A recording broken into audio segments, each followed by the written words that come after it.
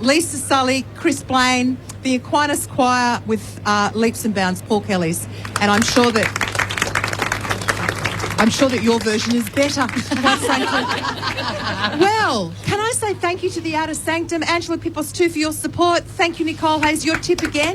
I'm going GWS. Sorry. GWS. Emma Race? I'm from Tigerland. I'm Kate also Tigerland Richmond by 11. Oh, by 11. Alicia sometimes. Tigerland GWS. I don't know. I just don't know. She's on the Marlin Yellow and picket black. fence. Lucy Race? Yellow and black. Tess Armstrong, yellow and black. Tigers Dion for Norm Smith. Angela Pipos? Draw extra time. Oh! And who's the Norm Smith medal? And look who's on the radio after 10 o'clock. It's Billy Baxter and the Could Have Been Champions. A round of applause for Billy. Thank you, Elizabeth. Boy, it's great to be here, and that's going to be a hard act to follow.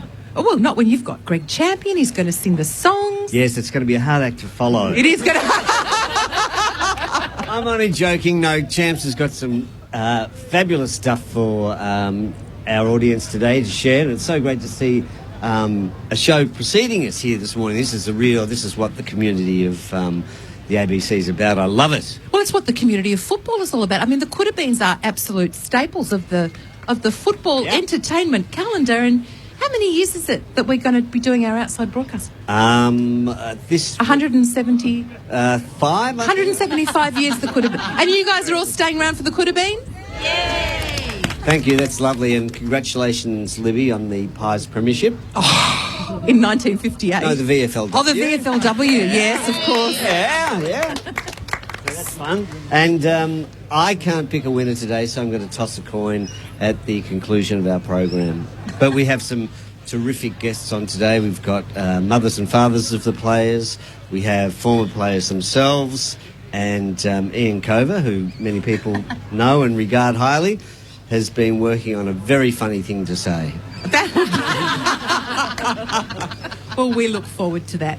Can I thank you, Billy Baxter, for joining us once again? Thank you to the Outer Sanctum. Woo! Thank you to our choir. And thank you mostly to you for turning up and being part of our BYO breakfast. Christopher Hollow, producer. Thank you, Christopher. Yay. Thank you to our ABC team, Tim and to Stu and to Julian. Thank you, guys. And we hope that you could hear us loud and clear across Victoria on ABC Radio Melbourne and ABC Victoria plus ABC Digital. I'll be on the radio tomorrow for the wash-up. Go Giants!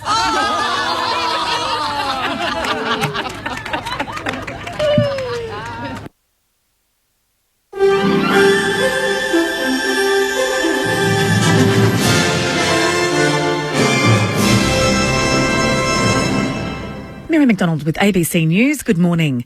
Die-hard football fans who camped outside the MCG during the week have secured seats to watch today's AFL Grand Final between Richmond and GWS. The gates opened to MCC members at 8 o'clock this morning, where thousands of people had been lining up to score a prime position to watch the match. Amelia Lynch slept at the MCG overnight with her husband and young son. Oh, we came about 9, so we had dinner at first. He's only 7, so we came after dinner and brought a swag, got comfortable and went to sleep. Meanwhile, speaking at the traditional North Melbourne Grand Final breakfast, the Federal Treasurer Josh Frydenberg paid tribute to GWS's rapid rise to the top.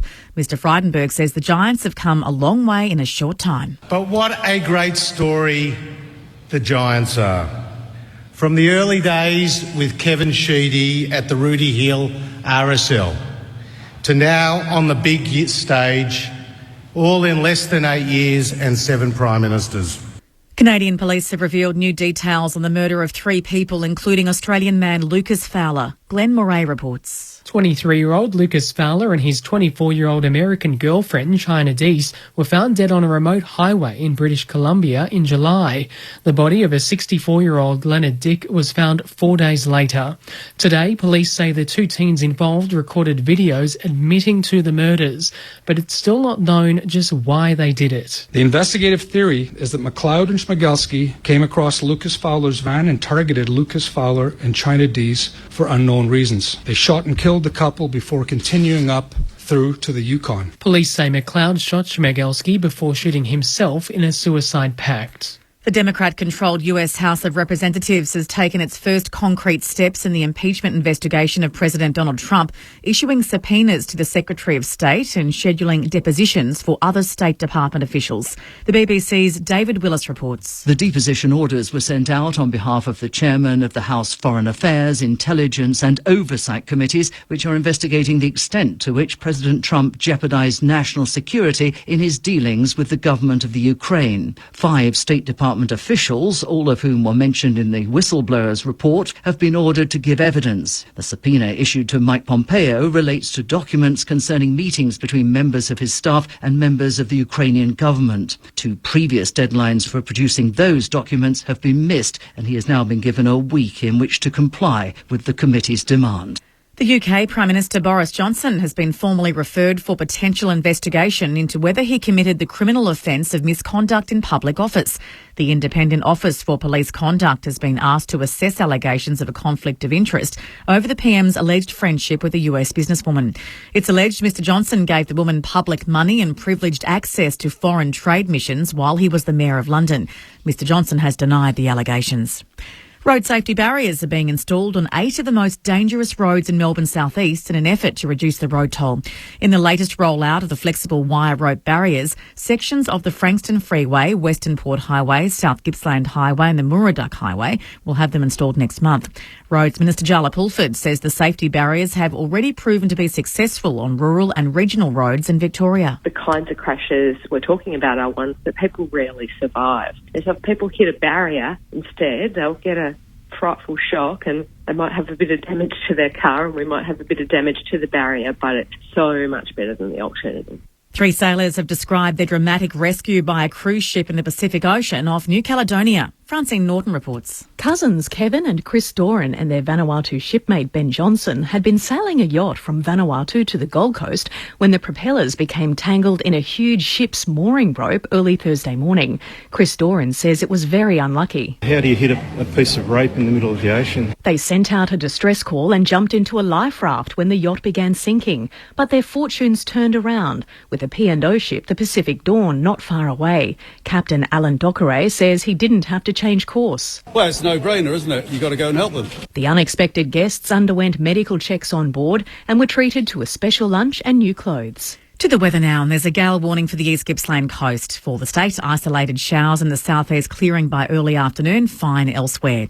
For Melbourne, partly cloudy with a slight chance of a shower over the eastern suburbs this morning, otherwise dry with a top today of 16 degrees. Tomorrow, a shower or two developing, also 16. Monday, cloudy and 15. Right now in Melbourne, it's 12 degrees. ABC News.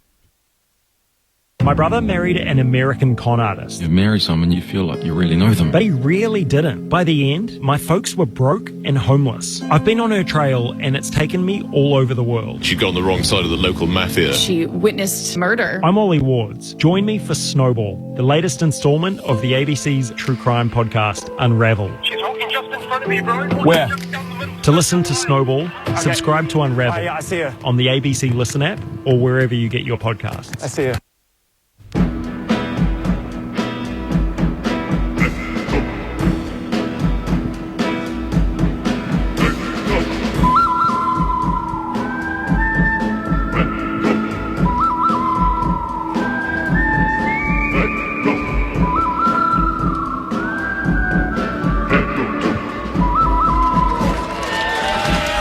Good morning and welcome. You're listening to ABC Radio Melbourne and we're coming to you live from the MCG this Grand Final day. We're the could have been champions. It's good morning to Greg Champion. Good morning, everybody. Hi.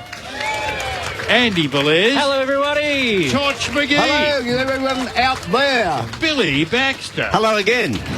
Ian Cover. Good morning, Richo, K-Legs and Footy fans. And I'm Jeff Richardson. And if you're listening at home, you can tell there's a whole lot of people who are here very early for the Grand Final. Hello, everybody. Lovely to have you down here. Some have got tickets, some haven't. I'm very nervous. What about? Well, we're sitting up so high, Billy. I'm worried about you. You get nosebleed at heights. I've been sucking on barley sugar, so I should be all right. Well, we all know Grand Final day is a day for all of footy, not just the two competing sides. I hopped on the tram to come in this morning. First supporter I saw was wearing a Fitzroy scarf. Oh, I don't know what that means. Well, there's one out in front of us right here. Yes, there's another one. But what does that mean? Because the omen is, when you walk onto a race course... That's right. The first person you see with connections to a horse, you back that horse. Well, now, you can't back Fitzroy today because they're not playing. And the whole racing analogy gave me another problem. The next person I saw was Kevin Sheedy walking around the MCG carrying the Caulfield Cup. So what do I do with that? Well, he's a giant, though. Well, well, I'll give you one. Give me one. I was making my way along Wellington Parade. I was playing the role of a West Coast Eagles supporter because I was walking on looking up at tall buildings. And I noticed they've taken the name off the tall building over here and given it a new name. And coming out of there, because that's where the Giants stay. They're staying over at the artist formerly known as Conrad's. Yeah, and a man came out the door only about 15 minutes ago, and he was heading up Wellington Parade, flanked by 3 security blokes. They had the suits on, the earpieces. I thought, is the US president here? Is this Joe Biden? Yes, Joe Biden's here. And it was Phil Davis. Oh. It was Phil. So I said, good luck today, Phil. Was he wearing the glasses? Yeah, he had the glasses on, the ponytail, and he had those same runners on he trained in yesterday, the leggings. I said, g'day, Phil. I said, good luck today. Yeah. And he said, how are the Cats going to go next year, Coach? Straight up. Straight up. That was Phil Davis. And he was walking okay. He wasn't limping? No, he looked good, George. Good. And what a final series we've had. How about last Saturday? Was it afternoon or evening? Oh, well, can I tell you? It's a long time ago. I can't remember. Can I tell you? Tell us. I'll do short story long. Yeah. As opposed to long story short. I was in the car in parts of rural and regional and remote Victoria, Billy. Yes. And my car broke down. Oh. No. And I was there that long. Day turned into night. Yes. And I didn't have not one man in a yellow van. I had 2 because the first one came and diagnosed what I'd already told them was wrong with it. And then said, drove away. Yeah, he said, no, I'll send the tow truck. I got back in the car. When he arrived, the Giants have skipped away to a 33-point lead. I went, well, I'm not so fussed. This is straight after 3/4 time. Yeah, it's good. I'll sit back here and luxuriate in the knowledge that Collingwood's about to get flogged. And by the time he'd done the analysis, which I told him about, I got back in, and here come the pies! Oh, gee, I said, he'd gone. Anyway, the car got fixed and the Giants hung on. For 7 minutes, yeah, they I hung know. on, but without a score being. Do you know what was wrong with my car? What was wrong with your car? I car? had a flat battery. It was because I was listening to the footy. If that had so much time on. Well, thank goodness for the ABC. So even though you were far, far away in remote and rural Australia, you were still able to hear the game thanks to the ABC grandstand. Wasn't it exciting? Oh. But nothing more exciting than the Grand Final, which is today. And joining us, as is the tradition on Grand Final Day, is the Secretary of the MCC, Stuart Fox. Foxy, another Grand Final. Welcome to the show. Good morning. Now, there's a whole lot of people out here who want tickets, Foxy. Yep. That's what he looks like after he's finished here. You can follow him around. This time last year, there was this queue, wasn't there? There was. You've got it organised this year? We have. No, we've had a very good morning. 5,500 members in the walk up, so I think we will release some more tickets to restricted members at 11 o'clock today. A very limited amount, but I think we'll top up just to make sure the reserve's full. So will people need to get in queues for that? No, all electronic. Okay. We tried queues last year and that didn't work, so electronic is much quicker. So 11. 11 o'clock. That's in less than an hour. The last remaining tickets will be released. Got no idea what that means, releasing reserve tickets electronically. I'm more concerned with the fact, Greg, that will this have any impact on the tickets that I'm going to scalp after the program? Highly likely. That's unfortunate. Now, Stuart, do you keep a record of which teams your members barrack for? We do. How many GWS members are there? Single figures. There's quite a lot of Richmond though, but let's say you have 130,000 MCC members. Yep. We probably have around 12,000 Richmond members, but you have to be a full member to obviously access Grand Final Day. So that brings it down to about 5,000 members who are eligible. What is a half member, Foxy? Anyway, look, it should be a good day today. How does the barracking ladder go, Stuart? Like of the MCC members, which team has got the most support? Oh, pretty obvious. It's Melbourne. But I can tell you, Richmond, Collingwood, Essendon are right on their heels, and I don't think it's far away where they'll exceed Melbourne members because the MCC is truly now for everyone. It's our ground, Stuart. It's multicultural. It's multinational. You've got that breakdown of the teams they support. Can you give us the breakdown in order of APS schools? No. So obviously a very different week and a very different day for everyone here, not just in the cricket club, but the whole of the MCG. If it had been a Richmond-Collingwood game. Yeah. It would have been a difficult day for us from a management point of view. That would have presented some challenges, but I still think it's going to be a great day, and I think we'll go very close to filling the stadium. You wouldn't have been releasing any tickets electronically, Foxy, because the Pies fans wouldn't know what that means. No, that'd all just be printed out in someone's factory somewhere. And Stuart, just to settle the endless arguments that you have with people, what is the official capacity of the MCG? When it's full, what's the number? 100,024 is the official capacity of the MCG. And that excludes all of the staff that work here. There's 3,500 people rostered on today. Over and above that. I noticed last night during a cross on one of the television news services for the weather, the sprinklers were on in the background, and it was raining at the same time. Correct. Is that normal practice? I did ask the question this morning and I saw the same footage, but it's very common. We actually didn't get a lot of rain at the G, so we got some good showers around it, but that was its last drink of water, and you should see it this morning when you go in. I've not seen the grass in better condition for a grand final day. And how about where the goals are? Have you changed the alignment of the goals to last weekend? No, they're exactly the same. They're in exactly the same spot. They do move them during the year, slightly, don't they? No. Not anymore. No, we don't. No, because we actually, you'll see it when you're running a ground, the worn areas are usually in the goal square. Yes. We just replace the turf now. And that, so there's not a blade of grass it's a magic out of whack trick. today. There you go. So I wasn't sure about OH&S because if you roll some new turf out and a bit doesn't stick down, someone could trip over it. I've done that at home. Technology's changed these days, Tover. And sure, the other thing, talking about the grass, I did read also that the surface gets mowed, 4 times in the last 24 hours? Yeah, absolutely. They mowed it last night. They mowed it again this morning. Even the centre square gets mowed by a little hand mower. But look, when you go in, have a look, everyone, you'll see just the most beautiful lines across the ground. Are you on the mowing roster? If it's got to be mowed 4 times... I would kill to be on the mowing roster, to be honest. What's it running at on a stimp meter? Now, Stuart, that's very interesting. The goals no longer get moved anymore. Here's another thing that intrigues me. How do we know that the 50-metre line is really 50 metres? Who measures it? Oh, the AFL do, and we do. The AFL? That fills us with confidence. They send images back from a drone to the Ark. Are we going to get any serious questions?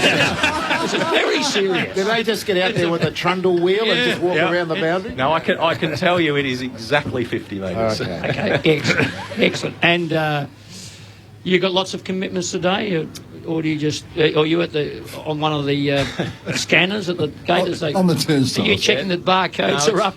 It is a busy day, but 12:30 we've obviously got some dignitaries in the building and we look after them. But no, it's a busy day and we're just hoping it's a good day for everyone. It's we want a safe day and just an enjoyable day for everyone. It really is a special day to enjoy. And who's the most dignified of your dignitaries? Good question, Billy. Oh, they're everywhere. I mean, ScoMo's in the building. Shame. Thanks for the warning. Yeah. Marnus Lubashane is in the community room. Wow. I've got a really good good idea for a song about Mother Sunday.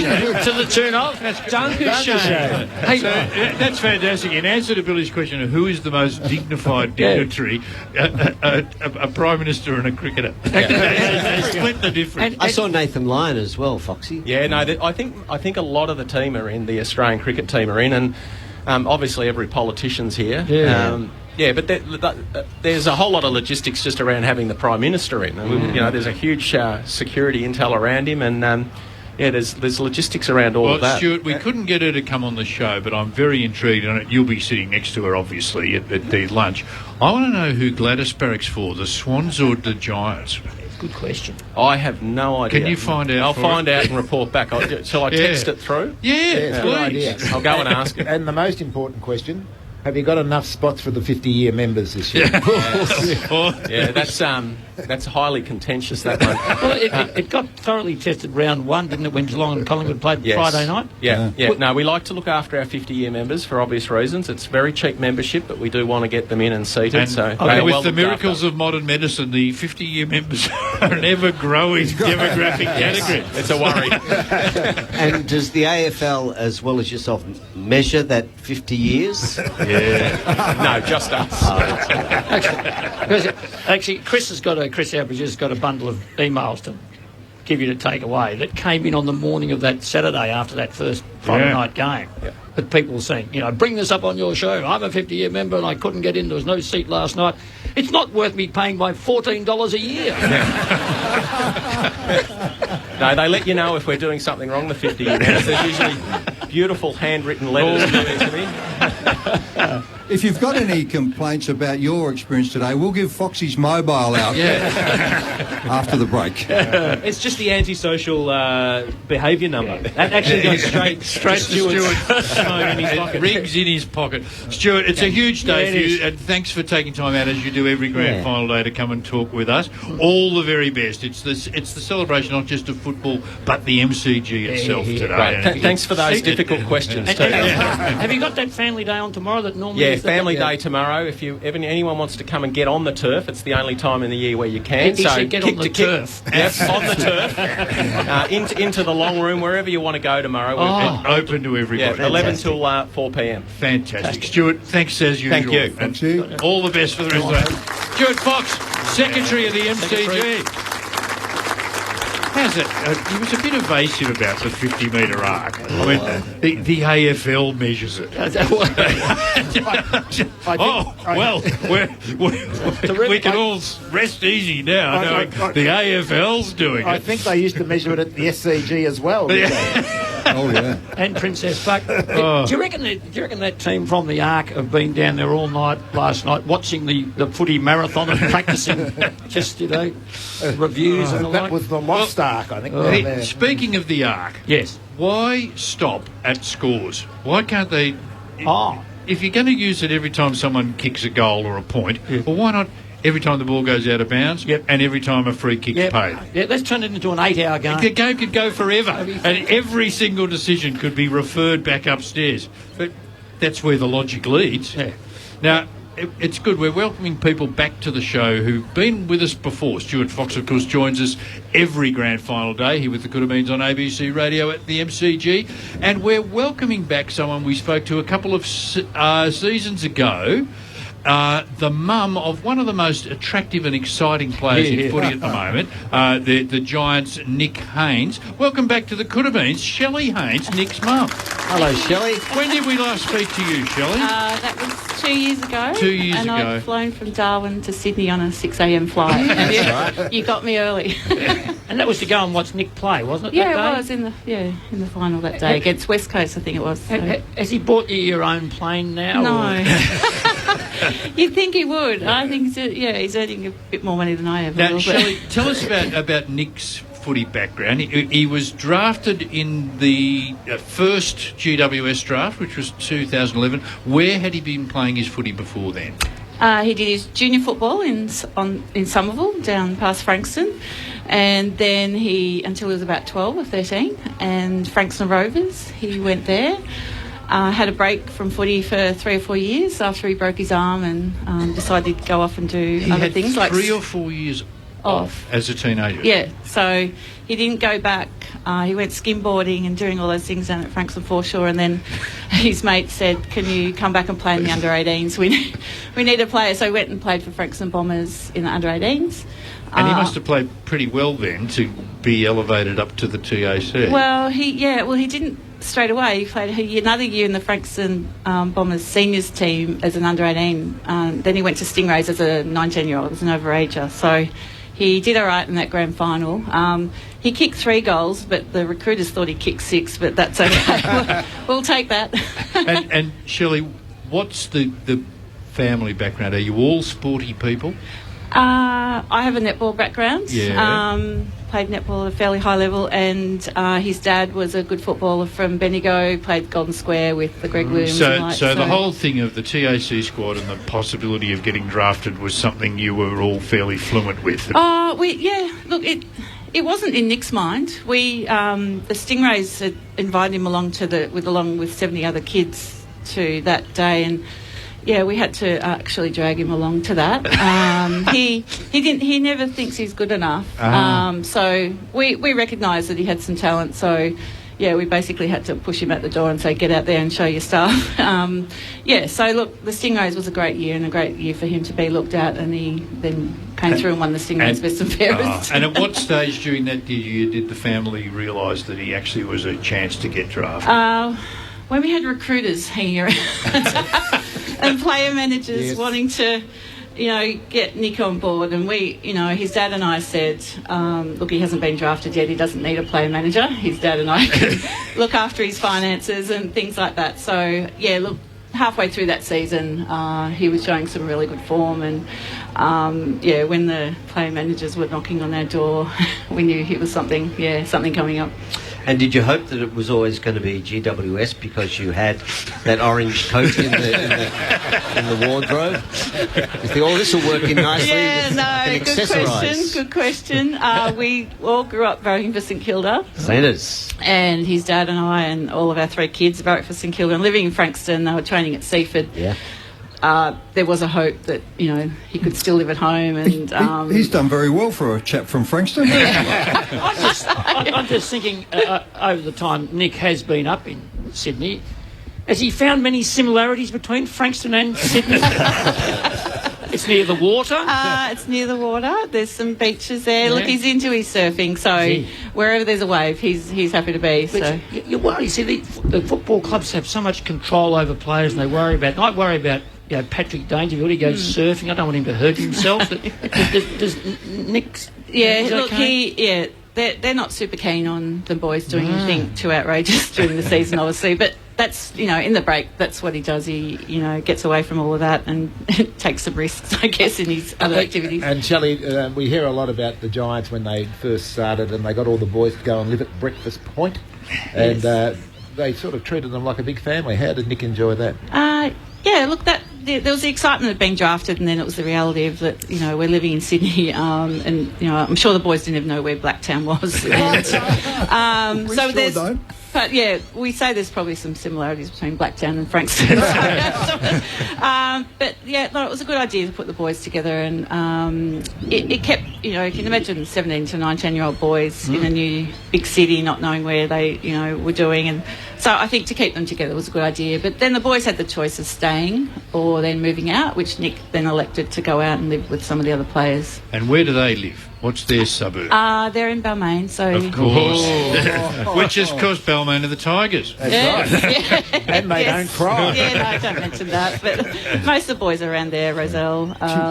So he lives with Adam Kennedy, and he has lived with Adam for a number of years. And because Adam's an original too, isn't he? Adam is an original, but Adam's a bit dirty because he actually got pre-selected, so he as a young 17-year-old, so he didn't actually go through the draft and get a number attached to him. So, Nick, known as number 7. And Shelley, I suppose the family now is regular travellers up to Sydney, which you may not have been before. So have you done the Harbour Bridge climb and all those things?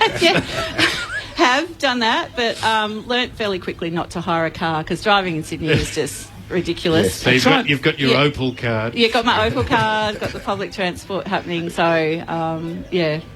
You're listening to Could Have Been Champions on ABC Radio right round the world, and we're talking to Shelley Haynes, mother of Nick, GWS Giants star. Of course, you don't have the Darwin leg of your travel anymore. Have you finished up at the netball? Finished there in August last year. Shelley was running netball for the whole of the Northern Territory for a while. Did you lose the full support of the board? No, it was my decision. So, luckily to say, and yeah, look, John and I drove back via the West Coast. We took 3.5 months to come back home in our camper trailer. So, yeah, look, we were ready to come back. Yeah. It was end up being 4 years. Very Don Pike of you. Yeah. And have you spoken to Nick this week, and more particularly this morning? No.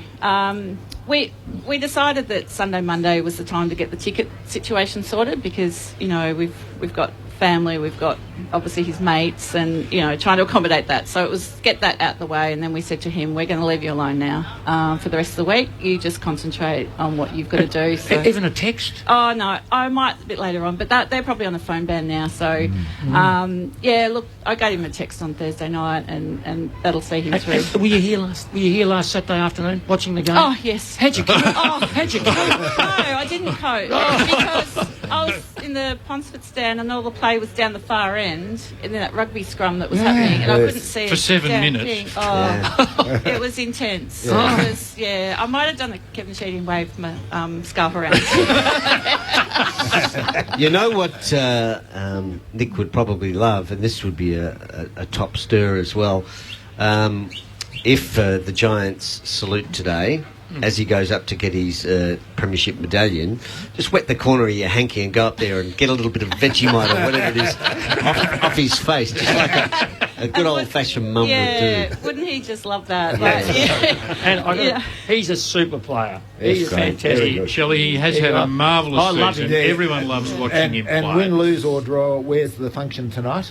We're heading down to Crown Palladium. In the camper van? No. Park it on the forecourt. Yeah. We should have thought of that. Yeah. No, they'll.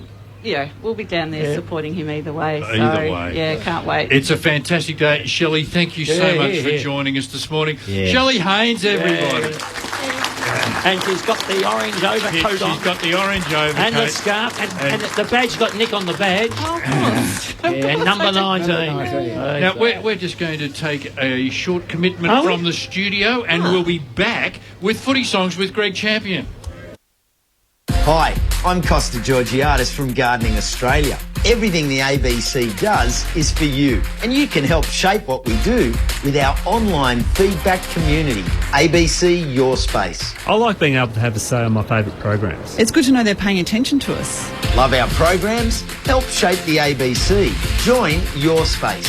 Every Australian has a stake in the ABC. It's only fair that we get to have our say. Visit abcyourspace.net.au. You're with the Could Have Been Champions, Jeff, Ian, Billy, Greg and Torch. Thank you very much, Unc. You're back at the MCG on Grand Final Day on ABC Radio Melbourne with the Could Have Been Champions. And as we promised before we took that little message from the ABC, we'd be back with Footy Songs with Greg Champion. And Greg, you happen to have your guitar with you. Yeah, is it up, Tim? There it is. All right.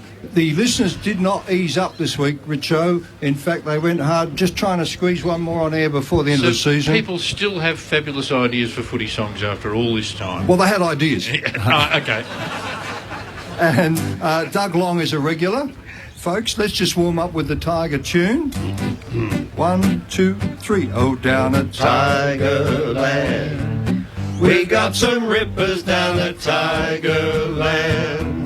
There's Dion Prestia and Tom Lynch from the Suns, Hooley Essendon, making no big statements, but the flag's already won. And down at Tigerland, we've got Josh Caddy from the Suns via Geelong. We are stacked with recruits who are Rudy to toot. And at the Tigers, we won't give them back, cause they love Tigerland.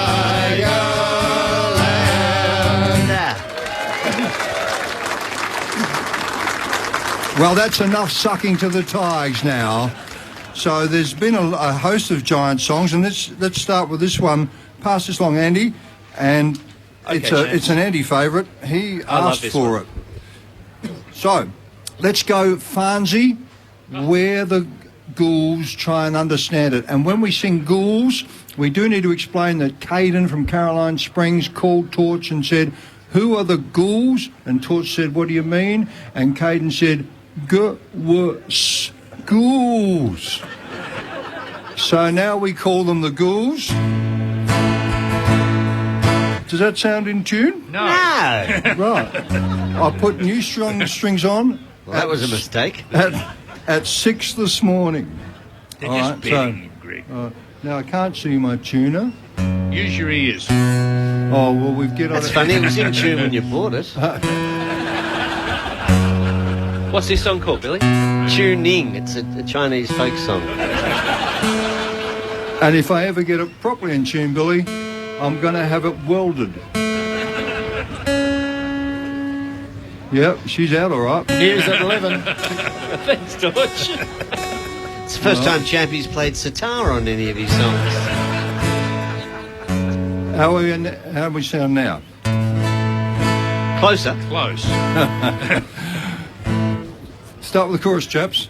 1, 2, 3, and... Where the ghouls try and understand it, where AFL's fantasy, whoa, whoa, where the ghouls and we're all top drop picks, 'cause the AFL had a dream, whoa, whoa. I said, yeah, we're all top drop picks, we were Tac Cup guns, oh yeah. And when we play our home games, gotta tell you, nobody comes. Sing it out. Where the ghouls try and understand it, we're the latest league idea, whoa, whoa. We're the ghouls and we're all top drop picks, make the finals every year, whoa.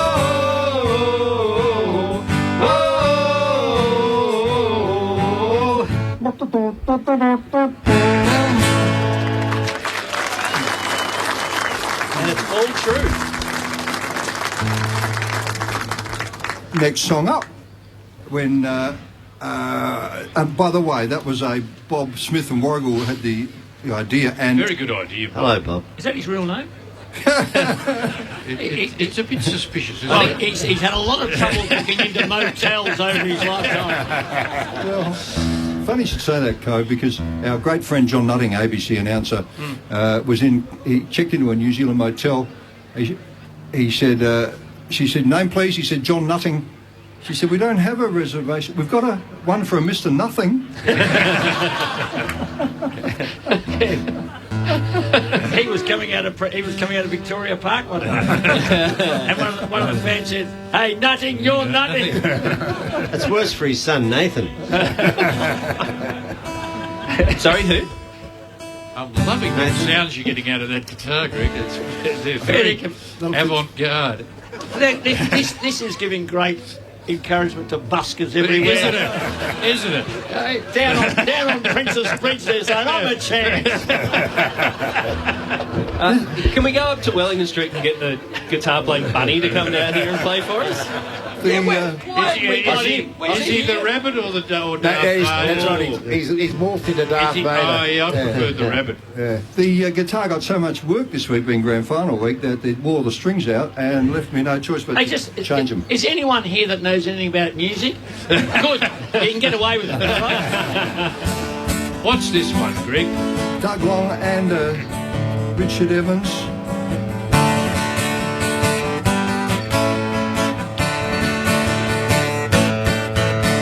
Zach Merritt way back in round one. He fought the boar and the boar won. He fought the boar and the boar won. Lucky Neil up in Brisbane. He fought the boar and the boar won. He fought the boar and the boar won. Before getting injured, he was hotly tipped for all Australia. Just have to ask Dustin Martin. He fought the boar and the boar won. He fought the boar and the boar won.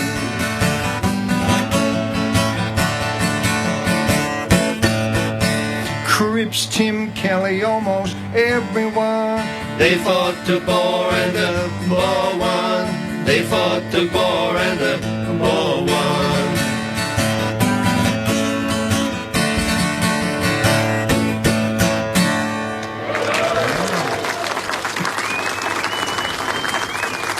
Now, at the risk of sounding like serious football talk, it's a big risk.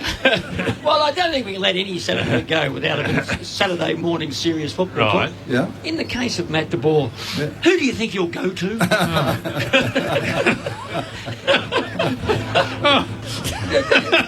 Are there people? There's 100,024 at the ground, and they're all going, "Where's the ball going?" I heard Bobo say. He's been to everyone, but he's never been to me. Torchy doing his annual gag. I know, that could be the funniest thing you've ever said, Torchy. Had an email You're listening to the Could Have Been Champions on ABC Radio. We're live at the MCG. It happens to be Grand Final Day. A whole lot of people are here wanting to hear songs, and we're just acting the goat. Sorry. Torchy kicked a goal with his first kick of league football. Yes. And today he's got a laugh with his first ever gag. What's next, Greg? Had an email yesterday from Patty from Reservoir. She suggested we do this one that she tossed up some time ago. Traditional owner James Rain. I'm going to the MCG, but sadly there's no D's. I hope they let me take my rug to spread across my knees. Can I park in Yarra Park in my Range Rover? What the heck, I might take my Jaguar. What a big concern, it's hard to learn.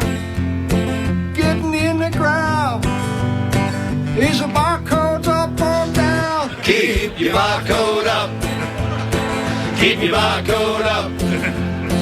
Keep your barcode up.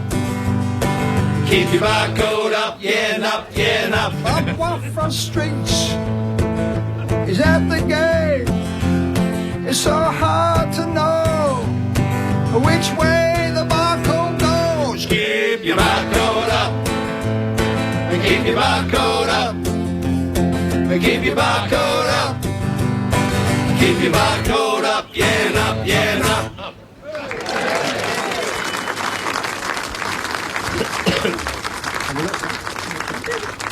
Now's the time, champion. Rushing him through. Oh, no. One more. And this was Andy's request. We're going to tell you how to get down to the MCG if you're from Western Sydney. Are there any tall buildings in Western Sydney? No. Yes, Penrith Leagues Club. Andrew Henderson sent it in a while back, the idea, that is.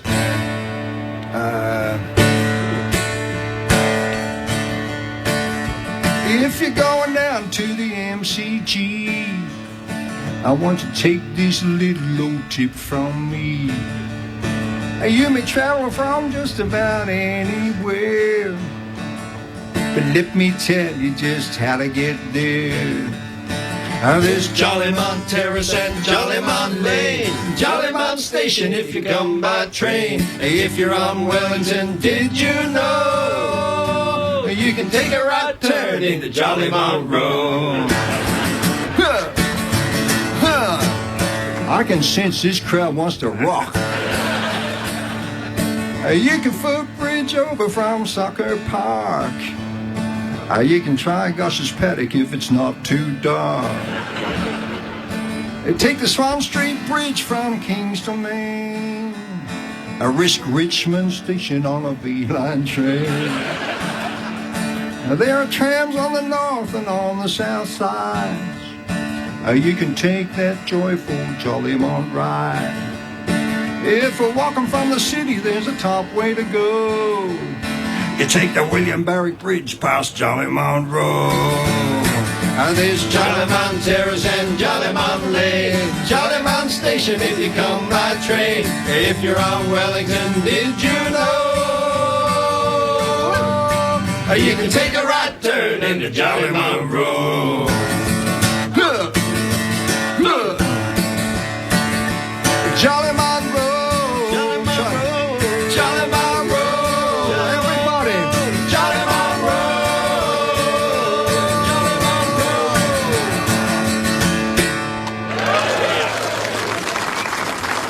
Hot crowd.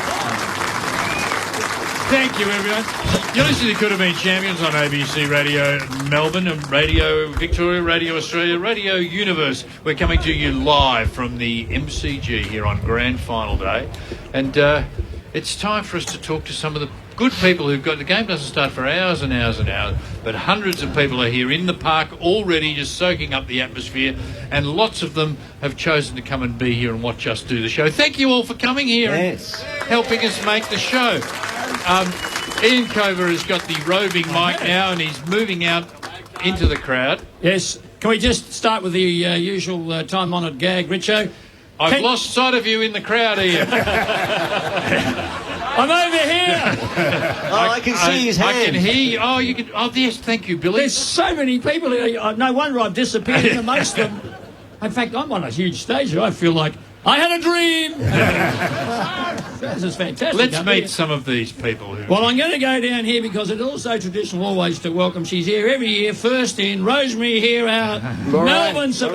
Lorraine. Lorraine. I haven't seen you since last year, Lorraine, so how are you today? Very well, thanks, Coach. Good, terrific. And I have to ask the question, how'd the D's go this year? Not particularly well. Did you come along? Did you stay and stick with them? We came to every game and I stayed till the end no matter what. That's where you're going wrong. Just stay there for a minute, Lorraine. Andy, did you come to every game and stay right till the end? Absolutely not. He needs to have some learnings. Learnings, my goodness. Now, I've got something for you because you've been sitting on this concrete for years, and you know you were here last year, and you recall we had Dr. Angelina Russo with us, who was knitting the beanies. Yeah. During the course of the year, she's actually knitted. I haven't even unwrapped this. She has knitted. I'm not sure whether it's a cushion or a rug. It's probably a rug for the members to put over their knees. Oh, come on.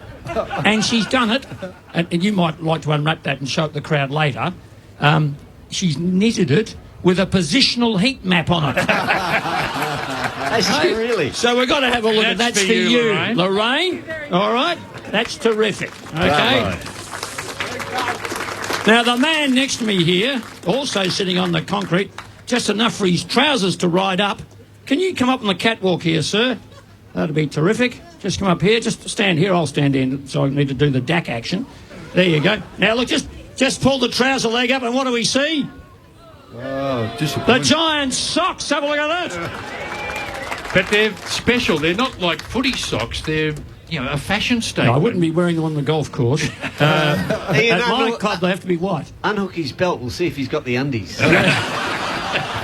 What's your name, sir? Andrew. And you barrack for them, or you just... Yeah, I barrack for them. Or you just found those socks at the op shop. When did you graduate from NIDA, Andrew? The kids couldn't think of anything to buy for Father's Day. They went to the sock shop and all that was left was 80 pairs of Giant socks. So how long have you been following them? 3 or 4 years. Oh, I've been a member for 3 or 4 years. And who did you follow before they were invented? The West Coast Eagles. Oh, I don't mind that. Yeah. I don't mind that. You're not supposed to change clubs, but in this case, we're happy with that. Got a favourite player? Toby Green. Toby Green. All right, back to your seat. No, good luck today, Andrew. It's great to have you. He's got the... Good on you, Andrew. Big hand for Andrew, everybody. A Giants fan. You might have noted I did take out the positional heat pack. Was it positional heat map rug in the outside football tote bag? Now, lots of people here with their bags today. I want to see one that someone's got a really crappy, a bad old bag that's falling apart. A bag that needs replacing. There's someone up here on stage who's got one that's pretty crappy. Billy Baxter, just show us. Can you hold your bag up? And this is what you're going to have to beat. All right? I've had mine for, I think, 40 years, and these boys always try and... get you to take a new one. It's still good. Oh, look at that. It's a little bit broken. That's right. Wow. He won't give it up. But it's mine. Anyone able to match that for... Has anyone got a bag as beaten up and disgraceful as that one? This is just starting to fall apart here. Look at this. Is that yours? Yes. It's Dad's. Now, hang on. What's your name, Dad? Rob. And who do you barrack for? Well, Richmond. The Tigers scarf was a bit of a giveaway, so I just thought I'd check. And is this your son with you? Yes, it is. What's your name? Gil. And you barrack for? Geelong. Geelong. I'm going to have a bit of a chat with you. Nice to have met Dad. Can we get family services come and talk to Rob? Yeah, something's gone wrong in that family. What? So how did that come about? That you made a very good decision early in life. Well, it's a bit of a story. How are we going for time? Let's hear the story. Well, I used to be a Richmond fan. I'll say that.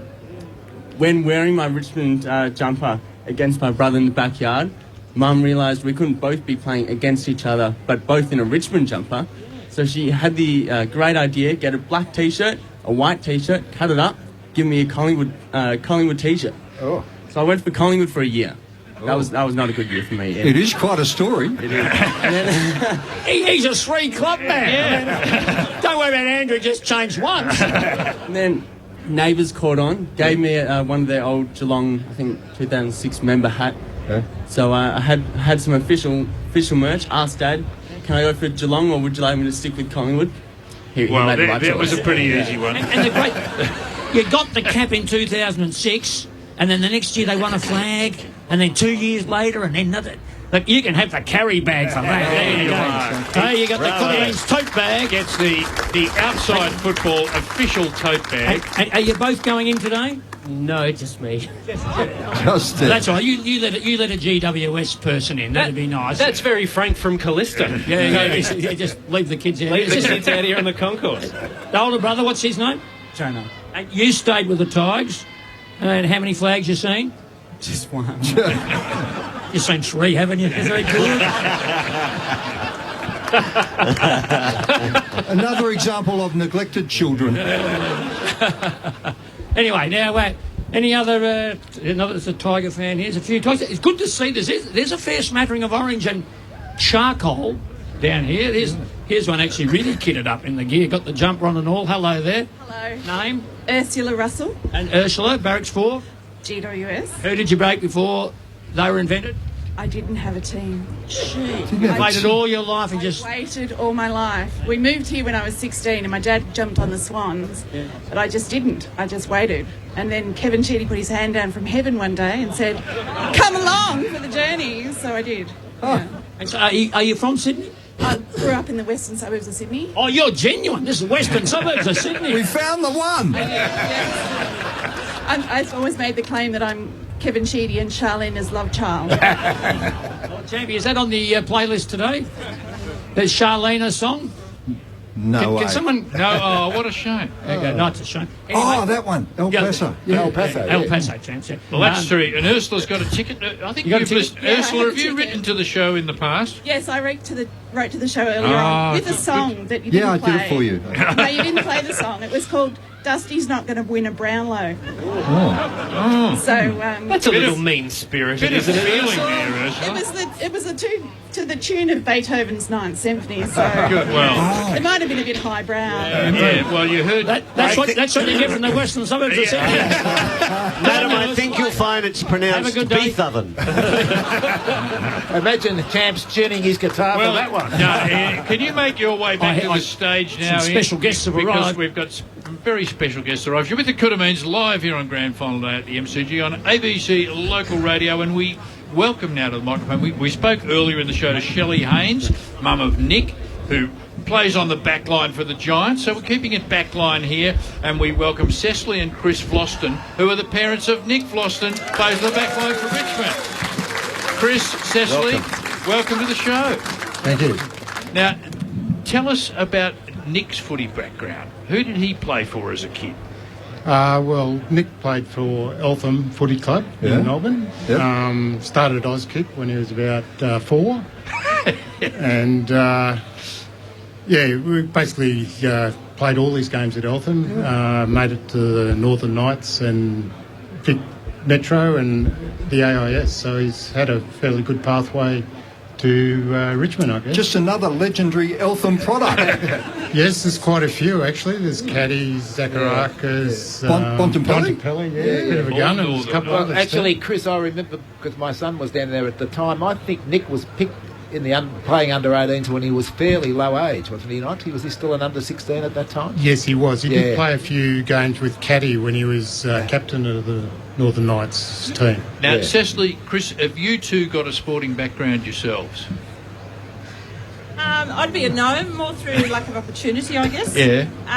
Chris more so. He's a grade squash player and rower as well, state rower. Wow. Which state, Chris? New South Wales. I actually grew up in New South Wales. Ah, okay. That's GPS, not private school. And when did you move to Victoria? 1985. 85, yeah. So how long did it take you to get up to speed with footy? Quite a while, actually, because we really just got involved with our children's footy. Nick was a difficult child when he was young, and the child's psychologist or whatever suggested we take him to footy to burn off some energy. So. Let's just say he's playing on doctor's orders. So the two of you are there watching him play footy. And this is I wasn't. Ah. We have 2 sons. The other son played for Research Football Club, so I was tracking him around all over the place while Chris was with Nick, tracking Nick around. So I didn't actually see Nick play for many, many years. And the whole time you're having to learn the rules of this game. Correct. You were unfamiliar with. Correct. At what stage did you think, I finally understand football? It's still to come, really. I don't think Cess quite understands the game yet. She's too busy talking usually when the game's being played. But Nick picked it up pretty well, didn't he? Yeah, absolutely. I taught him all he knew, but I never played footy myself. Yeah, no, he always enjoyed his football. He was always keen to go and play and practice. And when he was a kid, I used to kick the football in the backyard, and he was happy to kick it for an hour and a half. And I'd never run after it, so I always told him, if you don't kick it towards me, I'm not going to get it.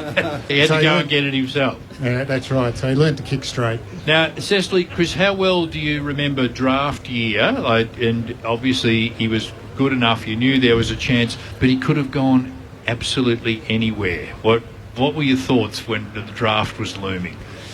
Yeah, that was quite interesting. Well, being interstate ourselves, Cess and I, we weren't too concerned whether he went interstate. And we didn't find out till about half an hour before the actual draft that he was going to Richmond. And how did you know before the draft that he was going? Oh, well, when I say half an hour, we're on the table. Yeah. And the cameras come round, and Ollie Wines was picked before him, and we were invited. So the AFL invites top 20 players to the draft, so you know he's in a good chance. Something was going to happen. Something's going on, yeah. So, but we didn't really know till just before that he was being selected. And it was a Melbourne club, so he didn't have to move away. You must have been very happy. Yes, we were, but Richmond didn't have a good reputation at the time.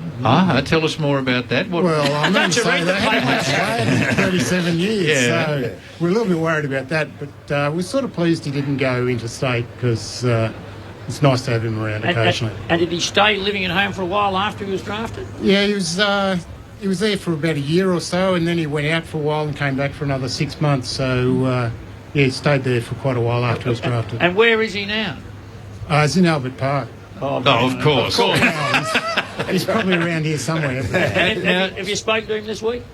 Yes, he came around after the Geelong game and basically slept. And Seth sent a text this morning. Yeah, I sent a text this morning as I do ahead of each game, and basically just to sort of say have fun, enjoy the game. And I always get a thanks mother back, but today I put on it from mum and dad, and I got a thanks fam back. Thanks fam. Nice. Yeah, very nice. Now, that's it. Cecily, let's just go back to Research Football Club. But Nick's brother, his name's Tim. Tim. Is he still playing? He does actually. He's now in Townsville. Wow. With the Army, and he plays AFL up there, so he enjoys that. But you don't go up there to watch his game. No. Mind you, he comes down here quite a bit to watch Nick. Okay. And were you here in 2017, Cecily?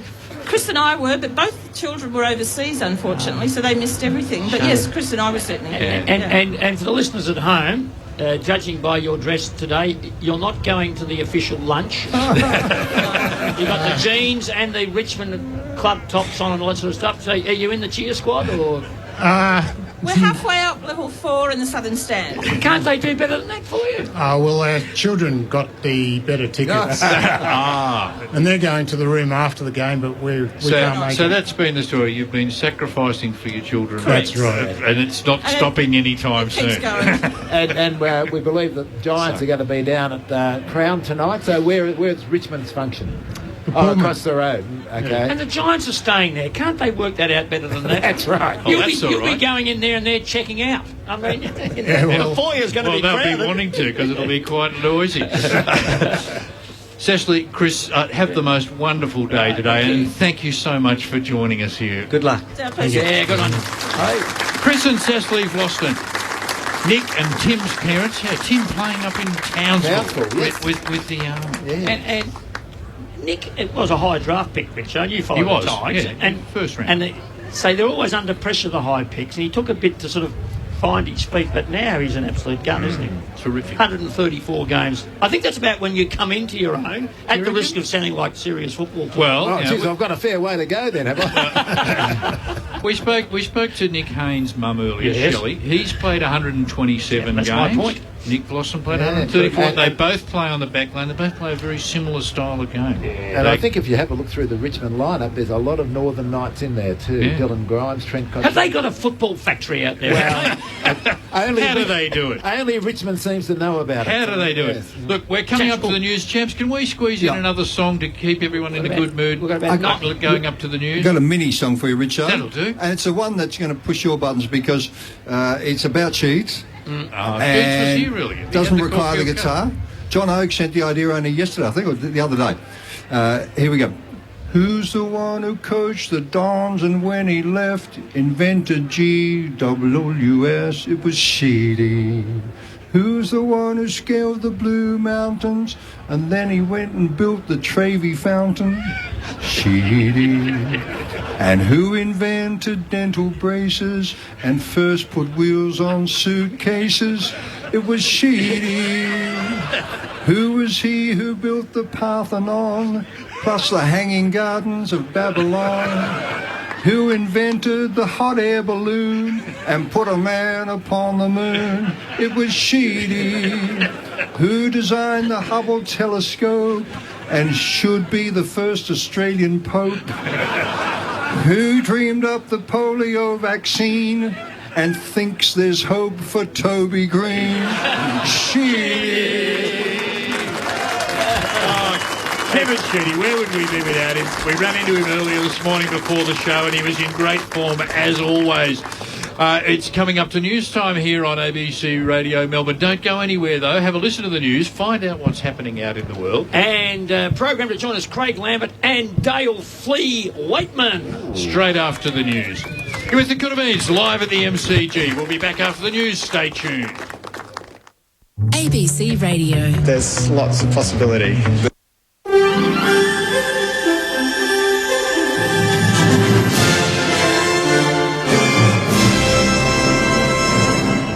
Mary McDonald with ABC News. Good morning. Security has been stepped up around the MCG precinct ahead of the AFL Grand Final between Richmond and GWS, which kicks off in just a few hours. The Tigers will be vying for their second premiership in 3 years, while the Giants will be hoping to create history by winning their first AFL Grand Final. Earlier this morning, thousands of MCC members queued outside Gate 2 in the hope of securing a coveted seat. Madison Sims and her boyfriend were camped at the MCG since Thursday night and came well prepared. A mattress, some food, a deck of cards, and some really good conversations. It was worth it, but very cold in the morning. Meanwhile, speaking at the traditional North Melbourne Grand Final breakfast, the federal opposition leader Anthony Albanese says he's a Hawthorn supporter who can empathise with those who follow rival Geelong. He says the Cats were the minor premiers who fell over when it mattered most. I do have some sympathy for Geelong supporters out there because they finished top of the ladder only to lose out when it really mattered. It was a bit like the last couple of years in Canberra. The Federal Treasurer Josh Frydenberg, who also spoke at the breakfast, says he thinks today's grand final will be close. But he says if the experts are anything to go by, the Giants should win the premiership. It's going to be a close contest. And I didn't think that GWS would win until I opened the papers this morning and saw that Newspoll has them 10 points behind. Given our recent experience, I think they're a sure thing. Canadian police say 2 teenagers who killed 3 people, including Sydney man Lucas Fowler, showed no remorse in a video they filmed after the murders. Mr Fowler was killed in July on a remote highway in British Columbia, along with his 24-year-old girlfriend, China Deese. 64-year-old Leonard Dick was also found dead 4 days later on another highway. Kevin Hackett from the Royal Canadian Mounted Police says the teens were operating alone. We believe that no other suspects were responsible for the 3 homicides or were involved in any way. The murders appear to be random and crimes of opportunity with no known motive. Hundreds of thousands of people have marched in cities and towns across Canada, joining the global climate strike movement. Organisers say around 500,000 people have taken part in a strike in the city of Montreal, positioning the event as one of the largest environmental marches in history. Swedish climate change activist Greta Thunberg has told the crowd it's important people keep demonstrating until the message is heard by world leaders. Today, we are millions around the world striking and marching again. And we will keep on doing it until they listen. Meanwhile, a commotion broke out during the event in Montreal when a man was arrested for reportedly attempting to throw eggs at the Canadian Prime Minister. Justin Trudeau and his family had been marching with demonstrators when the incident occurred. The state government is continuing its rollout of road safety barriers in a bid to drive down the road toll. From next month, the flexible wire rope barriers will start being installed on high-risk roads in Melbourne's southeast, including the Frankston Freeway, Western Port Highway, South Gippsland Highway and the Murray-Darling Highway. The Roads Minister Jala Pulford says the upgrade is part of the $1.4 billion Towards Zero Road Safety Action Plan. For those times where good people doing the right thing make a very small mistake, a momentary lapse of concentration or something like that, having barriers in place in these high-speed, high-volume roads can save lives and avoid serious injuries. 3 sailors who were rescued by a cruise ship off New Caledonia after their yacht sank say their experience hasn't put them off sailing. Australian cousins Kevin and Chris Doran and Ben Johnson from Vanuatu were sailing to the Gold Coast when their propellers became entangled in a ship's mooring rope early Thursday morning. The P&O's Pacific Dawn rescued the men from their life raft in the Pacific Ocean. It docked in Brisbane this morning. Kevin Doran says he became worried when their yacht started sinking. I was manning the hand pump trying to keep the vessel afloat, and these guys are running around upstairs doing stuff, and I thought, I said to one of the guys, "Don't leave me here, don't leave me here." To the weather now, and there's a gale warning for the East Gippsland coast. For the state, isolated showers in the southeast clearing by early afternoon, fine elsewhere. Cool and partly cloudy across the south, but a little milder and mostly sunny over the north. For Melbourne, partly cloudy with a slight chance of a shower over the eastern suburbs this morning, otherwise dry. We're heading for a top today of 16 degrees. Tomorrow, a shower or two developing, also 16. Monday, a cloudy day and a top of 15 degrees then. Right now in Melbourne, it's 13 degrees. ABC News. The ABC, celebrating the UN Year of Indigenous Languages. Did you know the original name of the Bundaberg suburb of Wangara is Wangara in the Tarablang language, and it means burning mountain? Find more place name stories at abc.net.au/thisplace. For news, local stories and to find out what's happening in our region, stay tuned right here on your radio, online or on the ABC Listen app.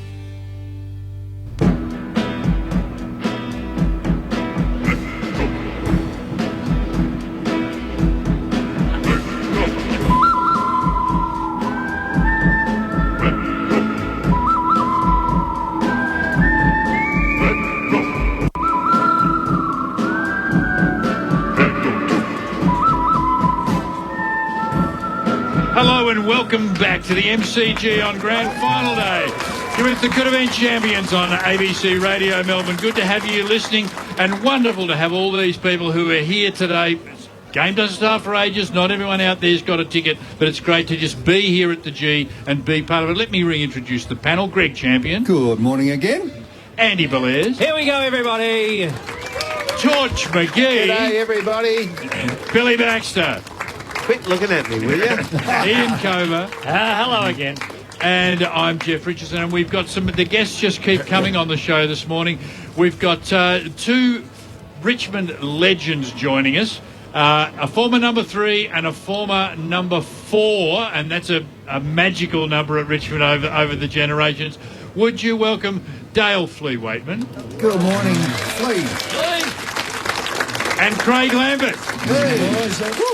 Hey, Lammy, you've got a... What scarf's that? GWS scarf? Well, I do come bearing gifts for Richo, because I know he's an absolute Richmond tragic. So, Richo? He's got a gift for you. Craig has brought me a giant scarf. Oh, thanks, Craig. About that. I'll put it on for now. A lot of people don't know that Richo actually is a big Tigers fan. And for those who don't know, Craig wore the number 4 at Richmond and was a fantastic player. Went up to Brisbane and played a lot of games up there, and then you've moved into the what is now growing player welfare area. But when you first started doing it, Craig, at Brisbane, it was a pretty new thing, wasn't it? Yeah, absolutely, Richo. It was sort of like, that's the northern states. Obviously, retention's a huge thing in regards to one being able to draft the right player, but then also being able to create a really good environment that they want to stay there. So when I unfortunately left the Tigers, and that's another story in itself, because I had 7 unbelievable years there with the great bloke to my left here, Dale Waitman. Keep going. Yeah. I'll get to you later on. But that welfare retention, that genuine care, that support environment that you can put around these players, I did learn that when I went to Brisbane Bears, who become Brisbane Lions, and obviously they went on to win 3 grand finals in a row. And to get the opportunity to go to GWS back late 2010 with my wife, and to see them here today against the mighty Tigers, the Giants, watching these young players, some of the stories you go back to when I was 17, 18 years of age, and the homesicknesses, expectations, everything, every gamut of emotion you can think of being away from their families. To see them here on the centre stage, MCG, you feel really proud that you had the opportunity to have a small part in their careers. Fantastic. Craig, you almost got us sympathetic to the Giants there. Almost. Craig is look, this can't be too hard being a player welfare manager. I get the idea you just go around handing out scarves to people. Mate, it was as I said, I'm a Melbourne boy through and through. I sort of, Danny, so everyone from Danny, they're knocking off your cars right now. Mate, that's probably why I end up. All these mates. So Coz, the hardest thing, obviously, the welfare component. We've all been involved in footy. Is that the one thing, and Flea will probably attest to this, is that footy players can see through bullshit better than most. So the ability to be able to connect with them. Not just them, but their families. I think the blueprint of the GWS Giants was always, we weren't going to draft a player, we're going to draft a family. So the whole families were going to come along for the journey. And yes, there were some big times at the Palace Hotel, Coz, beers and all that. So that's all part and parcel. But it was very strategic. Gubby Allen was the one who had the blueprint in regards to who he wanted to recruit. And obviously you got the Lamberts there, and we had Dale Holmes early as our CEO, Dave Matthews, Kevin Sheedy, who's the godfather of the Giants. It was a great crew. Those 5 years I had there to be able to build a club, as I said before, it's something that can never be taken away from me, and I just hope it's a fantastic match today. And here we are on a grand final day, and Dale, you've been there before. Grand final day as a player. Talk us through it. Well, I can't remember. It was 1980. We won one in 82. I can't remember yesterday. But I still remember the celebrations. Now, that was what it's all about. That's the thing, and that's one thing where I still work at the Tigers. I've been there 20 years. They're not too sure what I do, and I'm not going to tell them. Because then they might start checking on me. But the thing about it is that they've come over here, they're embracing the grand final. They've embraced the parade. They embrace everything. We've got 100,000 members at the Tigers, and they embrace them all. They get out there, and that's one of the things that comes from Dimmer. He wants them to, you don't often get a chance to play in the game, so we come along, enjoy it, meet your fans, get out there and play your best. Enjoy the experience, and that's how, I suppose when I was my first one in 1988, I was 20. The best thing about it, I only played 3 years. There was 3 years of pre-seasons. That's what kills you. I was 6'8" before I started. It was only a matter of time before we started talking. Well, big blokes, fair dinkum. They can't mark the ball around the ground. All they do is take up space. Fair dinkum, they do. And talking of 6'8", Dale, you were part of that Mildura push along with Mark Lee. How's he going? The big general? Now, the big general's been a policeman for 20 years. He's in Mildura, still hasn't arrested anyone. It's not because you don't like anyone, you just can't fill out the paperwork. That's why I was quite happy to be this side. A lot smarter than the big blokes. Hey, I'm just thinking, you two standing together here at the broadcast, and as Richard said, one wore number 3 and wore number 4. You had adjoining lockers. We did. We did. But Coz, were you good mates? Let's get the story crystal clear. Were you number 3 straight away, Dale? No, I wore number 43. Right. So I feel really honoured that I got a chance to wear number 4. But they didn't rate me too highly early. I was number 53. After about 6 or 7 rounds, I think Mark Eustace wore number 4. And back in the late 80s, I used to always wear a long sleeve, obviously, and you only have the long sleeve training jumpers from number 1 to number 6. So I used to wear number 4. So I come to training, and all of a sudden, Flea goes, geez, you've jumped into Wally Eustace's grave pretty quick. He got pissed off to, will I say pissed off? No. He got nicked off to Sydney, halfway through the year. Yeah. And I didn't know this, so I'm just wearing my training jumper number 4 that I've always worn all pre-season. And he goes, mate, you should get up to head off, go and see Cameron Swab and see whether you can get number 4. And I said, well, I'd love to get out of this number 53, I can tell you that. It was a bit heavy. And I would have been happy 30 or down, to tell you the truth. And but then I didn't really know the significance of the great number 4 of, Dusty, you Jeff Rains, Royce Harts. It's just and Wally Eustace. And Wally Eustace. But it's just a very special jumper. And for me actually to get that jumper, I had to go through the whole board, and they went through the importance and significance of that jumper, and pretty lucky to wear it for 7 years. Yeah. And Dale, you talked about 1980 and 1982, and then you had that long period of no success, really. And what's different now about that time? Well, completely different, because we played in the finals the last 6 years. What's different? And it's good. Oh no! So look, and the club really mucked up in those after '82. Did a few things that weren't real flash, and actually we just didn't plan properly. It was all hit and miss. It was all done spasmodically. Look, we were still doing all the same training and working hard and all that kind of stuff, but there was no success. Now they've actually got people in there that's really well resourced. Like in that time, we had they talk about recruiters. Now, recruiters are the most important bit, because they're the people that you're coming. You only had to see it this year when the first 5 or 6 games we had after all our good players out. But the kids that they recruited in the system, the VFL system that was coached by Craig McRae, the next line with Lammy, they came in and they just knew what to do. They played their role, got in there, and we probably shouldn't have. There was a couple of games there. Look, we played Port Adelaide and Freo and Fremantle. We had very inexperienced sides. Got over the line. That's why we're here now, because we've got good depth. It's well organised. Everyone wants, and you go to the footy club and everyone wants to be there. That's the beauty of it. They want to be there. They want to help each other. And it's not just the players, it's the whole club, and that's what makes us a good one. And Craig, obviously that's what you were trying to build when you first went to the Giants when it started. You were recruited to be part of it. You wanted people to want to be there. What can you tell us about some of there would have been babies who were basically in your care, who are going to be watching out there playing today? What are some of the scrapes you had to get them out of? Well, there's so many. I did an SEN interview about 6 days ago, and your mind goes racing back to those early days in, first 2 years. And I remember Toby Green. It's funny. I know Toby Green. There's a lot of people in Melbourne. He's not their favourite player, but I tell you what, every club would want him to be on their side. I know that. And he's got an amazing heart, and he does the occasional silly thing, which he puts his hand up. But Toby Green, when he was about 18, because I've always said to any player, and so has my wife, that if you meet me halfway, there's nothing we won't do for you. But you've got to meet us halfway. And Toby Green, his battery had gone flat in his car. Right? So he rang us up, my wife, Mel and I. So we drove to Breakfast Point where they were staying, got the chargers, charged it up. And I said, Tobe, now listen, you need to drive it for about 10, 15 minutes to make sure it recharges. It goes all over at Lambo, don't worry about it, all over it.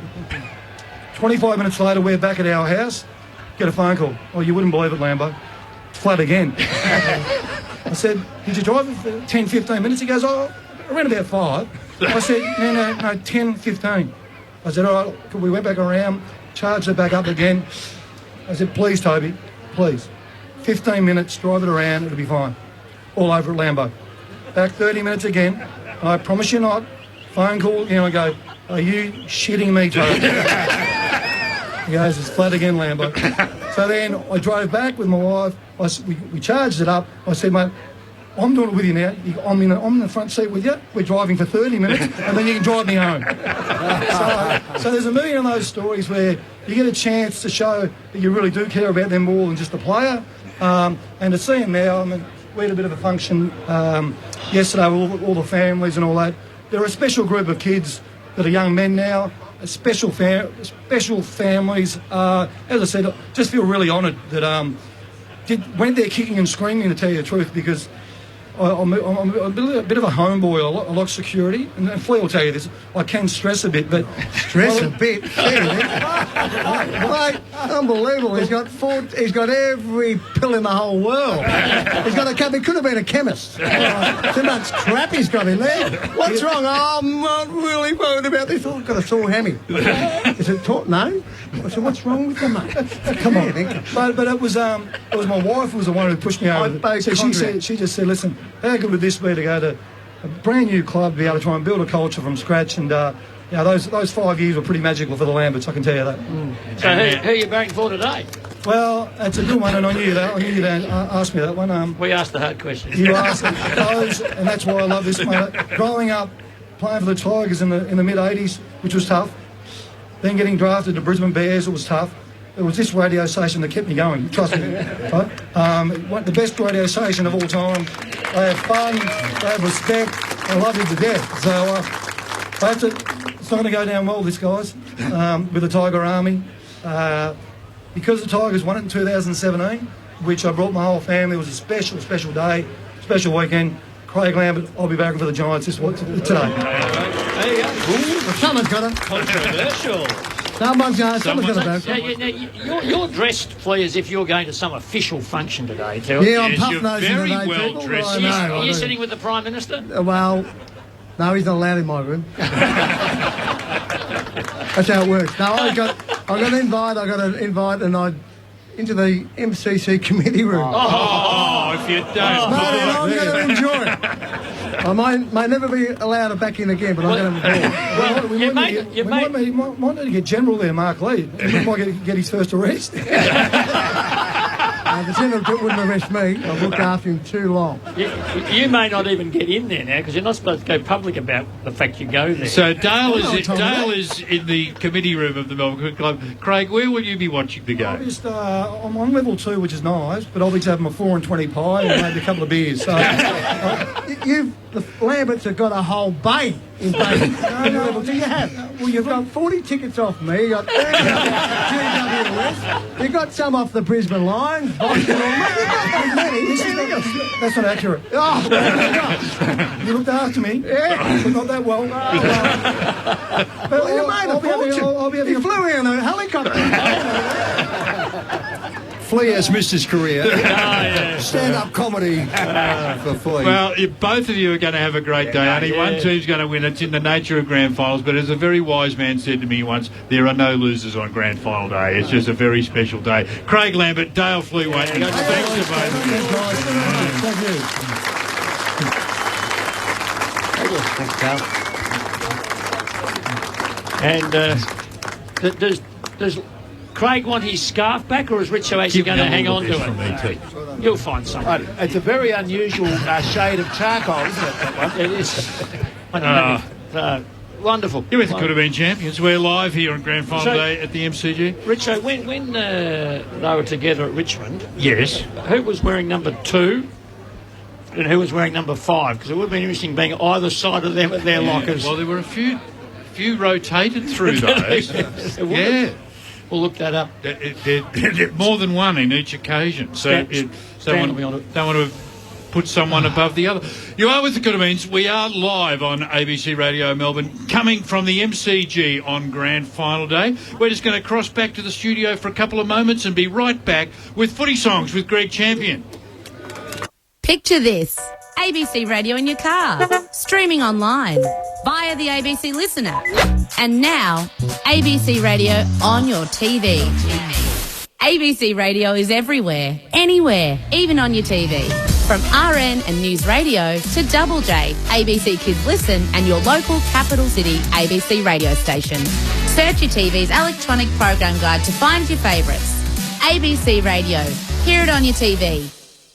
You're back with the Coodamines. Over to you, Jeffy. Thank you very much, Unk. It's Grand Final Day, and it's building out here at Yarra Park. You're back with the Coodamines on ABC Radio, and as promised, more songs from Greg. He hasn't changed guitars, which is a worry. And as he gets into position, just advising listeners right around the world and here that we don't run the Norm Smith sweep anymore. You might recall there was an issue last year. I think it was going to be printed, wasn't it, up in Sydney by the then Chief Executive Officer of the ABC.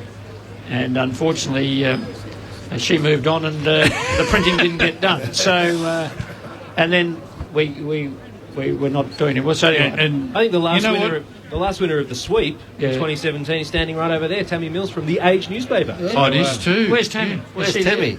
Hi, Tammy. Well, if she asks you any questions, just say no comment, because she obviously already knows everything. She's right onto that story that General Lee hasn't arrested anyone. Oh, that's right. That's a big.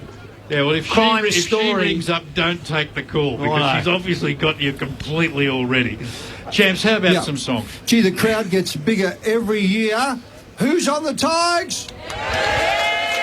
Who's on the Giants?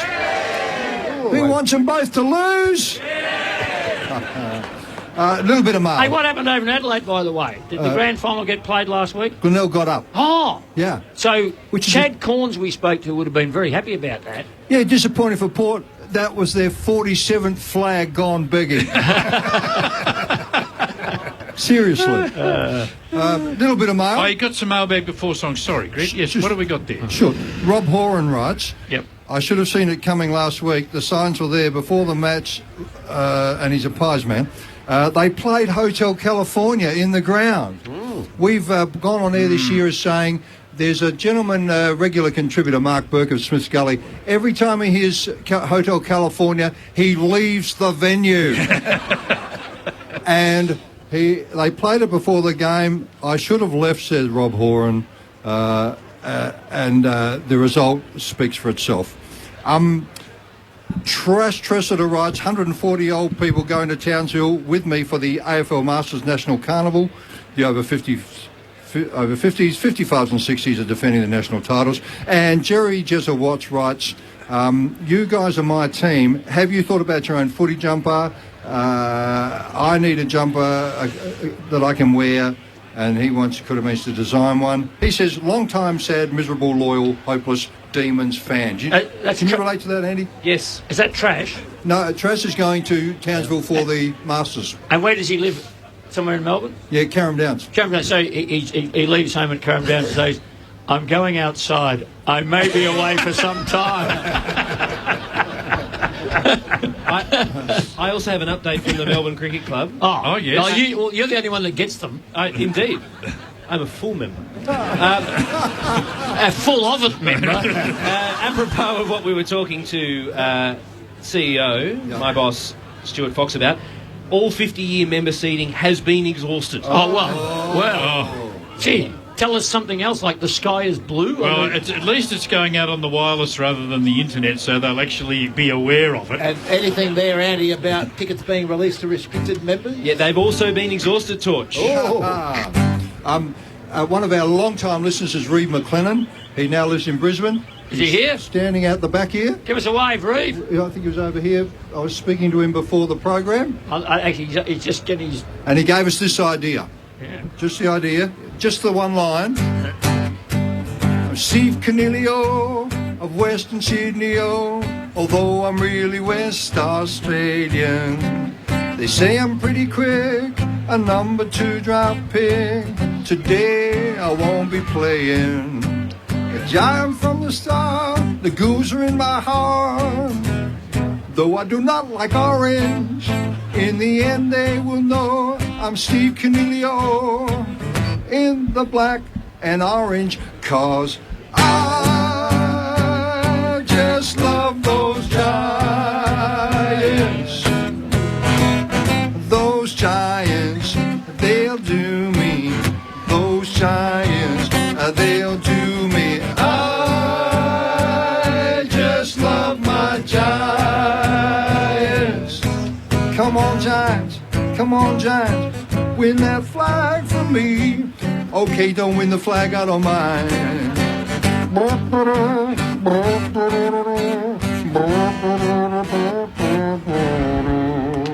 And do you think anyone's ever called the Greater Western Sydney team the Giants? Because like you've got the D's, you've got the Tigers. You're onto something, Andy. I think the Giants. The Giants could work.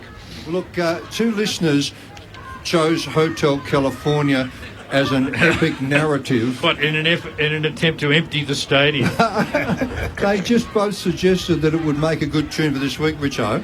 And Steve Dennis plus Danny O'Donnell. So here we go. I'm going to turn it up a little bit, Tim.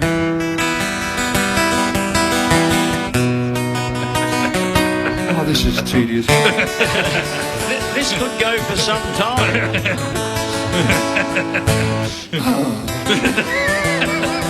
Use the 12s.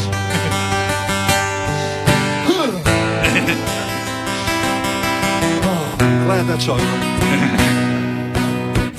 On a day when the barcodes must be up, never down, I drove in from Western Sydney, got lost in Thomastown. I asked a lady in the servo, can you tell me how to get to the MCG? She said, I never heard of it. 12 hours since I drove away from Punchbowl Bowling Club. I got directions to the G in a scary Faulkner pub. They told me, get yourself to a big street called Punt Road. And when you get to Hoddle Street, just an hour or 2 to go. Welcome to the Giants Tigers Grand Final. For a frightened soul, straight from Punch Bowl. Where do you park at the AFL Grand Final? It's a different world to Penrith RSL. And now I'm in a line and I've got to pass security. I never seen this kind of thing in Western Sydney. Finally, I'm in my seat. There's a deafening PA. I ask myself, is this why I came all this way? The hot dogs are twice the price of Abdul's in Liverpool. On the ground they kick at rubbish bins with kids' football. A behavioural awareness officer is telling me you can go to the toilet but you can never leave. Welcome to the Giants Tigers Grand Final. For a frightened soul, straight from Punch Bowl. Victoria Park at the AFL Grand Final. It's a different world to Penrith RSL. And oh no, here it comes again. Oh dear. Listen to, I think he's got some nice effect on that. All right, you're right. I don't know how to get out of this. All right.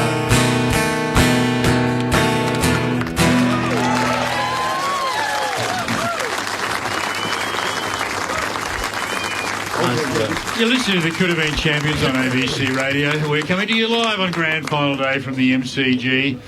And songs are always big on Grand Final Day, Greg, and you've raised the bar yet again. Well, we have, yes, it's a fresh one. You don't want to go doing fresh material on the big show. Just do the same old crap.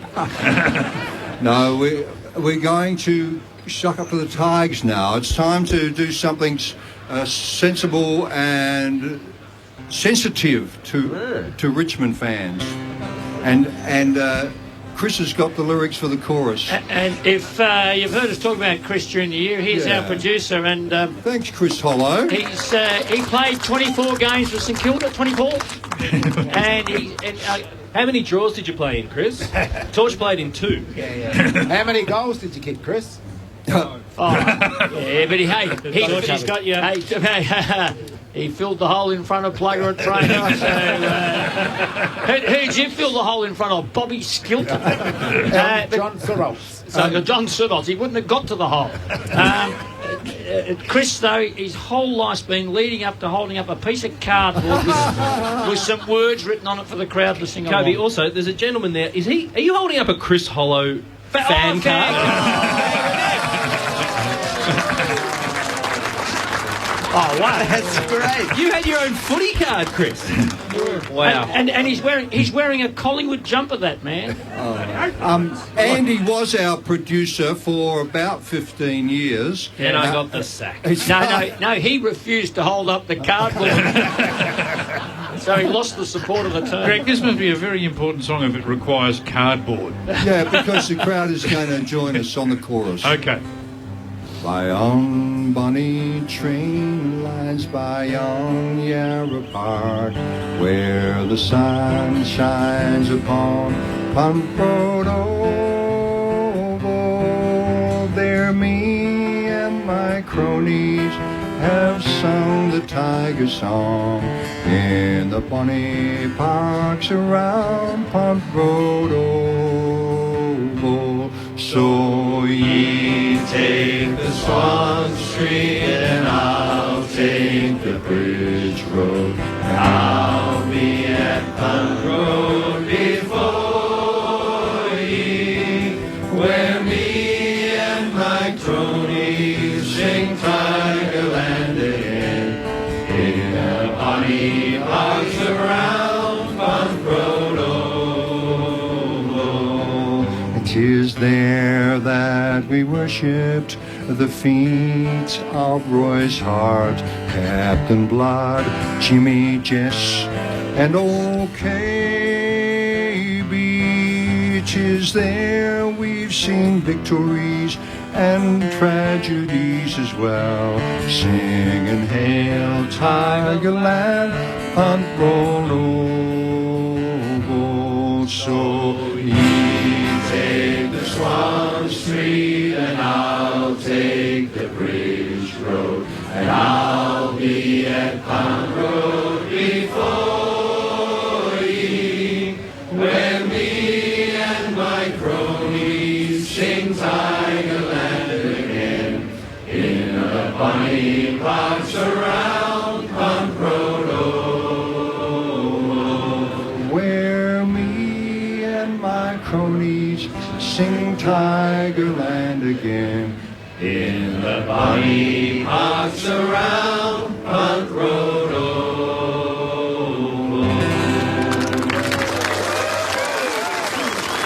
Beautiful singing, folks.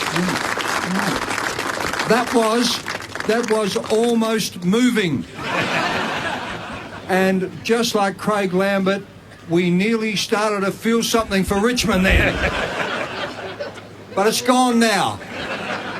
So there's one more song on the list here, chaps, and it's the old coconuts, the bunch of coconuts. Oh, lovely. So we are going to give it. Some of the boys think the bunch of coconuts is a great sing-along. So let's I do. Talk up the Giants. Am I wrong for thinking that? Yes. Oh, we'll soon find out. Have a sing. Oh, everybody, are you ready, Andy? Yes, I am. 2, 3. Oh, How good are the Western Sydney Giants now? There they are everyone to star. Big ones, tall ones, lots of first-round picks. On almighty salaries, enough to make you sick. Oh, every season they'll be there or thereabouts.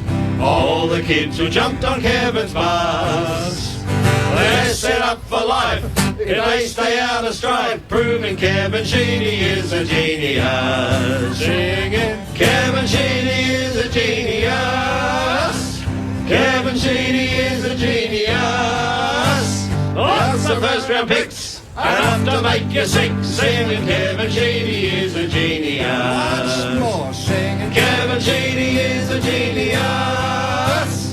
Kevin Sheedy is a genius. Lots of first-round picks, enough to make you sick. Singing, Kevin Sheedy is a genius. Great champion, everybody.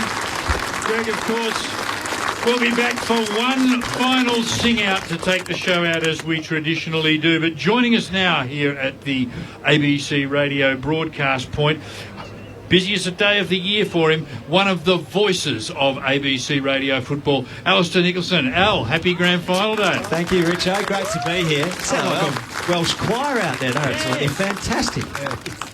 Am I right in saying, for someone like you, a career sports journo, Grand Final day is just about the pinnacle? Oh, absolutely. It's so exciting, Richo. I got off the train down at Richmond. They've got the live site down there at Punt Road today, and there were a cast of thousands waiting to get into the ground today, and it gives you a lot of nervous energy walking, up towards the MCG, and it's kind of pinch yourself stuff to be part of it today. Now, we're finished here in just 22 minutes. What time do you press the on button on your microphone? So we've got Limo and Ange and the team coming up from midday. They've got a big show, and then we're on from 1 o'clock.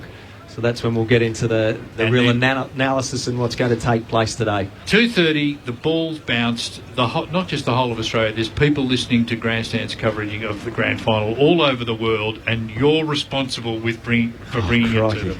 The pressure. I'm out of here. Al, I'm out in the crowd. You probably can't see me. But, so many people here. They've come down from the live side. During the week, have you had a little, bit of training and then work out who takes the first bounce? It'll usually be, so whoever hosts the call, which I'm doing today, you hand it over to the co-commentator to take the first bounce today. So Clint Wheeldon's going to take the first bounce. Did you have the first bounce last year in your first Grand Final? I did. It was a great moment. Yeah, I loved it. Well, now what we need is the umpire to stuff up the first bounce, and then... it's an anti-climax. Hey, but you had the call at the end, though, didn't you? When Dom Sheed was lining up. I got that goal, and then Clint Wheeldon. See, you got to do the right thing by the bloke from Perth if West Coast's going to win a Grand Final. So you can call the last sort of 40 seconds or so, but there were a few stoppages. So I reckon he called for about 2 minutes at the end there, but he got the Eagle has landed line in at the end. And this year, have Ultimo sent somebody down from the Parramatta office just to represent GWS in the call? The ABC doesn't work in Parramatta, I don't reckon, does it? Haven't we got a regional station in the Western Sydney area? I'm not sure, Kobe. That might be a good place for the Coulterbeans to go in retirement, I reckon, and get things cranky. Now, most listeners will know this. Alistair Nicholson, the voice of football on the ABC, is from Tasmania. So that's the next team. That's a lot of support. GWS today. Give us another 8 years, and it might be Tasmania. 8 years. 8 years. You'll be kicked out of the Tasmanian team ginger up squad for too much pessimism. Should happen more quickly. 8 years. Clearly, what they need is to get Sheeds down there. He makes it work. He's a genius. Absolutely. Well, the Tasmanian Premier was at the North Melbourne breakfast this morning, and he walked on stage to the tune of "I Want It All." I want it all. Yeah, it was brilliant. In all seriousness, Alistair, you think it will happen? Absolutely. Yeah, 100% right. I thought maybe in my lifetime it might happen. I was really hopeful, but in the last sort of couple of years, I think they've got the right people behind Alistair, the push, and it will happen. They've formed a task force. They have. Yeah. That'll fix everything. When you do a task force, it's gonna... Absolutely. No looking back now. The task force is going to report back after 3 years ago. No, it was never a very good idea. And Al, how do you prep for a grand final broadcast? Because it's the ultimate in that particular code's calendar, and so many people are listening. Do you take the footy out into the backyard and kick it up in the air and have a bit of a think? Have a bit of a think and ruminate? I've been a bit of a disengaged father at times the last couple of days, so we'll be out kicking the football, but then I'm thinking, what happens if Jeremy Cameron takes a hanger in the game and get hit in the face with the ball, that kind of thing. But they ground your children, don't they? And they're always up for a kick, so plenty of studying. Feels like I'm doing exams at university over again, but broken up with a few bits of basketball or kick the footy in the park with the boys. But you do think a lot about scenarios that might play out within the game, and then you've got to learn the stories of the participants as well, because look at GWS, for example. We have this perception of them being this team full of high draft picks. There are actually some really good stories of struggle in that side as well, players who didn't initially get a crack who are here on Grand Final Day, and that's a huge part of the day. If they're successful, you need to... both sides, Grand Final Day throws up these amazing stories. Alistair, I know you've got to go back and memorise numbers, so we can't keep too much on it. And we're fascinated how you're actually able to call the footy and not have resources like, a live ladder or a positional heat map. We just don't know how you get through that. How can you possibly call a game without having those things to look at all the time? And now who's kicked the last 10 inside 50s, that sort of thing. I mean, it must be difficult. It's a tough, very challenging gig. And the selectors have met. Who's got these special comments jobs? We've got Mark McClure, so he's going to be a lot of fun today. Yep. And Brad Sewell, dual premiership player at Hawthorn as well. So Sellers and Sully are two today. Sellers will be a lot happier. He's not so grumpy these days because Carlton's coming good, aren't they? He's been fantastic. He's up and about. He's pumped. Lots of listeners like to get in touch with him as well on the text message. That's always fun. And don't forget to ask him about the 1974 reserves. Absolutely. Award that he won. Okay. Alistair Nicholson, ABC Voice of Footy. Enjoy the day.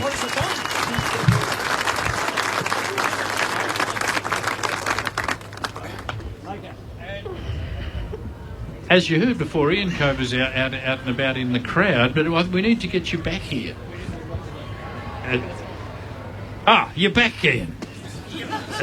We're making judgments on the run. Yeah, we are. There you go. I'll switch your microphone. Good, we're back. That's better. Good, you're back. Yes, and I think we're up to here, aren't we? Don't we have this thing today, what we learnt today? Well, we do it every week, where we, I ask everyone on the panel what they've learned today. Now, because it's Grand I Final understand Day, what's happened, Jeff. I'll just break in here, because there's that guy Ian owes $2,000 to. I'm not going out there. Wise choice, Ian. I did see Gerard Fitzgerald down here, who's a long-time friend of the program. Yes. Hello, Gerald. And he's in for the Adelaide and the Freo job, I imagine. He's coached everyone else, so why not ever go that there? might be something else we learned today. But we do this every week. We've got to do it Grand Final Day. Greg Champion, what did you learn today? I learned that Mark Lee, the General, is still a cop, 20-year cop in Mildura. Never arrested anyone because he can't fill out the paperwork. Billy Baxter, what did you learn today? Well, I'm going to probably need Chris Hollow's help for this because as card master, I was looking at the back of the cards and I learnt that Greg Champion has recently bought a 2,300 watt convection heater. Have you got the cards there? Oh, they're not there. But it's nice to see you recycling the cardboard. How's the heater working for you, all right? I saw that. That's very good. Thank you, Billy. That is very good. Torch McGee, what did you learn today? Well, I learned from Craig Lambert. From Craig Lambert that Toby Green has no idea of the concept of time. or actually how a car battery works. How to jump start a car. I was wondering where the story was going, because when he said that bit about how we've got to meet you halfway, I thought Toby's going to ring up and say, I'll meet you halfway in the car. That's why it keeps breaking down. Andy Belair, what did you learn today? Richo, I should have known this, given that I've worked here for almost 2 years, but I learned that the official capacity of the Melbourne Cricket Ground is 100,024. Yes. Yeah, remember that, everybody. You can amaze your friends. I think that will be on the citizenship test. I think it will. Forget Bradman's average. Yeah. Ian Coper, what did you learn today? I learnt today that Cecily and Chris Vloston, parents of Nick, they didn't come from Victoria. They knew nothing about the footy. Right? Isn't that fantastic? So that gives hope to every GWS supporter, doesn't it? And I learned from Shelley Haynes, Nick Haynes' mum, that even though he was a very good junior footballer, he took 3 years off football as a teenager to ride his skiffle board on the foreshore at Frankston. And only came back when his friends asked him to come back and play for the Frankston Bombers. He's lucky he didn't break his arm again on the board. Very dangerous. Anyway, there you go. That's what we've all learned today. But what would we know? There's only one place to go for true knowledge about football. That's the officers of Outside Football. He joins us at this time every Saturday morning. Sam, the sub down there at Outside Footy. Oh, Sam, hello. Yes, good morning, gentlemen. The typewriter's very loud today. Yes, going hammer and tongs here still, Ian. Hey, great, but we didn't have you last week. There was some young cadet came on the line and said that you were very busy and we didn't know where you were. Yes, I finally found one that I can rely on, Ian. Good. To say you weren't there. So last Saturday morning, that was before Collingwood played, wasn't it? That's right. Yep. They're not in the grand final, Sam. Well, that might be the case, Ian, but it certainly hasn't stopped us from putting premiership pies on the front page. In honour of the VFLW Collingwood team's fantastic victory in the grand final. Of course. We've got player profiles on Erica Fowler, Chloe Malloy, Jamie Lambert and Grace Buchan, amongst others, so there's something for all football fans here, I think. I met Erica Fowler during the week and I look forward to reading what she's got to say. Yeah, she's a terrific girl. Oh, they're a great side, that VFLW side. That's right. We also look at the AFL Premiership today. Yes. Yeah. And in particular, a lovely colour piece here from Chloe Quayle. Yeah. And everyone loves a villain, isn't that right, Ian? And we're looking at Toby Green through the eyes of the AFL fan. Yep. One giant creep for fankind. So that's a bit of fun. That's a bit of fun, is it? It's a bit of fun. And of course, the Limerick contest. Yes. Last one for the year. The grand final edition, Sam. It's been won by Leonard Cobbledick. Yes. He was a great artist. He was a great artist. Yep. I don't know if it's the same one, but anyway. This is food for thought, really. Okay. Well, and he's won himself a couple of grand final tickets. Well, they're rare to get today. Yes, well, these are actually 2019 AFL grand final tickets. What? So if you can wait until I've come back from the game, I'll get those in the mail. He might like to mount them. Anyway, here we go. A grand final the AFL way. I'm sounding a bit like Leonard Teal. A grand final the AFL way to some may seem like a swell way to share in the dream of a time-honoured team, not one named after a Melway. So half the audience here don't know what a Melway is. Sam, there was a song here just before about Kevin Sheedy being a genius, but I think you might be one too. Well, that's very kind of you, Ian, but no, you cannot join the publication. Okay.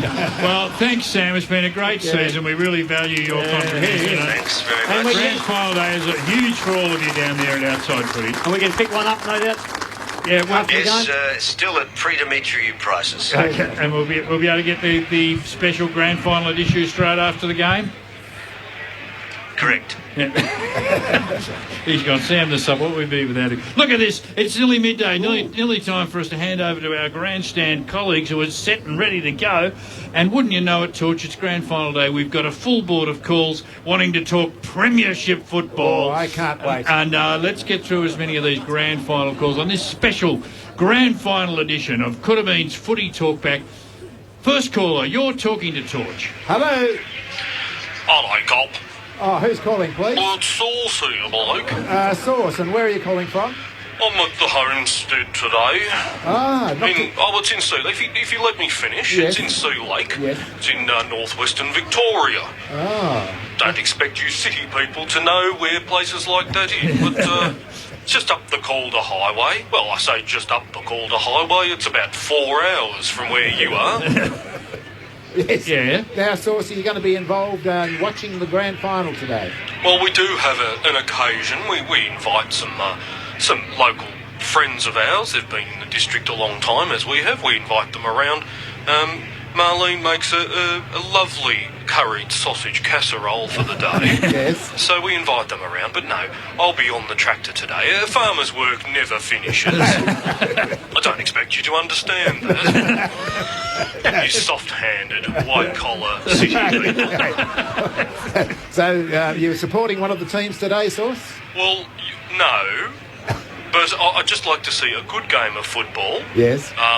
I noticed that I heard on the radio that you've got young Jared Fitzgerald in the crowd. Yes, we do. Yes, he coached Sea Lake for a little while, but he's a school teacher. He was never a local. He's a school teacher. No, well, the local team won, so the Tigers of Sea Lake Nandaley won the premiership last week. Congratulations. And, so we think that the Tigers might win, but we just like to see a good game of football. Okay, all right. Well, thank you, Sauce. We'll go to the next caller, Torch. Okay. It's the Grand Final edition of Good Means Footy Talkback. Hello there. Hello. This is Guru Bob. Guru Bob, where do we find you today? Doesn't matter. Okay. Touchy. Yes. Supreme Master wants to know. What do you want to know? Where is the live ladder the last 3 weeks? I'm putting out a new book. Yes, what's it called? Men are from Werribee, women are from Glen Waverley. I got some advice for the players today. Okay. Okay. Yep. Number one. You ready? Yes, The past is already gone. The future is yet to come. There is only one moment for you to live, and that was it. You just missed it. And here's the other one. Okay. No matter how big your problems may seem, just remember you don't even know how big your problems really are. Think about that. I am thinking about it, Guru. One more. Last one. Yes, far away. Remember, a man cannot do what a man cannot do. Occasionally, a man can do what he cannot, and vice versa. Sometimes he cannot do what he usually can. I think you know where this is going, but I forgot. Not Bye-bye. really. I think you should go to the next caller. Okay. Thank you. We will go to the next caller now, We Torch. will. It's Grand Final Talkback here on ABC Radio with Good Means. You're talking to Torch. Hello. Hello. Toxie Doodles. Oh, who's this? Wayne, mate, that one turner you got down there. Wayne, You're on yeah. the wireless, are you, mate? Yeah, we are, mate. When are you finishing? Pretty soon, Because I actually, got Wayne. them tickets you wanted. Now, You're sitting next to the Lamberts. Yeah. But you've got to meet me outside the ground. Oh, how will I know who you are? I've got a scarf on. It's black and yellow. See you there, Toxie. Thanks, mate.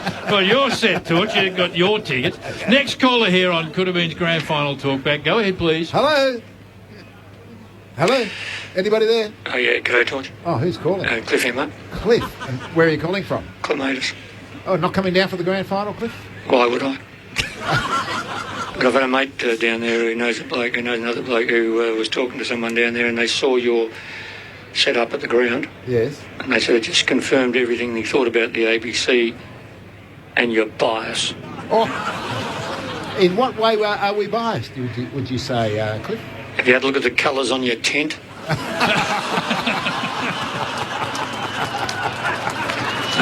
It'll come up charcoal and orange in the photo he sent me. Okay. Can you check out your own bias?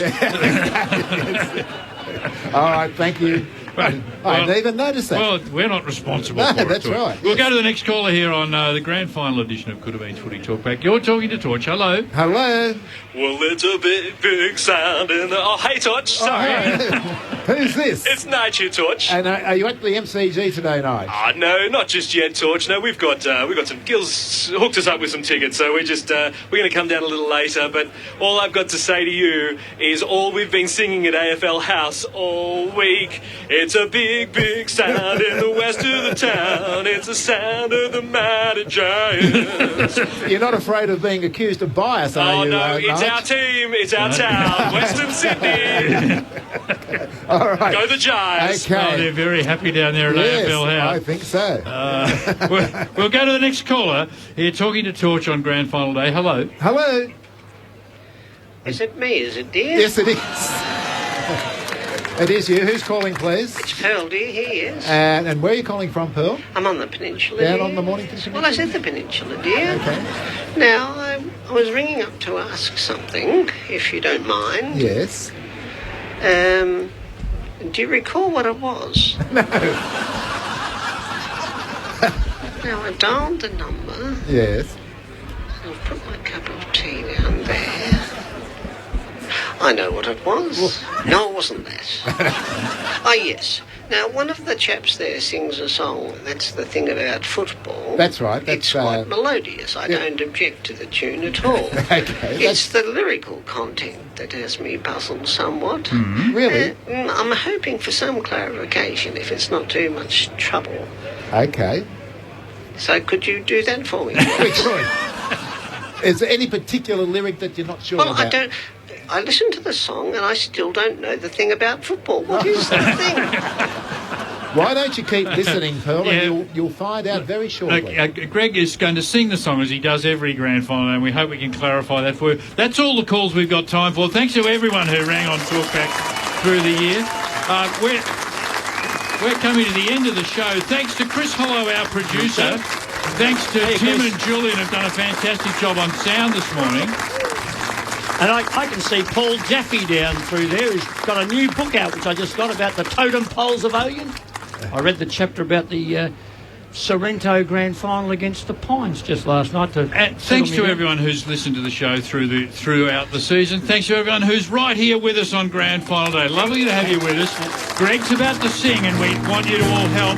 And we're able to tell you that we can confirm the ABC will have us back next year for our 40th season on air. I got my scarf, got my old coat. I got a footy game to go to. Footy's on, footy's here again. Back to greet me like an old friend. And hey, that's the thing about, that's what I like about. Hey, that's the thing about football.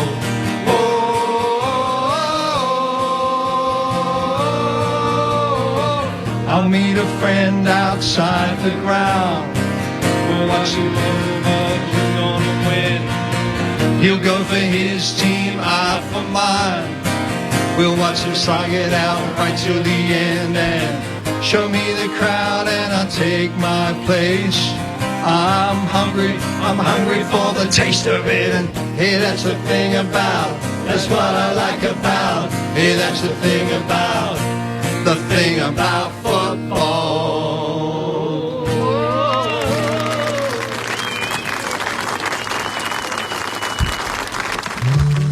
Keep up up to date with ABC Radio. Tweet us on Twitter. Like us on Facebook. And follow us on Instagram. Catch the latest from ABC Radio. Anywhere, anytime.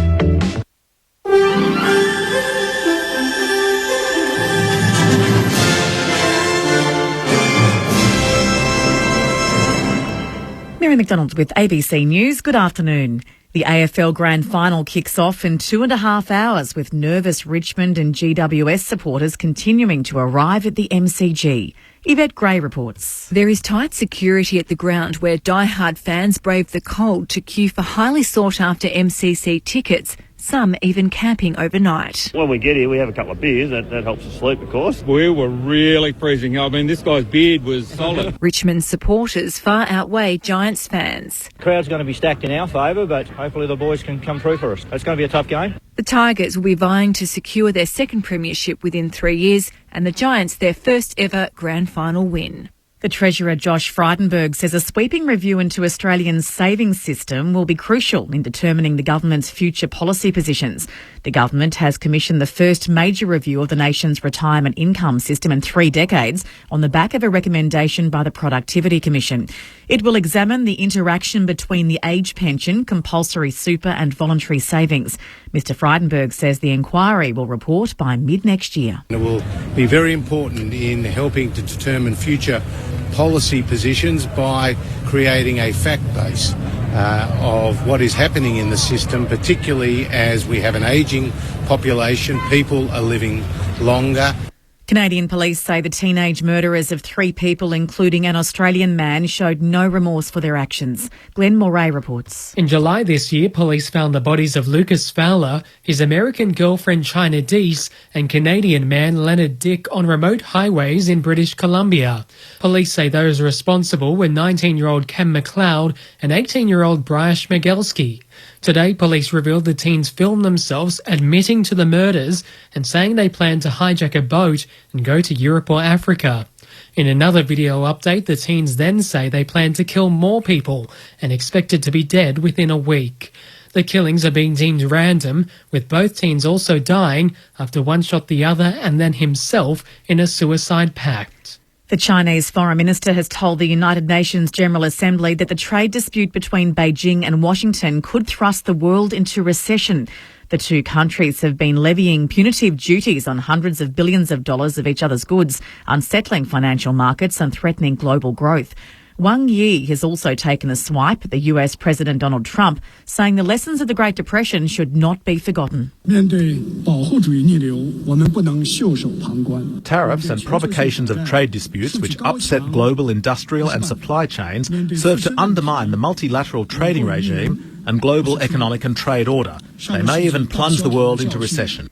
The UK's Independent Office for Police Conduct has been asked to investigate whether the Prime Minister Boris Johnson should face a criminal investigation for alleged misconduct during his time as Mayor of London. The BBC's Daniel Sanford has the details. The basis of these allegations is that while he was Mayor of London, Boris Johnson's friend Jennifer Arcuri received £11,500 in sponsorship for events organised by one of her companies, which came from organisations linked to the Mayor's office, and also went on 3 overseas trips with Boris Johnson, which originally she'd been turned down for. Now, the Greater London Authority Monitoring Officer has been looking at these allegations this week and noticed that people who went on the trips with Jennifer Arcuri felt that she seemed a bit out of place. Certainly we know that Boris Johnson's office intervened to make sure that she went on one of the trips. Road safety barriers are being installed on 8 of the most dangerous roads in Melbourne South East in an effort to reduce the road toll. In the latest rollout of the flexible wire rope barriers, sections of the Frankston Freeway, Western Port Highway, South Gippsland Highway and the Murruduck Highway will have them installed next month.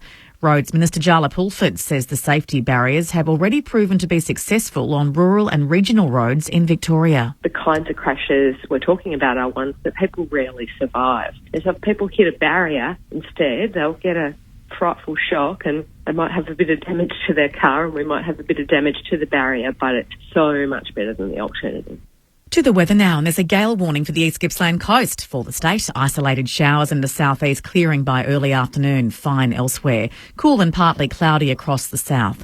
For Melbourne, partly cloudy. We're heading for a top today of 16 degrees. Tomorrow, a shower or two developing, 16 again. Monday, cloudy, 15. Tuesday, a sunny day, 21. Wednesday, partly cloudy and 24. Right now in Melbourne, it's 13 degrees. ABC News. Picture this. ABC Radio in your car. Streaming online via the ABC Listen app. And now, ABC Radio on your TV.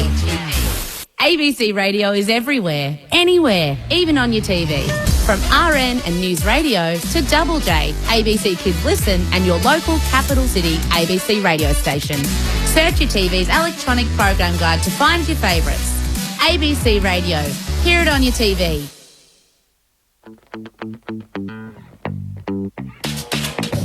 Shrugs the tackle, gets a snap towards goal, bounces home! Crushes a tackle, snaps towards goal, outstanding performance! Grandstand. Kennedy kicks inside the attacking 50, big leap from Haiti! Up in the air, he controls the sky! Grandstand. It's on its way, is it on target? It's through! Grandstand. Hello, it is Limo here out front of Gate 2 at the MCG for the 2019 AFL Grand Final. We've got a live crowd here. We have a massive show over the next hour. Photographer Michael Wilson will be joining us. Award-winning photographer, I should say. Ashes hero Nathan Lyon is going to swing by. Giants Community Liaison Officer and former Aussie cricketer Gavin Robertson will be joining us. Richmond tragic Waleed Ali will be swinging by. The SMS number 0437 774 774 if you want to get in touch. And we've got a massive team assembled here today for a massive game. First up, Ange Pipos. Hello, Limo. Hello, everyone. It's great to be here. What a glorious day. And Ange, we should point out for people who don't know, you are one of the judges today for the Norm Smith Medal. I am. I'm very excited about it. It's an honour to be asked to do it. It comes with a fair amount of responsibility, but I'm ready to get into the zone and to focus on the game. The only downside is I can't really have any champagne while I'm watching. Hang on, who made that rule? I'm very diligent, so I'll have a glass of champagne perhaps after the game. But it's great. The other thing is, how am I going to work in Andrew McLeod?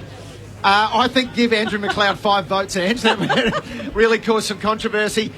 We have to take our hat off to our next two regulars here. Both Collingwood fans have spent the week devastated, but they have picked themselves up, dusted themselves off. Michael Gleeson from The Age, Jake Noel, Chief Football Writer at The Age. Hello. Thank you, Leno. Champagne was helpful for that too. Yeah, indeed. And Jake, I believe you've been at a Giants function. Yes, I've been at the AFL Official Commission lunch with the Giants cheer squad, which is called the AFL Commission. Right. Is Gil McLaughlin wearing a Giants scarf today? I didn't see Gillen, but there are a lot of officials with Giants paraphernalia. More Giants fans behind the glass at the game than... When are we going to move on? When are we going to move on from that narrative? Well, they gave back, quite incredible. Good on the club for what they've done internally, but they gave back to many of the people we see outside. 10,000 members' tickets were given to Richmond members that were in the Giants allocation. 17,000 each club. They're just here to give, Jake. Safe bet there'll be more Richmond fans inside the MCG today. And one of our grandstand favourites, Quentin Hull. Hello, mate. We might need to just turn your mic on there, Quentin. Hello. Hey. I'm here. How are you? There we go.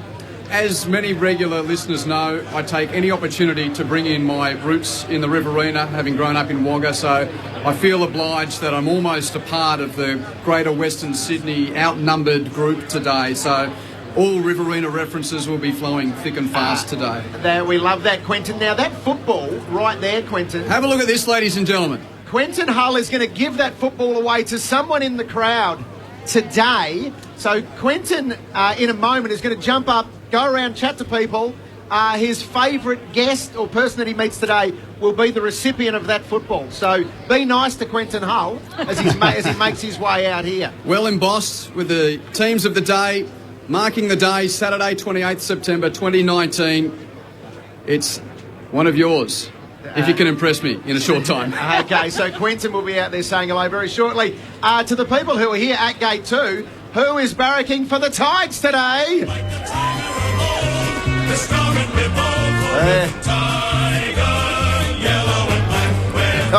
It's a fairly subdued Richmond here today, isn't it? Nervous. Nervous? Pre-game nerves. All right, who's barracking for the Giants? Hashtag big sound here, Limo.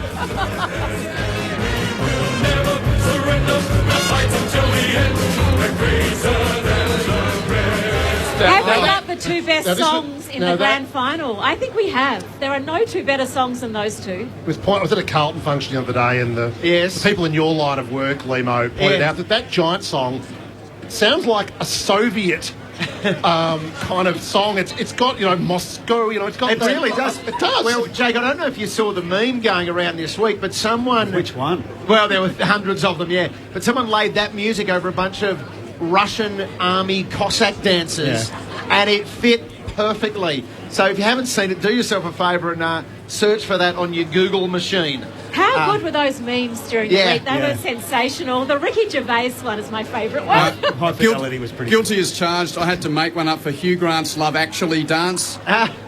Was a bit bored yesterday, got totally sucked into it, and would you believe the timing of when he starts doing the jive to when he finishes with his hand going around, if anyone knows that very famous movie. Yeah, it works. It's out there if you want to check it out. Someone has to teach me how to do a meme. Or a dance. I can dance, but I don't know how to put the two together. We're showing our age here, Angela. I've got absolutely no idea as well. We're going to get Michael Wilson, award-winning photographer, in just a moment. But as he's making his way up to the stage, let's talk about the game. First off, what are I'll go up the line here. What are our sort of headline talking points? Perhaps Quentin will start with you. Your headline talking points ahead of the game today. No one's surprised that Richmond's here. No one's going to be surprised if they win today, but they're coming up against a team which has built some unbelievable self-belief in the last couple of weeks. We know of its talent, and we questioned throughout 2019, are the individuals playing for each other? Well, the last couple of weeks have proved that, and to my mind, it's not so much the talent versus the talent today, it's going to be the reliability of the situation around you and whether or not the Giants have spent too much petrol getting here. I think the answer is yes, and I think Richmond will win. All right. Jake, what are your thoughts? Oh, look, I think one of the intriguing elements is how physical and indeed violent, I hesitate to use the word violent, but a grand final involving Shane Mumford, involving Toby Green. Yes. Just how heated that will be. And I think the umpires have been briefed. The umpires have been briefed to expect, something 1989 like. Now, it doesn't mean that'll happen. I hope it doesn't. Even Jake, Luke Beveridge made a comment to that effect on the front bar this week when he talked about how interested he was in their strong arm tactics off the ball, which was unusual for a coach to bring that up. But he doesn't like the Giants much, though. No, the Bulldogs. There's not a lot of love for those clubs. So, but I think the Giants can play very well, but can they run the game out? And I think Richmond's pattern in the two finals previously has been to overrun and to do it with speed. And I think if it's a running game, Richmond will win. If it's in close, the Giants have got a much better chance. They've definitely had a tough 3 weeks, Michael. The story of the game is not how the game will be, it's Marlon Pickett. It is this amazing story of this guy just making his debut. And first things first, his name's Marlon. It's spelled Marlion. And I asked how you pronounce it, and they said, well, his nickname's Fish. So it's pronounced, it's pronounced like the fish. So incredible story. And brave of Richmond to make what was probably the obvious choice in some ways. And I know you touched on this in a column, Jake, that if it wasn't the grand final, there'd be no doubt that he would be making his debut this week. But the fact of it being the grand final gives it that extra sort of doubt as to whether you would do it. But you'd look at him and say, well, he's making his debut, but he's 27. He's the best player last week. He's been one of their best players. The guy that he knocks out really undeserved, but Jack Ross probably was the most likely. He's only played 7 games and he's 19 years old, so it's not like you're knocking out Trent Cotchin to pick Marlon Pickett. 100%. It is an amazing story. The last Richmond player to debut in a grand final, Billy James in 1920. Richmond won that game and Billy James retired. 1 game, 1 premiership, I'm out of here. And so if Richmond win, I want Marlon Pickett to win the Norm Smith and then retire. 1 game, 1 Norm Smith, 1 flag. Every Pickett that's played a grand final has won a Norm Smith. It's a good stat. It's a good stat. I can help you with the Norm Smith. Ange, please. Oh, well, Ange, you're voting. Come on, Marlon Pickett, Ange. I agree. Ange, and I've voted before. You have to sign something that you won't tip people off what you're doing, basically. Oh, no. She hasn't signed it yet, Jake. There's all sorts of betting out there. I hope you've signed it already. I haven't signed anything. I totally understand all that, Jake. The story is Marlon Pickett. I agree. I absolutely agree. It's a wonderful story. The case for Richmond is an obvious case. That best side since the bye. They've won, 11 straight. So it's really hard to argue against that. But this is a grand final. And, I'm with Quentin. There is something very special going on out in the west of Sydney. And that momentum is building. They do feel like it's them against the world. And that is a very powerful force. If you harness that properly, like they did a week ago, we might just see them win. I mean, it's exciting. I think it's going to be close. It is a massive day, and it has been a very big year. And the most impactful photo taken this year, Andrew, I have no doubt that you will agree with me, was taken before round 1 in the AFL. It was taken during the AFLW season by award-winning photographer. It was, of course, the picture of Taylor Harris. Award-winning photographer Michael Wilson, who joins us. Hello, Michael. Hey, guys. Thanks for having me. First up, congratulations on the Taylor Harris photo, which is now a statue, mind you. It is. It's unbelievable to think. Yeah, it is. Is that your first photo that has become a statue? Yeah, probably first and only, probably, I would say. Not too many photos get made into statues, so, yeah, very humbling. Can you tell us how that photo has impacted your year? I guess it's just had a really profound effect on, I don't know, I guess my profile as a photographer, and I'm really proud of the conversations that started and what that image stands for now.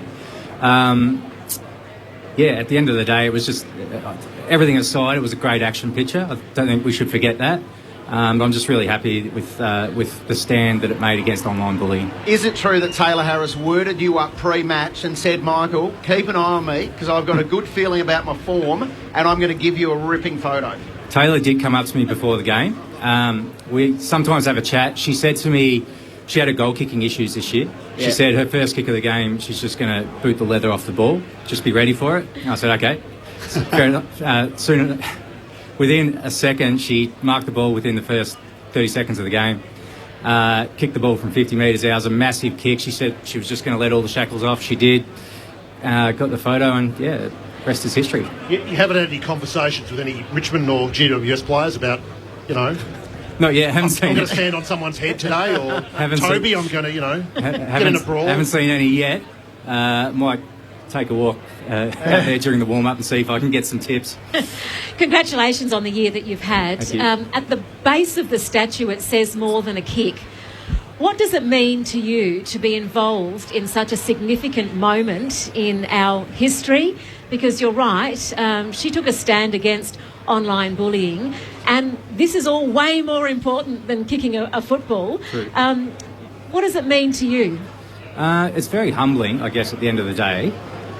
Very proud that I'm associated with that photo and that movement. So there's humility and pride associated with that, I think, and that's the overwhelming emotions that I feel when I think of that photo now. Did you see Ange Pipos try and recreate the shot, as many people did? Not sure that I saw Ange's. I saw a few. I did do the Taylor Harris challenge, and I didn't tear my hamstring despite being over the age of 40. I thought you did a pretty good job, Ange. It was great to be involved in the movement because that's what it has become, a movement. And Lino, earlier today there was a longest kick competition on the other side of the ground. Taylor kicked the ball 61.5 metres. Oh, did she? Longer than Charlie Kerno. Yeah, right. She is a magnificent kick. Yeah, no she doubt is. about it. Was that the sort of picture you were... when she says, I'm going to go for it, did you know the sort of image that you wanted to try and get from that? Well, any kick that Taylor executes, you always capture. She's got such a unique kicking style and it's such an athletic pose when she hits that peak elevation. So I kind of knew that I wanted to get her at her highest point, and I actually, when she took the mark, I went a little bit deeper into the pocket to get a little bit more front onto it. And yeah, I kind of envisaged what it might look like because I've shot her a lot of times, her kick quite a few times, but this is probably the most spectacular. Yeah. Let's talk about the grand final today. You'll be out there taking photos, no doubt. Yep. What's your focus today? Do you pick out certain players to train your eye on, or do you just take more of a general look at the ground? How do you do it? Yeah, I guess you kind of do a little bit of research as to, the last time these two teams met. You got Mumford and Dustin Martin and Toby Green. You'll be keeping a close eye on those guys to see if there's any banter, any any mischief going on early on. But then you really just have to evolve with the match and keep up with any news stories that might be happening within it, injuries, that kind of stuff. So you do have one eye on what might happen, but you've also got to just be aware that anything could happen. There will be banter. There will be banter, don't worry about that. What's your dream photo today? If you could just pluck something from your dream book, what would it be? Jeremy Cameron taking a spectacular mark with 2 seconds to go, 35 metres out, with a kick to win the match. That would be a dream. I was sure it'd be a studs up Toby Green. Yeah. Maybe. Can I just add a bit to your dream pick? Can it be in double extra time and he's 65 metres out and it's for the golden point to win the game? Oh, that would make it even better. That'd be a photographer's dream. It's interesting how the AFL have put out that list of instructions on extra time. I did see that. Yes. They were very keen to communicate this as though this is just going to happen. We're just expecting a draw today. So, Jake, for people playing along at home, what are the extra time rules? So if we're even at full time? 5 minutes each way. Yep. You go to the end that you're in the last quarter. Yep. I think it's a 5 minute break before they do it. And then the big one, though, is if it's double extra time, first score. That's just ridiculous. So a point could win the grand final. Yep. So a point in 5 minutes each end, and they just keep going, though. They don't stop the second overtime. They just keep going. So what they're saying to everyone that's here and everyone that's come along and everyone's watching on at home today, that, you must have something else you want to get to. We'll just call it stubs there. It's all locked up. Nah, it's a bit like an Oz kick, Dad. They could have a penalty shootout. Next score wins. We've had enough. I've got a roast on. Hang on, boundaries have nothing to do with it? I mean, we criticised them in the World Cup, didn't we, when they had that ridiculous extra over. And we were going, well, the World Cup goes for 6 weeks and AFL season goes for 7 months. But we haven't got another 10 minutes up our sleeve to properly decide a grand final. Michael, who are you tipping today? My heart says the Giants. Yep. But my head says Richmond. Yeah. Okay. I just hope we get a tight one. And give us a Norm Smith. Probably Dusty.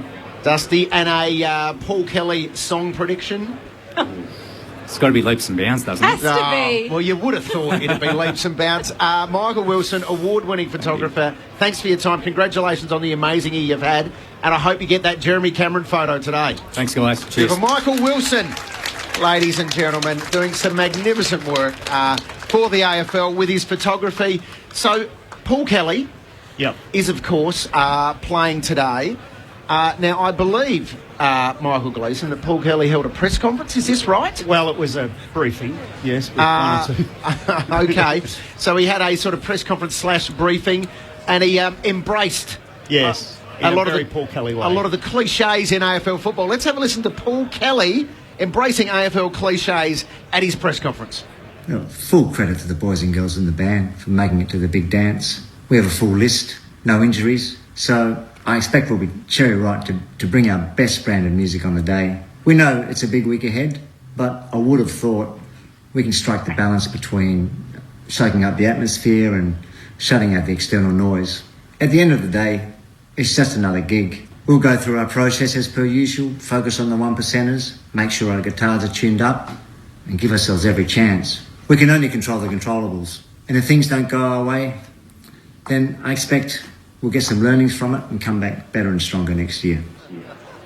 We'll get some learnings from it. He's really dived into the I reckon he was listening to our program last week. By the way, your aversion, Limo, to the big dance as a term for the grand final. Yeah. I saw, unfortunately, in The Age online, I did see the big dance referred to about a couple of days later. Oh, I tell you what, it was a headline, I believe, in one particular article. I'll survey the people watching us here. Who dislikes the phrase "the big dance" as a description of the grand final? Yeah, a lot of hands have gone up there. I just call it the grand final, can we please? As we welcome to Grandstand one of our Ashes superstars, Nathan Lyon. Hello, mate. How are you? Very, very well, mate.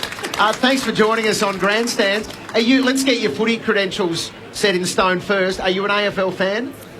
Today I am, yeah. Yeah, right, okay. Are you behind the Giants today? Yeah, we're here with Mitch Stark and a few other boys. So Mitch is a mad Giant, so he's got me on the bandwagon. See, I know a few of the boys tend to take a Sharon on tour. Do you have a dob while you're in between or warming up?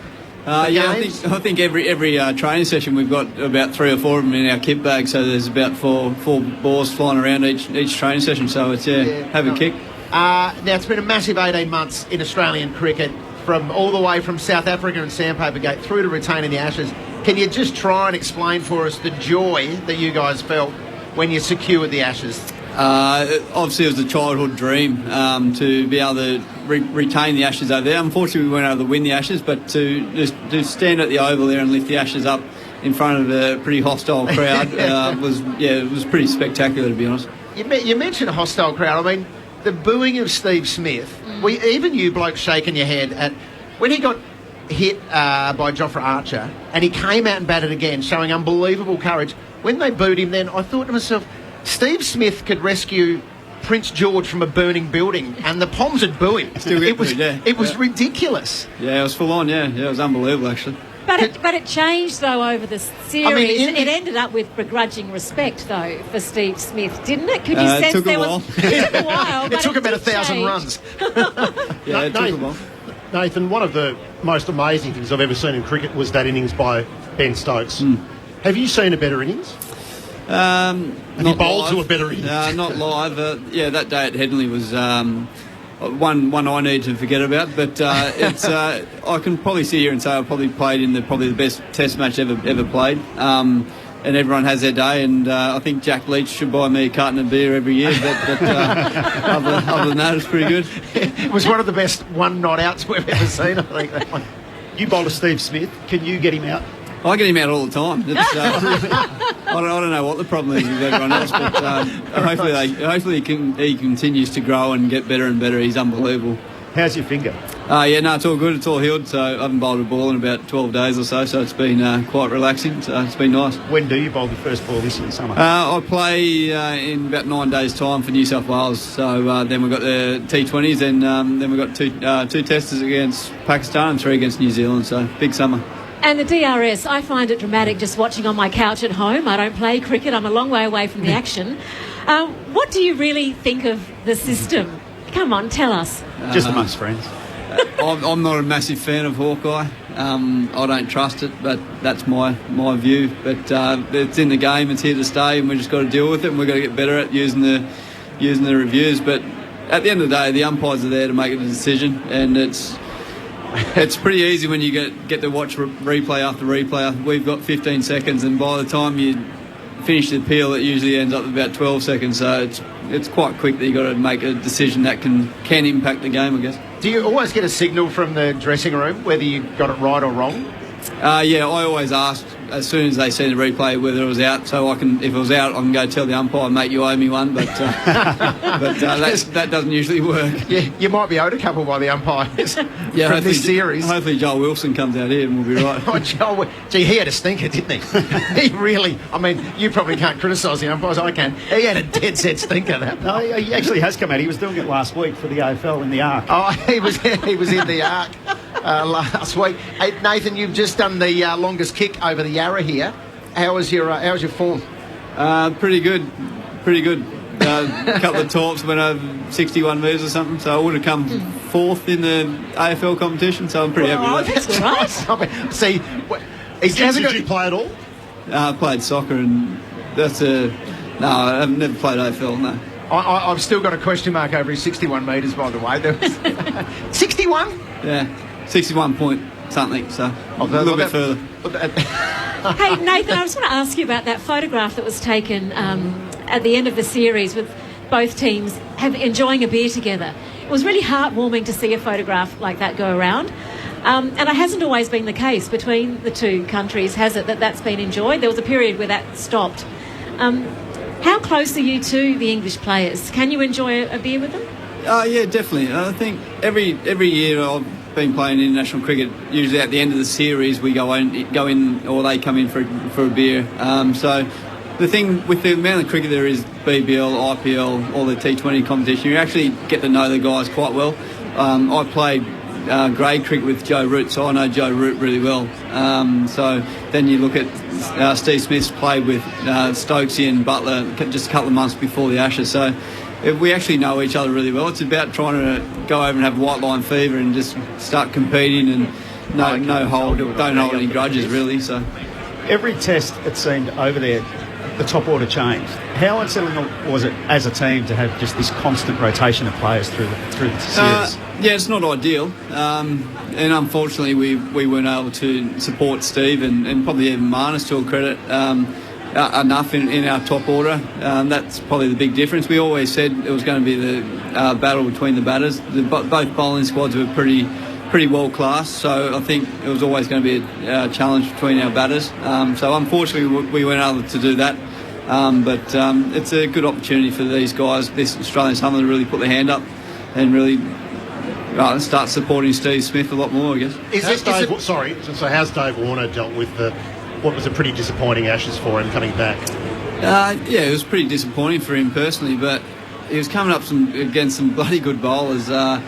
Stuart Broad, that was probably the best I've seen him bowl in England. I think he started hitting the stumps, I think 19% more than what he has in the past. So when you're in challenging conditions playing against the best players in the world, you've only got one little mistake and you're back in the pavilion and you've got everyone criticising your technique. But Davey's a world-class player. It's great to have him back, and it's exciting. I'm looking forward to seeing how he goes here at Australian Summer.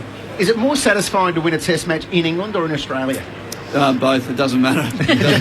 Wherever you can win them. Ange mentioned that picture before of you guys all hanging out with English cricketers. Who's the most annoying English cricketer? Oh, geez. Every time I go out the bat, I usually have about 5 guys come up and say something. So I think there's about 5 of them I could name. But right. But Johnny Bairstow, he's a good fella, but he usually has a bit to say beyond the stumps to me. Is he pretty yappy? Oh, no, he's good. We get along really well, so it's just good banter. So I don't mind it. A good bit of banter. Well, enjoy the footy today. We appreciate your time here on ABC Grandstand. Congratulations again on retaining the Ashes. All the best this summer. I think we've got a few visitors this summer, haven't we? Sri Lanka, Pakistan, New Zealand, all in Australia at some point. So Nathan Lyon, congratulations again, and thank you. Nathan Lyon, ladies and gentlemen. And don't forget, you can catch every ball of the Australian summer on ABC Grandstand. Every test, One Day International, T20 and the WBBL on ABC Local Radio, Grandstand Digital and the ABC Listen app. And while we're talking about cricket, and we are at the MCG, I want to also mention that the Women's T20 World Cup is here in Australia next year, and the aim is to fill the MCG, 100,000 people, on International Women's Day for the final, March the 8th next year. So let's hope the Australians get through and win it. Lock that date away. Now, the first game of the summer is tomorrow from North Sydney Oval, Australia v Sri Lanka. That's a T20 with Andrew Moore, Brett Sprague, Joanne Broadbent and Michelle Goscoe. Coverage from 2 p.m. Very shortly we'll be chatting with Gavin Robertson, former Australian cricketer, and currently with Greater Western Sydney. You are listening to Grandstand on ABC Local Radio and Grandstand Digital across Australia. Will Anderson here. Have you ever watched Gruen on ABC TV? Classic consumer psychology, starting the ad with a question. Thanks, Todd. Gruen is the show where experts tell us how advertising works and how it works on us. It's genius! Yes, it is, Russell. Now that there's more advertising than ever, we're coming back to unpick it all. So tune in. Leave your call to action till the end or people will switch off. Really, Dee? This ad really needs a jingle. Gruen, Wednesday night, 8:30 on ABC TV and iView.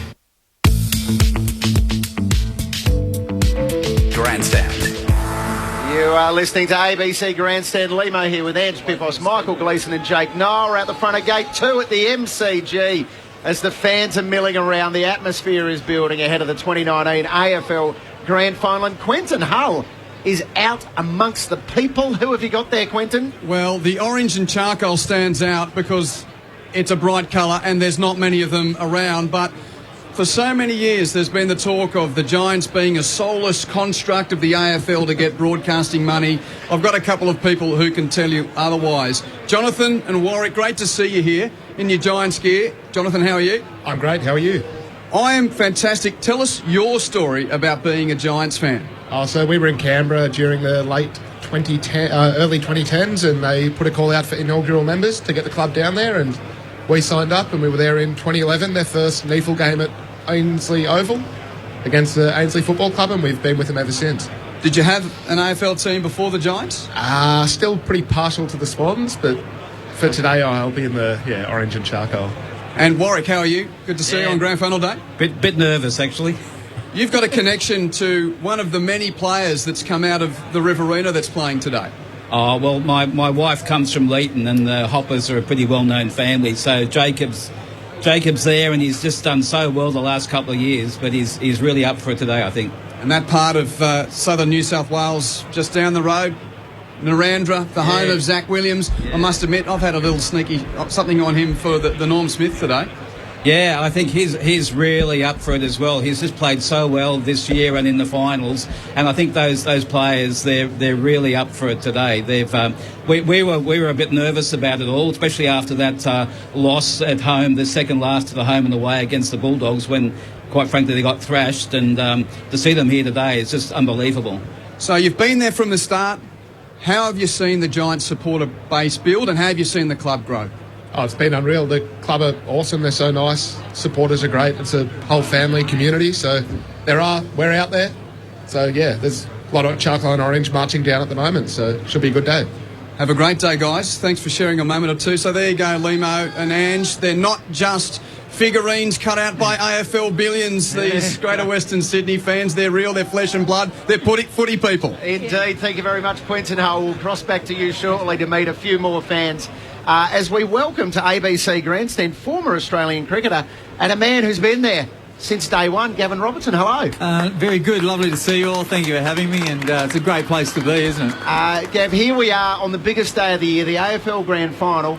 Can you wind the clock back for us and give us just a little snapshot of those very, very early days with the Giants? I think for me the scariest day was the greatest day was seeing Kevin Sheedy speak, and I literally signed on a day later. That was I wasn't sure a day before, and as soon as I saw him speak I said yes. I found him to be the most astonishing individual with regard to cricket or whatever. He's astonishing. So what he did early doors is a movie. One day that'll be told, but it's unbelievable. So my radio show was predominantly, 100% rugby league, and I had a couple of death threats and a few other things that was pretty funny. They didn't like you jumping ship? No, and it only took about 12 months for that to completely die, and now we have callers calling in about, even we get rugby league callers calling in saying, can you tell the rugby league what the AFL are doing? Yeah.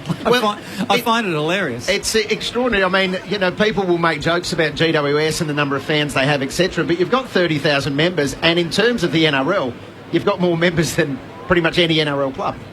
Yeah, we have the strongest mum, dad, 2 kids in a blanket crowd in Australia. If you go to this is my guess and help me out, Collingwood v Carlton, for example, or the West Tigers versus the Bulldogs in Sydney NRL game, it's very much, it can get a bit dangerous, to and from the ground, and you can get into the odd blue, but our ground's very much mum and dad, 2 kids in a blanket day, and that's really where we're heading. Unless you're playing, in which case it gets quite dangerous. Yeah, exactly. Yeah. Well, I think the other thing about one of the biggest things I had one gentleman call me, and he said, and I grew up with him, and he found an interesting way to make $1, put it that way. And he was a tough dude and told me what he would do to me. And he became, 3 years later, I convinced him to come to a Giants game. And he's not only a big rugby league man, he's now a Giants fan. But for people like them to turn around, they see They see the fun of the game. When you're a New South Welshman or a Queenslander growing up in the 60s and 70s and 80s, you didn't get to see a live game. Once you see it, you're gone. Yeah, absolutely. You don't stay at home and watch. You go. We're talking to Gavin Robertson, who is now with Greater Western Sydney. We might bring our very own Neil Cordy in here as well. Neil, I know you've been very engaged in the Giants story over the years. When you sit here today at the G and they're about to play out there, what aspect of the Giants story are you drawn to the most? I think it's just the adversity, Limo, when you see the very early days. And it's interesting that Gav's here alongside me, because there was a fantastic cricket team that they could have put together at that stage, because Alex Carey was one of the formative Giants, was captain before when they played in the Neeple, won the best and fairest. But he had to train along with Jeremy Cameron, Dylan Shield, at the Rudy Hill RSL Club Gymnasium, along with every other punter in the western suburbs, and that was just the start of it. And then there's the floggings that they got. I mean, this venue here against Hawthorn in their second year, they got beaten by 160 points. And the 100-point losses were very common. So I guess the thing about when you sit here today, you think about the adversity and the guys that were part of that, and there's still a few formative players there as well. Just one, Neil, you broke the story of Buddy Franklin going to the Swans when a lot of people thought he'd go to the Giants on that huge nine-year, $10 million contract. In hindsight, has that benefited the Giants, or did they miss the opportunity to get a bigger groundswell of people in the initial instance? Without a doubt, well, one person it'd help is certainly Jeremy Cameron, because Jeremy Cameron, imagine playing alongside Lance Franklin. Look at how difficult it is to get a kick in the Swans forward line anyway. Jeremy Cameron would have been put on ice for, well, Buddy's still going around. He could be going around for another 3 years. And what would happen to Jeremy Finlayson and Harry Himmelberg? They wouldn't be getting a look in either in that forward line. So ultimately, it's been a short-term loss, but I think without a doubt a long-term gain for the Giants. I think now's the honesty system of, I think we had 23 players who were like, no, we're all cool. We'll just run with what we got. We're happy. Now, that wasn't really chatted about too much, but I just remember thinking, I looked at them and thought, okay, we're on the right mark. When you've got a group like that, you're home and hose. Gavin, a month ago, people were looking at the Giants going, they're just not playing as a team. They look like a bunch of individuals who aren't particularly caring for each other. Yep. It couldn't be further from that right now. And I read during the week about a dinner that was held about 4 weeks ago where Heath Shaw got up and announced that Stephen Coniglio had re-signed. Were you at that dinner? No. But is that dinner a marker moment that bonded the group? They basically are honest with each other, and then they had to confront some things on that night, which was great. I think there's always times with teams they go, how are we going? Geez, we're not sure, don't know when to talk about it. Once you confront it, you get over those hurdles. But numerous cricket teams, AFL teams, rugby league teams, they all go through that. Teams go through a commotion of lacking of confidence and then don't want to talk about it. That might last 2 weeks, 4 weeks or 8. That's about coaching and leadership, and someone picks that up. So that's how you fix those things. Gavin, I want to talk about the dominant narrative of this club being Frankenstein's monster. Yeah. To quote Malcolm Knox, he used those words in his piece. Do you feel respected? Was there a moment, do you think, when the respect came, or is that still coming? For me, yeah, I think that it started when we were getting beaten by 100 points in the first 2 years. Well, I think it was 26 or 27 times or something stupid like that, because what happened was the fans started to follow seeing what parents went through. Once they started to hear that you're a parent of a child here, you go to the grocery store, you have 5 to 10 other parents who know that and start to jibe you about how your kid's going, how badly the decision was, and then they started to... Westies really grew from that, and they come together. And Westies are used to being not, the world rolling out perfectly for them. So that's really where we started to grow. Years 3, 4, 5, it really happened, and off the back of a bunch of young kids, but a bunch of parents. We forget about the parents and what they went through. The parents, the most difficult thing was not having every kid as your own kid. You just felt so deeply for them. We had numerous players in years 1, 2 and even a bit of 3, in tears at the end of the game. And Sheeds, we didn't talk about it a lot, but we shifted the player off with their parents. And their parents and they came back to the club 1, 2 or 3 weeks later and grew. Do you get, though, when you talk about the adversity we've overcome and you're talking to the St Kilda fans sitting out here, we've got Melbourne fans, and they're talking about, spare me your adversity. I mean, you were given 20-odd first-round draft picks. We've been 70 years without a flag. Yeah, I totally understand that, but, can you imagine being those 20 young people? The biggest thing was Kevin Sheedy. I don't know if any of you remember, we beat Geelong, I think it was year 2, it was 51-50 at halftime. We were 1 point ahead. We had a party on the Monday that you wouldn't have even understood. We won. I mean, we got flogged by 40 points or whatever, but so we were trying to tell 18, 19 and 20-year-old kids, imagine if you win 1 quarter against the best teams in the country, mind you. Imagine if you win 2. By year 3, we'd won 3 quarters. That's how you grow kids. It was one of the best things I've ever been a part of. Gavin, what do you remember? Because he was there in the start about Israel Folau. Yeah. And his time. And what have you made of that extraordinary sort of culture war that came out? Could you ever have seen this happening from what you knew of him? Well, we have 181 dialects in Western Sydney, and we just had other people getting involved and looking. And he just wanted to... he came... His body was broken. He was really struggling. And a lot of people forget John Quinn, who was Australian athletics, then Essendon, and then came to the Giants with Sheeds. He rebuilt Israel Folau. Now, Israel's hardly missed a game in rugby in the last 7-8 years, I think. His body has been incredibly well built by John Quinn. And I still love the fact that Choco and Sheeds had him kicking goals one day at training. And he was told, you're going to kick from 50 metres out. I'll never forget the 2 witches' hats for 65 metres out. And he kicked 14 of 27 shots.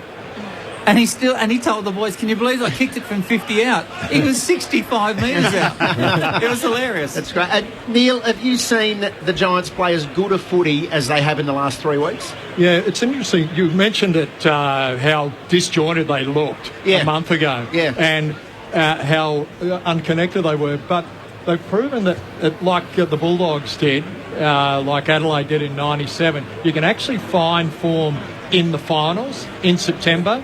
Even the Swans in 2012, they lost 3 out of the 4 leading in, and now they've played absolute. It's not a pretty football. This is the thing. It's a style of football, and this is what they'll try to do against the Tigers today. It'll be a stoppage game. It's not free-flowing football. If they've got to have a chance against the Tigers, they're going to have to stop their flow, and they're going to have to make it a fight like it was in Brisbane and like it was last weekend. It's grungier than Nirvana.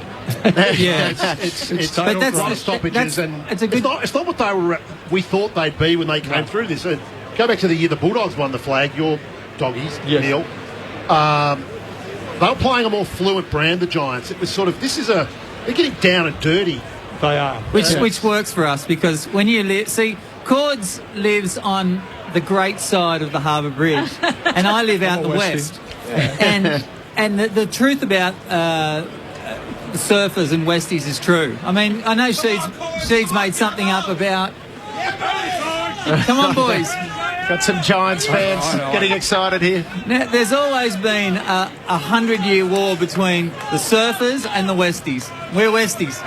All right, we have to let you go, Gavin Robinson. We know you've got a busy day, as you have Neil Cordy, but we have to get some tips off you first. Neil, we'll start with you. I've got to, like the Giants, if they can get down and dirty and get it on their terms, I think they've got the team to win. Norm Smith? I like Toby Graham. And a Paul Kelly song? Paul Kelly song, God. Leaps and bounds. There we go. High on the hill, looking over the bridge. Oh, to the MCG. Imagine the roar when he starts singing those words. Oh, it's going to be amazing.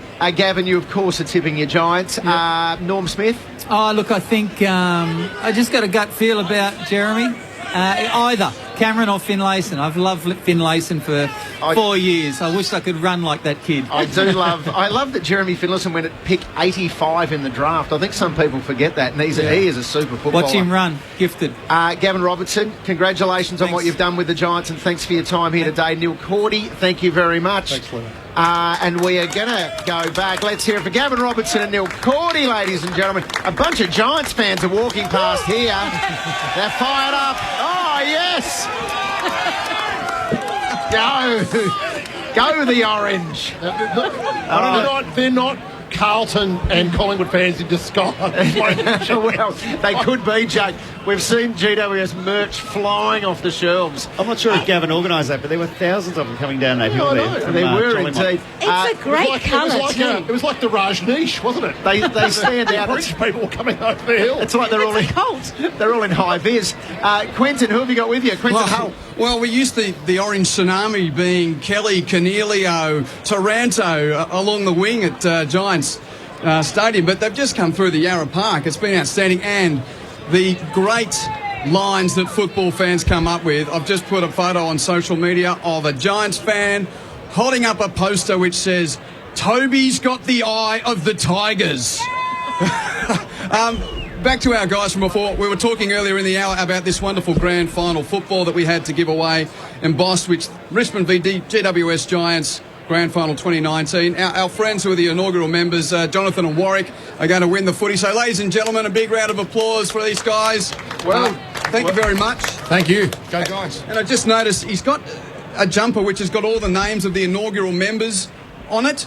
Would you believe that 2017 Premiership Tiger Jacob Townsend's name is on this? You'd have to believe it's true. Oh, no, it's up near your chest. Enjoy the day, guys. It's been a long time getting to here. Yeah, it has. Good journey. Loved every minute. So hopefully we get up today and big night tonight. Norm Smith medalist, Warwick?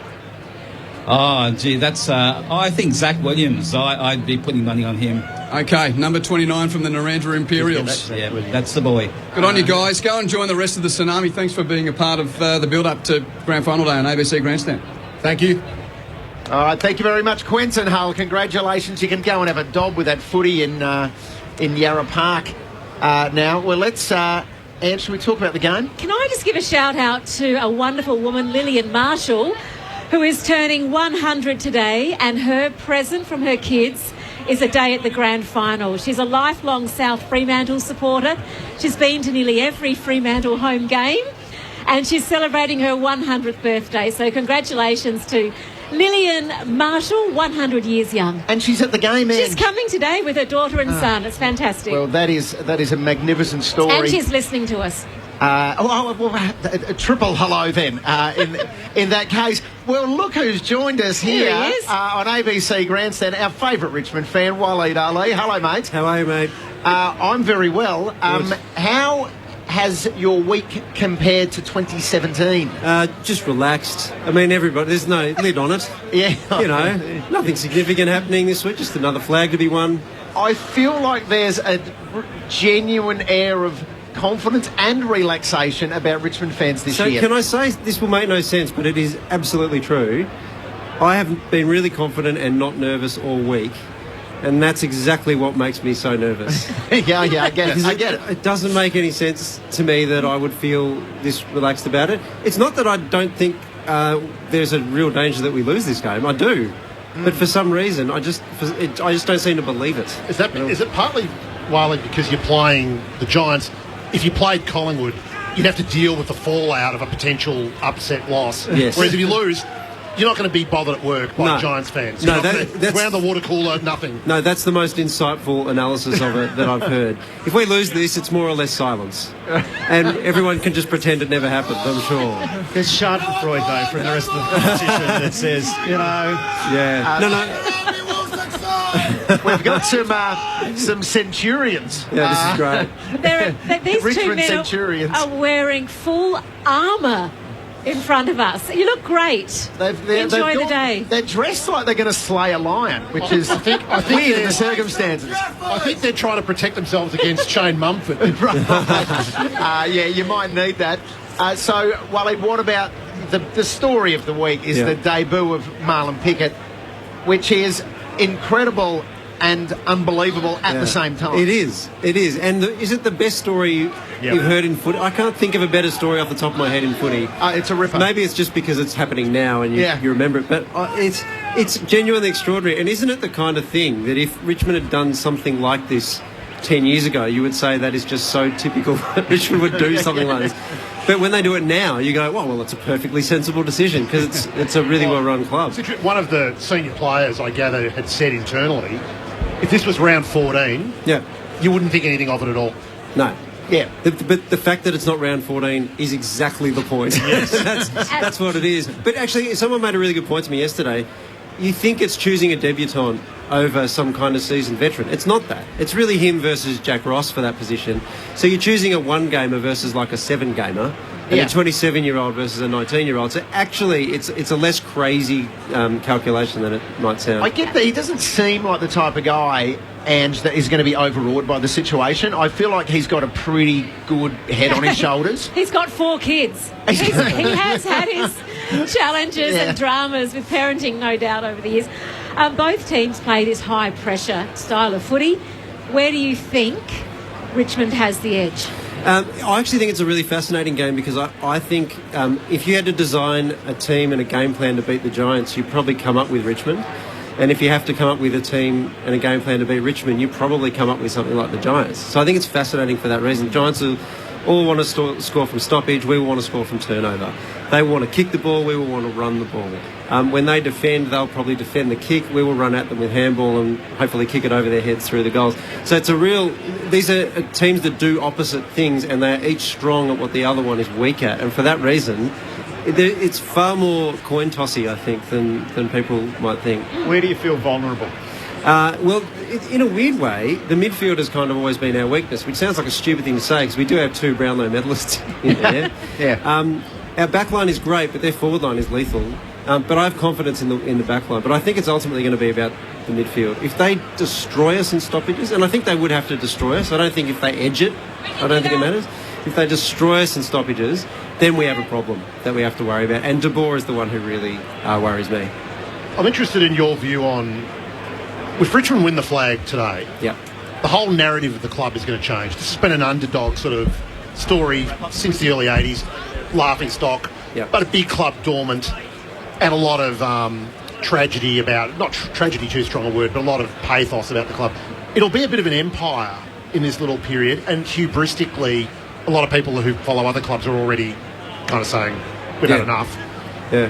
What do you feel about that? I actually think that's already happened in a strange way. And I don't mean to make that sound premature as though we are a dynasty when we've only won one flag, but I just mean the way that we're talked about, the way that Richmond's received. It feels like we're establishment now. And I feel like, hang on, no, Hawthorn got to win 12 flags in 5 years or something before they were establishment. Why is it we win one and suddenly we're no longer underdogs? But I guess because they have been the team of the last 2.5 years, shall we say. Like, I think quite comfortably, actually. There have been periods of difficulty and whatever, but ultimately we have been. And so for that reason, that empire, that idea of it already being an empire because of its history, I think is already established. Win or lose today. And I think that's why the Giants probably have the sympathies of a lot of neutrals. But can I say this? If the Giants win today, you might be about to witness an empire that's unbelievably frightening. Indeed. And you've got 100,000 members. Yeah, there is that as well. That helps as well. Yeah. We have to wrap this up in just a moment, so let's all do it. In fact, before we do, have we got Quinton Hull there? Quinton, are you out and about with the people? Look, it's a classic sound on any football day. Yes. But they only say one part of this on one special day, sir. Get your grand final for the records! Don't miss out on your free records! Oh, there it is. All right, Waleed, let's get you obviously on the Tigers. By how much? Well, I've already done this officially, so I have to stick with it. So Richmond by 17 is my guess, and my Norm Smith medalist is Shane Edwards. Shane Edwards, very popular player amongst Richmond fans, underrated it seems amongst other people. He might be so underrated that he's now not. He's now, And a prediction for a Paul Kelly song? Well, he has to play, I remember. That line about the MCG and the Nilex sign and all that sort of stuff, you have to play that. Waleed Ali, thank you, mate. Much appreciated. All the best today. Thank you very much. I know you don't mean it, but I'll take it anyway. Jake Niall, a tip, please. Richmond by 32. Oh. And Norm Smith medalist Dion Prestia. Yes. And Paul Kelly, he'll play leaps and bounds, but Darling, it hurts would be good. All right, thank you very much, Jake. It's been a fantastic year. Thank you for everything this year, Michael Gleeson. Quick shout out to the man wearing the Gough Whitlam "It's Time" in orange t-shirt. That's very classy. It's time. It's only been 8 years. How is it time? We have to wrap it up. I've gone Richmond by a few goals, and I think Jack Rewalt. Ange? Richmond, 7 points, leaps and bounds. It's been an amazing year. Thank you all. Every Saturday has been an absolute pleasure. Quentin Hull, a quick tip from you, sir. Oh, no. Tigers and Edwards to win the Normie. Yes. Right, I'm going the Giants by a golden point in double extra time following a controversial free kick. And Toby Green for the Norm Smith. I hope you all have a wonderful day. Thanks for tuning in. Bye.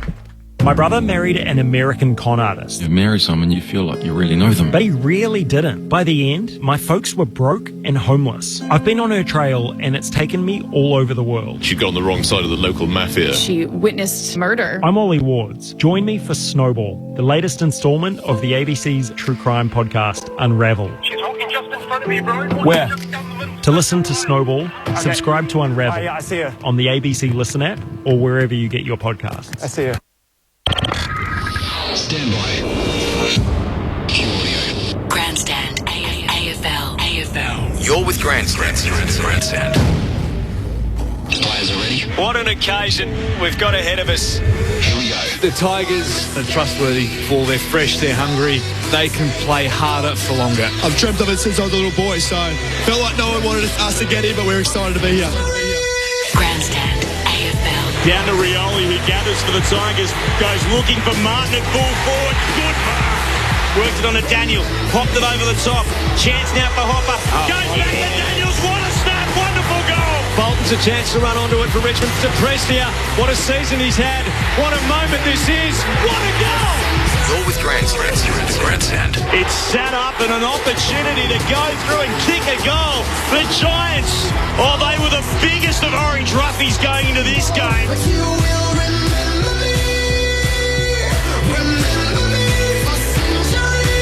They're steaming away the Tigers. They are an awesome side. Bolton, great pick-up. Siren, celebration. The Tigers, they're into another AFL Grand Final. Oh, wow. Can barely look. If they did, they'd be horrified. Cameron goes and celebrates. Turns to the crowd. GWS is on the way to a Grand Final. Grandstand. AFL. Welcome to ABC Grandstand's coverage of the 2019 AFL Grand Final. You betcha! Richmond and Greater Western Sydney. On ABC Radio and on Grandstand Digital. It is that one day in September when reputations are made and indelible memories created. After a season of engrossing, unpredictable football, two sides remain in the battle for premiership glory. Richmond has timed its run to perfection. 11 consecutive wins, another will secure the club its 12th flag, and the modern-day Tigers a place among the great teams of the 21st century. GWS sits on the cusp of football history. Once derided as fabricated and fair weather, the Giants have found a steely resolve that has them poised for a maiden premiership. Hello and welcome to the MCG. Welcome to Grandstand AFL on Grand Final Day. The stage is set. Alistair Nicholson with you, and alongside me in the commentary box, two-time Hawthorn Premiership player Brad Sewell. Hello, Sewelly. Good afternoon, Alan. What a treat it is to be sitting here pre-game. The build-up to any grand final is electric, but when you have Richmond playing, there's a different flavour. And when you have the Giants for their first grand final, they've become a bit of a romantic story this week, and much commentary has been mentioned and spoken about. Had this have occurred a few years prior, it'd be a different feeling towards the Giants, but there is a real sense of endearment the Giants are gleaning from the football public, and I cannot wait for the first bounce. I think the Giants it's going to be on. Last year we had the intrigue around Jeremy McGovern heading into the grand final. Today we have the intrigue around Phil Davis. With all his ailments heading into this grand final, we've literally just seen him doing a fitness test out on the MCG. And as he finished that, he gave the conditioning staff a high five and a big hug. So it looked like he got through that as he's just left the ground now with 3 or 4 conditioning staff standing around him. So, I mean, that in itself is really interesting to leave it so late in the grand final week to consider the preparation that's required. They've got a huge faith. He knows his body. He's an experienced player. So he's obviously felt comfortable enough to let it run down to the wire this close to the actual game before he makes that call himself. And we've already seen this week the selflessness within the Giants and Canelio putting his hand up and pulling out. You expect if Davis felt that he couldn't get through today, he would have done the same thing. And it's yet to be decided, of course, whether we will see him run out, but it looked like what we just saw then he certainly will. Lenny Hayes coming up in a moment from the Giants side of things, and we'll also have Justin Lepich from the Tigers. We'll have all the entertainment, all the build-up to the big day, the grand final on Grandstand AFL. We want you to be part of it as always. 0437 774 774 is the number you can get in contact with us on. In the commentary box, let us know your name and where you're listening, your thoughts on the big game today. If you've got a Norm Smith prediction, we'd love to hear from you wherever you are around the country and around the world. Let's go down boundary side because other members of our team today on Grandstand AFL. Great to have Clint Wheeldon back with us. Alongside him, Mark McClure, and very shortly they'll have Lenny Hayes. It's down to you, Clint. Welcome. Thank you, Al. Man who knows a bit about these days, Mark McClure. We just watched Phil Davis walk right by us. Bit of discussion upstairs about whether or not he'll play. We'll find out a bit more in just a moment. How do you feel on a day like today, Sellers? I just feel fantastic. I mean, being down the boundaries, it's an awesome feeling. I mean, it's just the music's blaring, the people are rushing in, everyone's excited about the actual day ahead. We're all guessing. I'm telling you, we're all guessing at this stage, and we'll find out at about 5 o'clock tonight who's the champs. But gee whiz, we've got Lenny Hayes with us right now, and he's one of the coaches here who've been of an awesome side, a great side, who've made a grand final for the first time. Lenny, are we guessing on Phil Davis? What's the latest you can tell us? Oh, look, the latest is, I mean, he just had a little bit of a fitness test then. It was always planned to give him right up until the opening bounce just to see how he was going. So he looked to be moving pretty well to me. So without getting the official word, I think it's still full steam ahead and he'll play. And with your captain obviously so important, so the decision was, Lockie Keith, you have to be ready literally until the bounce? Yeah, spot on. And I mean, we've faced a lot of that adversity all year, so it's really no different to us. But Lockie prepared really well. He'll have a role to play if Phil comes out of the team, and he'll be ready to go if he's called on. Getting the likes of Green back and Whitfield back, how much of a bonus is that for the Giants? I think it's a huge boost for us. I mean, they're two of our most important players. Obviously disappointing that we couldn't have them out there last week. And we saw the reaction after the game of Toby and Lockie. We had him on FaceTime in the rooms. He was at home in bed recovering from his surgery. So, yeah, it's a huge boost to get those two boys back.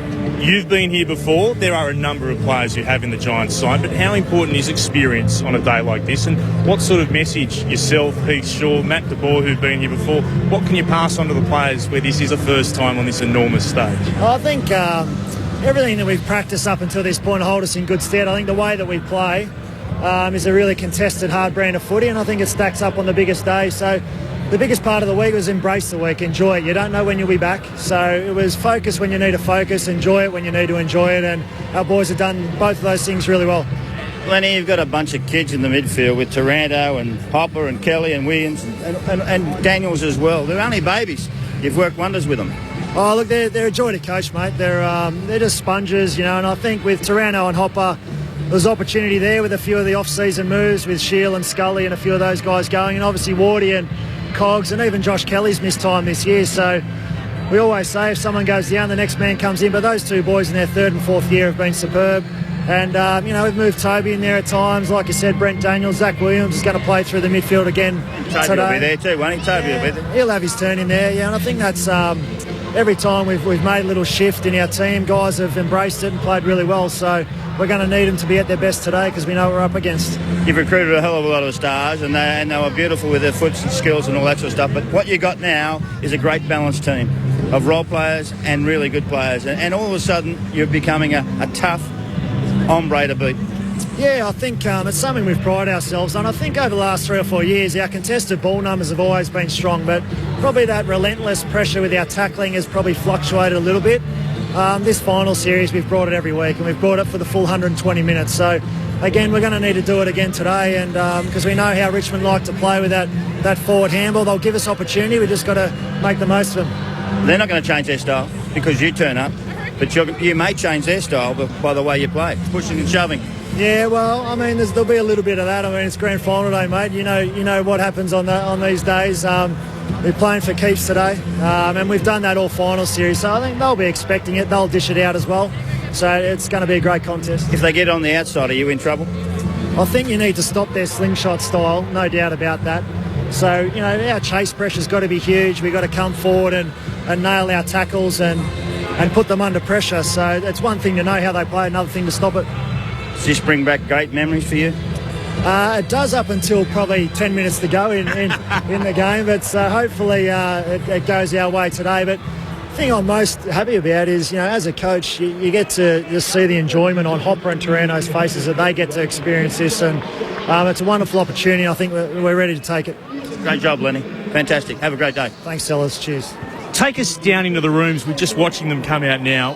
What is it like, the anticipation for this particular group, and you compare it to your own experiences as a player? I think the way that, no one's really given us much of a chance throughout this season. We've had so many injuries and adversity, and we've just embraced that. We're the new kids on the block. We don't care if people don't like us. In fact, that we sort of enjoy that, So we just come out here, we play good, hard footy, and whatever happens, happens. We'll be the same today.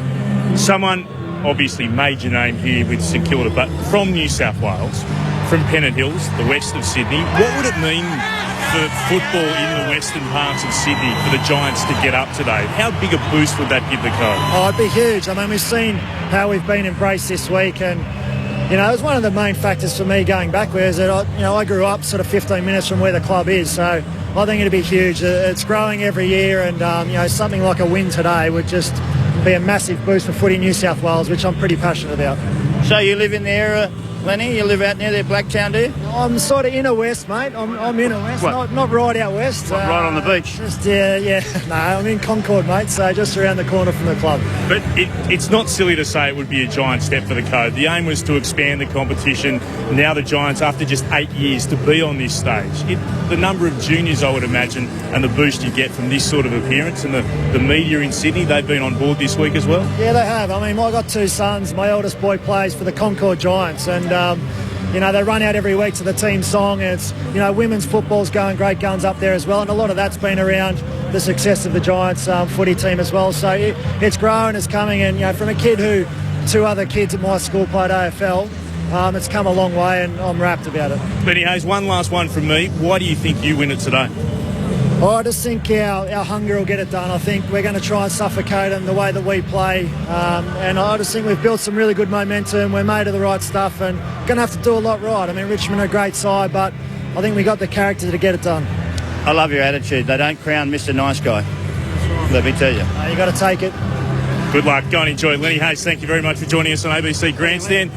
Al, it is spectacular down here. I haven't seen this much orange since the last time I was on a Pilbara mine site, but there's an awful lot of yellow and black around as well. We'll send it back up to you. Justin Lepich, not too far away. Good on you, Clint. Good on you, Sellers.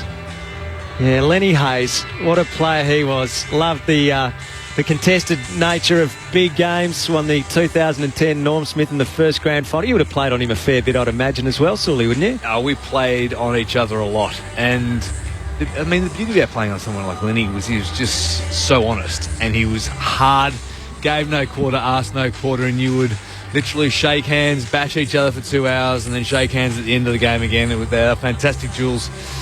And, he's been critical to this Giants makeup and that hardness within the midfield in particular, and the experience that he will have been able to share to those younger midfielders, those big-bodied inside mids, will have been really important. 0437 774 774 is the number you can get in contact with us on if you'd like to send us a text. Love to hear from you. Send us your name and where you're listening. That's in Australia, in Melbourne, anywhere around the world. You can get us, of course, on the AFL app. If your rallies are overseas, or anyone you know and they want to tune into the call today, you can do that through the AFL app. Robbo says, hi guys, I'm near Ararat driving to Perth. Be able to listen to your call all day. It's a fair old drive, Robbo. Enjoy it with us. Morning, lads. I'm going to call it now. Marlon Pickett Giant Slayer, says Matt from Outback WA. And another listener, Sean in Sydney, says, look out, Melbourne. The Giants are bringing steel chairs. And Sully, you have, to be fair, been a fair critic of the GWS Giants. You felt like they weren't trustworthy, that their ability to compete when the game wasn't on their terms had been a huge question mark over that for some time. Have they won you over with their performances in recent weeks? Yeah, they have. And I was really critical of the Giants' consistency and performance, particularly when the game wasn't played on their terms. And they had been labelled for quite a period of time about their outside run and when they could get their game going, and that orange tsunami off the half-back and run in waves. They were really dangerous, but they were forced to change the way that they played when some of their stars actually went out of the side. They were forced to actually bring some less talented, if you like, but players that had a bit more heart, a bit more determination and discipline maybe into the side to play these roles. And it'll be fascinating to see where some of those run with players, inverted commas, go to today, and if they have got the capacity to swap players, because you can't stop all of Richmond's playmakers. They've got them across every line. And so over the course of the last probably 4 weeks in particular, this hardness, and it looks like they've had some really honest internal conversations with each other. And the start's going to be critical today. Alistair Nicholson and Brad Saw with you in the grandstand commentary box. Let's go back down to boundary level because Clint Wheeldon and Mark McClure are with Justin Leppich. Clint. Thank you, Al. 3-time premiership player Justin Leppich is with us. One of the great stories of any AFL Grand Final ever has been what Marlon Pickett's been able to do coming into this side. How impressed are you with how he's been able to handle the last couple of days? Well, he doesn't say a lot anyway, so if he's feeling nervous, you're not going to see it. So he might be twisting on the inside. I'm sure he is a little bit. He's had a long and hard life, hasn't he, to this point? But it's a great story for him. What tips it over the line? We know he can play. We've seen him do that for South Fremantle and then in the VFL. With all the decisions you had to go through, what tipped it in his favour? It was very close, but probably in essence his flexibility. He can play midfield, but also can play half forward and a half back as well. We feel we've got some more things we can do with Marlon on the day, not just be a good midfielder. So that's really a tight call. That's not saying Jack Ross can't or Camden McIntosh can't, because he's played some back, but that's sort of the slight edge that he had.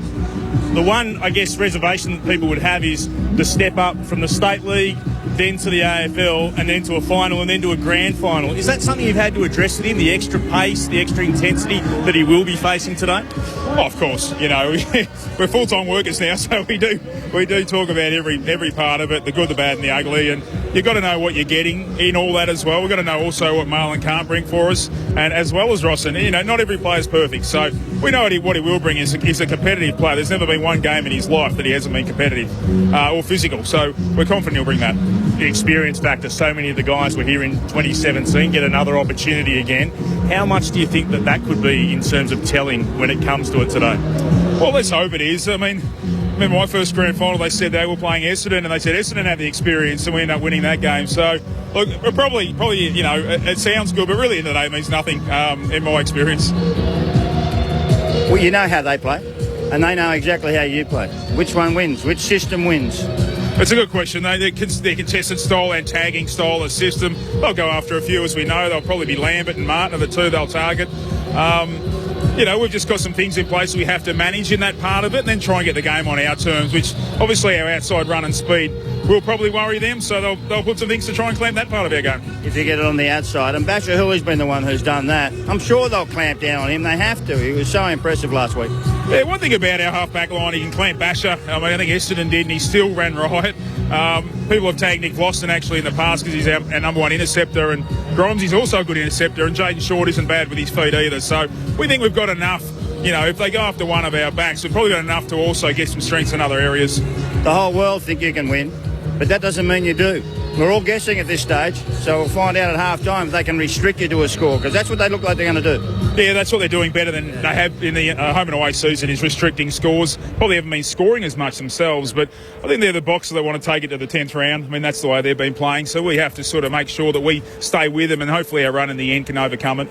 But they do have some talent too. You got to stop a bit of that as well.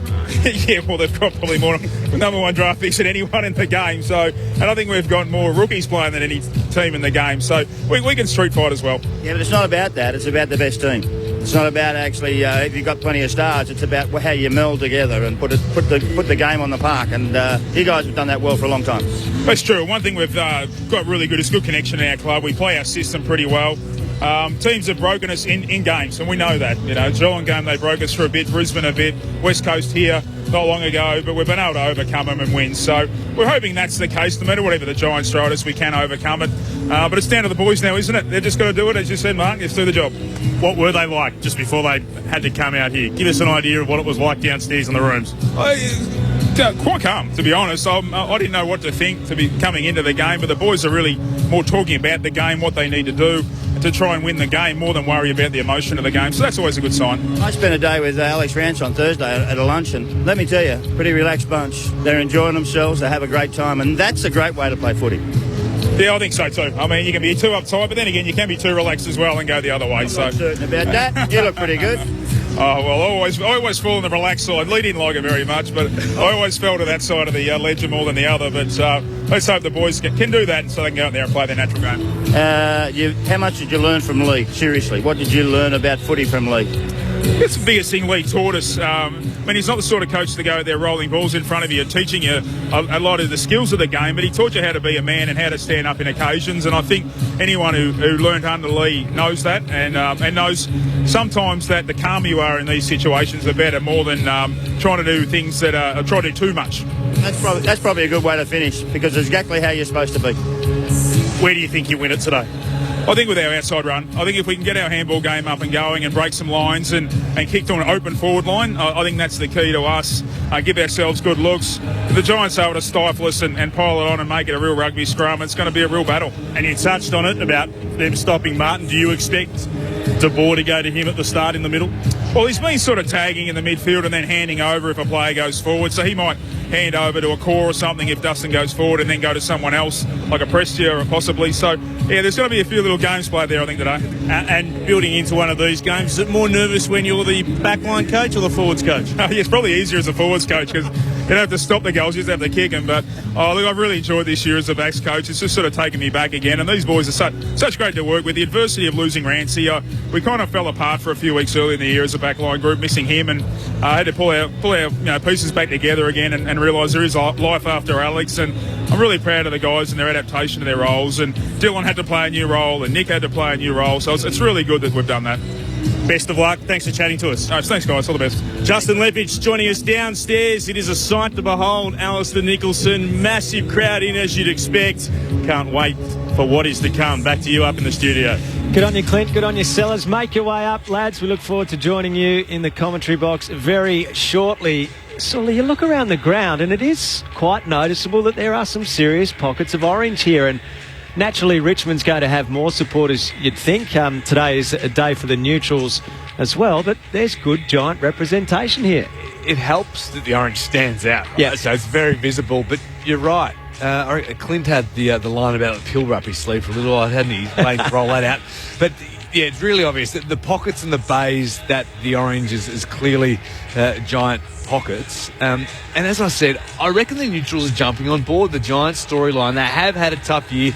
They've lost so many of their star players to injury, and the style of play that they're running with at the moment, notwithstanding some of Toby Green's actions, it's enthralling to watch, and you know it's going to be a genuine battle. Yeah, there was this romanticism around Richmond of 2017, hadn't won a premiership for 37 years. I'm not sure that still surrounds this Richmond side in the eyes of the neutral. In fact, one of our texters on 0437774774, Tiger from Bendigo, a Carlton supporter, kindly reminded me that it's been 37 years since Richmond were runner-up, he says. So that was back in 1982 when Sellers was playing under David Park, and they won in 81 and 82 after winning in 79 as well. 0437774774 is the number. Katie Griffin been listening since leaving Falls Creek this morning on the way to Sydney, just passing Yass. Thanks for the ramp up to the final.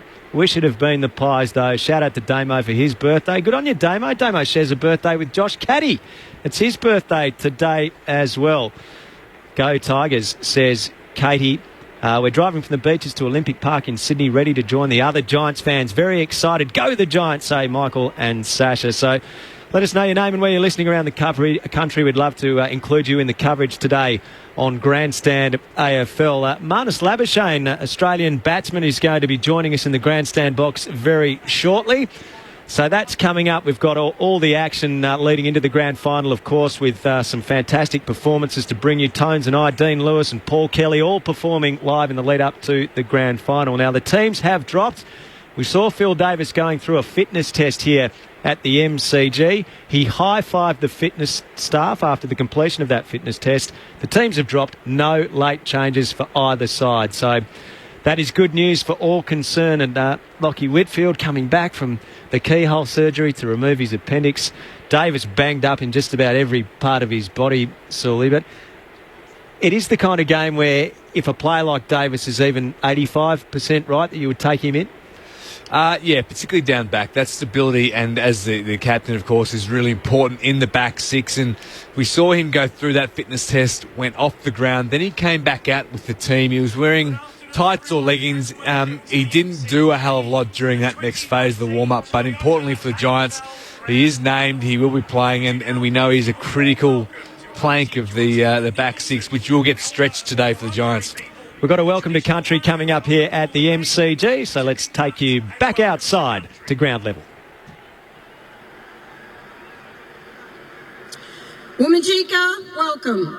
We are all gathered here by the banks of the Birrarong, the river of mist, of our ancestors' country, the Wurundjeri Woiwurrung people. A gathering place, a place for ceremony, a place of celebration. The presence of the scar trees located not far from here are testament to that historic connection and the connection of my family. The Wurundjeri people have come here in more recent years as athletes, observers, and now formally as the leaders of ceremony. Our people have struggled, but we have survived. Through that survival, we can share and tell our stories so that as a country we can learn. Through this great game, we can heal. I pay my respects to those who have also stood here before me. I pay my respects and welcome elders from other nations across Australia and other cultures. I feel very honoured and proud to be here today. Congratulations to Richmond and Giants, who are going to battle it out for the premiership. Good luck and may the best team win. Thank you. The Welcome to Country here on Grand Final Day at the MCG. The crowd is filling in here all the way up to the top of the southern stand and around the ground. You can see minute by minute there are less vacant seats. Alistair Nicholson and Brad Sewell in the commentary box. Mark McClure and Clint Wilden have made their way back upstairs, having chatted with Justin Lepich and Lenny Hayes. We're now seeing the motorcade of retiring players going around the MCG, and what a crop of players we've got again this season. A cumulative total of 4,288 games, 17 premierships. Jared McVeigh, Jordan Lewis, Jared Ruffhead, Brett Delidio. Wouldn't he love to be out there today? Dale Morris and Liam Pickin, part of the Bulldogs premiership winning team of 2016. Nick Smith, a premiership player at Sydney.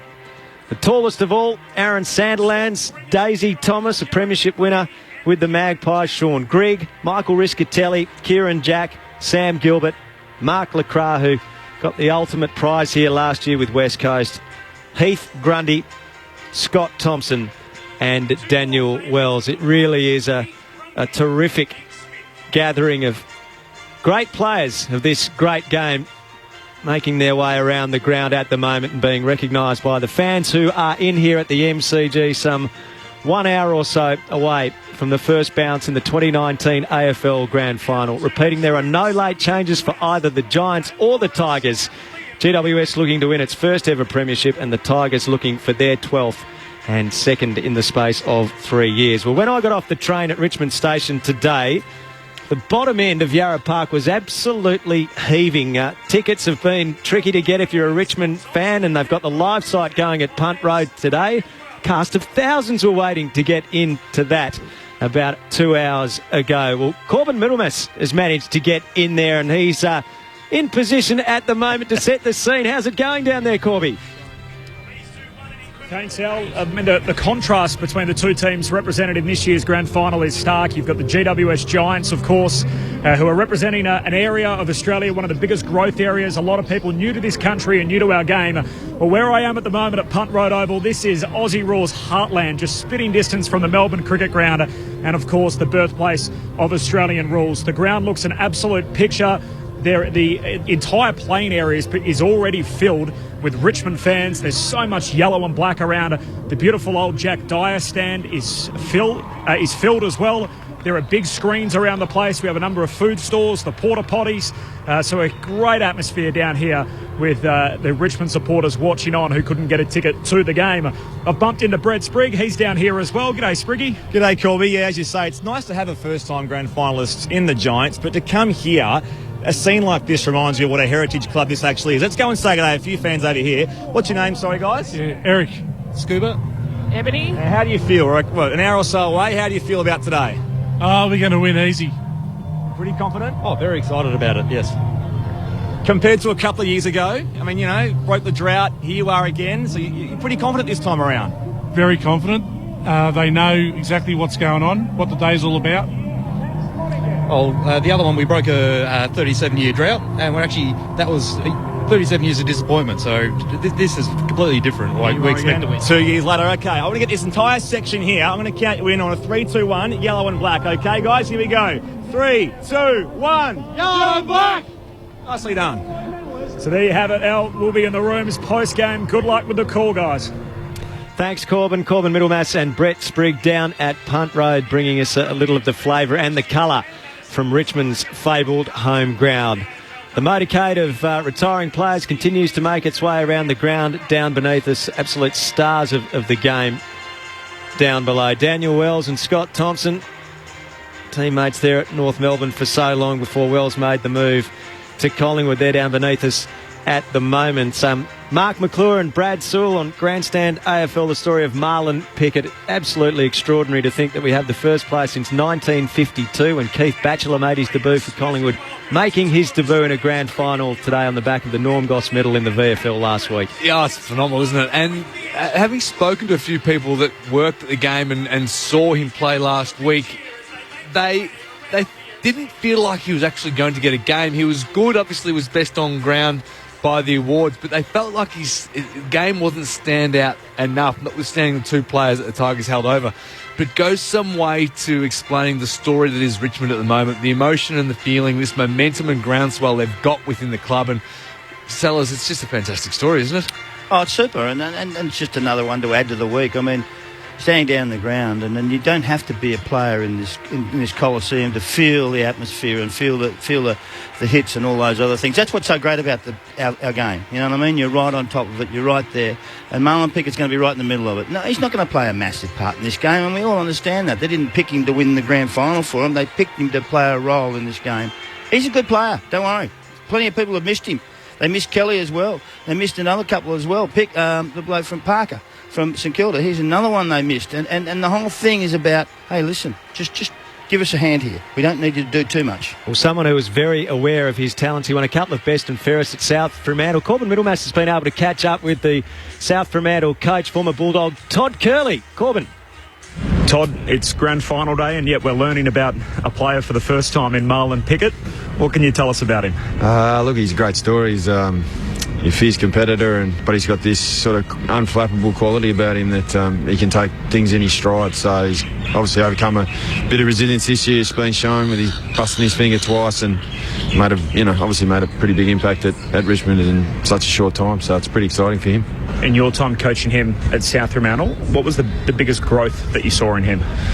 Oh, he just grew as a person, I think, in that time. Obviously becoming a dad and having 4 little kids. He was super determined to become a better person and a better man, and for his kids and his family. And he grew from a guy that trained super hard and hit super hard and played really good footy to, by the time we left him, he'd become a real leader within our group. Would speak his mind, doesn't say a lot, but when he does speak, it's from the heart, and his teammates listen. So it's no surprise to us that once he's got in the system that he's made a really big impression. How do you think he'll handle the occasion? as I said to you, like, things can be. I've seen him in games where it's pressure situations, and he seems like he's got an ability to sort of just flick off the switch and remain really calm, and I think he actually can. That mood can go across his teammates as well. So, looking at him in the parade yesterday, sort of kicking back and waving to people, he looked as relaxed as ever. So, I don't think it'll faze him too much, and I think he'll just enjoy being out there, and he just loves playing footy. So, and he loves his teammates. You've got the family here. Your young bloke wearing number 50 today. There wouldn't be too many kids with number 50 on their footy jumper. No, he had me running through the merchandise store yesterday at Tigerland, and there's no way they're going to have any there at that short notice. So, we legged it back into Rebel Sport in the city, and found a Richmond jumper that fits him, and he was adamant that we had to get number 50 on the back. So he'll have 4 little jumpers, obviously, that his kids will have on, but Aiden will have one on as well. Congratulations for your part in it as his senior coach at South Fremantle, and importantly, enjoy the day. Yeah, thanks. It'll be a great day. Good on you, Corbin. Corbin Middlemass there with Todd Curley, who knows all about Marlon Pickett, and we're about to find out about him a little more this afternoon. John Williamson's on the stage here at the MCG as the motorcade continues to go around. We're joined by, someone who really made an impression during the Ashes series. Marnus Labuschagne has made his way into the grandstand commentary box. Australia's star batsman from the Ashes campaign. Great to see you, Marnus. Thanks for your time.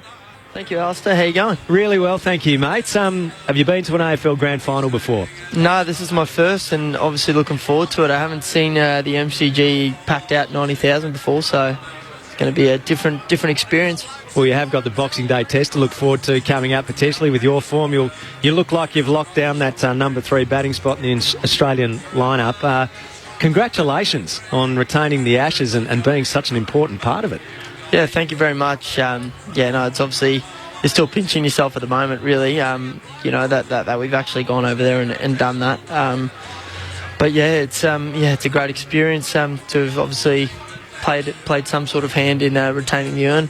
You played a big hand in it, really, an unexpected one when you think about it. Steve Smith getting hit at Lords, you come out and you're facing the fire of Jofra Archer as well, and batted so well, averaged 50 in your 7 innings across the Ashes series. How do you reflect on that period in your cricket career now? That whole summer I really had in England is probably one of the greatest summers I've ever had. It's hard because I haven't really had the time to reflect on the sort of series, and because I've been straight back into one-day cricket for Queensland. So just thinking back on it now, it was amazing. Obviously, the way it happened, obviously getting an opportunity in unforeseen circumstances, and then obviously playing some sort of part in that and that first game in that game at Lords. It's amazing really to think back. And you've got the summer coming up here, Pakistan in a couple of test matches, and you've got New Zealand as well. Do you feel like the Australian team's in good shape ahead of the home summer? Oh, look, I think we're really getting some stability in that side. I think our bowlers in that whole Ashes were just tremendous. I mean, even the guys that weren't playing, we had some real stars on the bench, which is really good for Australian cricket because it means we got so much guys waiting in the wings to perform. So, even look, the bowlers are set, and I think, we've obviously got some batters in form, and I think, some guys, obviously Matthew Wade batted brilliantly in that last test. Steve Smith was fabulous, and I think it's going to be a big summer for Davey as well. Now, you can't come to Melbourne. Everyone who comes to Melbourne gets asked this question. Who do you barrack for? In terms of... Who's your footy team? Oh, look, I have to...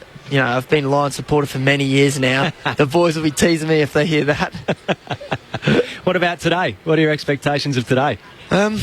Look, I know the odds are probably heavily favoured to Richmond. But I like the underdog. I like the Giants. I think Mitchell Starc will be very excited today. So, it's going to be great. Like I said, the atmosphere here is just going to be amazing to actually just watch and see what 90,000 or 100. Is it 90,000? Yeah, they get the best part of 100. 100,000 people just in this cauldron. And obviously, the 2 very good sides going today, so it's going to be very exciting to watch. Marnus Labuschagne, thanks for popping by for a chat. All the best for the summer of cricket that's not too far away. Thank you, Al. That's Marnus Labuschagne, one of the heroes of the Ashes series. Australia retaining the Ashes with Tim Payne and co having a superb series in England. Now, the summer of cricket, footy season now, but from tomorrow, the summer of cricket starts on ABC Radio with the Women's T20 International between Australia and Sri Lanka at North Sydney Oval. That's live from 2 p.m. on ABC Radio, 2 p.m. Eastern States. Commentary team of Andrew Moore, Brett Sprigg, Joe Broadbent and Michelle Goscoe. And this summer, as is always the case on ABC Grandstand and ABC Radio, you'll get every ball of the men's and women's international matches. Australia's women up against Sri Lanka. The Australian men play Sri Lanka and Pakistan in T20s. And then the Test series between Australia and Pakistan and New Zealand against Australia. We'll also have all of the WBBL action for you across the course of the summer, which has been the long tradition. Live and commercial free on ABC Grandstand. We have one more day of football, though, to bring you, and we are building up with great anticipation to the grand final. We're about 50 minutes away from the bounce. No late changes. The Giants and the Tigers. We're about to get into the entertainment phase here, the live performances. Tones and I, Mark McClure. What do you know? I got no tone, and I've never heard of them. How's that sound?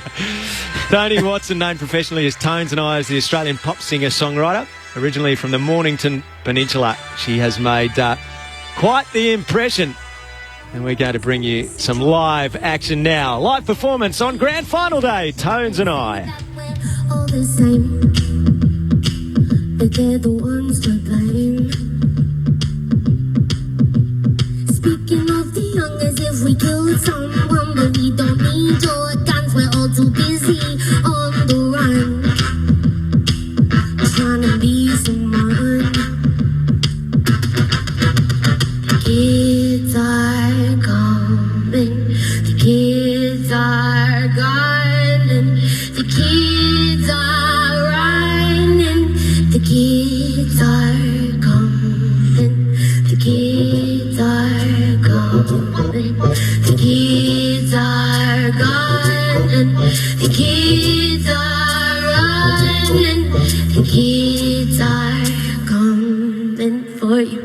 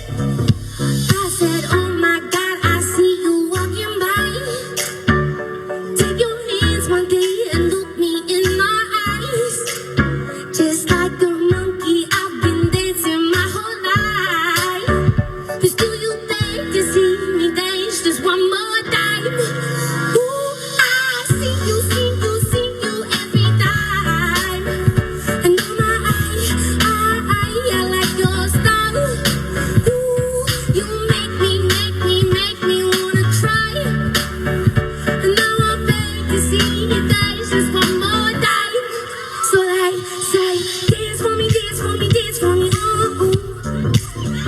I've never seen anybody do the things you do before. They say, move for me, move for me, move for me, yeah. And when you're done, I'll make you do it all again. They say, dance for me, dance for me, dance for me, oh, oh, oh, oh, oh, oh. I've never seen anybody do the things you do before. They say, move for me, move for me, move for me, yeah. And when you're done, I'll make you do it all again. They say, dance for me, dance for me, dance for me, oh, oh, oh, oh, oh, oh. I've never seen anybody do the things you do before. They say, move for me, move for me, move for me, yeah.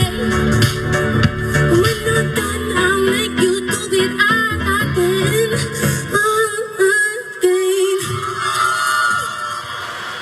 That's Tones and I. And that song, Dance Monkey, released in May 2019, reached number 1 on the Australian, Belgian, Danish, Dutch, Finnish, German, Irish, New Zealand, Norwegian, Swedish, Swiss, French and Austrian singles charts. 13 countries. So Tones and I performing there. Dean Lewis is coming up, and later on, of course, an Australian icon in Paul Kelly. Alistair Nicholson and Clint Wheeldon in the commentary position alongside Brad Sewell and Mark McClure, who's just had his first taste of Tones and I. Enjoyed that, Sellers? Actually did. She was very good. I like her. She's different. She's pumpy, and she's, she gets you sort of... I saw your nice toes stuff. tapping there, Sellers. Well, No late changes here for either the Giants or the Tigers ahead of the big game on 0437 774 774. Lots of your SMSs coming in. Pam says, go GWS, you show them Vic's what you're made of. Matt from Yanchep, WA, is driving a truck between Perth and Adelaide, currently on the 90-mile straight. Thanks for the great call all season. Even though I'm an Eagles fan, I'm backing Richmond for my old man. Keep up the great work. Good on you, Matt. Enjoy the drive, and thanks for your contribution on 0437 774 774. I'm sure Mark McClure's heard this song. Let's hear some Dean Lewis on Grandstand AFL.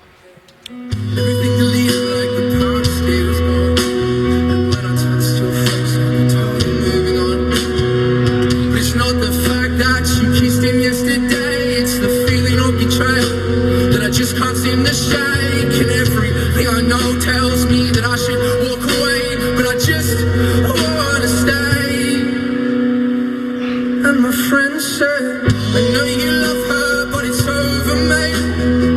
It doesn't matter, put the phone away. It's never easy to walk away. Let her go. It'll be okay. It's gonna hurt for a bit of time. Two bottoms up, let's forget tonight. You'll find another and you'll be just fine. Let her go.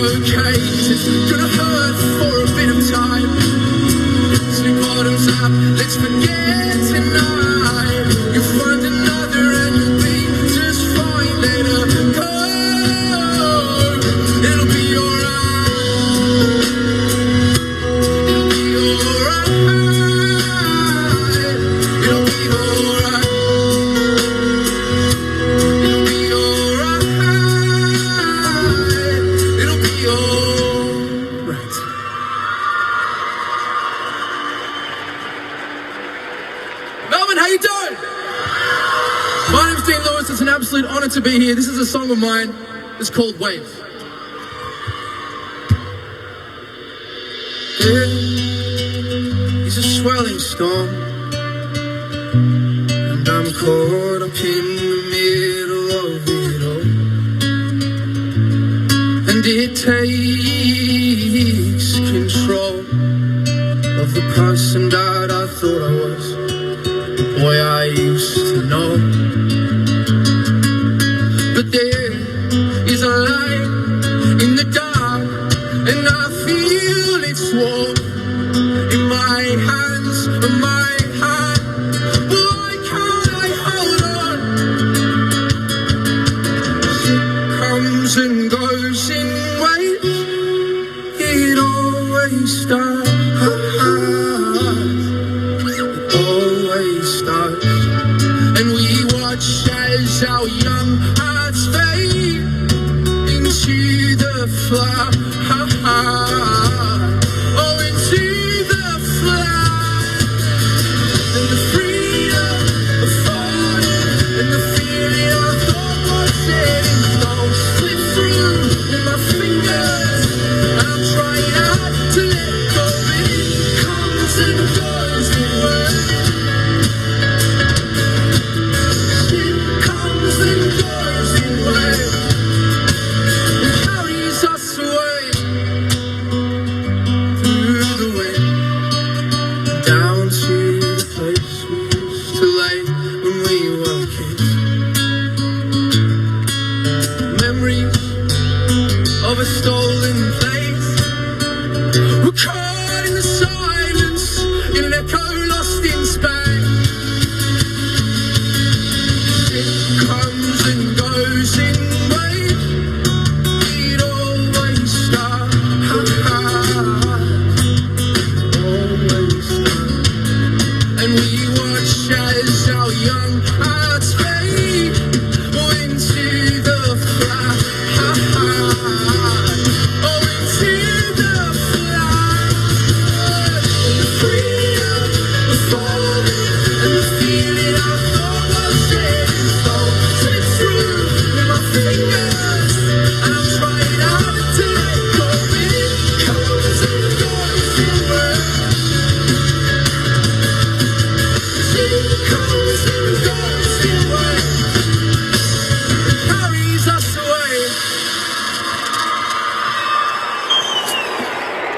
That's Dean Lewis on Grand Final Day at the MCG. You're listening to Grandstand's coverage of the 2019 decider. There are no late changes for either GWS or Richmond. Phil Davis is playing for the Giants. Alistair Nicholson and Clint Wheeldon to call the action for you alongside Mark McClure and Brad Sewell. Gee, we need to duck back outside again. The one and only Paul Kelly.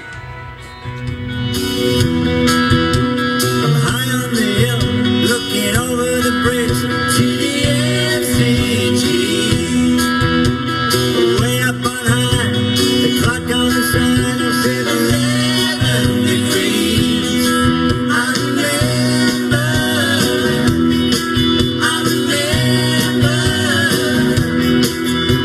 I'm breathing today, the month of May, all the burning leaves. Stumbling around, my feet don't even touch the ground. I remember,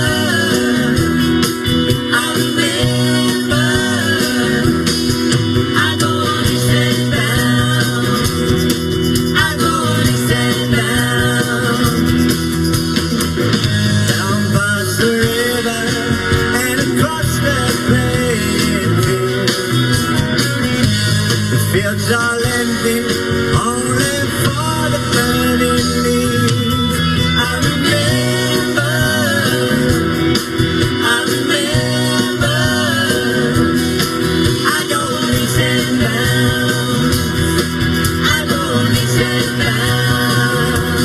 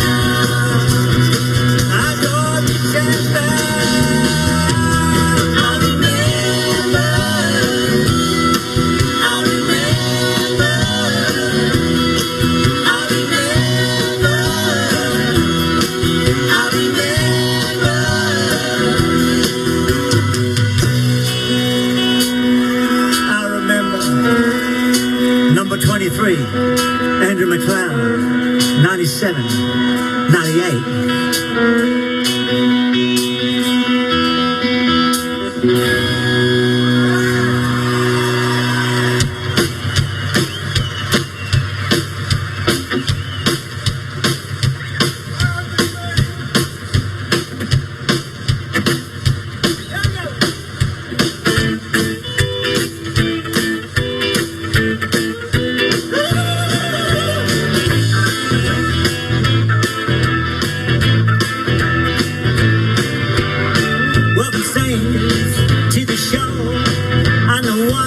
Should be lying low, so the nausea turned my back.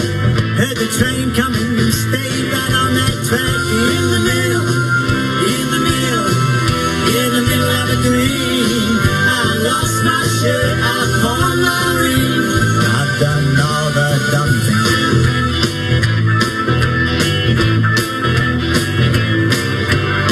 Caught the fever, heard that old tune, thought I loved it.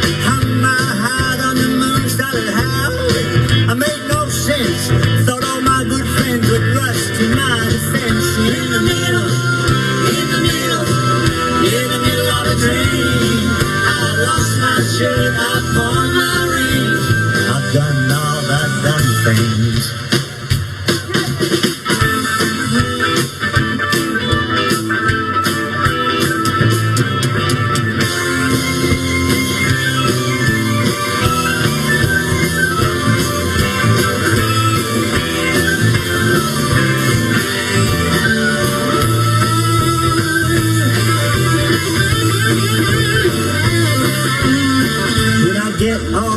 Good advice never stops me from going through these things twice. I see the knives out shining bright, turn my back.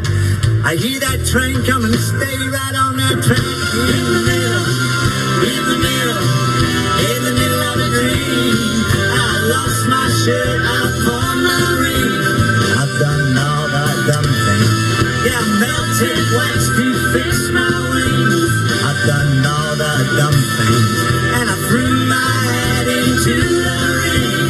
I've done all the dumb things. Well, I thought that I just had to sing.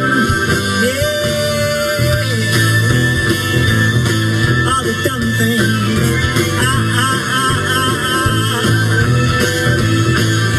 Dumb things. Yeah. Stupid things.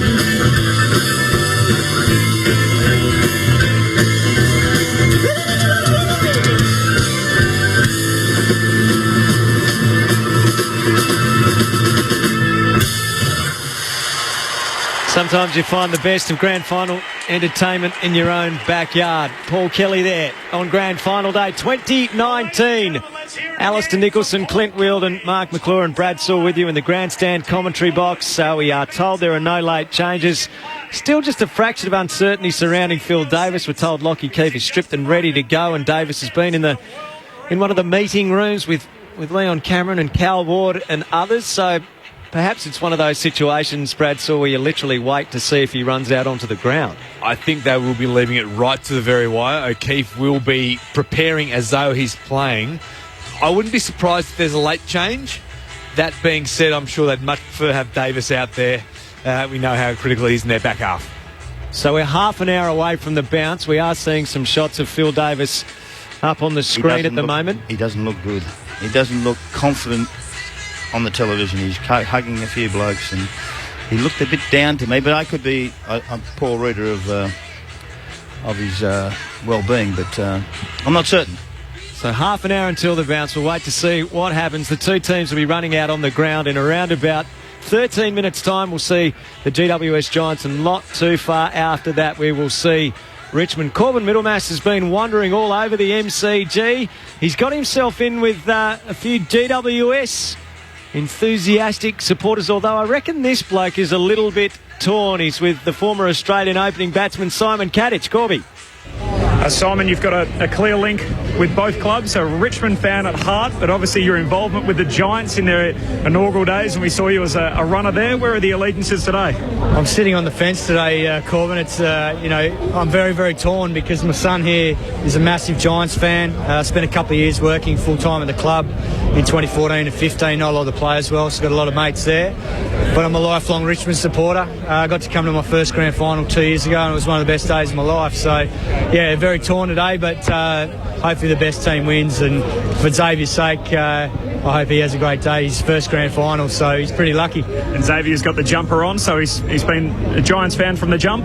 He has. I've taken him in a lot of games in Sydney when I was working there, and even now, since I finished up, he loves going to the games and, plays Auskick. So, like any young kid, it's just a great opportunity to be able to come to a grand final. So they weren't a finals team when you were there, but obviously a number of the guys were at the club, the playing group, that have now made it to that point. What have you thought of their journey, the Giants, and their progression to get here today? Yeah, look, really proud of them. They deserve the credit they get because of all the hard work they put in and all the sacrifices they made. A lot of people that probably haven't had the opportunity to be inside the club don't realise how tough it was there in the early days, copping all the floggings and being a bunch of kids really playing in a men's competition. So to their credit, they've stuck together.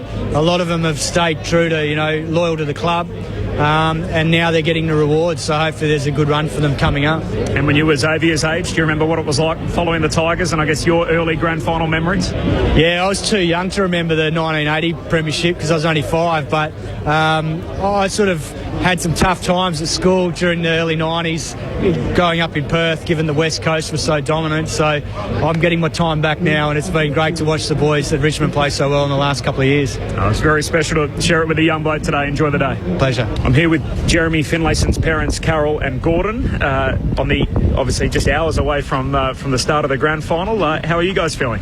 Very excited, and very proud. Watch our young bloke go around, and and the whole family's here to witness it, and we are very excited. Yep. How do you think he'll be handling these moments in the couple of hours before the game? Actually, he's pretty calm, very calm.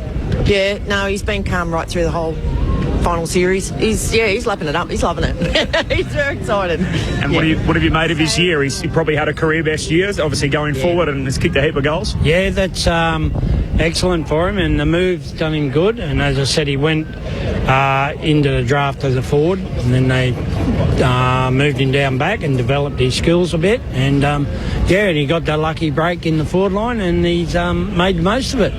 And Carol, how do you go as a footy watcher, particularly with your son out on the ground? How do you handle the nerves? Last couple of weeks have been pretty bad, pretty stressful, so hopefully it won't be too close. I hope they can just blow them off the field. Well, enjoy today. It's a very special day for all family and friends, and good luck to the Giants. Thank you very much. Thank you. Go to Giants. Good on you, Corbin. Corbin's been out and around the place with Jeremy Finlayson's parents there. You might be wondering what all the cheering is about. They're trying to set a world record for the loudest stadium cheer. And if any venue's going to do it, it's probably the MCG on Grand Final Day, Mark McClure. Oh, that was spectacular. Everyone cheered together, so it's not just the Tigers or the Giants, it's all fantastic. On 0437 774 774, Deb from the Surf Coast says, Paul Kelly for the Norm Smith. It was a terrific performance, wasn't it? Go Tigers, currently driving to Boulia, listening to you on ABC West and Queensland. That's from Fraser. Good on you, Fraser. Thanks for your text message. Meatloaf, we miss you, someone says. Lynn and Gino from Victoria on a bucket list camp trip, driving the Nullarbor to get decent reception at Kimber. Free campsite, receiving now loud and clear, and proud to be Australian. Go the mighty Tigers. You can do it. Thanks, Lynn and Gino. Angus from the Blue Mountains, driving with the family from Sydney to Broken Hill. Go the Giants. And hi, boys. Harry Starcevich, Craig's nephew. Me, Mum and Dad are on the drive to Broome. Hope you have a good call. Thank you, Harry and Craig. A very important part of our grandstand commentary team as well, a 1990 premiership player with Collingwood. So not too far away here. A little bit of suspicion building that Phil Davis might be a late out for GWS. The Giants are due on the ground in 8 minutes' time, so we'll know more then. But certainly the shots we were seeing from the rooms painted a fairly grim picture for Phil Davis, who did come out and do a fitness test. He high-fived the fitness staff before going back to the rooms. No late changes on the team sheets, but we suspect there may be when the Giants run out onto the ground. Grandstand AFL on Grand Final day. It's the Tigers and Giants. We wait to see exactly what transpires as the Giants look for their first premiership and the Tigers, they're going for their 12th. Hi, I'm Costa Georgiadis from Gardening Australia. Everything the ABC does is for you, and you can help shape what we do with our online feedback community. ABC Your Space. I like being able to have a say on my favourite programs. It's good to know they're paying attention to us. Love our programs? Help shape the ABC. Join Your Space. Every Australian has a stake in the ABC. It's only fair that we get to have our say. Visit abcyourspace.net.au. This is ABC Grandstand's coverage of the 2019 AFL Grand Final. Kick looks straight! Oh, brilliant! On ABC Radio and on Grandstand Digital. It is one of the great days on the Australian sporting calendar. AFL Grand Final day at the MCG. Blue skies above. We're expecting a top of around 16, 17 degrees today as GWS looks to make history. A maiden AFL premiership. Richmond now on the back of 11 consecutive wins. The Tigers will start favourites today in this Grand Final as Richmond looks for a 12th premiership. Mike Brady's going to be performing up there, Kazali, very shortly out in the middle of the MCG. 40 years since that famous football song first appeared, with Mike Brady still going strong. He'll be out there shortly. Now, we're told, if you've just joined us through Radio Australia throughout the Pacific, great to have you with us. We are told that there are no late changes for this game, but there is suspicion Phil Davis will be a late out for GWS. If that were the case, Mark McClure, Brad Sewell, Clint Wilden alongside me, Alistair Nicholson, how significant an impact do you think that is for GWS? Al, last week we saw the impact that O'Keefe had when he came back in to the side. You feel like if Richmond are going to get it done today, Sellers, it's going to be off the back of Lynch and Riewoldt in particular. And for them to lose their captain, one of the key generals down back in their back six, that's a significant blow, I would have thought. He took Mychek and kept him to zero almost. He only had 1 or 2 possessions for the game, so you'd have to chance your arm with him. You'd have to give him a go. I mean, he did a really good job last week, but he's up against a different kettle of fish with Lynch, because Lynch would be his man, wouldn't be Jack. So Lynch last week played on a bloke who's 33 years of age and didn't touch anybody. And to me, that's the problem. You've got to have body on body with Lynch all the time and keep him active. I think he could do that. Keith could do that quite comfortably. Kelly Underwood's part of our call team today. She's going to be down on the boundary and she's been doing her best to get some information out of the Giants' rooms. Firstly, welcome to you, Kel. Great to have you with us. Thank you, Alistair. What a spectacular occasion, isn't it? Fantastic. Down at ground level, looking around, almost jam-packed, blue skies above. Meant to be 16 degrees and cloudy.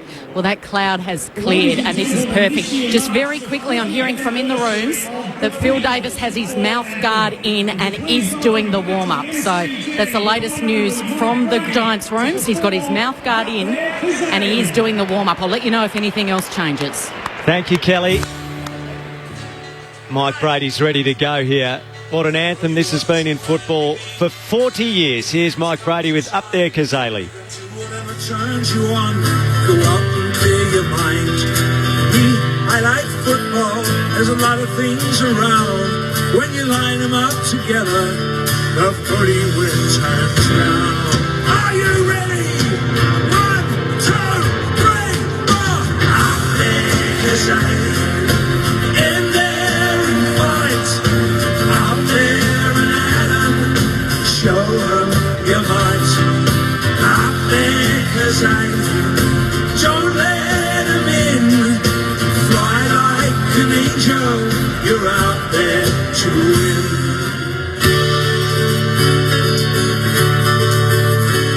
There's a lot more things to football than really meets the eye. There are days when you could give it up. There are days when you could fly. Well, you either love or hate it, depending on the score. But when your team run out or they kick a goal, how's the mighty roar? Roar! Oh, out there, 'cause I'm in there and white. Out there and Adam,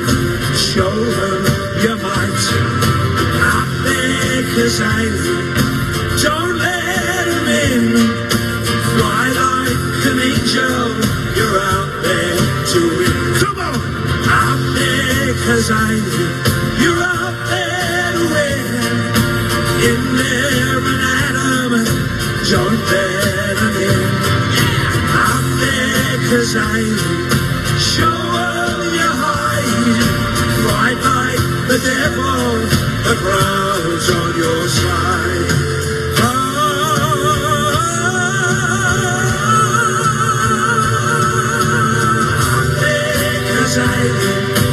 In there and fights, out there and Adam, show her your marks.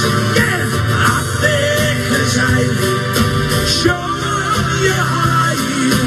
Fight like the devil, the crowd's on your side.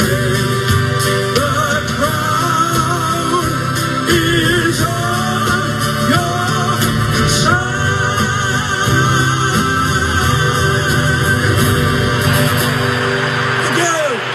Oh, what a song it is. It stood the test of time, no doubt about it. Mark McClure, that song came out the year your team won a premiership here against Collingwood with the famous Harm Sheldon moment. 40 years on, Mike Brady's still going strong. Yeah, we had another reunion on Wednesday night. We've had 4 this year in 1 year, which is a hell of a... I've had enough almost. But, yeah, look, it's been iconic and it's been fantastic. And I must say, I haven't said it yet, but it's a privilege to be here and work on the ABC and in the best seat in the house, Surely, with us and try and call a game that's just loved by so many. It certainly is, and you're exactly right. It's a genuine privilege to be sitting here as the crowd builds. There aren't many spare seats now, and those orange pockets that we see, the bays speckled around the ground, they're going to make some noise today. On the SMS 0437 774 774, Nick from Hobart says, Dear team, loving the call. Thank you, ABC. Hands down, the biggest day of the year in sport, regardless of who plays. All the best to both clubs. Working today in the great southern region of Western Australia. Thank God for ABC WA. Looking forward to the call. Richo in Ravensthorpe, thanks for your text. Lisa in Dayton, have a great call, gents. Thanks for a great show each week this footy season. Tigers by 17, Hooley for the Norm Smith. Thank you, Lisa. Jodie's on the drive from Ballarat to Adelaide, hoping to see the second half. Enjoying the coverage. So thanks to everyone who's sent us a message wherever you are around the country or around the world. 0437 774 774. Sellers mentions the privilege. It is the privilege to be here, but also the privilege to bring you the action. The umpires are out on the ground here at the MCG. Matt Stevick in his 6th in a row and 7th grand final overall. Sean Ryan is officiating in his 8th grand final, and Razor Ray Chamberlain, his 3rd AFL grand final. His last grand final was actually the return match in 2010. He officiated the first, and then he went through to do the second as well. The Giants banner is up, and huge news. Guess who's leading the Giants out onto the MCG? He was always going to be there. He's been there from the start. Phil Davis will play for the GWS Giants as they try and win their first ever AFL premiership. Just a few boos, but plenty of pockets of orange around the stadium as well. They stand on the MCG, prepare to break the banner. And how much of a lift does it now give GWS to see Phil Davis out there? I'm really proud of him because I know he's sore, and we all understand that, but he'd be filled up with some painkillers. And it's a day of your life. His first time out in this ground with 100,000 people, and a chance to win a premiership for his team, with his team, not for his team, but with his team. And I think he's a star, Phil Davis, and he's a great fullback, and he's been fantastic for the game. And I hope he makes it right to the end. I'm not certain he will, but I hope he does. And Sully, when you think about it, the evolution of this team. First 2 seasons, 10 times beaten by a margin of over 100 points. You go back to 2012, Hawthorn, your old team did a number on them by 162 points, but the first win came against Gold Coast in round 7 in Canberra. Davis was there. He'd been there for the first match. Davis, Cameron, Kennedy and Green, who played in that first win, will all line up for the Giants today. Yeah, and that resilience that they've built over the course of the last decade almost, if you like, not quite, is so important to the DNA within this group. And those dark days that they've experienced galvanised the club, galvanised the families around the club to what we see out there today. The Tigers are about to make their way out of the ground as well. Gee, look at all the Phil Davis masks down at the city end of the ground. Heaps of Giants fans in here. In fact, this ground almost looks like a tiger at the moment because you've got the yellow and black and then you've got the pockets of orange and bits and pieces of white as well. And here come the Tigers. Those jungle drums that are a feature of Richmond games at the MCG. They're banging away. The mascots are out. The Tigers, who felt last year that they were in good shape to go back-to-back, bowed out in the prelim in 2018 after winning the flag in 2017. They're through to the big one this year. And they have big ambitions as they make their way out onto the MCG. Here is the roar of the Tiger. Dustin Martin's at the top of the banner. The Flames go into the MCG sky. And the Tigers are out on the ground in yet another big match. They'll pose for a premiership photo. We're not too far away. Repeating the news that we have confirmation now of no late changes for either Richmond or GWS. Brad Sewell, Mark McClure. Let's get a bit of a game preview from both of you before we get into the rest of the formalities here on Grand Final Day. Well, Sal's, in keeping with tradition, what we've seen over the course of the last month, the first quarter, the start of the game, becomes so critical. It is a gear up from the prelim last week because the lead up in this week is so different. And for both of these sides, to a lesser extent Richmond, they've been here before, of course, but certainly for the Giants, going through the parade and how they've handled that, it's critical that the nerves settle early. You get some body, get a tackle, you sort of wake yourself up and get into the game early days.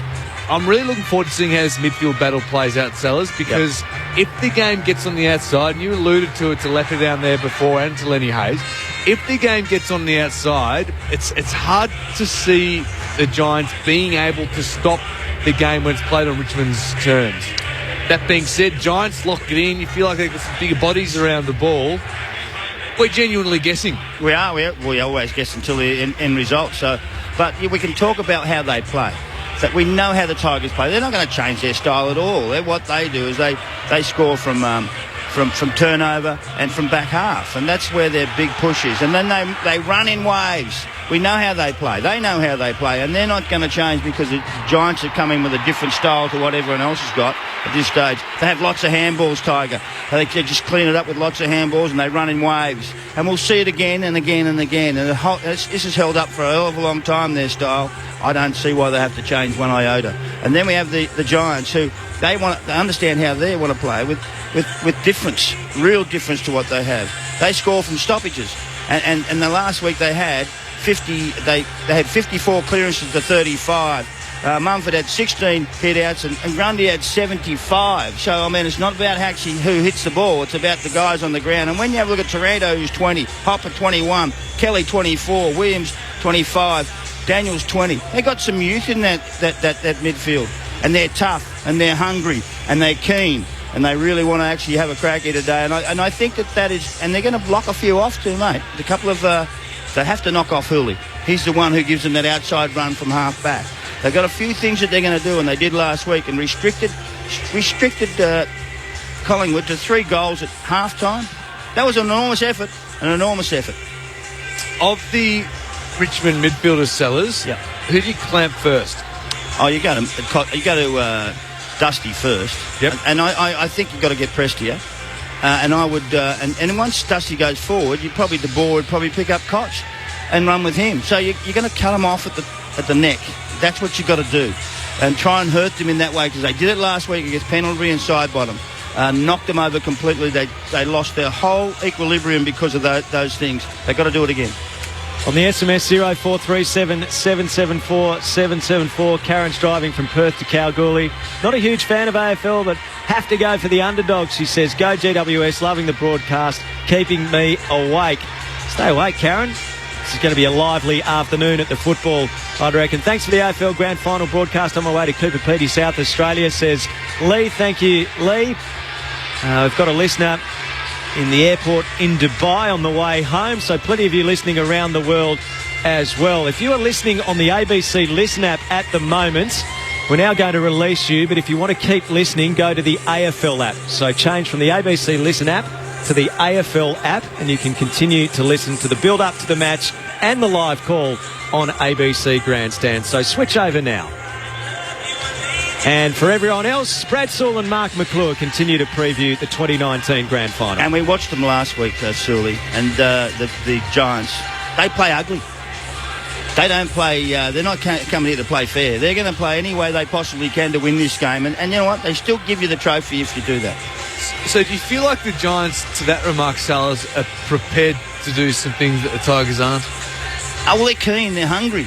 They haven't been here before. The Tigers have been here, and last year they actually dropped off slightly. They weren't quite as desperate as they were the year before against Collingwood, and they got beaten. They'll be desperate again. They've got a whole new bunch of new faces in. They've blooded some new players in their side, and they'll want to win a game because they've set first time in a grand final. But they've got 18 or 22 blokes who've never played in the grand final, and that gives you some sort of not an advantage, but an opportunity to work yourself into the ground. And they did last week, right to the last minute. The last 15 minutes of that game last week against Collingwood, where GWS was just spectacular. Loved every second of it. It was just a battle.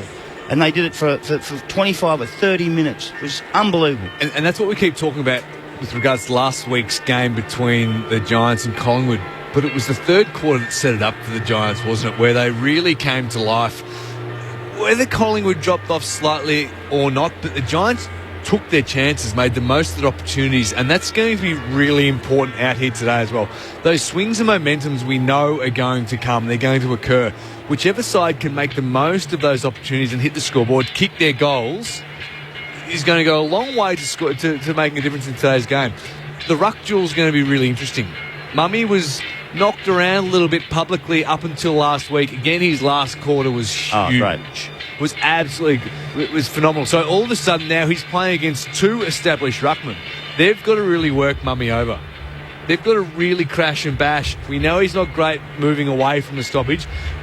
His power impact for the Giants side is when the ball's in his area, when it's really tight. His ability to tackle and try and hurt some of those Richmond midfielders. But once that ball gets out, it's going to be really important for the Tigers to try and expose him. I would have gone with one ruckman as well as the Tigers. Yeah? I think Soldo is probably the one that you would go with because you need more run. You need more speed. And that's how you're going to get the GWS. Once you get it into space and you've got speed and run, they should win this game. But you know what? The opposition don't want them to do that. They want to lock them in and bash them up and push them down and try and destroy their confidence. And that's the key. I feel like it's odd saying this because obviously Richmond's game style stands up in finals, naturally. But I feel like Giants' game style is a little bit stronger, a little bit tighter, a little bit harder on the inside. So whoever, again, we're guessing, but whoever can get the game played on their terms becomes so important, so critical. And that's why the start becomes is the most important aspect, because whoever changes style, whoever's forced to change because of scoreboard pressure, that's a blink. Yeah, maybe. But no one's played like this before in the competition for a while, because we've got a lot of sheep who run around and follow each other as teams and coaches. And this is a breakout for me. Really rude footy. It's actually, they're into it, they want to win it, and they're trying to brush that tag of superstars and clean footy.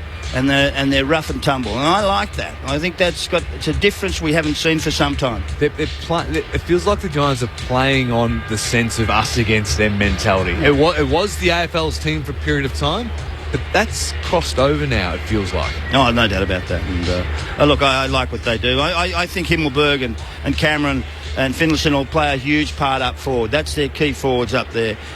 So that's the big key for me. And down back, Haynes and Davis are key in their intercept marking. They've got to bring the ball in slowly, GWS, into the forward line. You can't kick it high because they just rush it straight back out through Hurley and their tools down there. So it's going to be an interesting cat and mouse game. And we'll see who wins around about 5 o'clock. This stadium is chockers. The players have completed their warm-ups. They're making their way across to the members' side of the ground. Kevin Sheedy is out there at the moment, an integral part of GWS in the early days, and the late Tommy Hafey's wife, Maureen, she's out there as well. They'll be presenting the cup later Stevie Johnson's about to bring it out onto the field. Let's go downstairs. Hamish McLaughlin is our MC, and the national anthem not too far away. Australian rules football. Ladies and gentlemen, please welcome a man who knows about grand finals. Premiership Cup ambassador, Stevie Johnson. Stevie Johnson, a Norm Smith medalist, of course, played in 3 premierships with the Cats, a couple of seasons as a player at GWS. And would you now welcome our Cup legends, Maureen Hafey from the Richmond Football Club and Kevin Sheedy from the GWS Football Club. They now present the Toyota AFL Premiership Cup.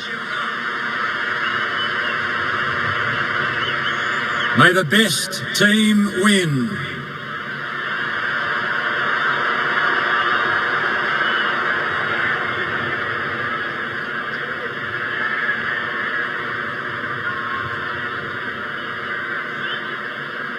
I now ask you all to please be upstanding, remove your caps and join with Conrad Sewell as he performs the Australian National Anthem with the St Albans East Primary School Choir.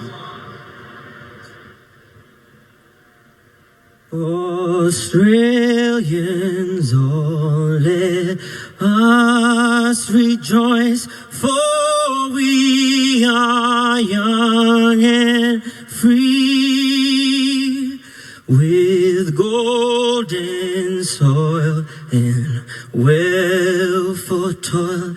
Our home is girt by sea.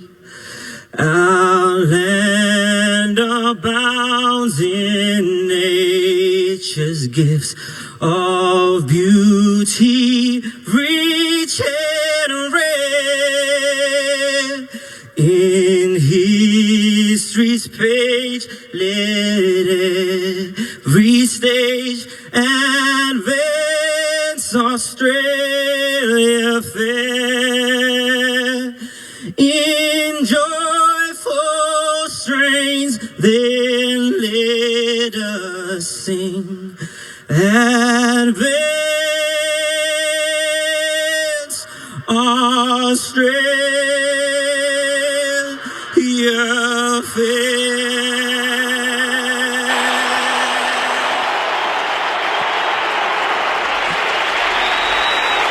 That's a big, big sound after the national anthem on Grand Final Day.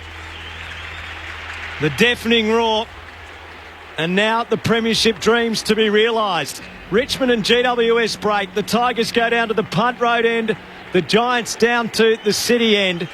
Kelly Underwood, this ground is chock-a-block. Down to you. It is heaving, Alistair, isn't it? Look, I could reach over the boundary fence right now and touch Callan Ward, the co-captain of the Giants, on the shoulder.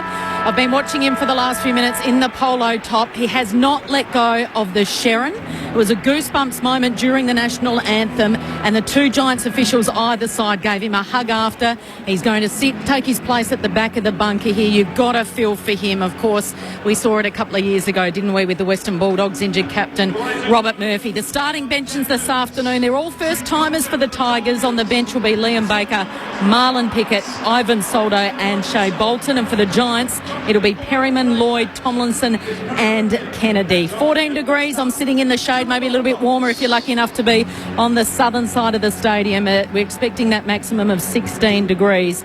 First time we have ever seen orange on Grand Final Day at the MCG. It looks spectacular, Alistair. Good luck with the call. Thank you, Kelly. Trent Cotchin has just won the toss. The Tigers will kick to the City end of the ground.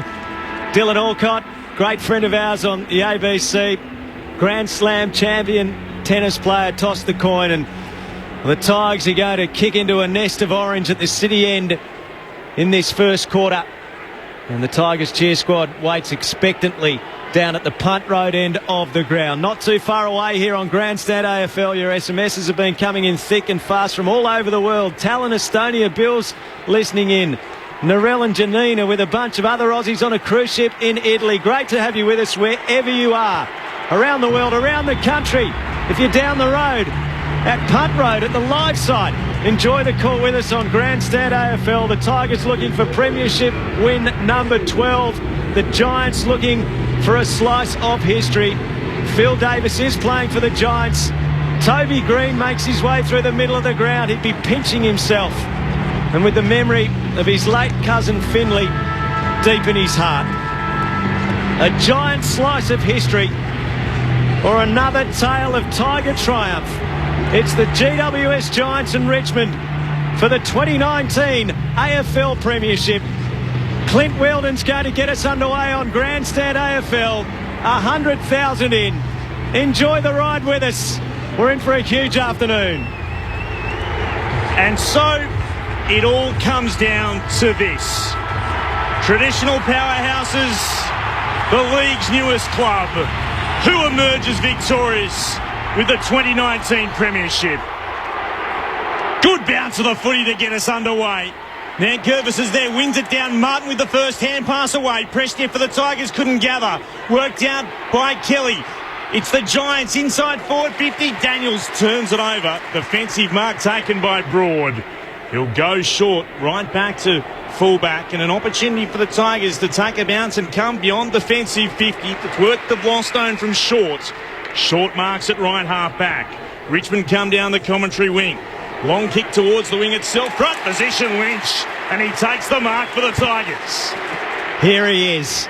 It's come in 12 months of being a Tiger, playing on the big stage of a grand final. Lynch goes in the Rewalt direction, bursting out, launching and marking. Not quite. Wasn't paid. Came out late, he couldn't believe it. Davis, a clearing kick for the Giants. Back towards the members' wing. Daniels runs into Hawley. Nailed in a bear hug tackle. A ball up on the AFL logo. De Boer, as expected, went to Martin. Now Martin went to push forward. De Boer let him go. Martin's now sucked back up to the contest. Mumford wins it down against Nankervis. Hurried kick away from Hopper.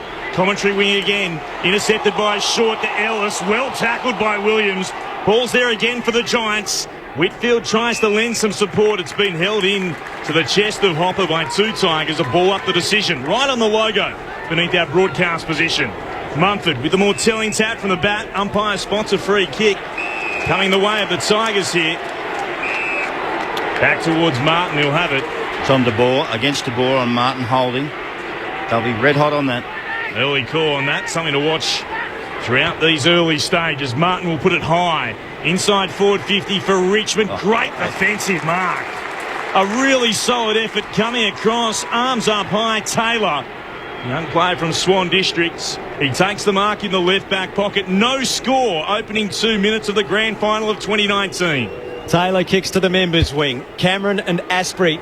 Asprey pushes Cameron under the ball. It gets to the back. Hawley collects. Defensive hand pass of 25 metres to Flostone. He sends it to Cochin behind the logo. Kicks into the middle. Lovely pass to Rioli. Can the Tigers open it up from here? Rioli kicks to the edge of 50. Not a bad ball. Marked by Caddy on his 27th birthday. Playing in a grand final. 60 metres from goal. He goes to full forward. Lynch and Core off hands. Reid got back to see it through for the first score. A rush behind. Tigers one behind. Giants yet to score. We've played 2.5 minutes. Giants can't afford to give that much space to Rioli through the middle part of the ground. He will cut you up when he's afforded that much time and space. Core with the kicking duties. The Giants long towards the southern wing. Mumford between two Tigers. It bounces back for Richmond. Castagna on the logo at left half forward. Wheels around and sends it deep inside forward 50. Going up again. Taylor won it to ground. Kick quickly forward. Stanier again up into the air. It'll bounce, or there's a free kick going back. It's a high shot, the decision. It's coming back to be taken. Davis, who gets the free kick, it is. He's got one around the head. I don't mind that. Lynch made those Giant defenders earn it. We know Davis could be a little bit sore. No, it's not Davis. It was Davis who caught one, but the free kick's going to be Taylor. Did think it was Davis on the way down who did cut one high. Taylor was front position. He was also cleaned up. They move it to Himmelberg, who's at right half back for the Giants. He'll glance inboard, elects to move it short. And this will be interesting. Daniels has it right up against the boundary in the sunshine as he'll look to head down the southern wing for GWS, who trail by it behind. Early stages opening turn. Daniels to the southern wing. Up in front, Broad knocked it down. It comes the way of Prestia. Kicks the Tigers back to half forward. Here's Rewalt, takes the mark. 65 from goal, open forward line. Lynch the target. The kick partially smothered on the way forward. Haynes is in the way. Martin tries to tap away from him. It's knocked over the boundary line. Heath Shaw playing the percentages. It'll be thrown in the left forward pocket for the Tigers down at the city end. The Tigers by a point through the early stages. You can see the Tigers want to get on with it. They mark and roll and keep moving and put you on the back foot. They're in their forward 50. Nankervis tried to take clean possession, got tackled, just got a hand pass away, came down to Prestia, hurried it forward towards full forward. Cole put his head over the top of the football, was well tackled, was held to him by Lynch. Tigers appealing for holding the ball, they won't get it. Ball up the court, full forward for Richmond. Giants need to continue to absorb this pressure by the Tigers here. Prestia works, he stands next to Hopper. Lynch will do the ruck work. Tap down by Mumpet to Martin at the back, just tackled by Haynes. He lost the footy holding the ball. Haynes had to be desperate as well. Free kick for the Giants. Has not moved. Haynes to Davis, off to Shaw. Shaw by hand to Taranto on defensive 50. He gives a hand pass off to Daniels. He releases Kelly by hand. Back in field with his hand pass towards Whitfield. Cochin got in the way, knocked it down. Mumford picks up, caught by Cochin. Take that, big mummy. He's dragged down. Umpire's found a free kick. One over the shoulder. He's given away a few, mummy, this season. 78 to be precise. And he's got an early free kick himself here. He kicks to the defensive side of the southern wing and finds Williams. These next possessions are really important for the Giants here. They can't continue to kick it forward into the Tigers' number. They need to be a bit more constructive and find their own spares. Martin is up. He'd have to be attended to by a trainer, but he's okay at the moment as Shaw moves it down the southern wing to Kelly. They're just going to hang on to this. They're going to hang on to it as long as they can and just chip it around because they don't want to kick it long because it comes straight back out.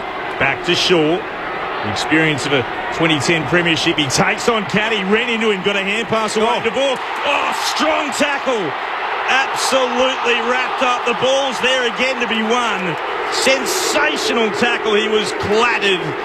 Lambert got him. Great stuff downstairs.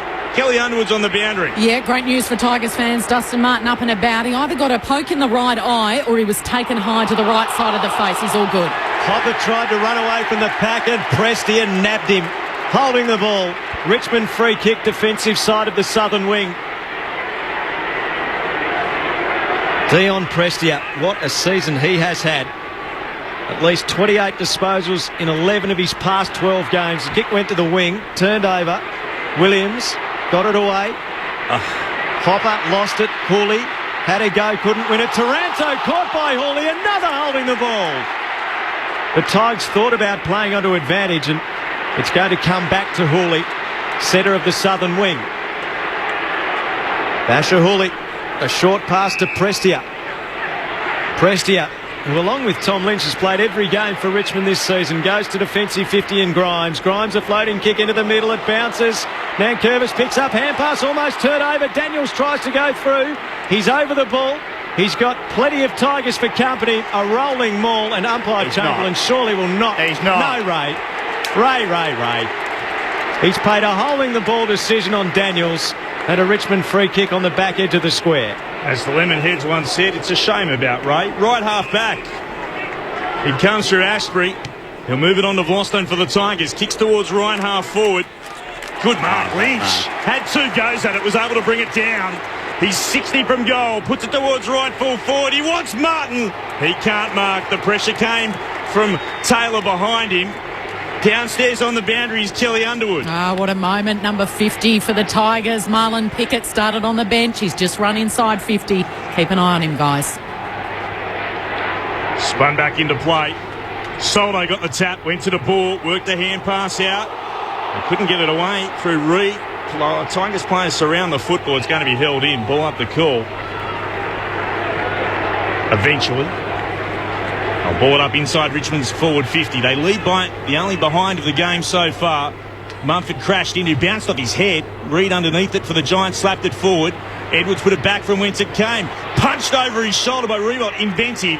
Back there to gather was Whitfield at fullback for the Giants. Goes as far as he can. Kicks out towards half-back, off the pack. Pickett got it, he's tackled, got a hand pass out the side to Caddy. He's nailed by Cameron. Ball spills out. Short's got it for Richmond. 65 from goal. He kicks to full forward. Soldo trying to impose, went through his hands. Punched away. Prestia gets it. 35 out. He kicks backwards 25 metres. Caddy marks. Goes from 50. Awkward kick all the way to the goal square. And it's punched through for another Tiger behind. We've been going 9 minutes in this grand final. And we've had 2 Richmond behinds, both rushed. The Giants are yet to score. Grandstand AFL on the national broadcaster. The AFL Grand Final of 2019. Sellers, if the Giants keep giving Richmond these repeat entries, you feel like they're talls at some stage and they get their hands on the ball. 6-1 it is at this stage. 6-1 inside 50s. Dominating at the moment, Richmond, but they can't hit the major opening. As it comes to short, left half back, and then chopped off by Hooley. He punches it forward, up into the air to right half forward. Spilled to Rioli. Worked it on to Castagna. His shot at goal is poor. He had it from about 35 out. It was in the right forward pocket. He missed to the left. It was all there for the Tigers, but again, they can't hit the scoreboard. They're 3 behinds. The Giants yet to score into the 10-minute mark of the opening quarter. Core goes in short, very short. Taken down low by Perryman. Marked in front of Rioli, still deep in defensive 50 at the city end. Comes to the back flank members' side. Bolton rises, couldn't pull it in on the back of Haynes. It's gathered by Hawley off the Prestia, started brightly, kicks to Lynch. Not quite. On the deck, picked up by Perryman, hand pass to De Boer. Away to Taylor. Taylor kicks through the centre square. Broad comes to meet it, bashes it down cleverly. Prestia again, his kick partially smothered. Baker goes through. He's hard at the ball. Knocked it out the side though. Green runs onto it. His chip kicks a beauty to Daniels. 4 to the circle for the Giants. He can try and set them up. He kicks on the lead. Williams. He marks right on the Richmond logo on the 50. He's got a powerful leg. He's a chance to kick the opening goal against the run of play. Critical win by the Giants in the middle part of the ground because Richmond started sucking forward. Offensively, they went a little bit too early. It just took a smart knock forward by the Giants player. I missed who it was, so I'm not sure if you saw. Perryman. Yeah, and they had great contest in the middle. Short pass. He didn't go for goal. He wanted Toby Green, and Asprey got a hand in there. Green now fights for it at ground level. He's tackled. They sit on him. Umpire Stevic says mine. A ball up. 45 metres from the Giants' goal. Williams has got that distance, surely. You'd think so. When the Giants haven't settled yet, they need some composed possession. Leaping up Soldo, won it down straight to Whitfield though. Ugly kick into the right forward pocket. Ashby was there, worked it out to Pickett, got a hand pass away, and then over the boundary line through the hands of Short for a throw-in. They're well drilled, the Tigers. They understand what they're trying to do. They understand the short passes. They've chopped off 3 or 4 of them already. But they continue to do it, GWS. Pickett with 2 early hand passes to get involved for him for the Tigers. Soldo again won it down. It's back to Hooley in the left back pocket. Forced to kick quickly. Up into the air to land at left half back. Leaping up and marking Kennedy. One of the inaugural Giants from their very first game. He looks to hand it off. Gives it to Cameron. Thumping kick inside forward. 50 leaping. No mark paid. Came down at the back. Out after it. Taranto can't gather from hard up against the boundary. Lloyd had a go. It's ricocheted into the post. Going to be a minor score. Their first score of their first grand final. They trail by 2 points. 12.5 gone in the first. From the kick in, Tigers work it through short. Ellis, Baker, kick to the wing off, hands out of play in front of the interchange. Dustin Martin preparing to come back on. 9-3 inside 50s. We talk about momentum, making the most of opportunities. Richmond haven't done that. The game's been played in their half. They've been unable to hit the scoreboard. Soldo wins it against Tomlinson in ruck. Down to Prestia, who is absolutely racking them up early. Near the boundary line members' side. He kicks to half forward. Lynch loses an opponent, but Core came again, knocked it down. Taylor rose for the Giants. A hand pass to Whitfield. He goes short to De Boer. He marks it left half back for the Giants. Goes infield to Taranto. Had a superb season, Tim Taranto. No movement up forward, no movement at all from the Giants. They're just chipping the ball around, holding the ball as long as they can. He does it again by going right back to fullback, where Shaw takes the mark, and then a bounce into the right back pocket, sends it beyond defensive 50. Chance for Davis. He marks, pauses for a moment. And with the number 1 team in the competition for uncontested marks, and we're seeing that style again in the early stages of the 2019 Grand Final. It came through Shaw, right back to Core. between full-back and centre-half-back. It opens up in front of him. He can kick towards the commentary wing, but he'll turn it over. Leaping up, Ellis got a fist to it. Won it to ground. Kelly went out after it, slapped it back, tried to find Perryman, couldn't quite gather. Soldo picked it up. He got tackled. More players will pile in. Kelly tries to work it away. He's tackled the ground as well. Be a ball up just forward of the wing. Commentary side of the ground. Giants just ahead of the halfway point. 3 behinds to 1 behind the Tigers lead. Soldo the tap, pick it after it, can't win it. Picked up by Reid of the Giants. A hand pass to Taranto, kicks to half forward. Himmelberg a couple to beat. At least brought the ball to ground and knocked it over the boundary line. So a boundary throw in front of the Olympic stand. 65 metres around from the Giants' goal at the punt road end. We've been going almost 15 minutes in the AFL Grand Final without a goal. And Presti has had 8 already. Thrown in, another win for Soldo in ruck. Lambert's after it, got Kelly for company. Hand pass straight to Hopper, top of the 50 for the Giants. Hopper goes deep. Himmelberg lost his footing. It goes out of play in the left forward pocket, 20 metres from the Giants' goal. Hopper had Kennedy on his outside. He should have gone to him, would have given him more time and space. A period of run to run and settle, then have a set shot. Soldo against Finlayson for the ruck battle. Finlayson was able to shove Soldo out of the way. Umpire say play on. Racing through. Pickett, lovely hand pass. Was able to work it on to Edwards. Tackled by De Boer. Taken high though. Free kick to the Tigers. They'll have it just inside their defensive 50. It's at right half back and it will come back to Edwards. De Boer giving away the free kick. Richmond 3 behind. GWS 1 behind. 15 gone over turn. Edwards floats the kick. Flostone ran into oncoming traffic. He managed to lay a strong tackle and dislodged the ball from Hopper. Now it's back into the mess and a holding the ball decision. Taranto's free kick against Bolton.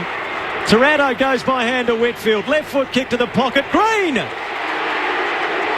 47 metres from goal. Well, what a moment this would be. Toby Green, a chance to kick the first goal of this year's Grand Final at the 16-minute mark. We're seeing a game of the Tigers' pressure against the composure of the Giants. Now, if the Giants can continue to hold on to the ball, maintain possession in their back half, construct the build-up going forward, they've looked dangerous. Toby's getting a familiar MCG reception. As he comes to the 50, kicks at goal, it fades away to the right. It's a behind of the Giants. Richmond 3 behinds, GWS 2 behinds. 16.5-minute mark first quarter, down to Kelly Underwood. Brent Daniels came off about 5 minutes ago. He's got a corked right knee. He's been on the bike. He's trying to move his way through it. He's just back out on the ground with a bit of a limp. Basher Hooley with the kick in finds Grimes. Left full back for the Tigers. Gets told to play on. Kicks it long towards left half back. Leaping was Whitfield. Might have gone before acceptances. Spilled down there to Martin. Quick hand pass to Broad. Hurried kick towards centre wing. Southern side of the ground. It's gone out of bounds on the full. Free kick to the Giants. Momentum starting to shift GWS's way. Kicking is short to the ball. As right back towards Haynes. He'll look to switch play in the left back pocket. The skipper is there in Davis. He'll head towards centre wing. Perryman waits and marks and goes short with his kick. Leaping up into the air is Reid. Got the dartboard tattooed on his side, but he can't hit a target. In fact, he's turned it right over. It went to Lynch in the middle of the ground. On in turn to Edwards. Now to Martin. Hand passes back to Lynch. Kicks inside forward 50, and that's a poor kick as well. Will it sit okay for Bolton? It will. In the left forward pocket, sends it towards goal. Davis just keeps it in. The goalkeeper, last line of defence. Gave it to Haynes in the right back pocket. Goes for territory to the half-back flank. A couple for Lloyd to beat there. He can't do so. Caddy gets a hold of it. And then a strong tackle from Lloyd holds it up. 65, 70 metres or so around from the Richmond goal. 18 minutes played of the AFL Grand Final without a goal. Tom Curvis knocked it to the back. Caddy gets a hold of it. Whitfield gets him. Got a hand pass away, but it's over the boundary line. At left half forward for Richmond. Tigers 3 behinds. Giants 2 behinds. Mark McClure. Just a bit of an indecision there by Lynch in the middle of the ground. Had the ball clear. He dodged, he weaved. What are you doing? Get rid of it. Nankervis just got a hand pass out, but ricocheted off Koch and spilled down towards Whitfield. Now the Giants through Reid. Thumping kick down the southern wing. Vorstone was up, got a touch on the footy, spilled to ground. Over the top of it, trying to work it out was Lloyd. Worked it back to Kelly. Now to Tomlinson, and he'll turn it over. Down the throat of Broad, who marks defensively for the Tigers at left half back. Into the left back pocket. He finds a teammate in Ashbury, takes a bounce. Got a hand pass away again. This is short, beyond defensive 50, up to Baker. And he marks it right half back. Richmond's lead is a point, 19 gone in the opening term. Liam Baker from Pingering. Town of 76 people in the wheat belt. Now playing in front of 100,000 at the MCG. Watch the Tigers' defence. They set up perfectly down back. They had no one to kick to, the Giants then. Had to go to Grimes, and Grimes just ran it out. Short to Hawley went Grimes. Hawley, long kick to the members' wing. Lynch is up, got hands to it. Punched away again. Reid gets it for the Giants. A hand pass to Hopper. High kick to the edge of 50. Cameron marks on his chest in front of Grimes. 55 from goal. Decision time. Does Jeremy have a ping? Or does he look for an option? Cameron's eyes are darting. And there's 2-on-1 in the goal square. The Coleman medalist is going to have a go here. He's got 55 in him. Has he got the accuracy? Another Giant who was there right from the start when major pain was inflicted. Here he is on the big stage of a grand final with a glorious drop punt for the opening goal. He flexes his muscles and runs to the bench with a little piece of history to his name. The first Giant to kick a goal in an AFL grand final. It's the first of the game. It comes in time on. 1-2-8 GWS. Richmond 3 behinds at the 20-minute mark. Huge kick. His teammates looked to go and support with him, but he ran straight to the bench. The Giants have just settled a little bit more. That if they're constructive and can hold on to the ball going forward, Richmond's defensive zone, if you like, they need to squeeze up, get that ball to turn over and bounce around. Otherwise, Giants, when they're moving forward slowly, kick mark, they're switching the ball, finding the spare. They look dangerous. The Coleman medalist delivers the first goal in the 2019 Grand Final. Mumford up against Nankervis. Mumford won it down. Williams out after it. Tackled by Cochin. Was able to tap it out. Nankervis got there. Went through the legs of Castagna. Burrowing through Lloyd. Gave it to Williams. Kicks high up in the air towards left half forward. Green went to ground. Surely was held. Umpire says play on. Green tries to soccer it again. Baker got in the way. Had a second go at it. Put his head over the football. Tackled by Green. Ball's going to be held in. Umpire will eventually ball it up. Sales, this is what we're talking about at the start of the game. The big bodies of the Giants, they're one-on-one contested ball. They win those contests. They're keeping it in and they're knocking it forward their way, which means Richmond are getting offside ahead of the ball. Mumford taps it down, but Lambert gets it for Richmond. Clearing kick back to the members' wing. Intercepted by Haynes. They're controlling the ball now, GWS. They've had 10 minutes of really good footy of pushing the ball forward, and they've scored, and they're feeling good about themselves, and they look good. Haynes for the Giants. Kicks them back towards the edge of 50. Out comes Mumford. Got a hand to it. Couldn't mark, and off the boot of Himmelberg.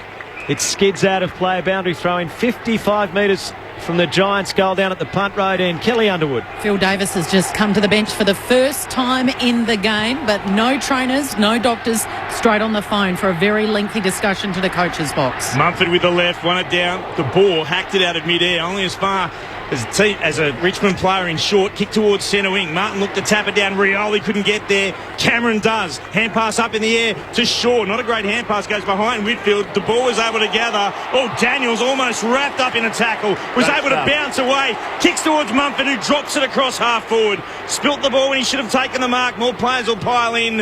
Umpire will ball it up. So that defensive play by Heath Shaw to win that ball, bring it to ground against Dusty is so important. Keep the ball in tight. Then the Giants get their hands on it. Short should have completed the tackle on Daniels, to be fair, as it comes out to Mumford again. A hurry kick inside forward 50. Himmelberg couldn't take it. Waiting for it. Baker. He's over the top of the football. It's going to be held to him. The umpire will ball it up between centre half forward and full forward for the GWS Giants, who lead on the scoreboard after 23 minutes by 5 points. Tossed in the air. Nankervis knocked it down. Unable to pick up for the Giants was Tomlinson. Little hand pass by Lloyd, who got it to Kennedy. 45 out. Sends it into the pocket. Daniels has got it again. He's caught this time by Short. Cochin dives in. He's over the ball. Knocked it out the side. Lloyd had it, lost it. Reid has a go. Umpire spotted a free. It's going Richmond's way in the left back pocket. And their inspirational captain will take it. Trent Cotchin. A short pass to defensive 50 to Jaden Short, who didn't play in the premiership. 6 Tigers out there today who didn't play in the 2017 decider. Kick to the wing. No mark taken in the pack by Rewalt, but it comes to the side to Ellis. Ellis, a hand pass forward, hits the deck. Lambert tries to run onto it, couldn't get it. Reid for the Giants. Hand pass to the ball. He flips it out wide to Whitfield. He's mown down from behind and gone. He was taken by Lambert. Tigers onto advantage. Dustin Martin out marking on his chest directly in front. 30 out. Jack Rewalt pounced when he saw the opportunity. Martin goes for goal. Dusty delivers. The MCG on Grand Final day. That's his domain. The Tigers in front. Their opening goal comes at the 25-minute mark. Richmond 1-3-9, the Giants 1-8 on Grandstand AFL with Brad Sewell and Mark McClure. Well, GWS have controlled the game for the last 10 or 15 minutes. They've kept pushing it in forward. They've made a couple of little mistakes. That was a massive mistake there in the middle. And once you get in fresh air with the Tigers, they just chew you to shreds. Dusty's too quick off the mark, strong, powerful, off his opponent, in clear space, no one around him. Easy goal for the Tigers. But that's their first. It's taken them 25 minutes to get it. This is an awesome game of footy. It's up and down the ground, and there's no scores. 1 goal 2 to 1 goal 3. Lambert has made 2 massive tackles, enormous tackles. That one ended up in a goal. It's got 3 tackles for the game so far, but he's been influential. Soldo wins it down. Ball still in dispute. Socked forward by Edwards, getting back there and trying to gather. Is Bolton got a hand pass away quickly, mopped up nicely by Pickett. He'll deliver into the right forward pocket, leading out towards it. Lynch got hands to it, couldn't quite complete the mark. It spills away over the boundary line. 45 out from the Tigers' goal at the city end of the MCG. 4 disposals for Marline Pickett. On debut in a grand final, the first player to do so in 67 years. It's thrown back in again. Mumford might have given his opponent a nudge. It came out to Prestia, though, the Tigers. Back to Edwards, 50 from goal. Back again to Prestia. Kicks towards Soldo. Couldn't mark. He spilt it down to Mumford. Gives it to the Giants in core. And then back to Haynes, who marks in the right back pocket. Still the Tigers by a point. 27 gone in the first. Composed build-up here by the Giants. They need to get their numbers forward. Find the spare. Nick Haynes' mum Shelley was on the Could-have-beens earlier today. You could hear the nerves as he kicks out towards the half-back flank outer side, and it's off hands out of play. See how critical those one-on-one contests are when the ball is in transition. 70 metres around from the Richmond goal. Tigers by a point at the 27-minute mark of the grand final. Soldo takes it out of the ruck. Then he's caught by Mumford. Must be pinged. Umpire lets them go. Pickett gets a hold of it. Scrubs a left foot kick towards centre half forward. Core couldn't get it. Rioli could. Emerges. Goes for home from 50. It's a Rioli's playground. The MCG. He goals on the quarter time siren. Daniel Rioli puts a serious pep in Richmond's step going to the quarter time huddle. And the crowd erupted. Took them a while to get the opportunity. We didn't get the first goal in the grand final till the 20-minute mark through Jeremy McCameron, and Martin responded at the 24-minute mark, and right on the stroke of quarter time, Rioli slots it from the 50. So goals to Martin and Rioli for Richmond, and a goal to Jeremy Cameron, the first of the grand final for GWS. Quarter time at the MCG, the Tigers 2-3-15, the Giants 1-2-8. Your SMSs are coming in on 0437 774 774. The University of Western Sydney sends GWS Giants wishes. Who does Mumford flatten first, says one of our texters. As a Geelong fan, I'd like to congratulate Shane Mumford and Josh Caddy, says Malcolm. Enjoy, guys and girl. Looking forward to a top call as always. That's from Mike in Kyneton. Thanks for all your contributions on 0437 774 774. This is the AFL Grand Final. Richmond leads at quarter time by 7 points on Grandstand AFL on ABC Radio and Grandstand Digital around the country, and through Radio Australia and streaming through afl.com.au. The ABC, celebrating the UN Year of Indigenous Languages. Did you know the original name of the Bundaberg suburb of Wangara is Wangara in the Tarablang language, and it means burning mountain? Find more place name stories at abc.net.au/thisplace.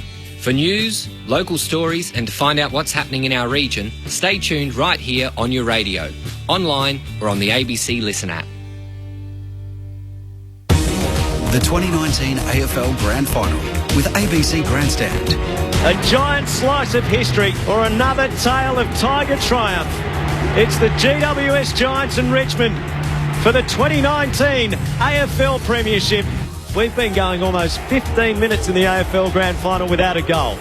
Long kick to the members' wing. Lynch is up, got hands to it, punched away again. Reid gets it for the Giants. A hand pass to Hopper. High kick to the edge of 50. Cameron marks on his chest in front of Grimes. 55 from goal. The Coleman medalist is going to have a go here. He's got 55 in him. Has he got the accuracy? Another Giant who was there right from the start when major pain was inflicted. Here he is on the big stage of a grand final with a glorious drop punt for the opening goal. He flexes his muscles and runs to the bench with a little piece of history to his name. The first Giant to kick a goal in an AFL Grand Final. It's the first of the game. Reid for the Giants. Hand pass to De Boer. He flips it out wide to Whitfield. He's mown down from behind and gone. He was taken by Lambert. Tigers onto advantage. Dustin Martin out marking on his chest directly in front. 30 out. Jack Rewalt pounced when he saw the opportunity. Martin goes for goal. Dusty delivers. The MCG on Grand Final day. That's his domain. The Tigers in front. Pickett gets a hold of it. Scrubs a left foot kick towards centre half forward. Call couldn't get it. Rioli could. Emerges. Goes for home from 50. It's a Rioli's playground. The MCG. He goes on the quarter time siren. The 2019 AFL Grand Final with ABC Grandstand on ABC Radio and on Grandstand Digital. Great to have you with us. The 2019 AFL Grand Final on the national broadcaster, live and commercial free, with Alistair Nicholson, Clint Wheeldon, Mark McClure, Brad Sewell and Kelly Underwood. Corbin Middlemas and Brett Sprigg will be in the rooms after the game as well. 2-3-15 Richmond. The Giants 1-8 at quarter time. Now, it is worth mentioning that there was an incident involving Toby Green. Can you believe it? In the first quarter, we've seen footage of this incident involving Liam Baker, where the hands again go to the face of an opponent. Before we get your thoughts on that opening term of football, Sellers and Sully, what do you make of that incident that we've just seen some footage of during that little break? It almost seems ingrained in Toby a little bit, doesn't it? He says his mind snaps. It's almost ridiculous in a sense. Why in the hell would he do this again? Yeah, who knows? The question remains whether the GWS can play 4 quarters of that intense style of play that we saw in that last quarter against Collingwood last week. We know Richmond just need a slight gap in pressure, and those midfield turnovers that we've seen 2 of, which resulted in the Dusty Martin goal and then the Rioli goal, and they're probably unlucky on a couple of other occasions not to have hit the scoreboard. That's the concern for mine. Those turnovers, their ability to win the one-on-one ball is critical.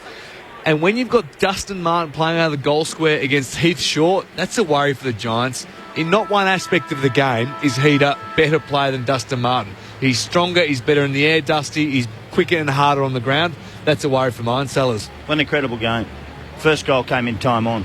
Every goal was in time on. And then the last little bit, you know, the 2 goals they got, which really, if you're going to keep at it, the little mistakes they make, all of a sudden they pounce because they are really good in space. And Rioli and Martin are the 2 stars at it with pace.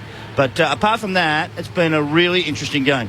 It comes down to, and it is so basic and simple, who is harder for longer. 20 minutes, first goal.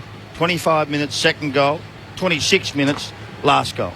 Susie sent us a text from the Y Caravan Park. She's loving the call on 0437774774. Chopper and Sleepy Eleanor. My daughter fell asleep in the car between venues, and I'm relying on Grandstand's coverage to keep me updated. Brilliant stuff, guys. Keep it coming. Thank you, Chopper. Wake up, Eleanor. Wake up.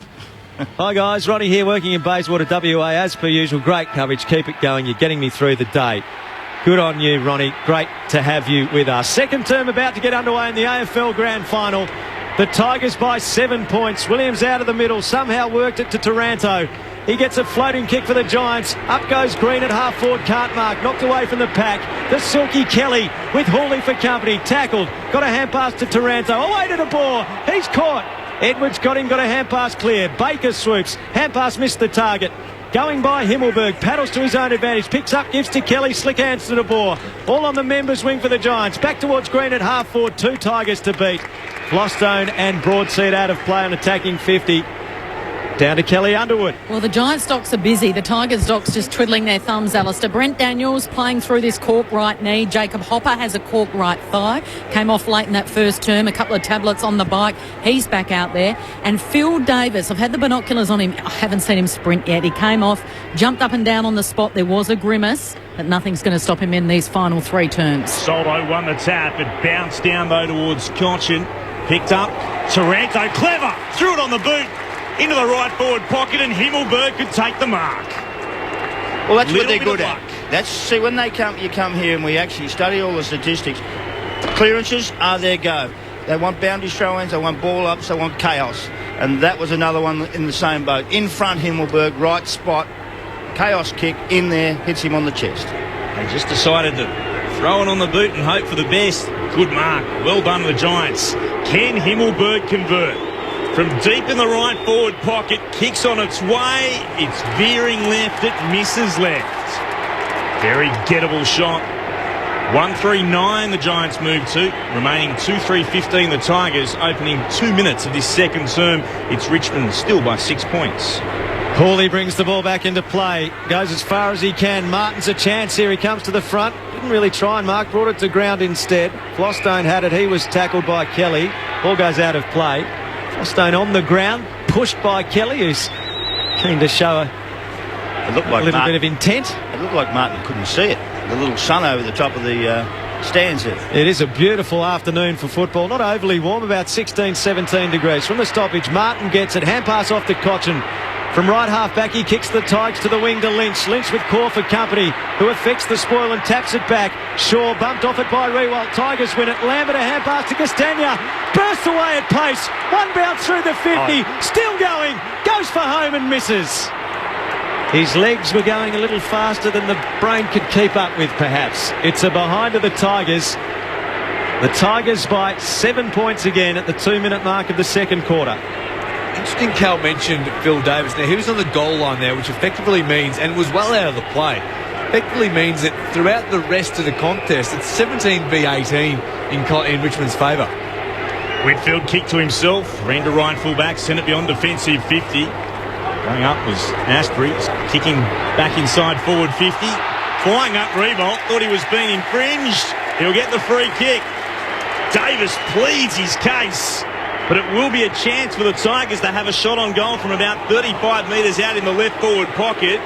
Having another look, Davis into the side of Rewalt and knocked him to the ground. Well, Jack's had a pretty lean couple of weeks. He's lucky on that occasion too, I think. He'll kick around the body here, Rewalt. He was lucky. He won't care. Neither will the Tigers Army. They've got their third of the game. And it comes in the 4th minute of the second term. Richmond 3-4-22 to GWS 1-3-9. And that was an interesting decision by the officials. Well, it's not much we can do about it now. It's just done. There's no good arguing about it and no good crying over spilt milk. It was a genuine contest. The umpire thought it was a push in the back or side or whatever, pushed him out of the contest. He kicks the goal. Don't worry about it. Get on with the next one, GWS, because they're looking a little fumbly right now, the GWS players, as we speak. And the Tigers look like they're getting stronger and more powerful. Mark McClure alongside Brad Sewell. DeBoer's dumped Dusty behind the umpire. If you're going to fall over like that, Dusty, you need to be in front of the umpire so they can see you. Umpire Ryan lays it down. Soldo had a go, didn't really knock it, but gathered it instead. Gave to Pickett, a pirouette, and a kick inside the 50. Castagna! Launches on the side of Davis and takes the grand final screamer. Well, 30 metres out to the left of centre. If you didn't see Marlon Pickett play, well, have a look now. The kid's got some talent. Marlon's dizzy after all of that. And a super mark. That is huge. Over Phil Davis, who's 6'6". Pickett's a beautiful, smooth mover, isn't he? The blind turn was in slow motion almost. Castagna with 2 behinds in this grand final. 40 out. Kick on its way. Hits the post. He's got 3 behinds. Richmond starting to take control though. 3-5-23 the Tigers. The Giants 1-3-9 through 5.5 minutes of the second quarter. At that moment, the Tigers showed why Marlon Pickett's been picked for this game. Giants beyond defensive 50. They turn it over almost. Hooley should have taken the mark. It's good down to Taranto. It's the deck again. Caddy's able to gather for Richmond. Sent it back towards full forward. Ball bounces in front of Davis, who'll provide the shepherd. Allows Taylor to get it to Core. A switch of play. Out of bounds on the full.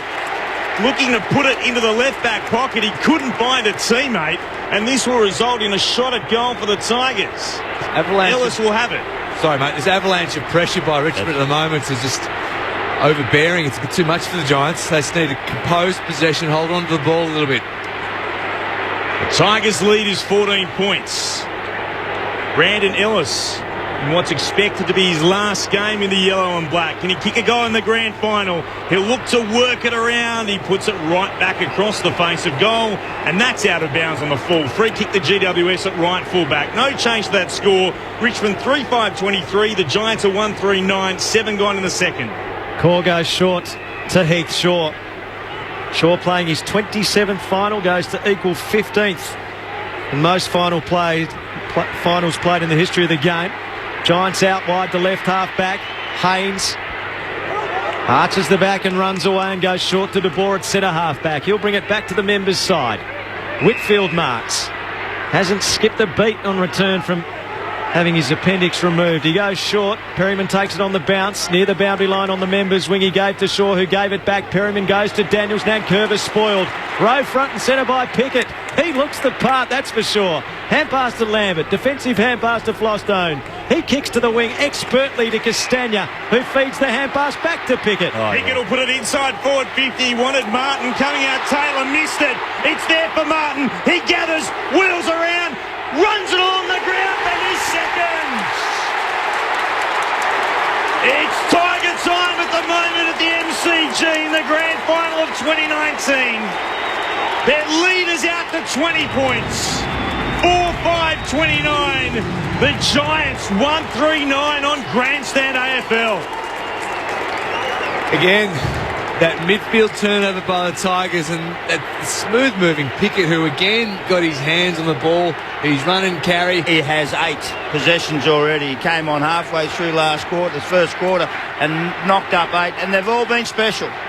3 inside 50s, and even then, just time and space. The smarts to get a bit of penetration on that left boot, and really clever play by Dustin Martin not to commit to the ball. Sucked back, Taylor fell over, and the rest is history. Kelly Underwood's on the boundary. Well, everyone was celebrating that Dusty goal. Cochin and De Boer in the centre of the ground, standing up in a wrestle, push and shove, a bit of feeling in it. A couple other players came in and were involved. Nankervis went early, knocked it down to Pickett. He's tackled by Hopper, ball knocked out on hands and knees. Green got it out, but pinched by Edwards of Richmond. Off to Pickett. He is dominating. Another balk. This time he's caught. Just got a hand pass away.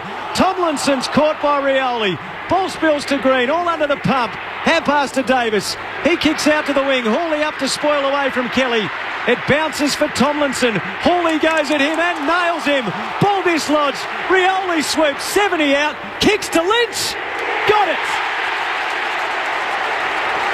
Right forward pocket, 35 metres from goal. Oh, the tackling and the pressure from Richmond is just elite. They just got them on the back foot. They just can't handle it. They're in big, big trouble, GWS. They've just got to find a way soon to hold the ball for as long as they can. Much like the first quarter of the game, thus far has been played in Richmond's half in the second quarter. 6 inside 50s to 1. Disposals, Giants have actually had a few more, 27 to 23. Tom Lynch had dreamed of this moment to play on the MCG in front of 100,000 in a grand final. That's what it's all about. The Tigers fans roar. Another Richmond goal. Worrying signs for the Giants. 10 minutes into the second term. It's Richmond 5-5-35. GWS 139 on Grandstand AFL. Well, they don't know what to do now, GWS. They don't know where to go, or they can't get it out of the middle anymore. They're getting beaten in the contest. Bowen Pickett's been special in the way he's actually played. They just put him in the middle. He can stay in the middle. He does that. Martin up forward, huge. Lynch on the lead. They just continue to win the contest after contest. And all of a sudden, the Giants are on the back foot and in real trouble.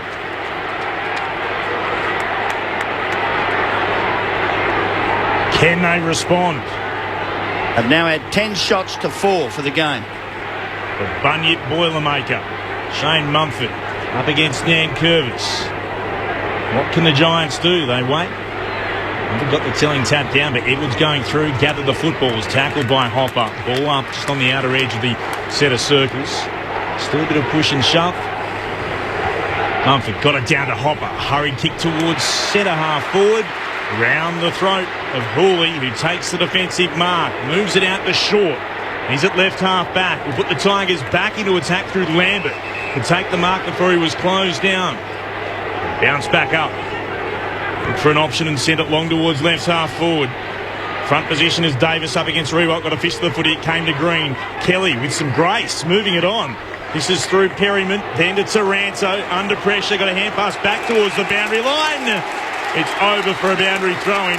Not much going the Giants' way at the moment. Richmond lead by 26. 12 gone in the second term on Grandstand AFL. Giants can't handle the Richmond tackle pressure at the moment. They're closing really quickly. Tigers around the ball.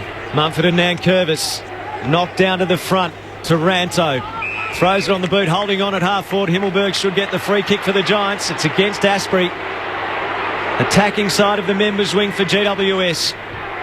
Cameron leads to the pocket. Flosstone fills the hole. Cameron up, it gets to the back. Lloyd's a chance. Hand pass to Green. Green bananas for home. He misses on the near side. From 20 metres out, hard on the boundary in the right forward pocket. Toby hasn't been able to have a major impact just yet. It is Richmond leading the grand final by 25 points at the 12-minute mark of the second quarter. The Giants are a kicking team. They have had more handballs than kicks because of the pressure. Boston beyond defensive 50. Core front position up against Lynch. Couldn't take the mark. Lynch trying to get it out. He gathered, got tackled. One way was Hopper and the other was Perryman. It's going to be balled up instead at right half forward for GWS. They trail by 25. Giants fans in the ground try to lift their team. Nankervis won the tap, went back to Caddy. Nice hand pass to Edwards. Umpire spotted a free kick. It's a non-controlling umpire. Which way is it going back to Caddy, who was dealt with afterwards? So he'll still have it. And from left half back, he'll move it towards the boundary line to Vostone, who marks. Richmond 5-5-35, GWS 1-4-10, 13 gone in the second term. Vostone from left half back kicks the Tigers to the members' wing. Lynch is charging towards this in the pack. Punched away. Pickett gathered, ran into Kelly, dragged down. Pickett has made such an early statement, the Normgos medalist from the VFL Grand Final against Williamstown last week, making his debut. First Richmond player since Billy James back in 1920 to debut in a Grand Final. Taranto off the pack, kicks towards half forward, but standing in the road is Grimes. It's off hands and out of play, but I wonder whether Grimes has been paid the mark here. Umpire Ian Burrows comes in to confer with Matt Stevick. Umpire Ian Burrows is an employee on our level in the offices of the ABC here in Melbourne, working for Asia Pacific. He's going to throw it back into play. Umpiring in his 8th Grand Final. His first was 2008 when Sully dominated for the Hawks against the Cats. Flick to the back. Lambert punches it Richmond's way. Cochin goes after it. Paddles to his own advantage. Then he runs into oncoming traffic. Kennedy got him, bumped him. Ball goes out of bounds on the full, off the boot of Kennedy. Kennedy pushed and Cochin will take the free kick with a wry smile on his face as he kicks towards Martin around the wing. It's punched away by Taylor and into the interchange area down beneath us. The reason why the Tigers are in front, their defence is just special. The way that they set up, you watch them all guide each other in the back half. Asprey, Broad, Grimes, all the other guys, they're brilliant. Soldo tapped it over his head, but Taranto was waiting. Hand pass back into traffic. Tomlinson couldn't take it. Ricocheted back to Soldo. Tackled immediately by Taranto on the commentary ring. Ball up the call. What the Tigers have been able to do defensively as well, Sal's, is they've got Vlosten spare. And it's not Vlosten, it's Hooley, both of which are capable of being the architect in the back half of the Tigers. Soldo down to Martin. Lovely hand pass to Prestia forward. Popped it on to Pickett under pressure. Still was able to get the kick away towards left half forward. Taylor front position for the Giants. Gave it to Kelly. Then back to Haynes. A hurry kick up in the air. Tomlinson one way, Soldo the other. Neither could take the mark. It's there again for Edwards. Sweeping it forward to Lambert. On in turn to Bolton. He'll look to kick around the body. It's offline. It's out of bounds on the full. Free kick to the Giants at left full back. Richmond have kicked 3 goals, 2 in the term. To GWS 2 behind. So the Tigers by 25. 15 and a bit gone in the second quarter. The Tigers led by 7 at quarter time. Short pass from Reid to Shaw. A bounce through the right back pocket. He goes short to Kennedy on defensive 50 in front of the Olympic stand. The Tigers are loving this little short pass stuff because it just gives them a chance to set up behind. Kennedy changes the angles and kicks to the southern side of the ground. Out towards Haynes. He takes the mark back edge of the square and plays on with a short ball into the centre corridor. Well used. Lloyd plays on. He thumps it as far as he can. Himmelberg's the target. Back with a flight though. Soldo intercepts. Becoming a Richmond cult figure. Soldo kicks to the members' wing. Cochin takes the mark. A hand pass to Ellis. Ellis goes short to Martin. Oh, they are lining up Richmond at the moment. Martin marks near the interchange. Giants have just got no answers. Finlayson has yet to get his hands on the ball. Ominous signs as far as the Giants are concerned. Martin will kick long towards left half forward. No mark taken. Taylor took front position down to Haynes. Immediately tackled. Revolt was one of 2 Tigers in there. The other Bolton. And it's locked in at left half forward for Richmond. They've got an awful amount of work in front of them, GWS, just to get back into this contest. As Mumford against Soldo. Soldo tapped it down looking for Pickett. Couldn't take it. Neither could Kennedy. Ricocheted out towards Ellis. He has it at left half forward for the Tigers. Kicks the full forward.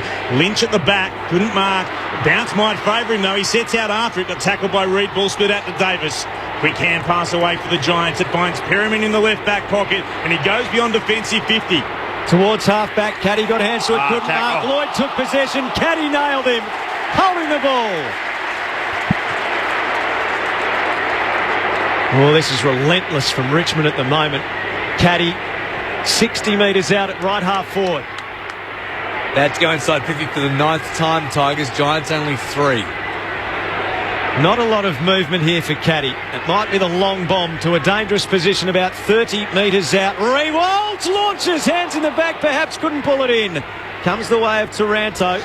Set up again. Clearing kick to half-back, punch back in by Broad. Pickett's over it. Taranto over him, flipped it out the side to Williams. Williams a hand pass away to Taylor. He's bumped by Cochin as he got a clearing kick. Himmelberg knocked it down, bashed back the other way by Ellis. Baker couldn't trap it. Tomlinson picks up for the Giants. A hand pass to Williams. Away to Kelly. Can he hit a target? He goes to half forward.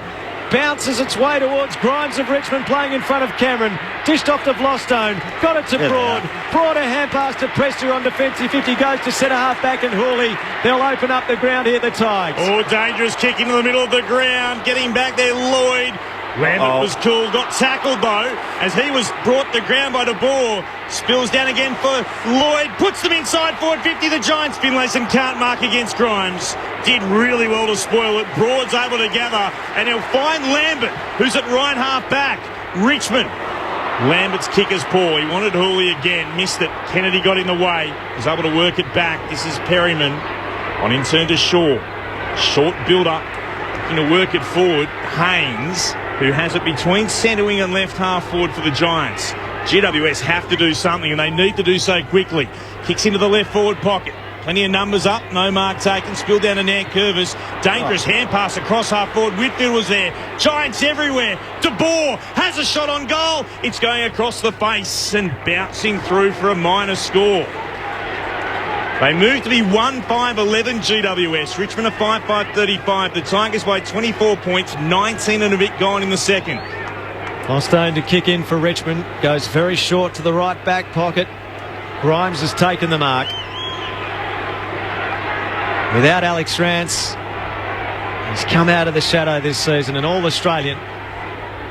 Grimes goes to the half-back flank, southern side. Lynch is there, knocked away by Kennedy. Rode by Williams. Hand pass, loop to Taranto. Taranto wants to dish it off. Daniels gets it. Slick hands, too slick for Kennedy. But there's one over the shoulder. And a free kick going the way of Daniels of GWS. About 42 from goal, directly in front. Not too much in that, but he's done well to milk it. These are the opportunities the Giants have to take. They're 1-5. They've had their chances. And as the momentum you feel it's slightly swinging back their way, they have to kick this goal here to ensure that it carries through to the centre bounce. He kicked the clutch goal to down Brisbane. He kicked the clutch goal last week against Collingwood.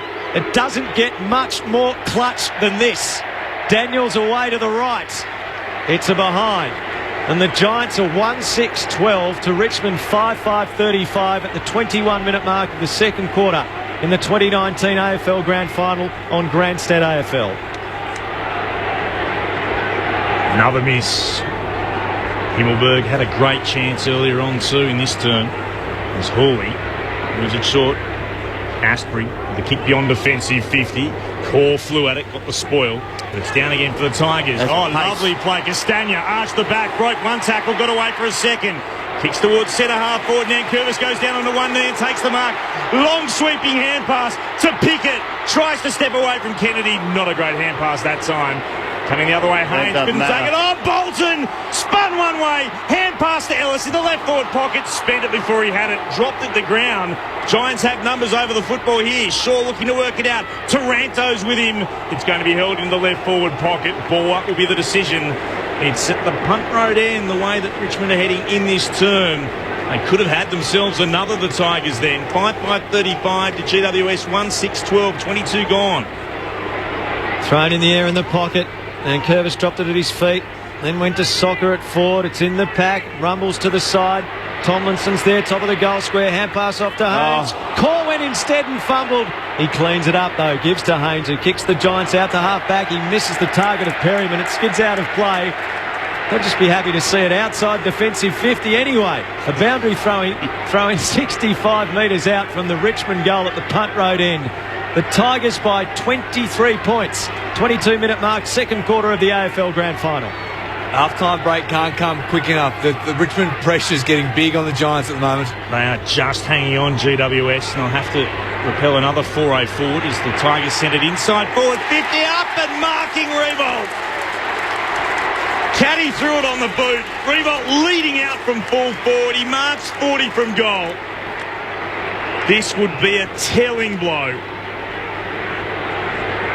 Those chaos kicks are so dangerous, aren't they? We saw the Giants get a goal from it in that first quarter. And when you allow someone like a Jack Revolt time and space to jump into the ball like that, it makes it very hard to defend. Jack Revolt, 2 goals in the 2017 Grand Final. Can he make it 2 in the 2019? The Tigers' own Mr. Brightside helps them along to the brightest of starts. They're up and about. 6-5, 41 Richmond, 1-6-12 GWS. And this game is getting away from the Giants as we head towards half-time at the MCG.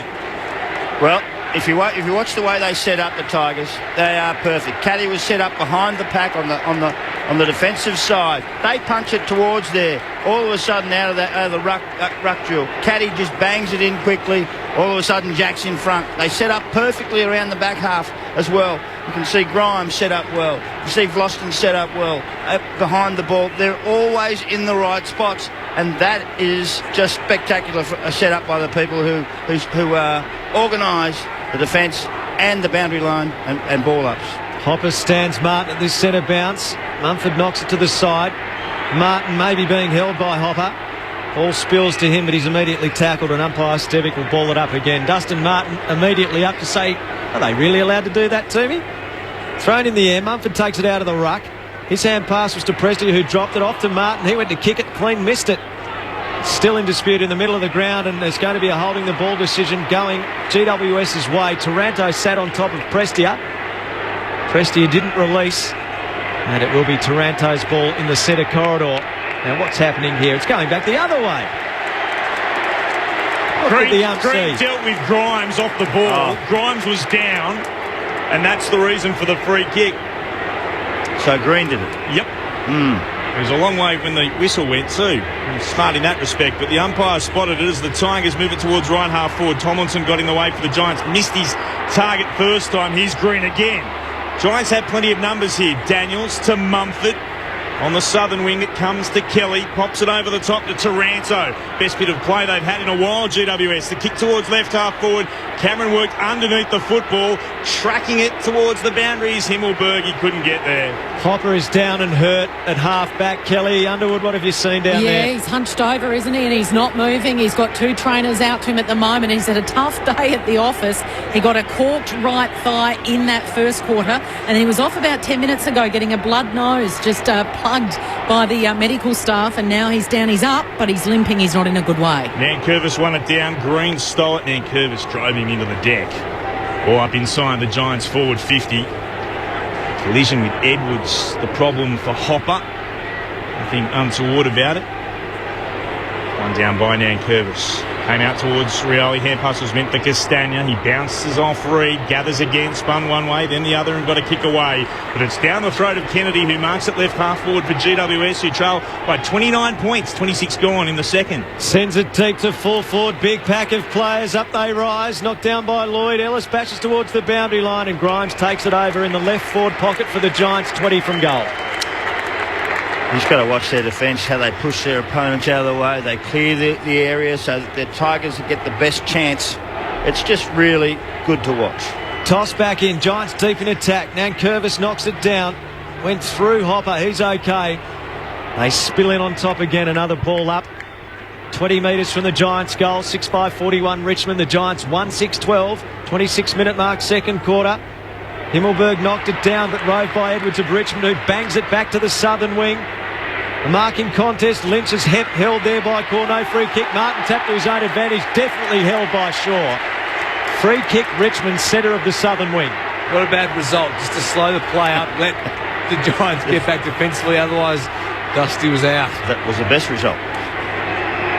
Has a couple of goals today, Dustin Martin. Norm Smith medalist from 2 seasons ago. The kicks into the right forward pocket and marked by Revolt. Kelly Underwood downstairs. So his direct opponent is Phil Davis. I've been watching Phil. I think he's trying to do a Cooper Cronk in the NRL Grand Final last year because he cannot run. He's trying to stay with Revolt. He's pointing. He's barking instructions. He's the on-field coach out there. It might have worked for Cooper Cronk in the Grand Final in a completely different code for the Roosters last year. It's not working for Phil Davis right now. Well, if he can't compete, he shouldn't be there. Jack Revolt from 52 out. The kick looked pretty good off the boot. The crowd reaction will tell you where it went. He's got 3. It's all the Tigers as we close in on half-time. 7-5-47 is Richmond's score. The Giants stuck well and truly on 1-6-12. 28 minutes gone in the second term. Jack Revolt, a 3-time Coleman medalist. He's now got 3 in the biggest game of them all. Well, silly, they've broken the game. Yeah, the Giants have been blown away by the Tigers' intent and pressure, and they're just not flinching, Richmond, across the field. They had Mumford there and Davis, and they still couldn't get a hand on any part of Jack. I don't understand that. GWS has to find something very quickly. Probably half-time's the nearest thing of positivity at the moment. Out of the middle, Edwards for Richmond, a hand pass to Prestia, who started the game so brightly. He kicks to half forward. Taylor comes out, nudged forward, couldn't mark. Martin underground, hand pass to Bolton. 60 out, kicks inside the 50 again. Tomlinson takes the intercept mark for the Giants. He's at fullback down at the punt road end. He goes to the left back pocket. Shaw takes the mark. A premiership player here with the Magpies in 2010. He goes out to left half back where the mark's taken by Taylor. Richmond have kicked 7 unanswered goals. Giants last coming in the 21st minute of the opening term. The ball's on the southern wing.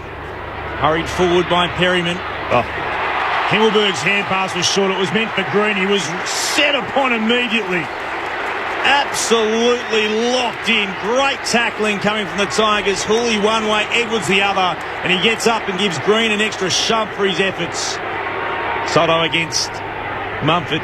One down by Soto, came to Green, got it in turn to Kelly. He kicks the full forward. De Boer's up there, but floating back in front in the right spot. Boston takes the defensive mark. And often you see Matt De Boer forward, that full forward for GWS. Shows the strife they're in. They trail by 35 points, half an hour gone in the second. Boston's kick goes out to the southern side. It's punched away from Lynch and over the boundary line. A throw in. GWS's attacking side of the southern wing. Richmond in a commanding position, a 35-point lead. Giants would have to do it. A Carlton of 1970. Knocked down. Green got it. Hand pass to Daniels. Daniels away to Perryman. One last entry forward. Not quickly enough. Richmond fans out of their seats at the MCG. The Tigers have got right in the face of GWS early. They have tethered them on the big stage. 7-5-47 Richmond. GWS 1-6-12 at the half-time break. Jack Riewoldt, by his own admission, a little quiet in the final series. He's kicked 3, all in that second quarter. 2 goals to Martin, singles to Rioli and Lynch for Richmond. GWS's only goal was the first goal of the game. It came at the 20-minute mark, kicked by Jeremy Cameron. Richmond 7-5-47, GWS 1-6-12. Tony from Warrnambool reckons you can almost call it. The Tigers are going to win. Hello again. We've just docked in Santa Margarita for the day, but we can't leave the cruise ship. It's just magic listening to you all. Thanks for the commentary. That's from Narelle and Janine. Christine and Shonny, as well as Robbie, are listening while they're watering 10,000 trees. That'll keep you busy. Hope you got plenty of water there, guys. Alistair's in Kazakhstan. Owing to the miracle of internet streaming, you're my link to the Aussie rules. To the whole ABC team, including those voices I don't get to hear, thanks for the great coverage throughout 2019. Thank you, Alistair. Appreciate your text message all the way from Kazakhstan. And Sindel and Bronx are listening in South Kensington and loving the work of Kelly Underwood on the boundary line. It's a 35-point lead to Richmond at half-time here. How's about some work from Mark McLaurin? Brad Sewell in the half-time break. Well, we're seeing a footy team at the peak of their powers, as far as I can see. I mean, from the 20-minute mark of the first quarter, where there was no goals until that moment, and then all of a sudden they've knocked on 7 goals to 1 or 2, and 7 goals to 2 in that period of time. 7 goals to 1, sorry, in that period of time. Now they lead by 35 or something like that points. It's an enormous lead in a game, and you can see how they're doing it because they're just controlling their defence. They're now controlling the midfield in that area there. GWS have lost their composure completely. They can't move the ball. They get caught with the ball. They're fumbling it.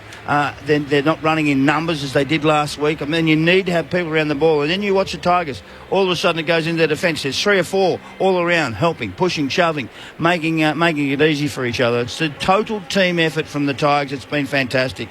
I love what they've done. They're in full control.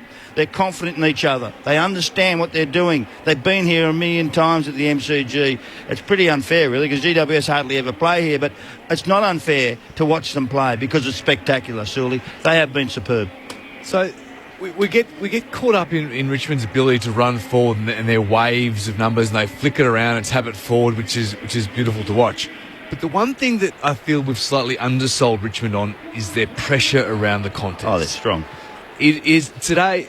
They have completely caught the Giants off guard, and for the last 4 quarters of football that Richmond have played, it's 15-13 to 3-10.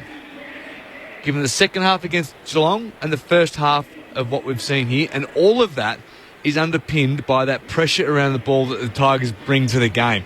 And what that means is that when the Giants actually win the ball within the contest, the Richmond defensively are pressing in so hard, their tackles are sticking. When the Giants do get into a bit of space, they get the ball forward. Because the pressure has been so good, it allows the Tigers to drop off defensively in their back half a little bit, which is why we're seeing Boston and Hawley in particular those architects get back, create space. If they're not marking the ball, they're first at the drop of the ball, which means they're getting the handball received, they're sweeping it, they're cleaning it up, and then they're starting their foray from there. They totally are, but then I just put down the people with speed and power, and you look at Martin and Shane Edwards, and then you got Pickett, who's actually stood up pretty well in this game. Been good. Shea Bolton, who's got speed and power. Daniel Rioli, you got Castagna, who's been special. Prestia through the middle of the ground as well. They have actually knocked up. They've destroyed them in that area. Their midfield's been really poor. Popper and those sort of guys haven't been in the game at all. Kelly's hardly touched it much. You know what I mean?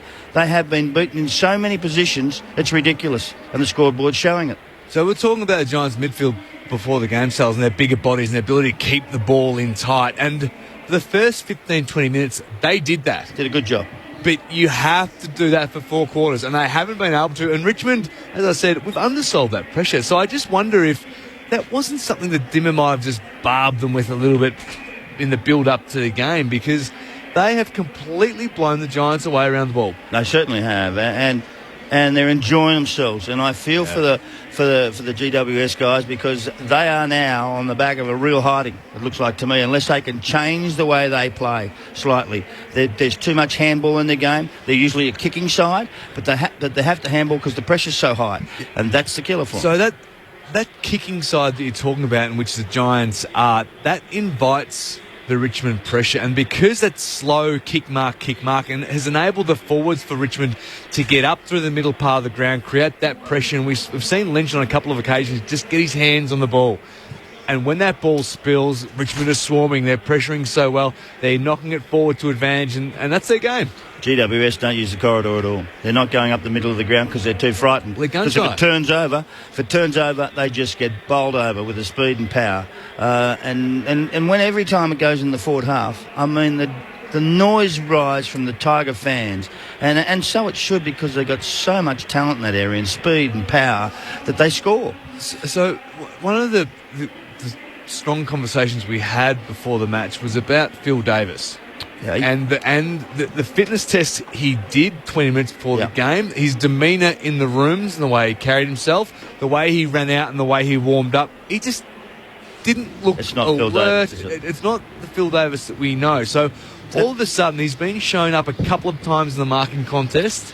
He's allowed Jack Riewoldt to run and jump at the ball, and when Phil Davis is playing good football, he doesn't allow that at all. So all of a sudden, if he is carrying something, you've got he and both Mumford, they're key tools, who when the ball hits the ground are useless.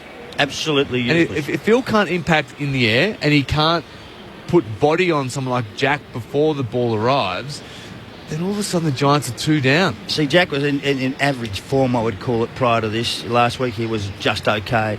But he did a lot of team things that I really like, knock-ons and bits and pieces. Today was a day where you actually give it to him hard and body on body. He cannot get a body on him. Can't get near him. Can't touch him. And there was 2 of them, Mumford and Davis there, and Jack just stood there and took the mark. No touch. I go, what are you doing?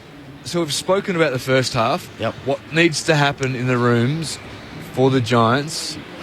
A miracle. In the second half.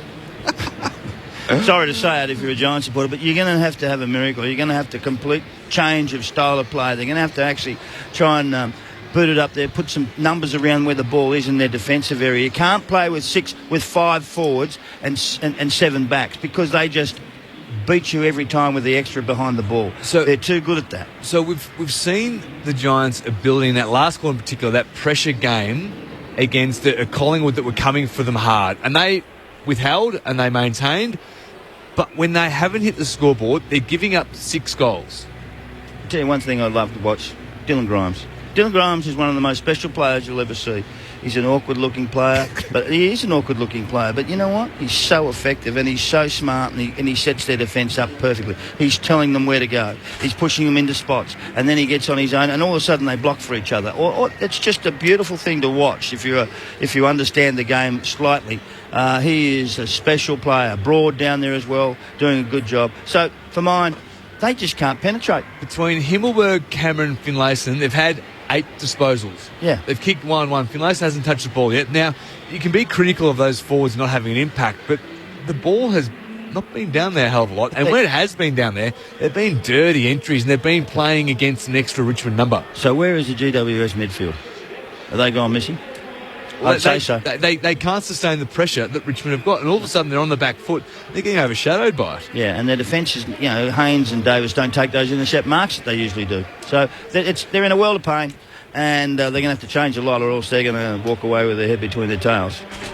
Half-time at the MCG in the AFL Grand Final. Richmond 7-5-47, GWS 1-6-12. So many of your text messages coming in from all sorts of far-flung places. Charlie and Denise from Bustleton, WA, are listening from our cousin's farm in Calabria in Italy. Well, Grandstand team, I've lost my mojo. All I wanted was a close game. How disappointing for football tragics. Think I'll go out and mow the grass, says Maury. Oh, Maury, don't miss the miracle if it's going to unfold. Robbo's nearly at Bordertown, driving to Perth in the truck, enjoying the call. A van load of St Bede's Tigers are roaring on our way from Ella to Marissa in Sri Lanka. Luke Beveridge's old club, St Bede's. Hope you're enjoying the call, guys. Enjoy the trip and enjoy your break. That sounds fantastic. Listening as we drive through the high country. Thanks for the call. When I hear it above, are we nearly there yet?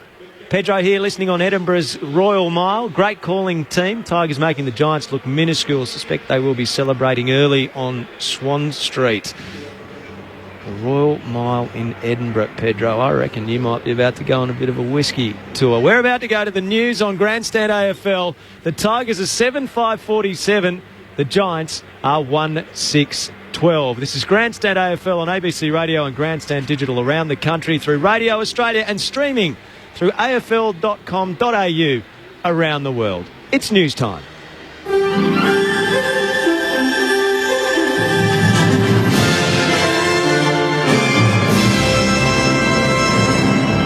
Adam Story with ABC News. The Shadow Treasurer Jim Chalmers has expressed concern about a sweeping review into the nation's retirement income system, saying it could delay planned changes to superannuation. The Productivity Commission last year urged the government to undertake the review before increasing the superannuation guarantee rate. The guarantee is the amount of compulsory super that must be paid to employees and is due to rise gradually from 9.5% to 12% by 2025. Dr. Chalmers says he's concerned the review will hold that change up. The government's obviously gearing up to cut superannuation by slowing the increase of the superannuation guarantee which is legislated and which Australian workers need and deserve if they're to have an adequate, dignified retirement. Police say a woman is in a critical condition after being assaulted in northwest Melbourne. Officers say the assault, which occurred early this afternoon in Keilor Downs, was not a random attack. The woman was flown by air ambulance to Royal Melbourne Hospital in a critical condition. Police are investigating. A West Australian woman released early from prison after a rare intervention by the state government says her first priority is reconnecting with her family. Jodie Gore had served 4 years of a 12-year sentence she received after fatally stabbing her ex-partner in 2015. At the time, the court heard he had subjected her to years of domestic violence. Western Australia's Attorney-General John Quigley has now remitted the remainder of her sentence. Ms Gore says the good news has come after years of suffering. I was happy, smiling, but inside I was hurt and pain and suffering, what I've been through, I could have wasted years, but I say I got a block of land there, and I couldn't live out there because of violence. I had to go live in town because for safe, be with my family and the police. Canadian police say 2 teenagers who killed 3 people, including Sydney man Lucas Fowler, showed no remorse in a video they filmed after the murders. Mr Fowler was killed in July on a remote highway in British Columbia, along with his 24-year-old girlfriend China Dees. 64-year-old Leonard Dick was also found dead 4 days later on another highway. Kevin Hackett from the Royal Canadian Mounted Police says there was no known motive. We believe that no other suspects were responsible for the 3 homicides or were involved in any way. The murders appear to be random and crimes of opportunity with no known motive. The United States Special Envoy to Ukraine has resigned amid the latest scandal surrounding the White House. Kurt Volker has been caught up in the whistleblower complaint over President Donald Trump's dealing with Ukraine. That's now the subject of an impeachment investigation instigated by senior US Democrats. It follows disclosure Mr Volker connected President Trump's personal lawyer Rudy Giuliani with Ukrainian officials to investigate business dealings involving former Vice President Joe Biden and his family.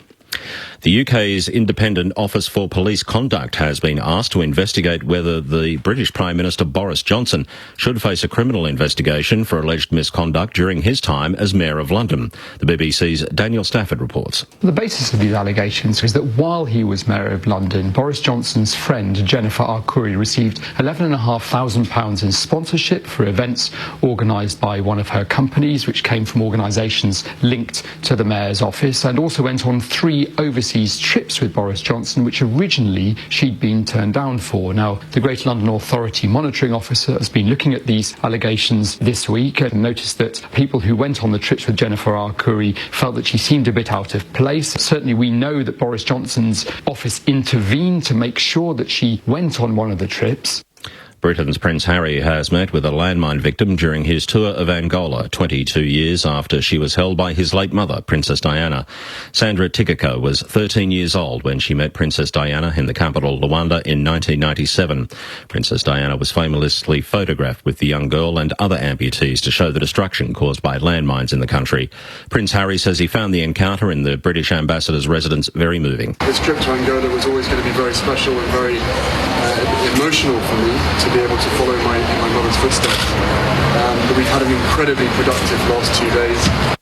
And a study has revealed that more than half of Europe's native tree species are at risk of extinction. The International Union for Conservation of Nature says 15% of them are critically endangered, just one step away from becoming extinct. The report identified a wide range of threats, including pests and diseases, competition from invasive plants and deforestation. The weather for the capitals: a shower or two in Brisbane, 31, Sydney mostly sunny, 18, Canberra sunny, 19. It's partly cloudy in Melbourne with a top of 16, partly cloudy in Hobart and 16, partly cloudy in Adelaide, a top of 18, mostly sunny in Perth, a top of 24, and mostly sunny for Darwin with a top of 34. This is ABC News. Picture this: ABC Radio in your car, streaming online via the ABC Listen app, and now ABC Radio on your TV. ABC Radio is everywhere, anywhere, even on your TV. From RN and News Radio to Double J, ABC Kids Listen, and your local capital city ABC radio station. Search your TV's electronic program guide to find your favourites. ABC Radio. Hear it on your TV. The 2019 AFL Grand Final with ABC Grandstand. Kicking back inside forward 50. Flying up Revolt. Thought he was being infringed. He'll get the free kick. Davis pleads his case, but it will be a chance for the Tigers to have a shot on goal from about 35 metres out in the left forward pocket. He'll kick around the body here, Revolt. He was lucky. He won't care. Neither will the Tigers Army. He kicks to the wing expertly to Castagna, who feeds the hand pass back to Pickett. Pickett will put it inside forward 50. Wanted Martin. Coming out, Taylor missed it. It's there for Martin. He gathers, wheels around, runs it along the ground for his second. It's Tiger time at the moment at the MCG in the Grand Final of 2019. Ball spills to Green, all under the pump. Hand pass to Davis. He kicks out to the wing. Hawley up to spoil away from Kelly. It bounces for Tomlinson. Hawley goes at him and nails him. Ball dislodged. Rioli swoops. 70 out. Kicks to Lynch. Got it. Right forward pocket, 35 metres from goal. Tom Lynch had dreamed of this moment to play on the MCG in front of 100,000 in a grand final.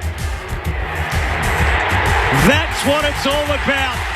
The Tigers fans roar. Another Richmond goal. Worrying signs for the Giants. The reason why the Tigers are in front, their defence is just special. The way that they set up, you watch them all guide each other in the back half. Asprey, Broad, Grimes, all the other guys, they're brilliant. Norm Smith medalist from 2 seasons ago. Kicks into the right forward pocket and marked by Revolt. From 52 out. The kick looked pretty good off the boot. The crowd reaction will tell you where it went. He's got 3. It's all the Tigers. The 2019 AFL Grand Final with ABC Grandstand on ABC Radio and on Grandstand Digital. A dominant first half in the 2019 Grand Final from Richmond. The Tigers 7-5-47. The Giants 1-6-12. GWS coming from 35 behind at the halftime break in their first AFL Grand Final. On the SMS 0437 774 774, Peter and Christine from Perth are listening from Zagreb in Croatia. Eagles supporters, but supporting the Tigers today. Sue says, just loving your call and your passionate knowledge of our glorious game. I'm a Tiger tragic in Shinjuku, Tokyo, and your call takes me all the way home. Great to hear, Sue. Peter Pittard driving home from Perth, loving the call. Go Tigers. We've got the Listers, the Laws and the Tilburys. We are on Lake Argyle on a barge and enjoying listening to the footy. And just left Ayers Rock and heading to Adelaide. The whole family is loving the coverage. Go GWS, David, Cass, Olivia, Molly and Hannah. So many of our listeners are in amazing places around the country and around the world, and it's so good to be able to bring this great game to you through the services of the national broadcaster on ABC Grandstand. So the Tigers by 35 points here over the Giants at half-time. Clint Wilden, Alistair Nicholson, Brad Sewell, Mark McClure and Kelly Underwood bringing you the action. Clint, a few of the numbers to half-time. So having a look at total disposals, GWS 183 to Richmond's 156. Individually for the Tigers, Prestia's had it 15 times, Edwards and Martin 11 apiece. So too Pickett, remembering on debut, 11 disposals, 5 kicks and 6 hand passes for Marline Pickett. Hooley's had it 9 times, Lambert 9, Lostone and Castagna both with 8 apiece. While for the Giants, Taranto leads the way. 18 disposals for him, Heath Shaw with 14, Kelly and De Boer both with 12, Haynes, Perryman and Green with 11. In terms of disposal efficiency, the Tigers running at 72%, the Giants at 70%. The marks to GWS 45 to 38, but a lot of that would have been early stages where they were just working it around with their short passing game. Richmond 40 tackles to GWS's 39. Worth paying attention here. Edwards with 6 tackles, 5 for Hooley, 4 for Caddy. They've been terrific in that. Contested possessions for the Tigers, 70 to GWS's 66. The clearances to Richmond, 21 to 19.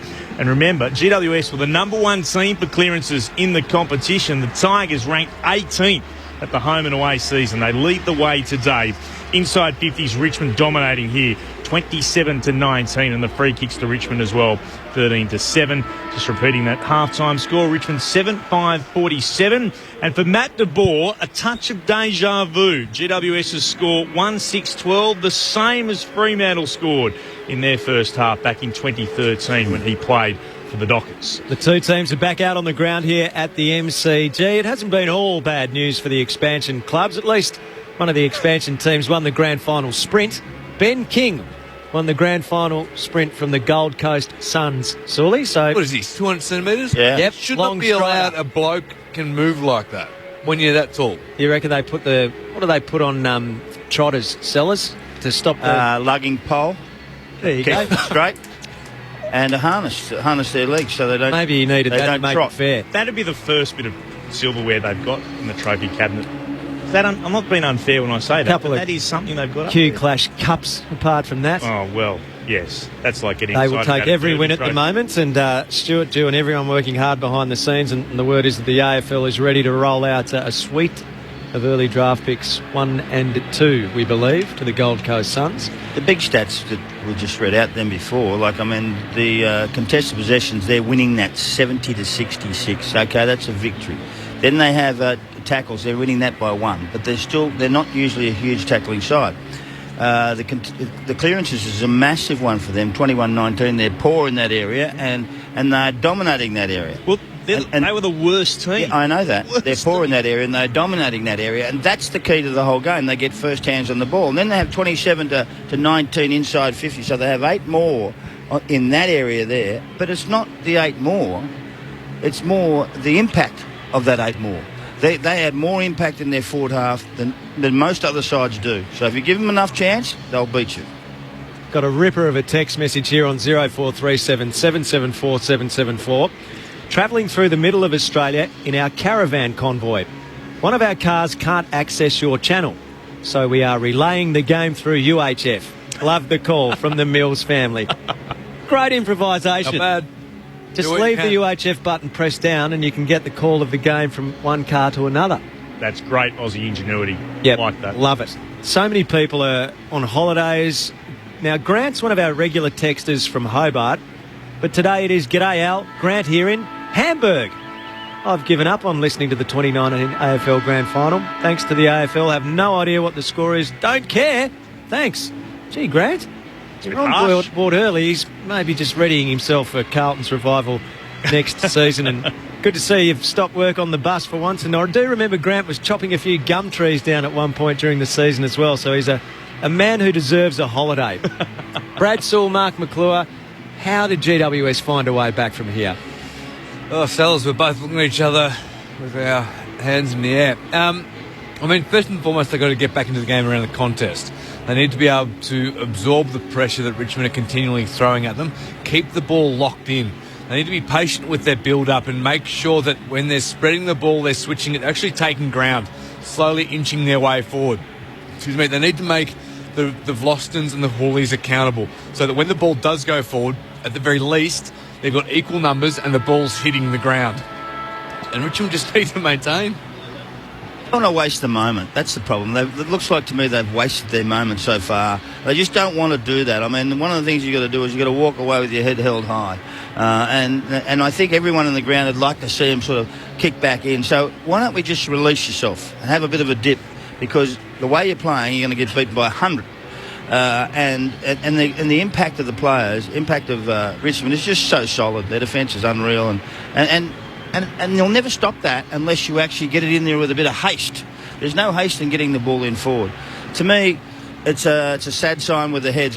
You've got to watch their body language in this quarter to see where they go and where their heads go. Because if the Tigers kick a couple early, she's Red Rover. It's done. Second half about to get underway on Grandstand AFL. Richmond 7-5-47. The Giants 1-6-12. Tiger fans roar expectantly. They can almost feel that 12th premiership. It'll take a giant comeback to stop them. Here's Clint Wilden. Mumford looks across the centre circles, sees Nankervis. The bounce to get us underway in the second half. Nankervis won it down. De Boer was there. Dragged it in, then lost it. Cochin steals it. The Tigers have it. They'll send it inside the attacking 50. Going back, Davis was able to get the spoil. It's back towards Revolt. He actually decides to shepherd, allowing Caddy to soccer it forward.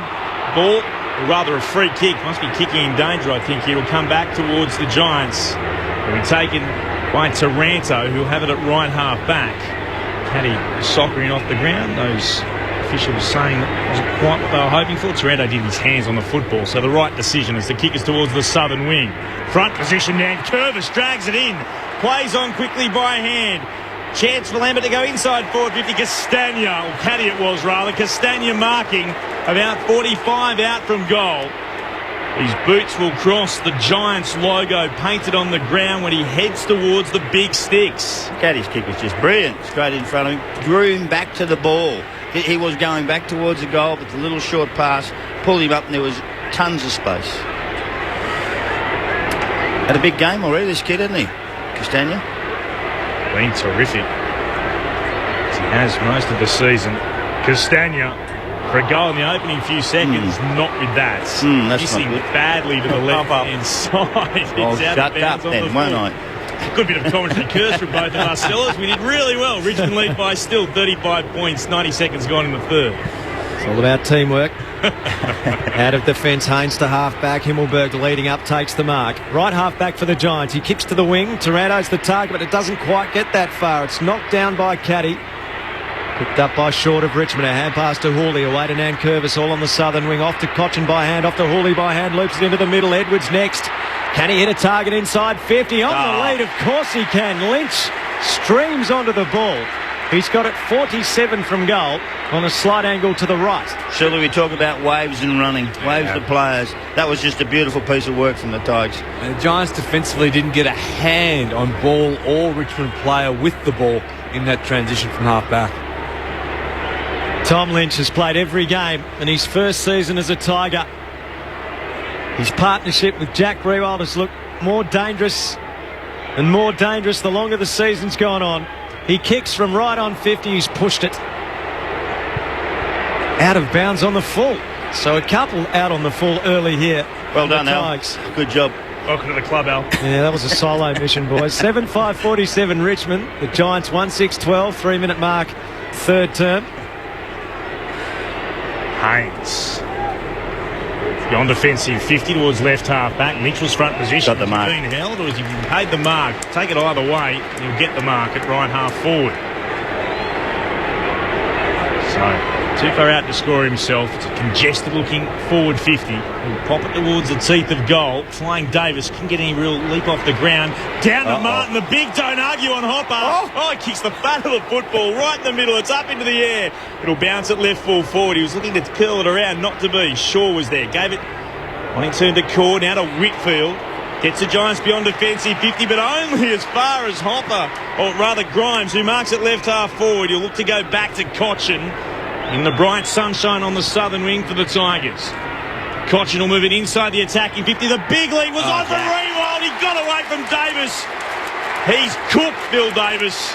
Rewald, easy as you like, sprints it away, completes the mark. He'll go back and have a shot from about 49 metres out, starting around about from a metre in from the boundary at left half forward. Oh, Jack's having a ball on Davis.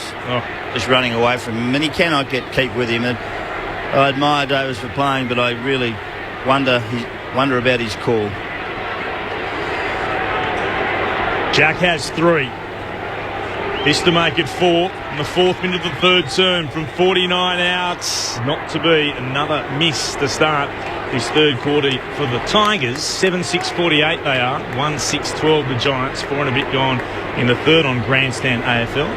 Talking about Castagna before. 3 behinds and 1 out of bounds on the full. Imagine if he'd been with his kicking boots on today.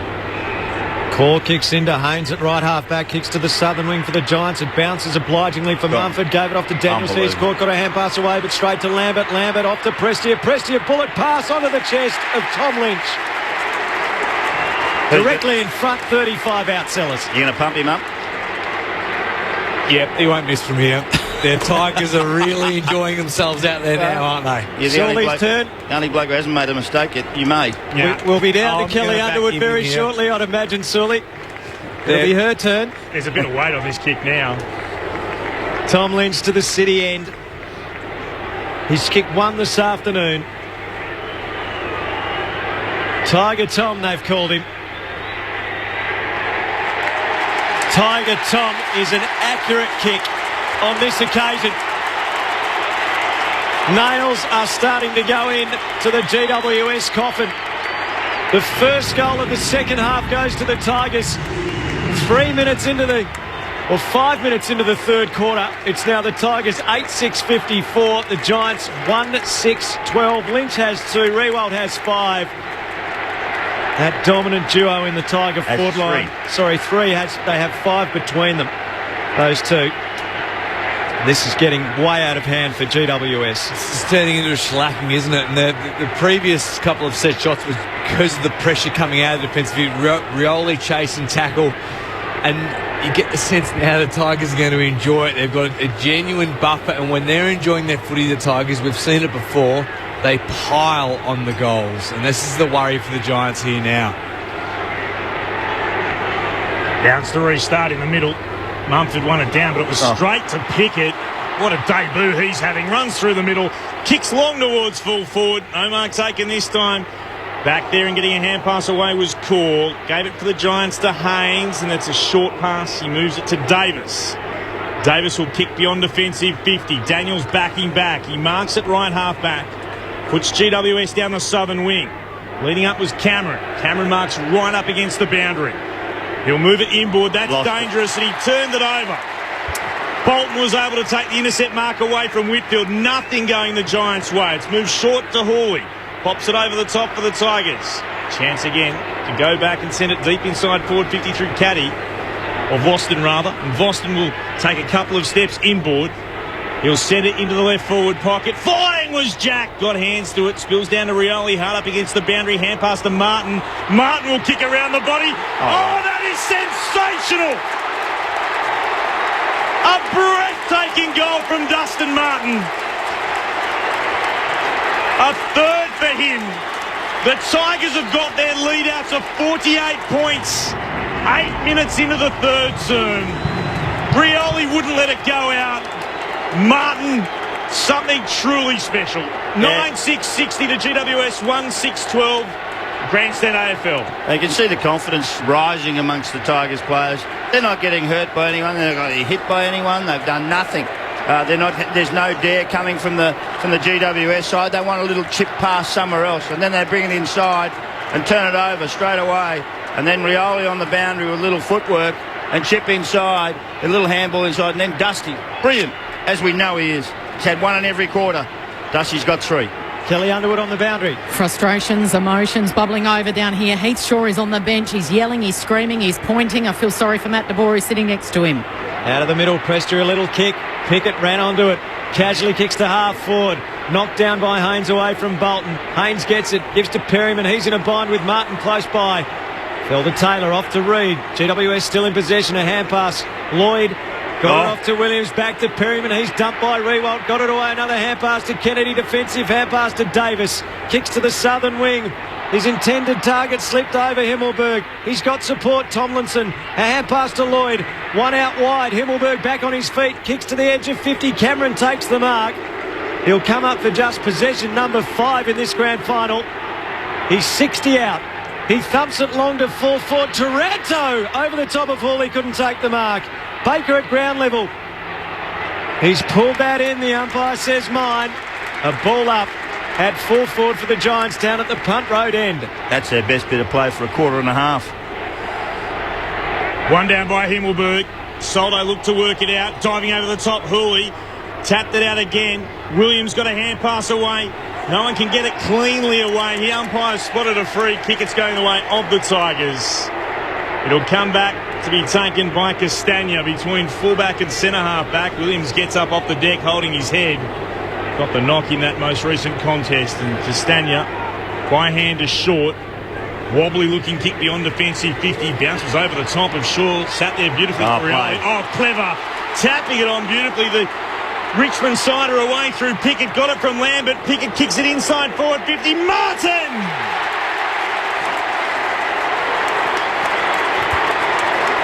Oh, Dusty on a 45-degree angle to the right of centre can go back and have a shot from 45 outs. What about the composure of Pickett? Unbelievable. His ball handling, awareness of space in and around what's close to him. His ability to kick the ball with a slice then to get it into the right space for Dusty was brilliant. Tap on from Bolton was good too. Martin looks to centre the football, and he's been able to find what could be the redemption story of Australian rules football. Marlon Pickett right in front and 35 out. Don't tell me he wasn't looking for him either. He spotted him free. How was he free is another genuine question. What a day he's having, Marlon Pickett. What a ball. Be enjoying himself. So Marlon Pickett, the first player to make his debut in a grand final in 67 years, from right in front. Every Tiger runs to him. What a moment to remember. A true story of redemption. He spent 30 months in jail, came back through the WAFL, picked up in the mid-season draft, kicks a goal in a grand final, and on his way to an AFL premiership. Something to savour. 10-6-66 the Tigers, GWS 1-6-12, 11 and a bit gone in the third. Some stories themselves are bigger than the game, and this is quickly becoming that. For the Tigers to have the trust and belief in Pickett to come in and play a role, but more importantly, just the group to have that trust and belief. And we're getting a glimpse of what is making and what has made Richmond such a special place over the last 3 to 4 years. Brad Sewell on Grandstand AFL. Umpire Chamberlain will lay it down in the middle of the ground with Soldo to go up against Finlayson. Green gets it in the middle, squeezed a kick through a couple of Tigers. Baker intercepts, he pushed out Kennedy though. That was push. Free kick GWS, attacking side of the centre circle. Now a player's gone down behind the play. The whistle's been blown. Umpire Stevick's come in. Grimes has been put down at fullback for Richmond. What are they doing, GWS? It's completely unravelling. So the ball will be back with Baker in the middle of the ground. That's 2 free kicks they've given away for just ill-discipline. Short to Caddy. Caddy comes to the members' wing. Mark taken by Castagna in front of the bedraggled and disappointed GWS bench.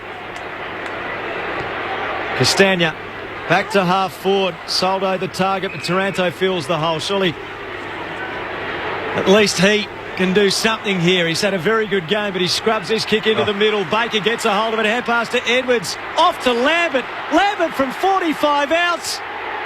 Yes!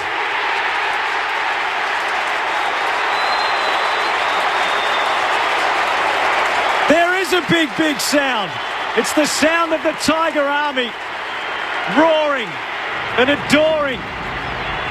An absolute demolition.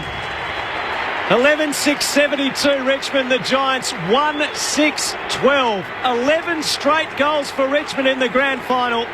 We're at the 13-minute mark of the third quarter. Well, they kicked the first, GWS, but from that moment on, they've just been demolished. Completely demolished. From the 20-minute mark of the first quarter, they haven't scored a goal since then. It's been everyone's chiming in now. They're all running to the packs. And then Lambert comes in. They've kicked 4 or 3 this quarter already, and we've gone 14 minutes. They're just in total control, the Tigers. Is Geelong's record win of 119 points against Port in 2007 in danger? The Giants, can they get the clearance? They can through Finlayson onto Taranto. Hurry kick inside forward 50, running out to meet it. Himmelberg got tackled, wrapped up and got a hand pass away. Boston was there. He mopped it up for the Tigers and kicks towards the commentary wing. Spoiled from Haynes up against Castagna. Green goes into lender hand. Forced to sweep the hand pass backwards to Davis. And Davis fires a pass into the chest of Hopper, who marks on the wing, and he'll move it back towards Haynes, a little bit forward of the wing. He's right up against the boundary. A little bit of dare wouldn't go astray. Kick sideways to Kelly. Kelly with a long entry for the Giants. Is Himmelberg being held? He played for the free kick. Cameron swoops. Left foot snap, didn't come back enough. He misses on the near side from 25 metres out.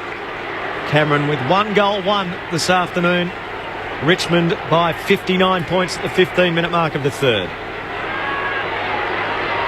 Baker sweeps it beyond defensive 50 for the Tigers to Ellis. Still with it short. He's at left half back. Spins around in a circle and then gets it on towards Ellis, or meant to. He actually missed him by hand over the top. Giants with a chance to intercept. Taranto, then to Lloyd. Just forward of the logo, green. You can tell by the boos that echo around the MCG. Kick towards right half forward, and Himmelberg marks. Hard up against the boundary, about 60 from goal. The Giants without a goal since the 21-minute mark of the opening term, as Himmelberg puts it into the right forward pocket. He wanted Cameron backing back Grimes. He would have heard the footsteps, courageously stood his ground and completed the mark. He's got it deep in the left back pocket for the Tigers, whose lead is 59 points, 16 gone in the third term on Grandstand AFL. Asprey's kick out to the southern side of the ground. Haynes reads it well in the air, and he comes in to take the mark. In fact, Himmelberg, 70 from goal, goes back to the middle to Haynes. He plays on through the centre corridor. Short pass to the top of 50. He finds the chest of Taranto. Taranto probably just too far out to score. Man on the mark, 50 from goal. Taranto looks sideways. Indecision everywhere at the moment. He goes to Shaw. Shaw from 60 out. He goes long. Out they come. In front, Nankervis hands to it. No mark. Rode by Lambert. Got it away to Hooley. A bounce to the half-back flank. Kicks Richmond to the wing. Lynch leading towards the ball. It bounces, he gathers. He's taken over the boundary line by Taylor and almost forced into a seat on the Giants bench. That gives you an idea how they're travelling. Sully got a 50-metre kick, and they kick it 45 metres sideways out to the sideline, and then kick another one into where it's supposed to go in the first place. They just got no dare at all and no confidence in themselves. Nankervis wins it down. It's back towards the boundary line. It will tumble over again. And with good reason, Sellers. Their system and their style of play has been completely broken down and shattered by Richmond in terms of how good their pressure has been. The Tigers at the source. Nankervis again against Finlayson. On down by Nankervis. Straight into traffic. Worked out of there quickly by Pickett. Giants though, inside forward 50. Mopping it up again is Short. Gave it to Hall. Moved it on towards Cochin. He's at right half back. And pass was awry. Chance here for Green. Scoops it up for the Giants. Went to Finlayson. That's an out of touch. Stolen away by Baker. Moves it on again for the Tigers. A streaming forward. Castagna now to Pickett at right half forward. Centering kick towards the teeth of goal. He wants Revolt, who flew. Went a bit early. Davis was able to tap it out towards Tomlinson for the Giants, who sends it towards the boundary line. The umpires will think about it. Ball in the call. Tiger Army unhappy with the decision, but probably just. 18 gone in the third term. Richmond lead by 59 points in the grand final of 2019. Only player hasn't had a touch, Finlayson. Not one. Thrown in Nankervis, the tap down to Prestia. Prestia's hand pass didn't make it to Lambert. Taken by Williams, who worked a hand pass to Lloyd. Rode a tackle, gave it back to Williams at defensive 50. Well worked to Haynes. Back point of the square. He has a bounce and a second. A third bounce to the members' wing. Where's he going next? He turns around and goes backwards by hand. Whitfield. He chips along the line of the square to Shaw. Thought about a hand pass. Dishes it off now to Williams. 60 out. Throws it on the boot. Kick smothered by Baker. It falls for Caddy. Caddy chips to Short. Now the counter-attack is on. Richmond's so good at this. Short, 3 bounces around the members' wing. Kicks inside the 50. Not quite marked, but that's a free kick. Surely to Lambert in front. Prestia sweeps anyway, kicks towards goal. It's marked on the last line by Davis. And Davis is allowed to play on, so GWS will maintain possession. A short pass to Tomlinson in the right back pocket. So Finlayson spoil okay, according to the officials. Tomlinson, beyond defensive 50 to right half back. Hooley front position. Spoil down to Nankervis. Nankervis' hand, it went to Hopper. Kicks the Giants towards the southern wing. It's over the boundary line. It'll be a throw-in. Still in the bright sunshine. Perfect conditions for football. Blue skies above the MCG. Ought to be thrown back in. Southern side of the ground. Mumford takes clean disposal. Got it on to Kelly. Hand pass straight into Lambert's chest. Lambert said, thank you very much. Got tackled though and lost it. Ball bobbled up. Nankervis got it to Ellis. Clever hand pass over the shoulder to Cochin. They're away again, the Tigers. Castagna arches the back. Runs the 50 out. Heads towards goal, but he misses to the left. Back to an even 10 goals. How many points has he kicked? 4 4 and an out of bounds on the full. 11-7-73 to GWS 1-7-13. Richmond by 60. We've travelled 20 minutes in the third. Core to kick in for the Giants. Runs through the back pocket. Goes to the southern side of the ground. Himmelberg out to mark on his chest. Looks laterally. Can't see an option. He's got Mumford long down the line. Himmelberg now goes defensively. Mark taken by Davis at full back. Not a problem giving those ones away. He kicks to Shaw at left half back. He comes to the members' side. Tomlinson will be playing his last game for the Giants. He goes short to Daniels. Daniels marks on the wing. Still on the members' side of the MCG. GWS just don't look at all certain with ball in hand. The kick hangs in the air for Williams, spoilt by Broad. Williams does gather, gives to Daniels. Daniels a hand pass to Cameron, now to Tomlinson. His kick inside 50 is dreadful. Intercepted by Vlostone of Richmond. And he kicks to the corridor. Pickett's had a blinder, he's away again. Takes a bounce, Pickett. Heads towards centre wing and then stabs the pass towards Revolt, who marks. Just shy of right half forward. He'll put it back inside forward 50. He wanted Nankervis. Stretched with the left but couldn't mark. Is able to gather from the left forward pocket. Wobbles it towards goal. He misses to the left. 61 points the Tigers lead. 21 gone in the third. Kelly Underwood's on the boundary. David Asprey's been off. He's got a corked left thigh. He's had it heavily strapped and he's just hobbling around out there as he comes back onto the field. Toby Green having some quiet time on the bench. He's had 15 disposals, 2 behinds. Hasn't had any impact on this contest whatsoever. It's been a dirty day so far for Toby Green. From the kick-in, Core went to the southern wing and Himmelberg went up but couldn't mark. It's out of play. Southern side of the MCG. Glorious afternoon. But a game thoroughly dominated by Richmond. Tossed back in. picked up by Hopper. Hopper to Green. Possession number 16, a high kick around the body. Himmelberg crashes the pack. It spills to Perryman. He runs into a tackle from Pickett. He's getting better and better. It spills to Ellis. Ellis to Hawley. Kicks back towards half forward. Cochin can't mark. Row front and centre by Edwards. Hand pass on the bounce. Collected by Castagna. Castagna off to Rioli. He's got another good look. Runs inside the 50 and Rioli pulls his kick. Just got a fraction too close to the man charging towards him. He pulls it away to the left.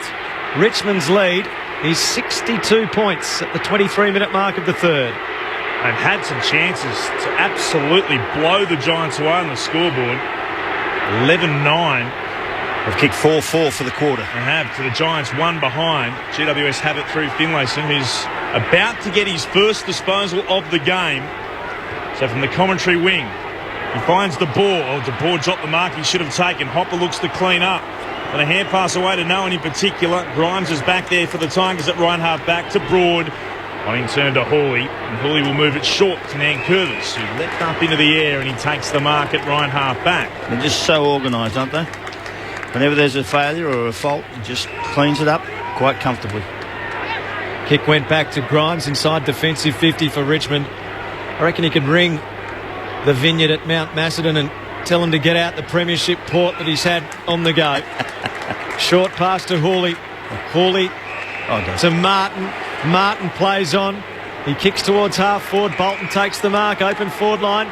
Lynch is there, but he goes short first to Edwards. Front point of the square for the Tigers. Edwards hand pass to Martin. Fends away from Shaw. Shaw clings on. Dusty spun 360. Pinged holding the ball. A rare win for GWS.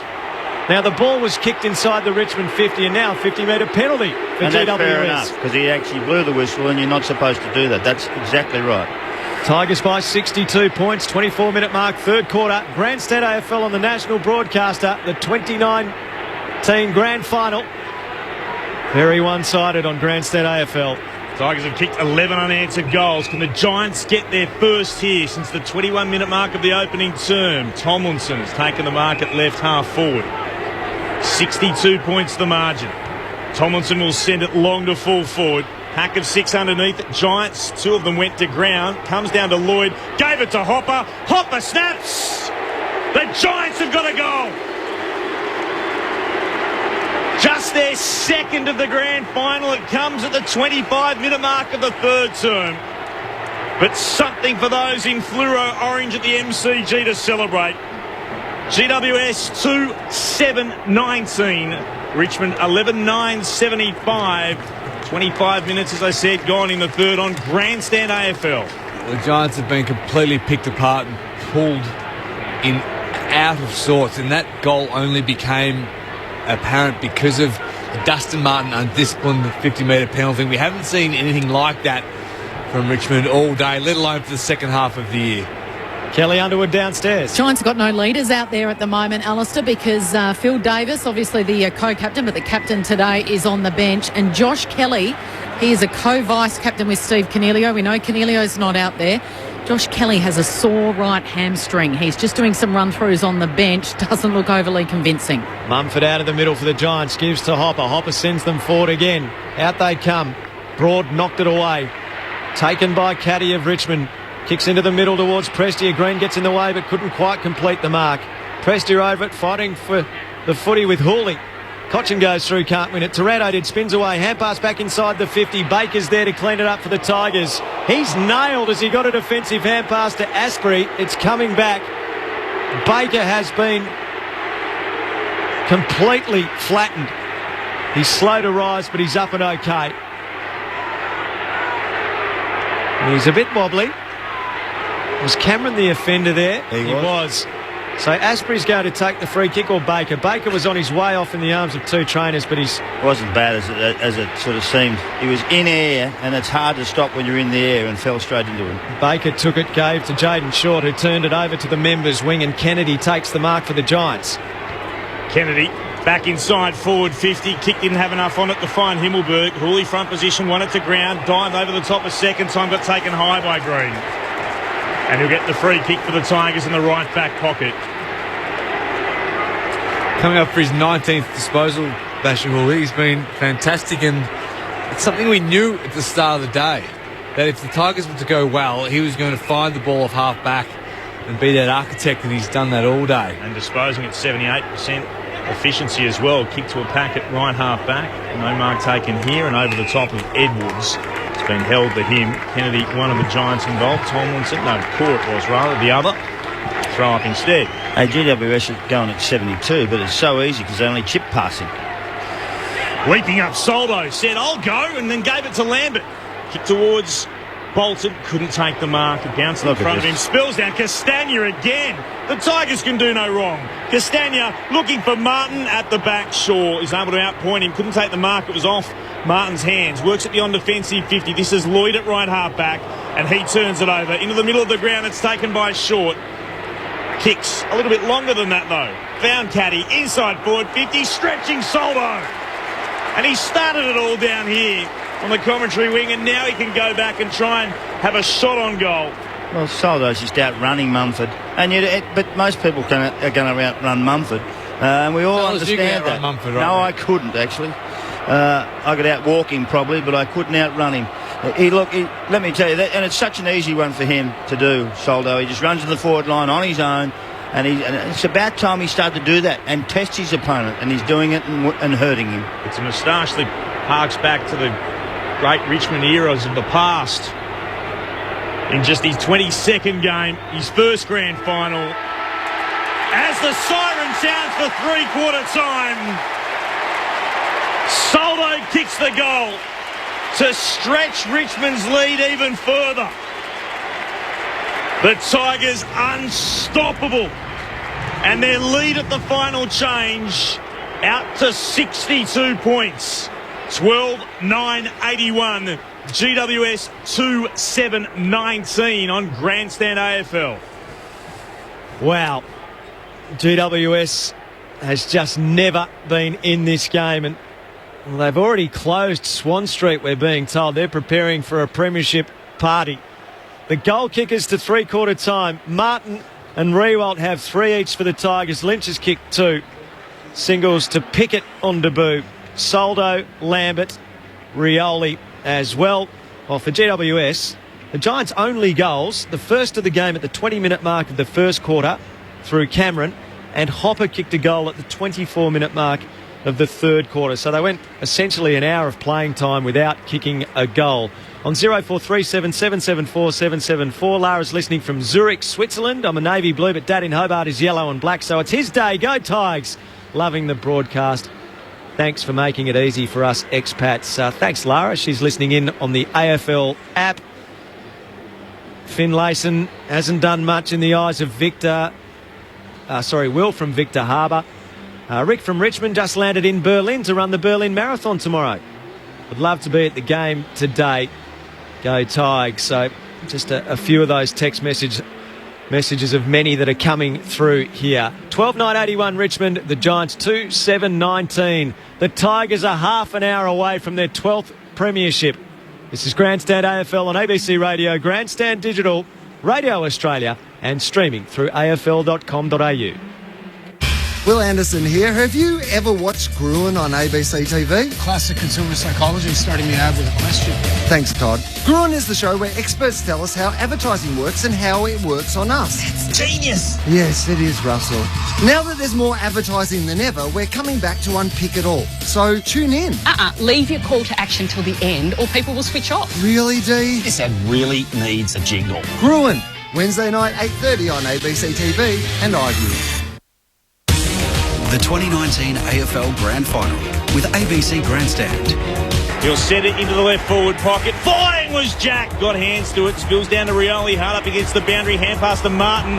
Martin will kick around the body. Oh, that is sensational. A breathtaking goal from Dustin Martin. Martin looks to centre the football, and he's been able to find what could be the redemption story of Australian rules football. Marlon Pickett right in front and 35 out. Don't tell me he wasn't looking for him either. So Marlon Pickett, the first player to make his debut in a grand final in 67 years, from right in front. Every Tiger runs to him. What a moment to remember. A true story of redemption. Picked up in the mid-season draft. Kicks a goal in a grand final. And on his way to an AFL premiership. Tomlinson will send it long to full forward. Hack of 6 underneath. Giants, 2 of them went to ground. Comes down to Lloyd. Gave it to Hopper. Hopper snaps. The Giants have got a goal. Just their second of the grand final. It comes at the 25-minute mark of the third term. But something for those in fluoro orange at the MCG to celebrate. The 2019 AFL Grand Final with ABC Grandstand on ABC Radio and on Grandstand Digital. Three-quarter time in the 2019 AFL Grand Final. Richmond 12-9-81, GWS 2-7-19 on Grandstand AFL. Cons listening in from Cyprus, loving the call even if the game is a blowout. Darren from Bustleton in WA, enjoying the call, listening this morning in Sierra Leone in West Africa. Another text from Billy from Parkville. Your commentary team is sensational. You could call a federal election and make it sound good. We'd have a crack. I'd love to hear Sellers do that, actually. I'd love to hear Mark's special comments on that, says Billy. Oh, we're on the same page there, Billy. Good stuff, mate. Plenty of you listening nearby as well. Hi, enjoying the call this morning in Sierra Leone in West Africa. Yeah, that was Darren. Very proud of number 50. Byron Pickett's cousin, exclamation mark, says Andrew from Port Adelaide. In football, nothing beats a big tackle. Stuart in Kalgoorlie, currently listening while his family and here on the way to Bunbury. I'm a Fremantle Dockers supporter, but today going for Richmond. Wireless rules, says Kate in the Mallee. I love the entire broadcast. Thank you so much to all of you out there for being part of the call today. Brad Sewell and Mark McClure on Grandstand AFL. Sellers, I can tell you there is no more an enjoyable period of time than this last 30 minutes that Richmond players will ever experience on a football field. When you know the game is won and it's a grand final, and when you're playing with such harmony and everybody's contributing and playing their role, doing the team things, running forward, as long as they continue to do that, this is just pure ecstasy for them out there for the next 30 minutes. And there's no worse feeling being on the other side of it, I can assure you. And GWS have been below par, I would call it, well below par. I'm almost calling for the mercy rule in a sense, because they have been atrocious in how they've played. The Tigers have just beat them at every aspect of the game. They're a fantastic team. Seriously, a fantastic team, and I've loved watching them play. I don't think they'll like the review of this game, GWS. Kelly Underwood down on the boundary. Well, Leon Cameron doesn't want the mercy rule introduced. He was in deep conversation with Adam Kennedy as he made his way from the centre of the ground, walking to the bench, and then he goes down the stairs to jump in the lift and head up to the coach's box. Just his second AFL Grand Final he's been involved in. The other was when he was an assistant coach at the Hawks, and they lost to the Swans. Final quarter of the 2019 AFL Grand Final. Richmond by 62 points. Umpire lays it down. Nankervis rises on the side of Mumford. Tapped it down to Edwards. He clears the centre square for Richmond. Goes long to full forward. Cochin back with a flight on Haynes. Was he dragged down? Umpire said no. Rioli's over it for Richmond. He's tackled. Umpire watches, waits and pays a holding the ball. GWS free kick at full back. It'll be taken by Heath Shaw. He goes out to the left back pocket for the Giants. Core takes the mark and comes back infield, still in defensive 50 to Whitfield. Whitfield moving it to Williams. Marks on the logo at left half back for the Giants. On in turn again to Core. Hard up against the boundary. What we haven't seen is GWS mark and roll. They've done none of that. That's what they need to do. Poor kick. Edwards was able to knock it down. Got it back from Lambert. Now sends it inside forward 50. Taylor underneath it. Good defensive mark. Needed to be made. Rioli was right behind him. So between full-back and centre half-back, he'll switch the Giants out to right half-back where Haynes marks and takes a bounce and then stabs the pass to Tomlinson. Stagnant, aren't they? Short pass again to Williams. Goes down the line. He wants Green. Boos echo around the stadium again. Pigeons flying into the air as Green moves it towards centre half forward. Out marking is Cameron. He's not too far out to score, but he'll put it into the left forward pocket. Front position, mark being paid. Himmelberg's got it. Toby Green's kick there was just special. Just a beautiful kick into that area. And then the roll on straight away. That's the Himmelberg, key. he snaps, and Himmelberg kicks the goal. He's got the Giants third. Had some earlier chances he spurned, not on this occasion. Harry Himmelberg with a goal in a grand final. Richmond's lead cut to 56 points. The Giants moved to be 3-7-25. Richmond 12-9-81. 2 minutes in to this final term, and just a chance to, I guess, for GWS to do something on the scoreboard in this final quarter. So I was hitting nail on the head. It was that constant movement, wasn't it? And there was no risk in the ball in the way that they moved. But it just meant when there was a mark, they moved off their line, they rolled, which meant the players up the ground were forced to make a position. And this is the result, unfortunately, a little bit too late. Brad Saul alongside Mark McClure in the experts' chairs on Grandstand AFL. Mumford the tap down. Taranto had a fumble though, but won it again. Gave to Hopper. Hopper off a step, kicks inside the 50. Grimes and Cameron wrestle. It gets to the back. Finlayson knocked it, but straight to his opponent Asprey. His hand pass into the bread basket of Hawley. He's tackled. Ball comes free. Well done, Hopper. Evaded a tackle. Off to Williams. Williams balks once, twice. Hand pass to Tomlinson. His hand pass will hit the ground in the pocket. Green gets it. Snaps. Under pressure. Not a score. Short gets it. His kick smothered by a desperate Himmelberg. The Giants willing themselves, despite the scoreline here, to try and fight this out. A throw in right forward pocket. One of their mottos is stand tall. They need to battle this one out for their supporters. Nankervis, though, won it down. Oh, Castagna, beautiful evasion, then moves it towards left half back. Marked there by Revolt, or Prestia rather, I beg your pardon. Skipped away from his opponent.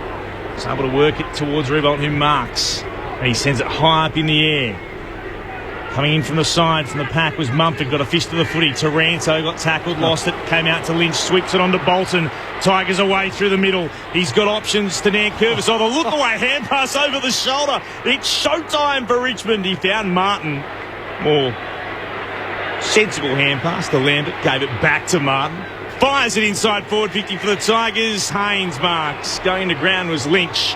The mark's been paid to the Giants. He'll move it into the right back pocket. Mark taken by Tomlinson. He'll switch play again to the left back pocket where he finds Whitfield, who marks. The Tigers lead remains 56 points, 4 gone in the fourth. Whitfield shields the sun from his eyes and goes across the goal square to Core. Core plays on under pressure from Castagna, almost turned it over. Reid gets a hold of it though. At half back for the Giants, he turns it over straight to Broad of Richmond. Members wing. Goes short to Caddy. And Curvis on in the middle of the ground, and that's where the kick goes. Edge of the centre square. He goes defensively behind the centre circle to Grimes. Grimes looks forward. Doesn't see much on offer, so he goes sideways to Flostone. He's on the southern wing for Richmond. No need to hurry. Tigers well in control. 56-point lead. Kick goes out wide and a juggling mark is taken. Short just clung onto it near the boundary line. Centre of the southern wing. The shadows creep across the MCG on a beautiful afternoon. Short has kicked that well wide and out of bounds on the full. A free kick to Kelly of the Giants. Kelly back into the left back pocket. Still in bright sunshine. He's able to find Haynes. Goes to Call. Then to Shaw. Giants advancing out to Davis. He marks it right half back. Short hand pass to Shaw, who continued his run. Kicks down the commentary wing. Wrestle on there, allowing Boston to get in front of the two rucks, Mumford and Nankervis, and Boston takes the mark. He's at left half back for the Tigers. It kicks down the wing. Good spoil coming from Reid. Punches it for the Giants over the boundary line. Castagna was the Tiger waiting underneath it. Couldn't take the grab under the pressure from Reid. Richmond by 56 points. We head past the 6-minute mark of the final term. The Tigers with a chance, you'd think, to really enjoy this final quarter. From the ruck, ball hits the deck. No one can get a clearance. Hopper was tackled. Ball up on centre wing. Knocked down to the side, picked up by Bolton. Hand pass to Lambert. Lambert of Richmond, defensive hand pass to Caddy. Caddy near the interchange. Daniels pursues him. He chips short on the bounce towards Pickett. He's pushed off it by Kennedy. Kennedy over the ball, caught by Caddy. Perhaps never had it in the end as it popped out. And Caddy took a hold of him and then took Kelly, who'd taken possession. A ball up. Left half forward for Richmond. The Tigers going to the punt road end. Mumford tapped it down to Kelly. Kelly's banana through the pack was creative. He spotted Perryman. Defensive side of the wing. Hand passes to Hopper. Hopper loops one over the top to Green near the boundary line. Wants to feed another hand pass. Can't really see an option. Instead, balks around Flostone. Kicks to half forward. Finds Cameron. Cameron 65 from goal at right half forward for the Giants. They're in the wide away jumper, GWS. They don't want to wave a white flag. The game's beyond them. They'd like to finish strongly as the kick is short to Green, who marks. Gets some advice from Baker, who stands on the mark. Green looks behind him, gives it to Cameron. He's about 60 from goal. He'll send it towards the top of the square. Big pack underneath it. Ellis, best position, takes the grab defensively for the Tigers and pops it out to Riewoldt in the right back pocket. Riewoldt plays on, touches down, feeds the hand pass to Basher Hawley. Almost collided with his teammate Short. Gives the hand pass to Rioli. Rioli onto Short, defensive side of the southern wing. Look at this number. Another hand pass to Lambert. Lambert off to Martin. Got Tomlinson for company. Floats the hand pass back to Rioli. Kicks from the southern wing towards half forward. Castagna the target over his head. Mumford, what a ground ball pickup. His hand pass knocked down though by Pickett, who gets through a pack. Hand pass to Castagna. Castagna should goal. He balks. Snaps on his right, misses. Another one? Jason Castagna has kicked 5 behinds and 1 out on the full in this grand final. He could have easily had a handful. He's yet to kick a major. Why did he go wide? 57-point lead to the Tigers. They'll get another opportunity. The turnover.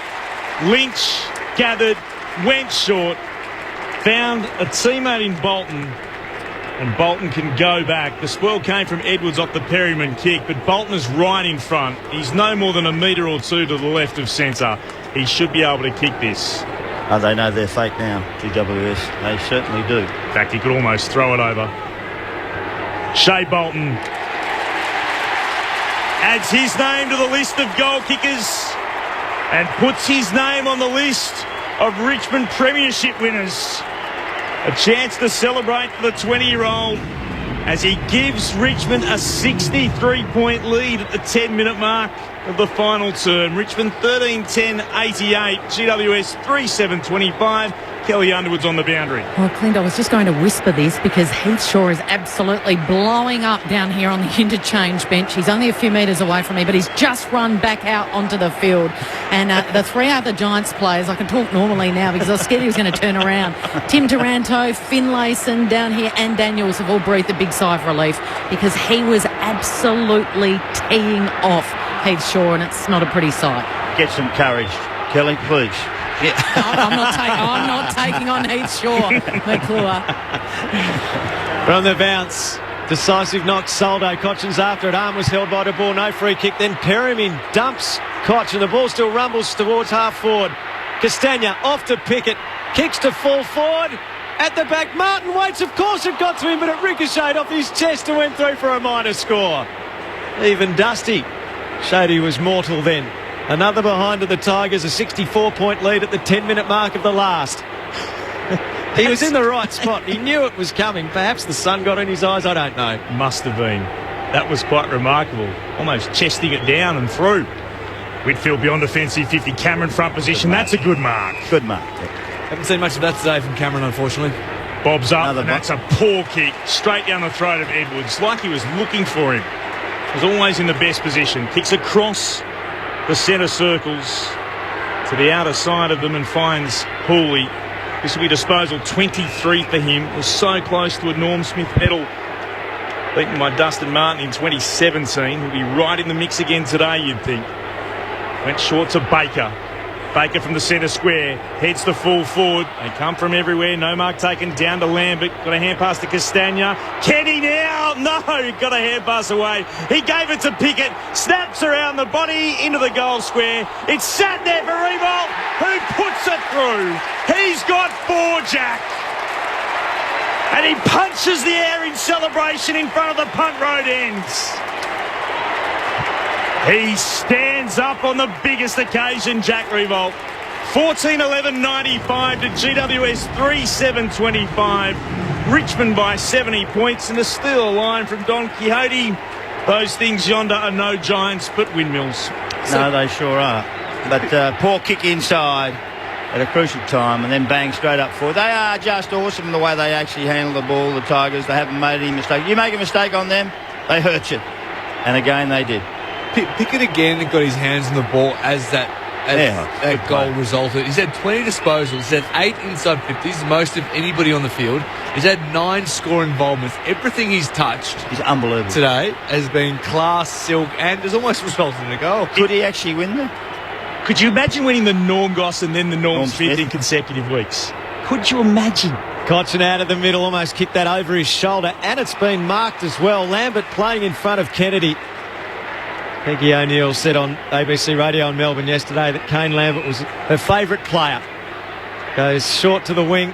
Members side, Flostone marks. He kicks inside the 50. Lynch can't impose. Rewalt gets a hold of it. Hand pass whilst being tackled, but that is straight in the direction of the opposition. Hopper's under the pump, knocked off it. It spills out the back to Reid. His kick partially smothered by Martin. Hawley runs at it. Bounce evades him. Taylor gets a hand pass for GWS to Tomlinson, who goes short to Green. Rewalt was felled in all of that, and Green has got it at right half back for the Giants. Richmond fans leaning over the fence to let Toby Green know. Fingers are being clawed over the fence. Bit of nasty gesticulating going on there. Short towards the wing, and Big Soldo's up to take the mark for Richmond. He goes defensively to Flostone at left half back. Richmond leading the grand final by 70 points at the 13-minute mark of the last. They're toying with them now. They are.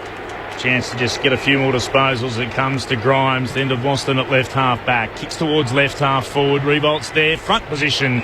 Nicely worked as Haynes going through to take the mark. 90% of the ground in shadow now. Haynes thought about going back inside his defensive 50. Instead, he'll kick long towards right half forward.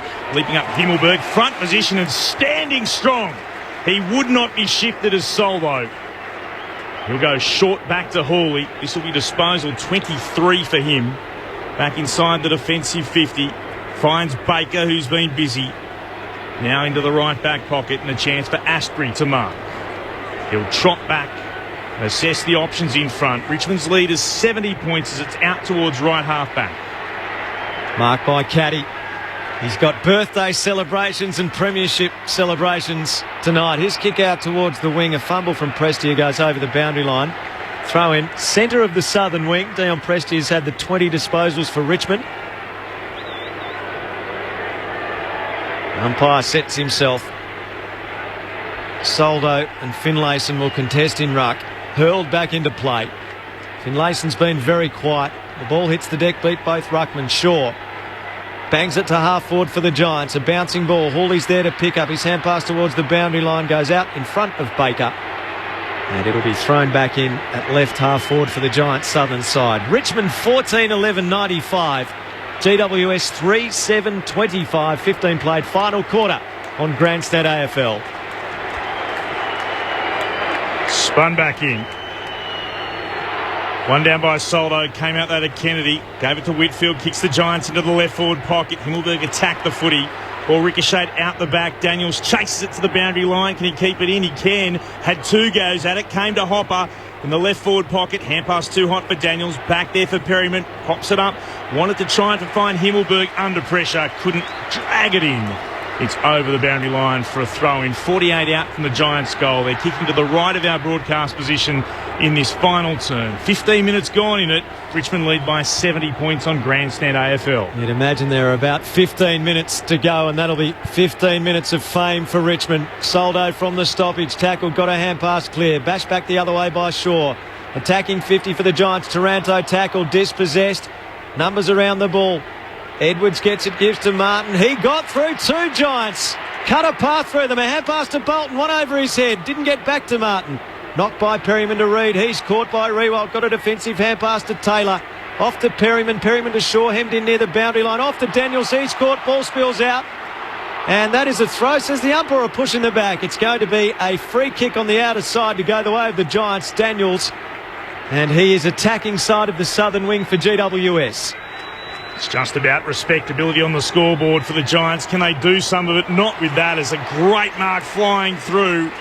Grimes had eyes for the football, attacked it, leapt into the air and dragged it in. Great contested mark for him. He's in the right back pocket. Baker's in space. Marks between fullback and centre half back and pops it out to Vlosten, who marks in the left back pocket. They'll switch play again. I'll be surprised if Grimes is not in the Norm Smith voting. Even though he's had 12, he's just such a player. Ball's moved to Cochin, then to Broad. Just onto the field. Castagna has to move it on quickly. Being dealt with after he took the mark was Lynch. It's bounced 70 from goal. Between left half forward and centre half forward. He'll put it long towards the goal square. Davis is up. And he takes the mark. So he's got that win against Riewoldt. And he'll pop it into the left back pocket again to Shaw. Kelly Underwood's on the boundary. Oh, they've already started hugging down here on the bench, the Tigers player. Brandon Ellis just turned to Marlon Pickett. A big, long squeeze, a big bear hug, and now they've both run out there to enjoy these final few minutes. Giants out of defence through the middle. Kennedy gets a hand pass to Lloyd. He kicks inside the 50. Green's the target. Flostone's there with him. Edged him out. It gets to the back. Asprey with Green for company. Couldn't pick up, but he shepherds him out of it. Flostone, well, the umpire says that's a free kick coming back here. No. A Richmond free kick? No. Play on. Asprey kicks out to half-back. Lambert up, knocked away from him. Rove by short of the Tigers. He's got Ellis if he wants to feed the hand pass. He does. He runs to the members' wing with a bounce. Perhaps a second. Perhaps a third. Ellis up to half forward, feeds it to Pickett. Pickett confronted. Good hand pass, great vision of Lambert. Lambert kicks inside the 50 to Lynch. It's knocked down by Haynes. Riewoldt comes out, Perryman there. Riewoldt tried to soccer it away from him, flipped up by Perryman. They've lost it. Couldn't miss it. Prestia pings. Misses on the right-hand side. Mark McClure 2 from 2. 14-12-96 Richmond. GWS 3-7-25. 18-minute mark final quarter on Grandstand AFL. Down to Kelly Underwood. Baker is embracing Big Ivan Soldo down here. So the celebrations, the party has begun. Great scenes, Baker and, of course, Soldo in their first grand final, about to celebrate their first premiership. There's a mismatch when it comes to a cuddle. Oh, well, that helps. Soldo sitting down. Certainly does help a little bit. Taranto kicks towards right half forward. The Giants had the numbers here. Mumford was looking for a free kick as the ball was punched away from him and over the boundary line for a throw-in. The other option, of course, put Baker on a step ladder. Richmond's lead is 71 points. It's going to be another enormous party in Tigerland tonight. Mumford won it down for the Giants.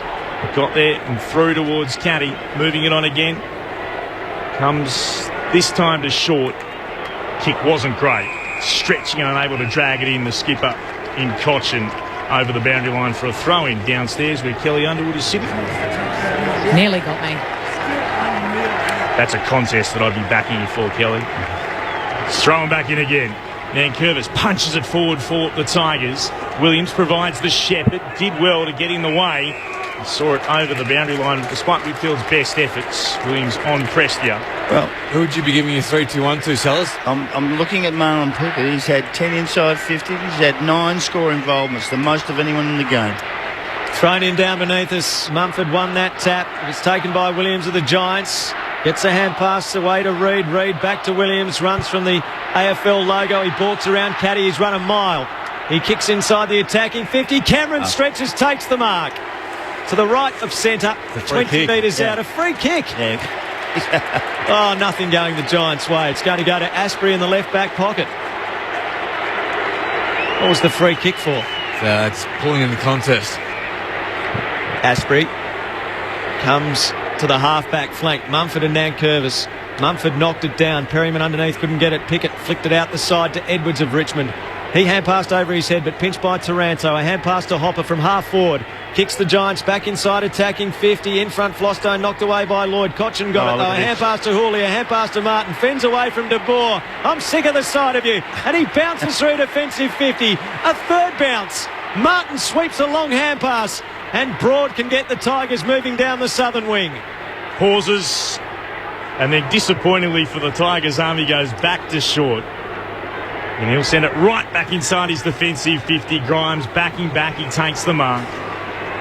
Sends it out towards Nankervis, who marks. There was an emergency, of course, with Sydney when they won a flag or played in a grand final a number of years ago. Now will be a premiership play with the Tigers. The ball to Short, who marks and plays on beyond defensive 50 to Boston. Has it about 52 out from his defensive goal at right half back. He'll move it down the commentary wing again. Broad will mark. Pauses for a moment. Assesses the options. And they're just moving it around. It's a bit like keepings off as it comes towards full-back to Asprey and out into the left-back pocket to Caddy to mark again. Well, if they don't pick you up, you're able to do this. And that's the problem with GWS. They're sitting there waiting. They're waiting for the siren. That's what they're waiting for. Caddy kicks to the members' wing again. Nankervis with Taylor for company. Nankervis knocked it down. Taken to the 4 by Perryman. Hand pass to Taylor, off to Hopper. Hopper off to Williams. Kicks the Giants inside 50. Too high that kick. Intercepted by David Asprey. Asprey kicks out to the right back pocket. Broad, who didn't even know the Tigers were in the grand final when he was concussed last week. He needed to look it up on the internet. He goes out wide. Ellis, who kicks to the wing where the mark's taken by Rioli. Rioli's southern wing for Richmond. The Tigers leading by 71 points at the 23-minute mark of the last. Kick to Cochin, superb in the corridor. Go on your he own. plays on with a bounce, runs to 50. This would bring the house down.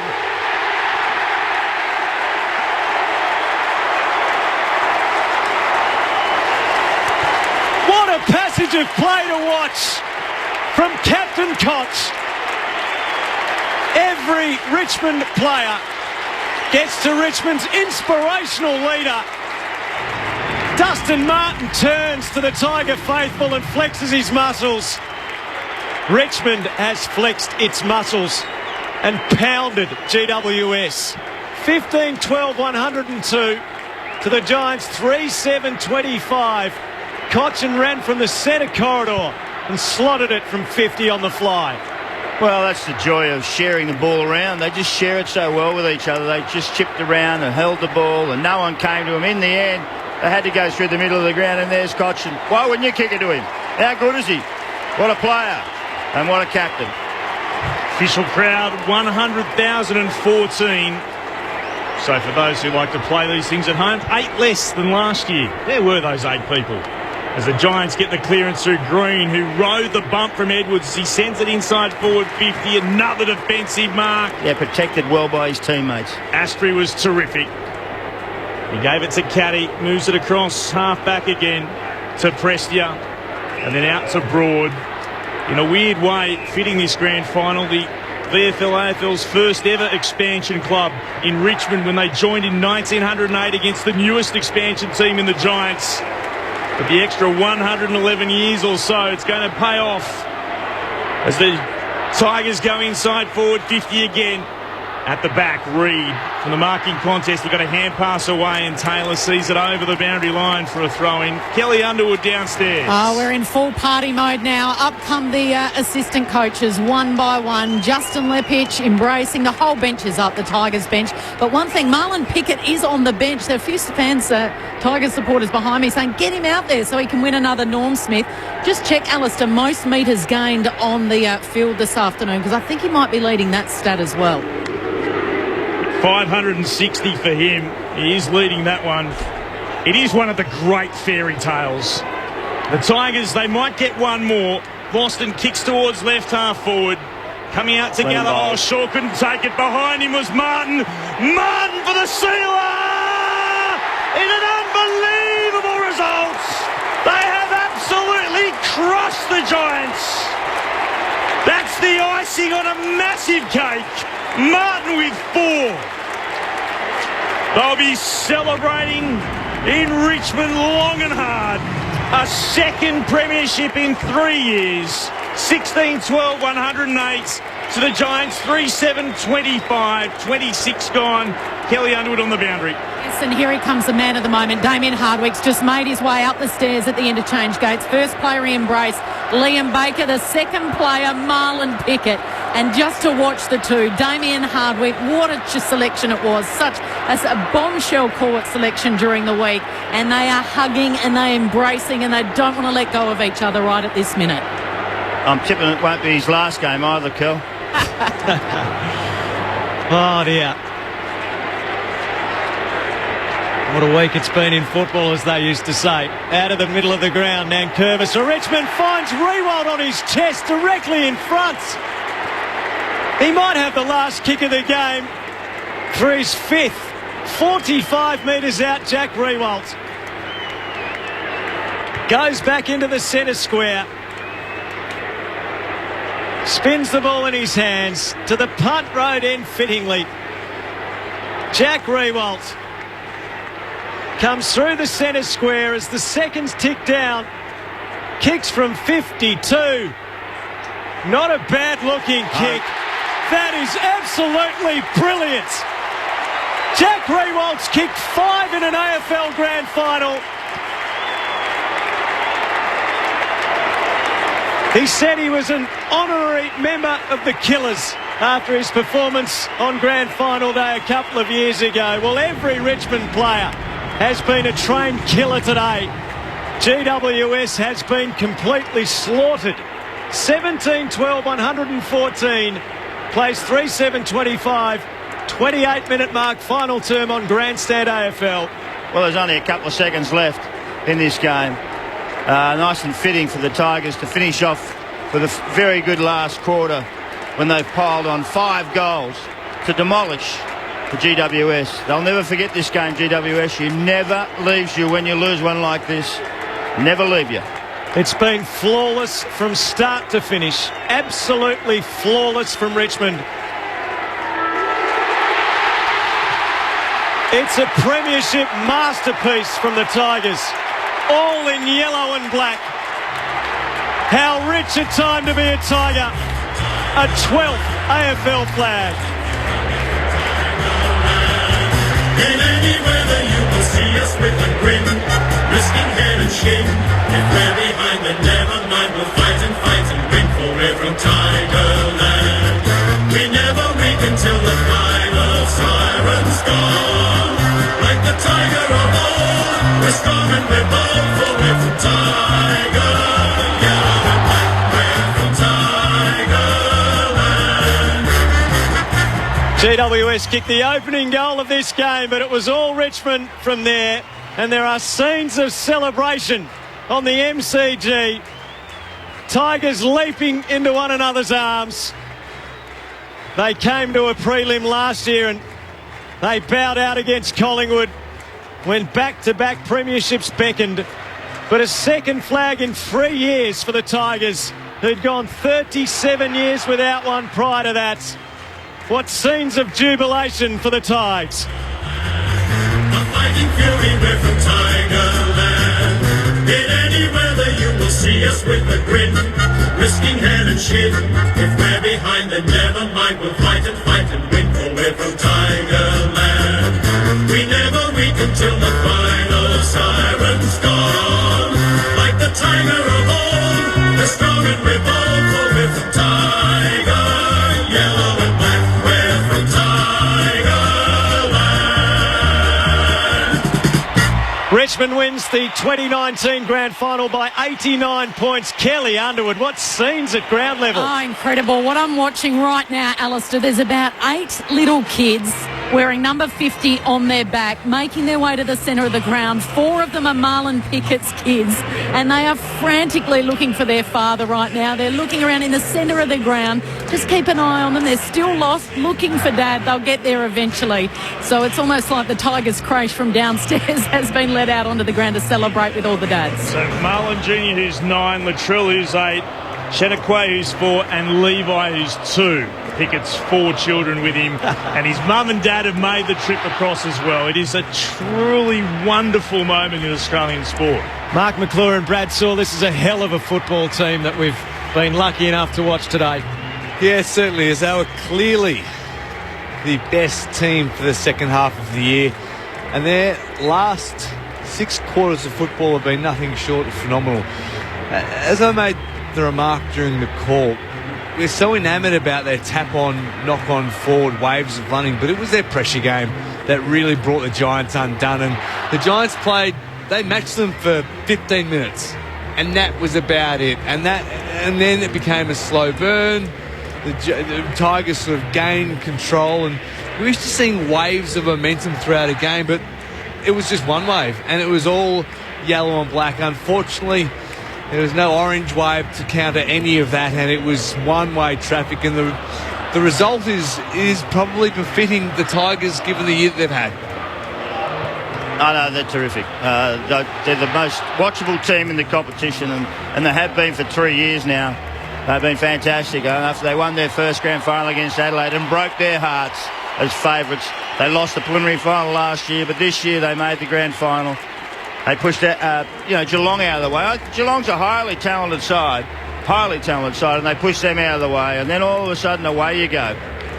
They pushed themselves into the grand final, and they took on I would say, limp, ill-equipped, and not quite up to a grand final side in GWS at this stage. They made it, but you know what? They weren't quite good enough to do something. I love the way their numbers are behind the ball. And every time you go to a contest, there's not one, there's 2, 3, 4 around that area, pushing and shoving. And that's what you call teamwork. Some people say a handball to someone. Sometimes you've got to help someone else. But their teamwork is A-grade in the competition. Some of the other coaches should look at that style and try and follow that style if you can, because let me tell you, it works and they win. Now, Kelly Underwood down at ground level. I think Marlon Pickett may have found his kids. Oh, finally he's been reunited, has he? They were taking a while, the 4 little kids. They look completely overwhelmed and very, very shy. We can see Peggy O'Neill just embracing Damien Hardwick right now. A very long hug. I know that Trent Cotchin is in the middle there.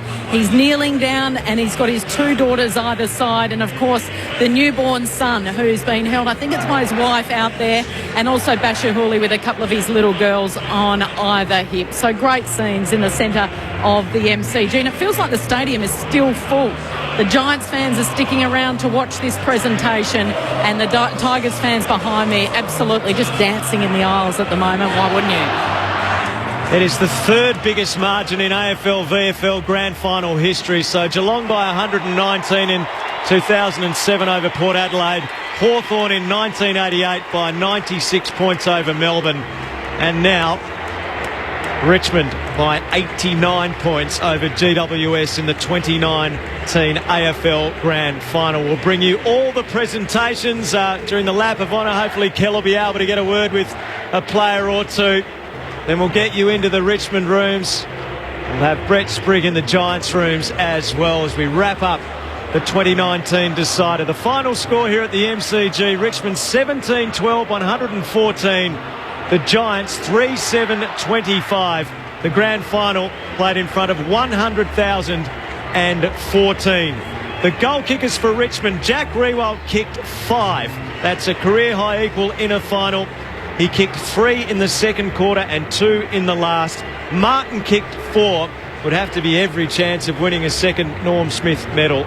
Lynch kicked 2, and he'll get that premiership medallion that he so sought around his neck very shortly. Goes to Marlon Pickett, who had a superb debut in an AFL Grand Final. The first player of a Richmond variety since 1920, and Billy James to win a premiership in his first game. Damien Hardwick showing the sort of quick movement that most of his players had today, almost avoiding the sport drink shower that Nankervis and Martin tried to pull all over. He did really well to back away, but he got a few bits on the ends. Along with the single goal of Pickett, also singles to Soldo, Bolton, Lambert and Cotchin, who kicked a magnificent goal on the run, bursting through the centre square a couple of minutes before the final siren. For GWS, only 3 goals in this AFL Grand Final. Hopper with 1, Cameron with 1 and Himmelberg with 1. Lessons will be learnt, disappointment will be felt. Richmond by 89 points. The 2 groups of players are getting ready for the presentations here. It affords us the opportunity to get a few more thoughts from Brad Sewell and Mark McClure on what we witnessed today. So there's a foregone conclusion for the second half. What I really liked about the Tigers, bizarrely, when the siren went, that every single player in their squad was down the boundary line and was wearing their Richmond jumper with their number on the back. Now, it's cold down there, so beneath that jumpers invariably they had their hoodies on and whatnot. But it gives you some sort of insight of what Richmond have been able to build over the course of the last 3 or 4 years, because those players that weren't a part of the 22 that played out there today, they sprinted onto the ground when the siren went, and they were as much a part of that, and they are right now down there on the ground with the 22 that played. They're the ultimate team, and the ultimate team wins. And I mean, you played in great teams, Brad, Sully, and you know, I mean, you know what it feels like. It's a great feeling. You know, you don't want to let anyone down and all that, and that's how they play. Their defence is just spectacular to watch how they operate and organise themselves behind the ball. And Grimes is a general in that area. And then you go to the midfield and Koch is the general in that area. And you go up forward, you know, Jack's the general there. They actually understand and how to use space, have space, and work for each other and share it and care for each other. That's the key. Unfortunately, GWS haven't learnt that yet. And they're a long way off at this stage. But you know what? I'm proud of them getting there, to tell you the truth. And their fans for coming down. They were just a little ill-equipped to actually take on a team with the balance and style and poise of Richmond. Speaking of balance, poise and class, to be honest, Sellers, Trent Cotchin has just left his celebrating teammates to make a solo mission over to all of the GWS players and exchange a handshake with Phil Davis. So as much as they revel in celebration here, still sparing a thought for the opposition. That sums up the Tigers in a way. They're a classy outfit. They're good citizens. That's what they are. That's why they work. You know, I mean, ratbags don't do that. So it's about being a good citizen, a good person, and they are that. I mean, the Giants all season had battled manfully and covered the losses of the superstars that were on the boundary line and were injured throughout the year, but it caught up with them in a real rush today. And that's invariably what happens. I mean, they've probably got, 3-4 of their starting 18 out? Yeah. That would have, led this side in a completely different manner. But as I said, unfortunately, it's just caught up with them today. Taranto battled gainfully in the middle of the ground. He's on his own, though, really, when you think about it. There was no one else for the midfield. Zach Williams didn't have a lot. Hopper hardly touched it. It was just ordinary. But he was on his own in the middle. He worked hard. Very good player, Taranto. Strong and tough. And really and truthfully, they got beaten in an area where they usually win, which is a clearance area. And you can't do that. Let's go down and join the presentations here. Hamish McLaughlin is in charge. Toyota, represented today by the President and CEO of the Toyota Motor Corporation Australia, Matthew Callahor. Please join me now in congratulating today's field, boundary and goal umpires on their contribution to today's match. I'd now like to invite 1975, 76, 79 and 1983 Grand Final field umpire, 303 games in total, Kevin Smith, to present the AFL umpires, Grand Final medals, and invite field umpire Sean Ryan to accept the medals on behalf of the umpiring team. So Sean Ryan officiating today along with Ray Chamberlain and Matt Stevic. Stevic in his 7th Grand Final, Ryan his 8th, and Chamberlain his 3rd. Well done, Sean and team, and thank you, Kevin. The Giants, they had a magnificent season and were gallant in defeat today on the game's biggest stage.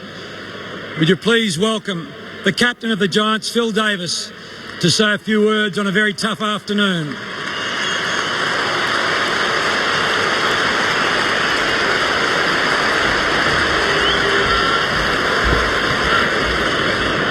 First of all, Damien, Trent, the whole Richmond Football Club, congratulations. You've been an outstanding club for many years.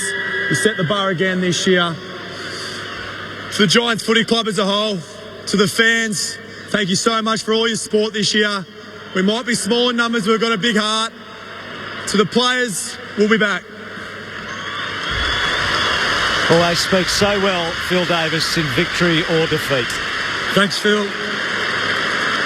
Please join me now in welcoming Simon Black to present the Norm Smith Medal to the player judged as best of field in the 2019 Toyota AFL Grand Final. And the winner of the Norm Smith Medal is number 4 again, Dustin Martin. What an inspired performance on the biggest stage again. 4 goals, 22 disposals, 12 contested possessions, 4 inside 50s, 372 metres gained. This will be short and sweet. I'd just like to thank the AFL and their major partners. Thanks to all the fans for coming out. Thanks, GWS. Yellow and black!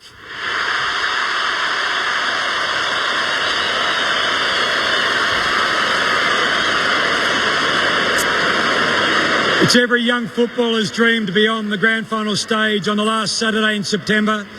So it's with much pleasure that we welcome the 22 winners of the NAB AFL Auskicker of the Year competition for the NAB AFL Auskick program. They'll now present medallions to each player of the winning team. Richmond's number 1, Nick Vlauston. He has had a key influence in all of this for Richmond.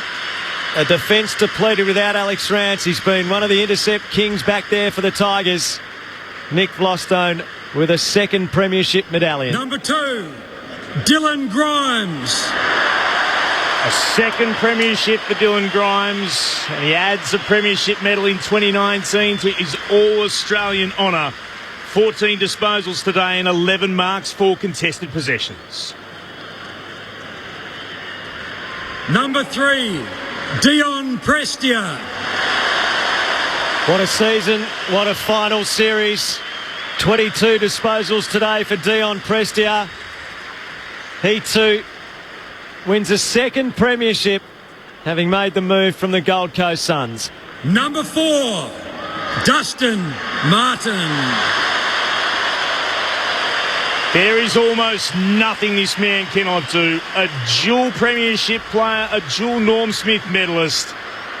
He was outstanding today with 4 goals and 22 touches, 3 Number clearances. 5, Brandon Ellis. If it is his farewell to Richmond, he farewells the Tigers in style. Gold Coast have made a very lucrative offer, and Ellis leaves the Tigers with 2 premierships. Jack Revolt. One of the Tigers' most popular, and again, one of their best. Today, with 5 goals, 8 marks, 13 disposals, and he brings Poppy up on stage as well. Number 10, Shane Edwards. They used to say he was an underrated player. Not anymore. He's one of the true greats of the competition and a much-loved member of this Richmond side.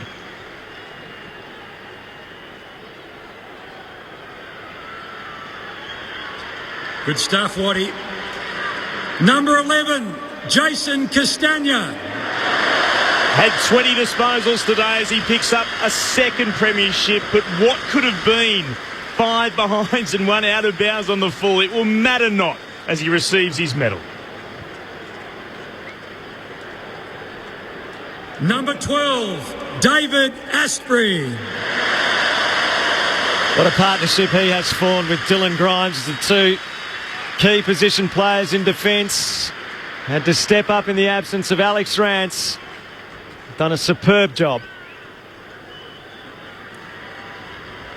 Number 14, Basha Hooley. No one touched the ball more today for the Tigers. 26 disposals, 14 kicks and 12 hand passes, 9 contested possessions. It's a second premiership and he adds to his 2019 All-Australian honour. Number 15, Jaden Short. Didn't play in the 2017 Grand Final. A rookie in 2015. Here is his moment as he's presented with a premiership medallion.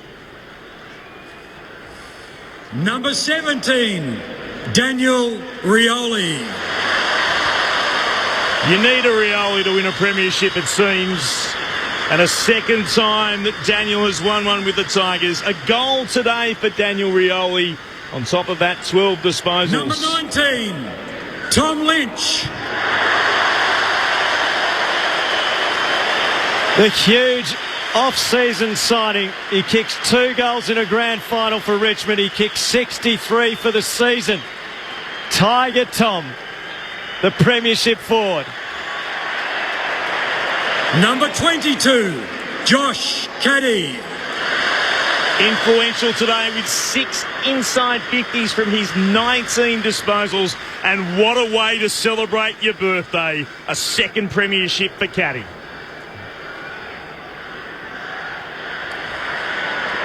Number 23, Kane Lambert. Richmond's running man. Another player who had to fight for his opportunities at AFL level. He has taken them. A second premiership for Kane Lambert. Number 25, Toby Nankervis. And a second premiership for Nankervis as well. The 25-year-old in jumper number 25. 17 disposals for him today and 5 marks. Number 29, Shea Bolton. Another of the half dozen out there today for Richmond who have tasted premiership success for the first time. Everything he does looks so casual, just coolly, calmly wandering up onto the stage to collect the spoils of victory. Number 35, Nathan Broad. A former plumber who's so adept at fixing any of the leaks in Richmond's defence. A second premiership for Nathan Broad. 13 disposals today, 5 marks as well.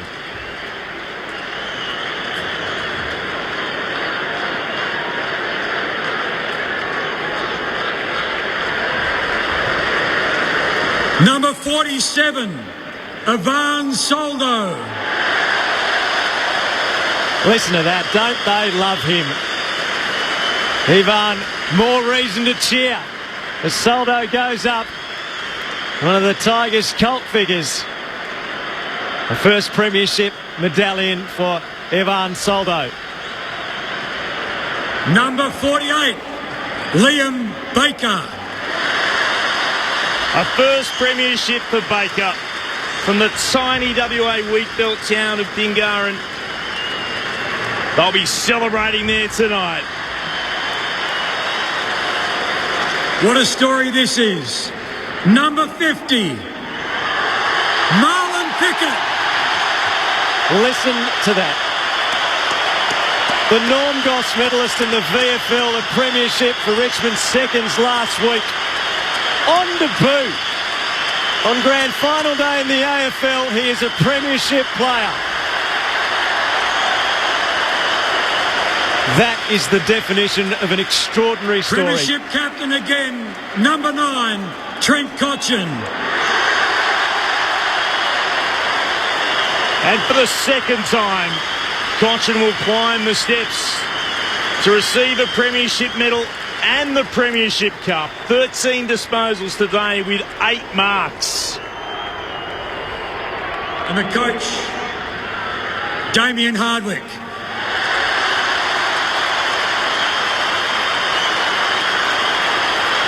How satisfied this man must be. Would you now please welcome Mark Williams to present the Jock McHale Medal to the coach of the 2019 Toyota AFL Premiership team, Damien Hardwick of the Tigers.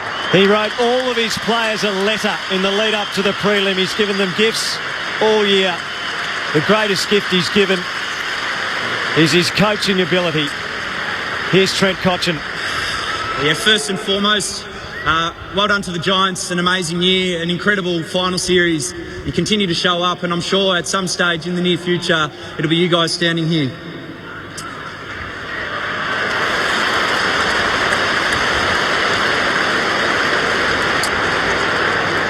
The AFL partners and Channel 7 obviously do an amazing job supporting our great game, and I just wanted to say thank you to you guys. Our partners, Jeep, Nib, Puma, Otterbox, Swinburne and Host Plus. Football clubs don't run without the support from you amazing organisations, and we just wanted to say thank you so much for your ongoing support.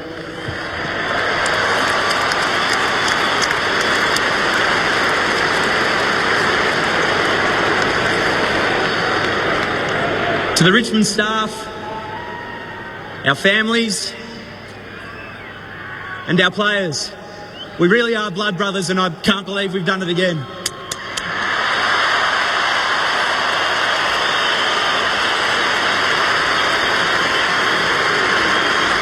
Thank you. To our opponents today, GWS, you're incredibly brave. To come from where you did through adversity throughout the season, very similar to our tale. Wasn't quite your day tonight, but we admire your club very much and wish you all the best for season 2020 next year. To all the major partners of the AFL, we thank you for putting on the great show. To the fans, we thank you for coming out.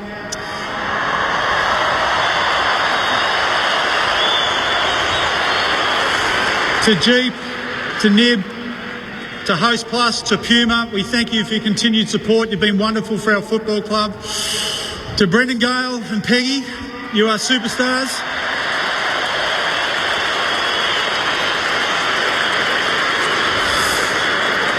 To our wonderful playing group, 1 through 55, whatever numbers we've got, you are simply stunning as a football side. You are wonderful to watch, wonderful to coach. And finally, to the Tiger Army, we'll see you at Swan Street. They've already closed it, Dimmer. Look out, Richmond. Now, while all of this is going on, Marlon Pickett's kids are in the middle of the MCG playing their own game of football, all 4 of them. Tiger Army, so thank you. The final thank you, Trent Cotchin. So the Pickett children, all 4 of them, tackles left, right and centre, balks. Let's go back to the presentation. And Damien Hardwick. Maureen Hafey, the Hafey name, so strongly etched into the history of the Richmond Football Club. The great Tommy Hafey, Maureen, his wife, there to present the Premiership Cup to Trent Cotchin and Damien Hardwick as the Tigers confirm their place as one of the great teams of the 21st century. The 12th time the Tigers have lifted a Premiership Cup. Their second in 3 seasons. Every player piles onto the stage. The yellow and black confetti goes everywhere. They disappear behind it. And the Giants slowly, gut-wrenchingly disappear from the MCG, having kicked just 3 goals, but learnt plenty of lessons from their first trip to the MCG on Grand Final Day. The Tigers winners 17-12, 114. The Giants 3-7-25. We'll just keep an eye on a couple of the Giants here as they go off the ground. Heath Shaw among them, playing in his 27th final today. We wonder what the future holds for players like he and Shane Mumford. They're just wandering off the ground as we speak. At the back of them all is Heath Shaw, and he looks like a man who is contemplating post-football. He's looking at the ground. He's being consoled by officials. He was in tears with Stephen Cornelio in the centre square while some of the presentations were going on.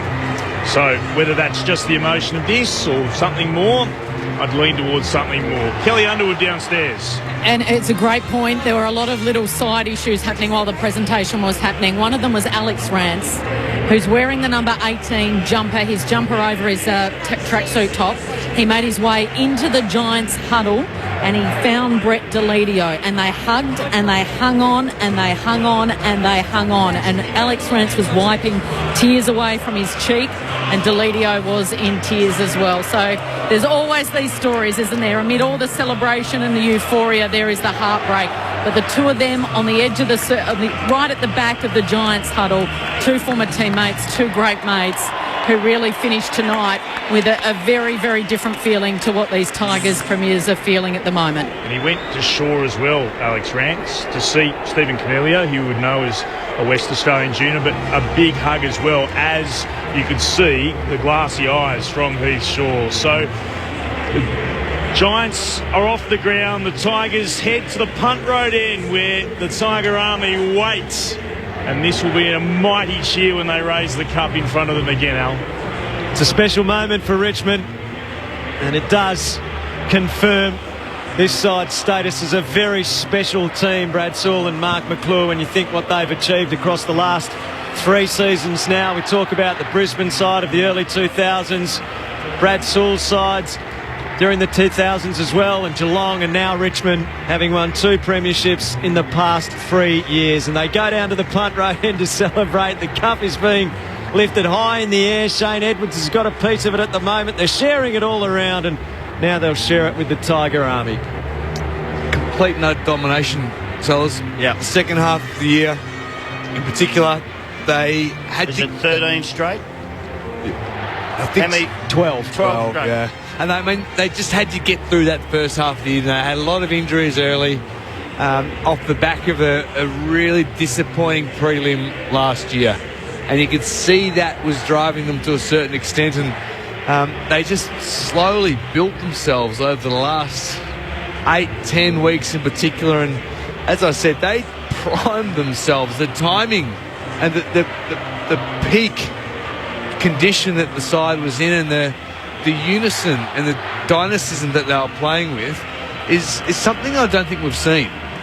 Well, they were 19 points down at the half-time last week, at half-time. And from that moment on, they just demolished that side. They kicked 2 goals after that, Geelong.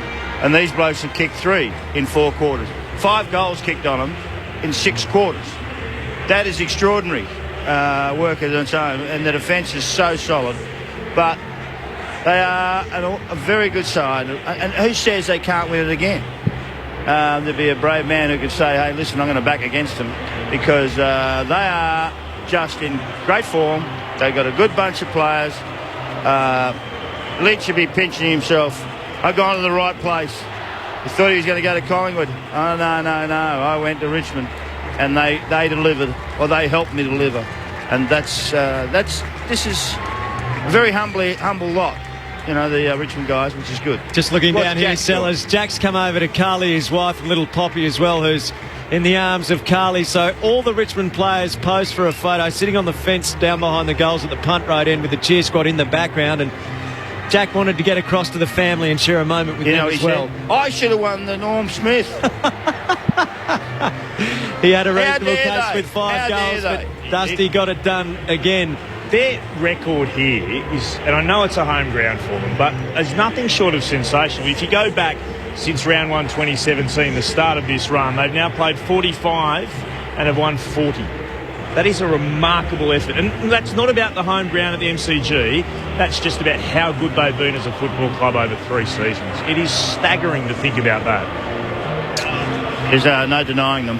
And today was powerful. Powerful display. Basher Hooley and Trent Cotton are now making their way over to their families as well. As the players make their way around the grounds, we're hoping Kelly Underwood will be able to get a chat or two as they parade their premiership medallions and the premiership cup around the MCG, this glorious Richmond side that has brought so much joy to so many. And the Tiger Army, it being so strong and a vibrant force again in football, has just been superb for the game, what they bring. Can you think of a better story in Australian sport than what Marwan Pickett can present to everyone now? From what he's had to overcome to just play at state league level was a major achievement. And he dominated there and then got an opportunity thanks to the mid-season draft, and then became the first player in nearly 70 years to make his debut in the grand final. And it was a debut that if it was round 4 against some team in the middle of nowhere, you'd still go, that's a great debut. This was the grand final, and he would have been in calculations for the best player on the ground, the Norm Smith medal. It is one of the true fairy tales of Australian sport. No doubt about it. He's in calculation for the biggest Raw. Yeah, he was. By far. Hands down. Absolutely. So they know his name now. Hasn't taken long. No, he will become talk about the cult heroes, and they've got a few of them. He's instantly put himself down as one of the cult heroes. It'll be for the Richmond Football Club. It'll be a trivia question in 30 years' time. Kelly Underwood, what can you see downstairs? You're watching Jack Riewoldt at the moment. He's such an introvert, isn't he? He's standing on the boundary fence. He is the only player doing this. He grabbed the Premiership Cup. He was a little bit wobbly. He got the boots stable. He stood up on the boundary fence at the punt road end in front of the cheer squad. He turned to them and he held both hands up in triumph. The right hand had the Premiership Cup, and he just sneakily looked over his shoulder and made sure all the snappers captured that moment. He is on cloud 9 at the moment, Jack Riewoldt, and that is a very scary thought, isn't it? He deserves the spotlight, doesn't he? I mean, he's contributed during the finals in a different way, and there's a really selfless aspect to the way Jack Riewoldt has played his football in the last 5 years or so. But there's still that want within him to be the star as well, naturally, and to kick 5 in a grand final, that's a seriously special day. You have to fill your side up with all different types, I can tell you. You can't just have boring people inside, and you can't just have introverts and extroverts, and you've got to have. There's 1,000 people make up a village, and you need all types, and he's one of them. And that's unique. That's what Richmond have done, isn't it? And he's probably the antithesis of the turnaround of this side. His persona from the outside looking in, I don't know him personally, but his persona from the outside looking in was a bit of a rat bag, bit of a rabbit, bit of a selfish type player. He was early, no doubt about that. And that's my point. The moment he turned that around, and obviously that came from the club in some capacity, that's when the club turned around. And you spoke about the need for a club to be a community, and for the community to be all of these different personalities, different individuals. Richmond have embraced those individuals, and they have let these individuals grow and flourish and be themselves within this group, and this is the result. Yeah, but not on the field they don't. No. They can do it anytime they want anywhere else, but not when you're on the green grass. Yeah. What's this moment like, Sully, as you make your way around the ground with the Premiership Cup, and all your fans they've flooded as close to the fence as they possibly can to cherish the moment with you? This is the most remarkable moment, almost of my career. In the 2008, and I've seen photos of my face a look on my face that I've never seen before, and it's just complete and utter elation. And I guess the moment you can absorb it and soak it in, there is nothing else like it. It's just pure ecstasy. Can you see your family and friends in the crowd? Are you looking for them? You can pick out and point out a number of different faces that you recognise, and you've got an idea of where they're sitting. But a lot of the time at this point, I'd say the families are trying to make their way down to the rooms, because the rooms will be overflowing. They'll be jam-packed. And they're having a great time themselves. Don't worry about that. They've had a few under their belt too, and they're enjoying it as much as the players are and amongst their friends. How long does the buzz last for? Quite a while, in terms of it being 3 or 4 days of you actually staying together. But the moments that you share now with the group are really sparse, and they're hard to get because you get pulled in so many different directions. So all of a sudden, once these guys leave and they go downstairs, they're mobbed, they're swamped. And then they'll have a 5-10 minute period in the coach's room where Dimmer will address them, and then you get pulled out again. And that's almost it. As that group of 22 or the 50-odd or whatever it is, it's hard to actually get that time together and share in it and spend it amongst each other. I haven't looked at the text message line for a while. It's pretty much blown up. Plenty of texts coming in from all over the place. Many celebrating this Richmond triumph by 89 points, 17-12, 114 to 3-7-25 as the Tigers make their way around the ground at the moment with the Premiership Cup. We'll turn to a few of your messages on 0437 774 774. Dusty gave the best acceptance speech, says one Tigers fan. Congratulations, Richmond. 2019 AFL Premiers. Go Tigers from Elaine, the cake maker from Toowoomba. Congrats, Tigers. The Giants and all others weeping and gnashing of teeth in Melbourne Primal Scream Room, followed by intensive garden exercise program. All with peace and love, says one listener. And John from Caulfield reckons, well, we may not have a Tasmanian AFL team yet, but Tasmanian Jack Rewalt kicked 5 goals in a winning team. So the Tigers continue to make their way around the southern side. And a big fence has gone up for the post-match entertainment that we're going to see here at ground level. So maybe there's some hurdling to be done in just a moment. As the Tigers go around the southern wing, they've created a block. So they're going to have to get through the fence and keep going around to the city end. Wait to see what transpires there in just a moment. There is yellow and black confetti all over the MCG. And lots of the Tigers youngsters have been out there having a heck of a time playing and all of that. The footy match that the Pickets were playing has ceased. Which does go to prove kids will be kids. And this presentation isn't gone on too long. Has Dad got his medal yet? Yeah, right. Okay. Yeah, chance to have Let's go kick the footy. Let's have a go. No problem. Brilliant. Completely oblivious to the 100,000 people watching on, being thoroughly entertained by it all as well. This is some celebration for Richmond, a 12th premiership.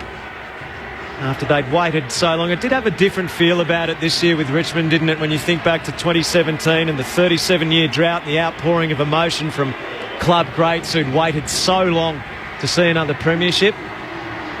And you look at the list demographic, Mark McClure and Brad Sewell, there's nothing to suggest that Richmond's going to do anything but succeed in the next 4 or 5 years. Yeah, I agree. Again, the thing that stands out for mine, and there was an article in today's paper about an exercise Richmond did at the beginning of the year. It's that genuine feeling of gratitude and empathy and the love and care that they've generated within the group. And there was an article written a little while ago. I can't remember who wrote it, but the premise of the article was generally that trust and care within a group you build on field. And that's built over years and years of playing together, and then you sort of carry that off field. Richmond have actually done that in reverse, and they've built that brotherhood and that bond and the blood brothers I think Cochin referred to in his acceptance speech. They've built that off field, and that translates so clearly on field into the manner that they play. Yeah, but you're trusted and respected on your actions too. Off the field and on the field. Oh, of course. And that's how it operates. And if you start to mess them up, you know what? You lose it. You lose that ounce of that trust. I don't want to be with you anymore. We want someone who can. And there's people being moved out and some have come in. 6 different ones today played in their first grand final from 2 years ago, which I think is great. You've got to turn over 20% a year, I reckon, in most sides. And I'm sure that the Clarkson would have said that to you as well.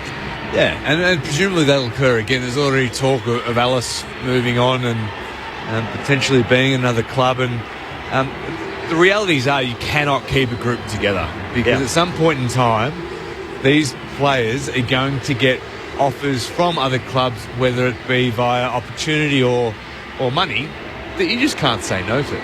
Yeah, sometimes that happens. Yeah. Sometimes it does, but then they don't want to go, some of them. Yep, and they won't begrudge each other for that either way. But you didn't want to leave your club. No, of course not. And I didn't want to leave my club because we're a ball.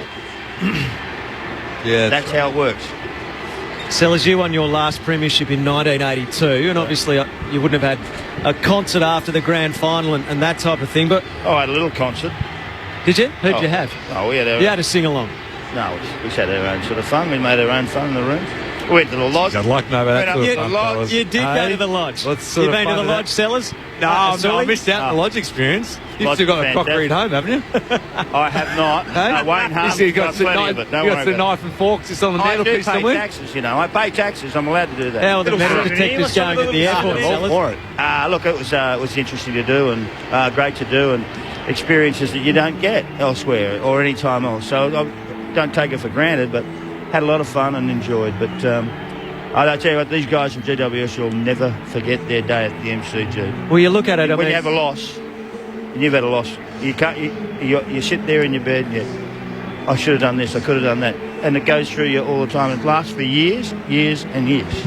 Will they get back there? Will they get another opportunity to right it? Will see. I think so. Given who wasn't on the park for them today, and how deep and how well they went this year, albeit they're a little bit scratchy into the last month, but they gave themselves an opportunity. Yeah, I think they'll get back here again, and they'll be better for it. You think of that West Coast side that came in 91 to Waverley and got pummeled by Hawthorn and then returned the following year and did a job on Geelong and then won another premiership a couple of years later as well. How much do you learn from the losses on the big stage, especially when it's your first time in that environment? It's obviously important that it does sit within them and they take it into their pre-season. They've got proud players. They've got a number of proud players. They're becoming a proud club.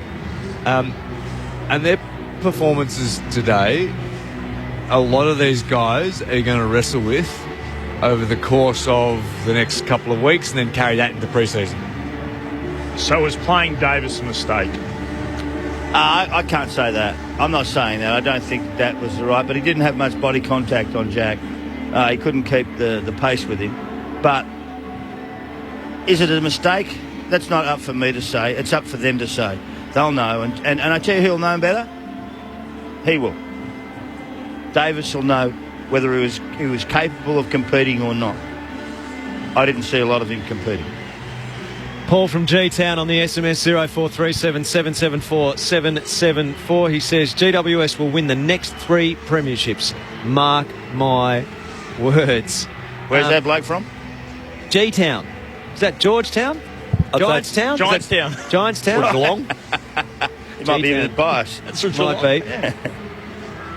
Let's go down to Kelly Underwood, who is down at ground level. Gee, they're doing the old slow lap. They're soaking it up, Kel. We hope they make it round to you shortly. Well, this is the big question, Alistair. I'd hate to see a Tigers fan revolt down here, but just to point out that people are listening, the fans are obviously, the team was on the podium and then they headed straight to their cheer squad at the Punt Road end, and they've started their lap of honour right around the southern side of the stadium, and they're they're at the end, right behind the city side goals at the moment, but they're near the top of the race, and it looks like they might be ushered down the race into the rooms, which means fans down here, they're about 4 or 5 deep, waiting and waiting on the northern side of the stadium, and if they skip them, I don't think the fans standing around me will be very happy indeed. So we'll wait and see what happens, but it looks like they could be ushered down the race into their rooms. If they do, we'll be with them very shortly, and that's the other part of the celebration. You have the on-field celebration and then that moment where you go into the rooms with your teammates afterwards and you almost shut the outside world out a little bit. Sellers, there are plenty of friends and family and those that have contributed to the success. You know what's going to happen here if they don't? They're going to walk, all of them are going to walk straight past the Channel 7 broadcast, and they could very well swamp the entire desk. Well, Koch has just gone and sat down at the desk with one of his daughters on his shoulders. Well, they probably asked him to. So I think Jack will be standing on the desk, won't he? Lying across the side of it. Hey, look at me. I think they're bypassing. They're trying to go around, aren't they? They're trying to make their way towards the members' side of the ground. But you then get the opportunity to take the cup into your rooms where you've got the key people who've been involved, not necessarily on the field, but involved with the club, who are such an important part of your premiership success as well. Yeah, they really are. There's so much that goes into putting that 22 on the park every week, from the entire support staff, from the property stewards to the medical team to the conditioning staff and the dietitians, the entire periphery, and they are as much a part of it, and they enjoy, like, they're a team within a team. They get as much enjoyment out of it as everybody else, as well they should. So, as I said, it's hard to steal little moments with the exclusive group because you get pulled in so many different directions, and you're sharing it with all of your family and friends at the same time. Yeah, but you know what I mean? Look, those people deserve a touch of you and a feel of you and a chat to. And everyone wants that, needs that. And until they get that, they don't feel satisfied. And that's fine. And I mean, sometimes some people are brushed, but that's not the way you should go. It's about, being kind to people. And I think that's where the Tigers are really good.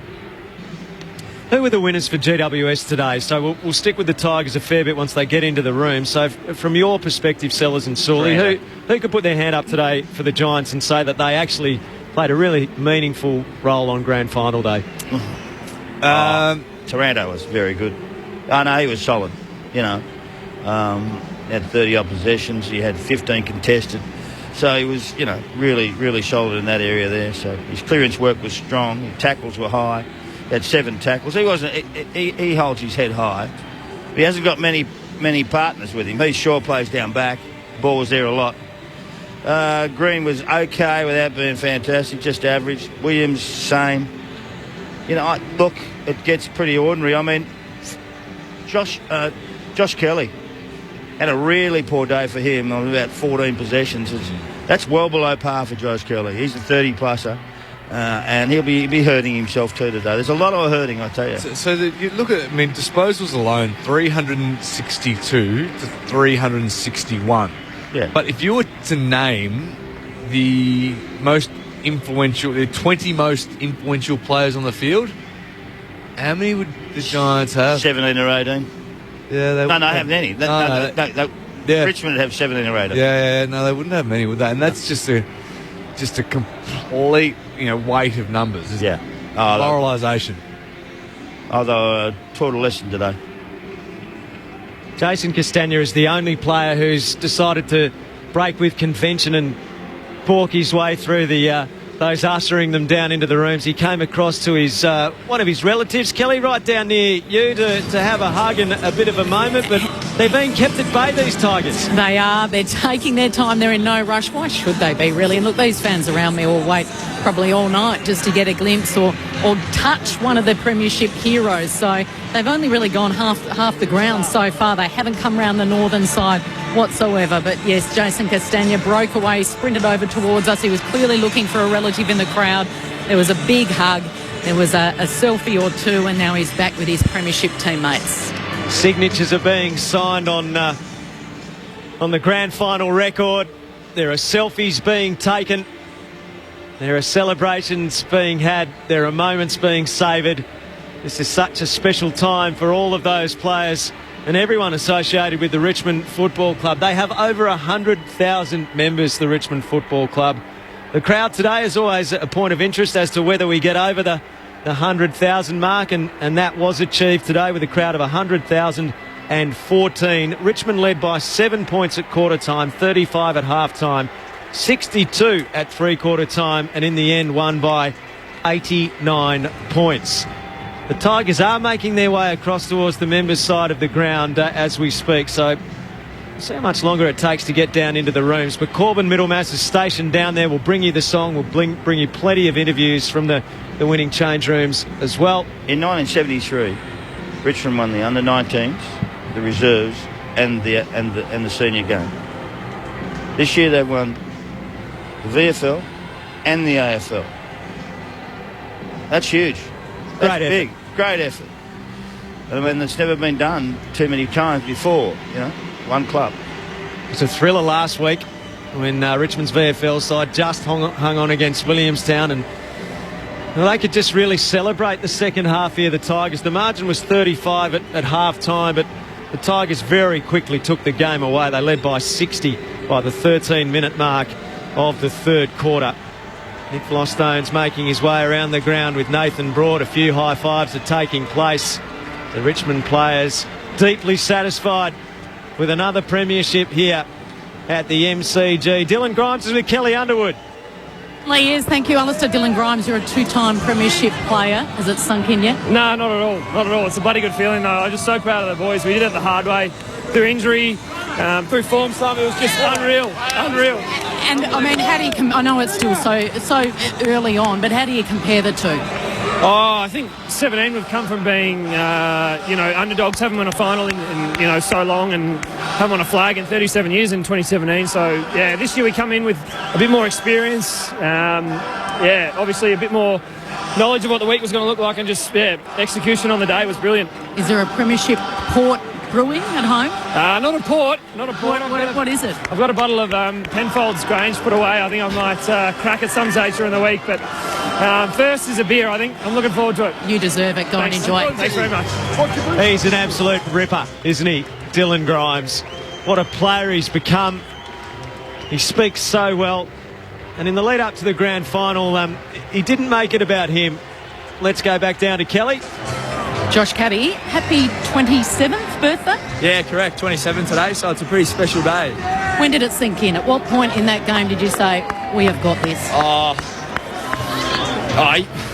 It sounds silly, but you never quite allow yourself to think that. But three-quarter time was going to be pretty tough, but we knew that you want to finish it the right way. And but yeah, the last sort of 10 minutes of the last quarter were pretty enjoyable, that's for sure. And it's a special day. You started your career on the Gold Coast Suns with Tom Lynch and Dion Prestia. Yeah, it's an incredible story.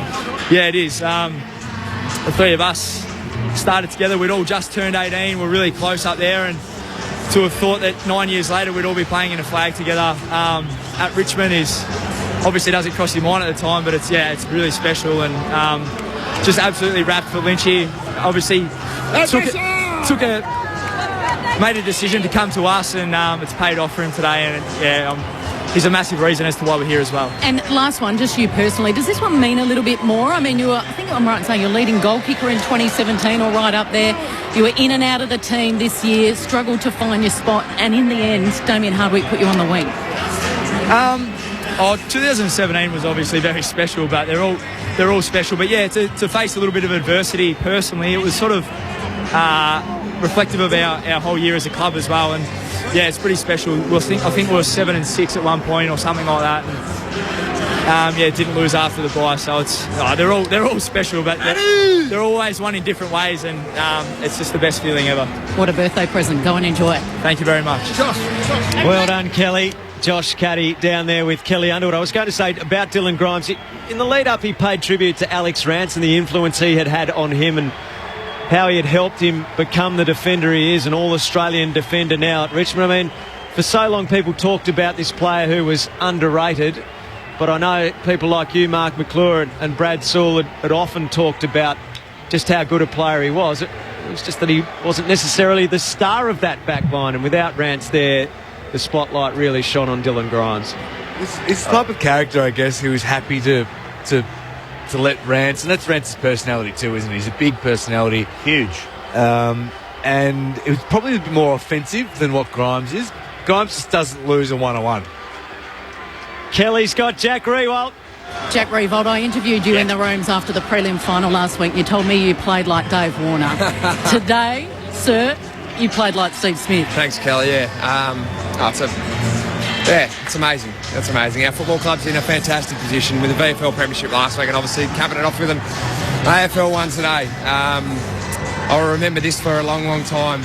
Just the moment of everyone in their jumper.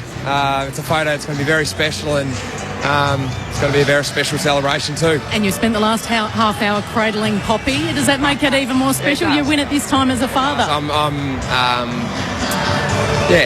It is. It is what football clubs are built around, family, and she's my family. So McClure thinks she should have won the Norm Smith.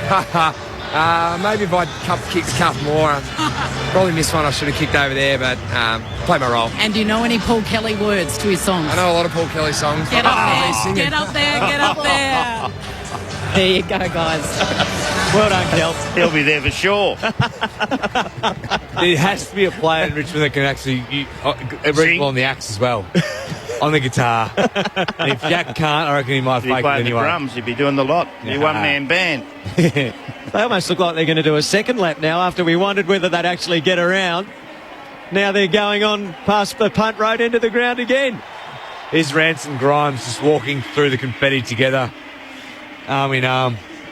You mentioned about what they make and what they mean as a club and as a group. What about the decision of Sean Grigg during the year, which actually freed up a spot on the list and allowed them to get Pickett in because he made the decision that he would retire? That's just, it's emblematic of what they're like as a footy club. Yeah, it is.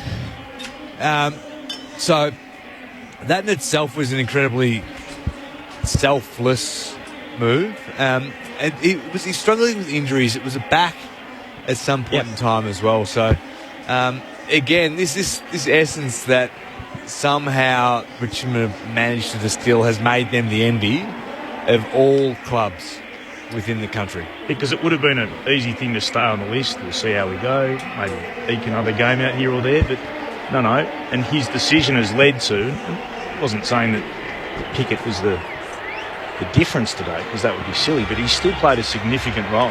Yeah, and that just adds to the whole Richmond story, doesn't it? Pickett, them having the trust and the confidence to actually pick Pickett, and the story always. When I say pick, I actually mean to draft him in the first place, and then for him to get his body and the fitness required to give himself an opportunity to play AFL, let alone in the ultimate match. And again, just like they did with Sydney Stack, this was a player that everyone spoke about, and having watched him play for a number of years in the WAFL, and even with Sydney Stack the year before, everyone knew the talent, but no other club was prepared to take the risk. Both on Stack, who has repaid that, and then on Pickett. Other clubs, and we know this to be true, other clubs had a genuine look and were worried about the history, and they've been able to back themselves, Richmond, and this is the result they've been able to get as a group. Look at the Tiger trio. The key defenders are sitting in the confetti, just having a nice old chat. It's almost like they're sitting in the park. So Rance is there along with Asprey and Grimes, just sitting there discussing life at the moment. That's a lovely image down there. And I noticed Jack Graham just walking past us down on the members' side as well. His contribution in the preliminary final to go back out there with a dislocated shoulder. We saw on the flank on the southern side of the ground in that game, he went to try and take a mark. He couldn't even lift his right arm at all. He was still laying tackles right to the end. That's the kind of courage I'm sure that would go through a group completely, wouldn't it? So up until this point in time, the 22 receive a medal, and that is it. I hope, and I get the sense that Richmond might push for it, but I hope that they somehow expand that, because for the likes of Graham, for the likes of who else has played throughout the year, Sellers, that wasn't out there today, but their ethos in terms of all of their players, the entire squad, putting on the jumper and running out to celebrate with the players is really symbolic in my mind. I understand all that. At the Olympics, they give a medal to everyone in the hockey team. They give a medal to all the people who've participated, who have had a run. But we don't do that here. Why not? Should we? I don't know. I don't run the joint. I'm just telling you what happened. If you did run the joints, fellas. Oh, it'd be brilliant. I probably wouldn't do it. I think Leon Davis is the only one who... I think I'd leave it as it is. The 22 play, they win the day, and then there should be another medal for the other ones after, which is not presented on the day, but it's there for you. A squad You're medal. a part of. And I don't mind that, but you can't change the condition today as it is. I don't mind the other stuff. Yep. The 22 pick up a medal and the rest well as well. You run the joint, so if you say that, I run then the joint. Fair enough. Why don't you have a crack? I'm a big advocate for it. Good. Squads win premierships. So how many agree. games do you need to play to qualify? And Yeah, I'm not trying to be facetious when I ask that. This is the point. I genuinely ask the question, what impact do you have to have? So I mentioned Leon Davis has one, played in the drawn grand final for Collingwood, got dropped, didn't play in the one they won over St Kilda, but actually is the only player that I can think of that has a premiership medal, having not played in the actual decider. So where do you draw the line? And again, does Alex Rance? Does Alex Rance deserve a medal? Well, so you would say no, because he hasn't really had any impact throughout the season. No, you actually. But this is where you're wrong. No, I was going to say on field. Off field, he has a massive impact. Absolutely. But so where do you draw that line? So I don't know. I'm going to suggest you draw the line at the end of the squad. Because what invariably happens is when you've got a young midfielder, for example, and throughout match play, training during the week, throughout pre-season training, you're pitted against him, and that's how you hone your craft. Final score here at the MCG in front of over 100,000. 100,014. Richmond won its 12th premiership, 17-12, 114 to the Giants, 3-7-25. The celebrations are going to continue. The Tigers are making their way into the change rooms. Corbin Middlemas has been very patiently waiting down in the rooms. Corby, as they're about to make their way in, we'll hand it over to you. Thanks, Alistair. There's a hum around the Richmond rooms, as you can imagine, and like everything that the Richmond Football Club does, they do it en masse. There are so many people in here, family and friends, and I can see the Premiership Cup in the distance as it makes its way through the door of the change rooms. There's a huge circle and a space left in the middle of the room, the rest of it filled by waiting media, family and friends. Plenty of cell phones out taking pictures and filming videos. And Trent Cotchin places the cup down in the middle of the room with those yellow and black ribbons on it. And the team start to make their way in. There were massive roars for every member of the coaching staff who walked through the door. The front office staff were the first people in the rooms. And so every member that has played a role in this premiership team received a huge round of applause and a big cheer when they made their way in. None more so than Damien Hardwick, now a two-time Jock McHale medalist. He links arms with a couple of the squad members in front of me, so this is going to be all-inclusive. Just to follow on from the chat that you were having moments ago, so just about every member of the playing squad. There are a few children in the song as well, along with the rest of the assistants, and one of the best songs in the competition. I think it was voted by one media report as the best club song in the land. It's going to be pumped out pretty loudly here on the back of a second grand final victory in the last 3 years. Now a dynastic run for this team, having finished in the Final Four in all of those years. Of course, a minor premiership last year and not quite, but 2 of the last 3 premierships to one of the biggest football clubs in the land. Just waiting for the last of the team members to make their way through the door.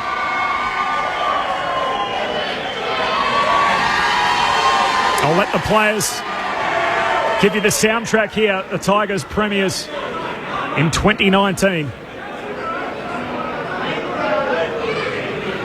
A few players just swapping positions, making sure they're linked up with a couple of their best mates in this team. The Premiership Cup still sitting in the middle of what has become a rather large circle. There's not much room behind them. And they're not going to start singing until every important member is part of this circle. Brendan Gale is one of those who's just been called in by Damien Hardwick.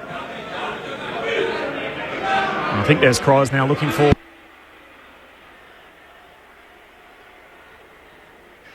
Just lost the feed from the room downstairs. Just with us, Richmond by 89 points. We're about to take the Richmond club song down in the rooms. Here it is.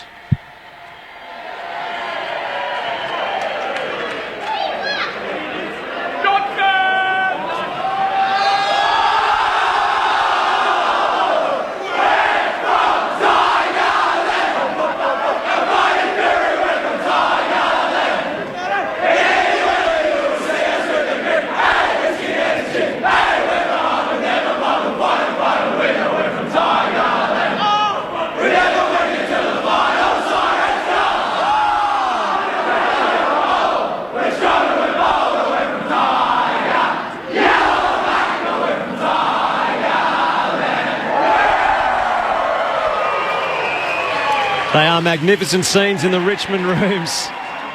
Gee whiz.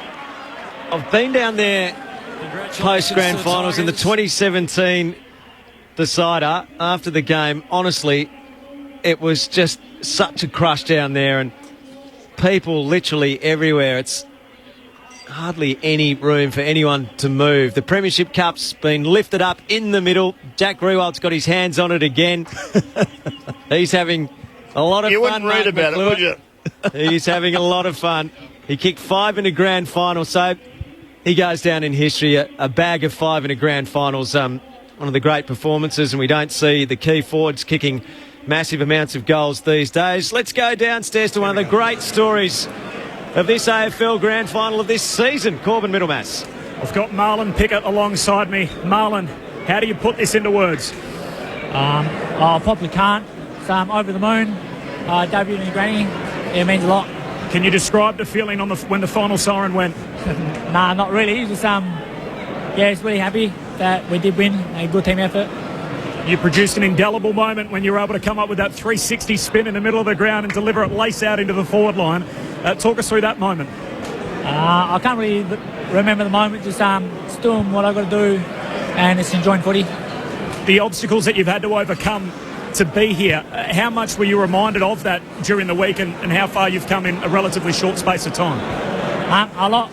It probably is the reason why I'm here doing what I'm doing, because the obstacles I have faced in life, and the kids, it's been, non-stop loving them. Was there a moment where you thought it may not happen? Yeah, there was, but if it didn't happen, I was happy to play 150 back at South Fremantle. What do you think the reason is that you've been able to turn it around? What was, I guess, a couple of the things responsible to turn around your situation to be here? Probably sacrifices I had to make and put my family first. What were those sacrifices that you made? It's more about family and doing what I've got to do to get through life, and Well done, Mo, and appreciate your time. Thank you. Good on you, Corby. Corbin Middlemass downstairs with Marlon Pickett, and he's had a superb debut. There's no two ways about it. 22 disposals today. He kicked a goal, 560 metres gained. He couldn't remember that spin in the middle of the ground. We all can, Mark McClure. Oh, yeah, he was showing off, actually, in a sense. In his first quarter on the ground. I loved it. He's a great player. There's got to be more of them around. He's not the only one in the world who's hanging around, who's been a great player and doesn't get a run. There's got to be more.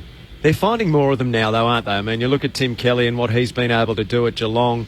Pickett's just another example. Just go to South Freo. Yep.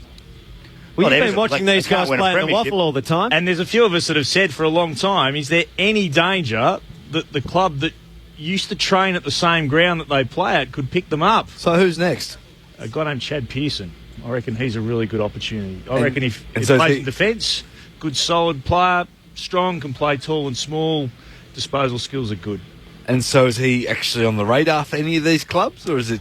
I'm unsure on that front. Yep. Because again, from having seen a number of these guys go through, where everyone from the media to the South Fremantle coach was saying, any danger that these guys might get picked up. So why are they getting overlooked then? Well, I would imagine with the likes of Pickett, it would have been the background story that concerns club, and I think. While I don't agree with that, I can understand the reason behind it. That was a long time in the past.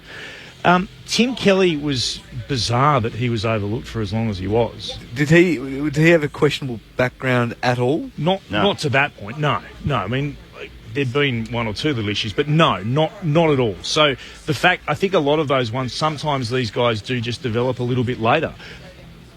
Let's go back downstairs. Corbin is one of the men that missed out today, but geez, the heart and soul in many ways of this exuberant Richmond group. Corbin. I've got Jack Higgins alongside me. Jack, you're not part of the 22 today, but what a roller coaster ride you've had in your short AFL career. How does this make you feel? Yeah, it's pretty special.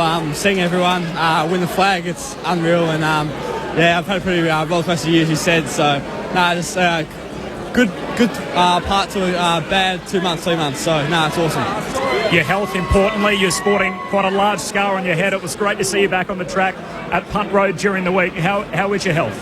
Yeah, my health's getting better. It was awesome to get back to the club.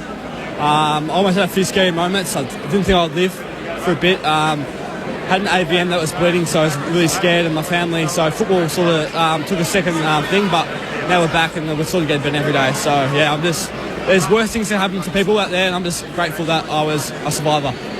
Has it changed your perspective?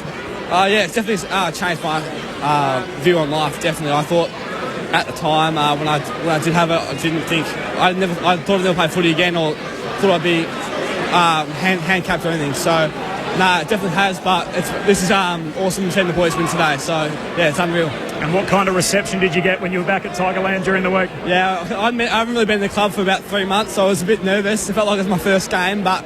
It was pretty cool seeing all the boys get around me and stuff. I have to introduce myself to a few other boys, so it's cool. Enjoy today. Thanks, mate. Appreciate it.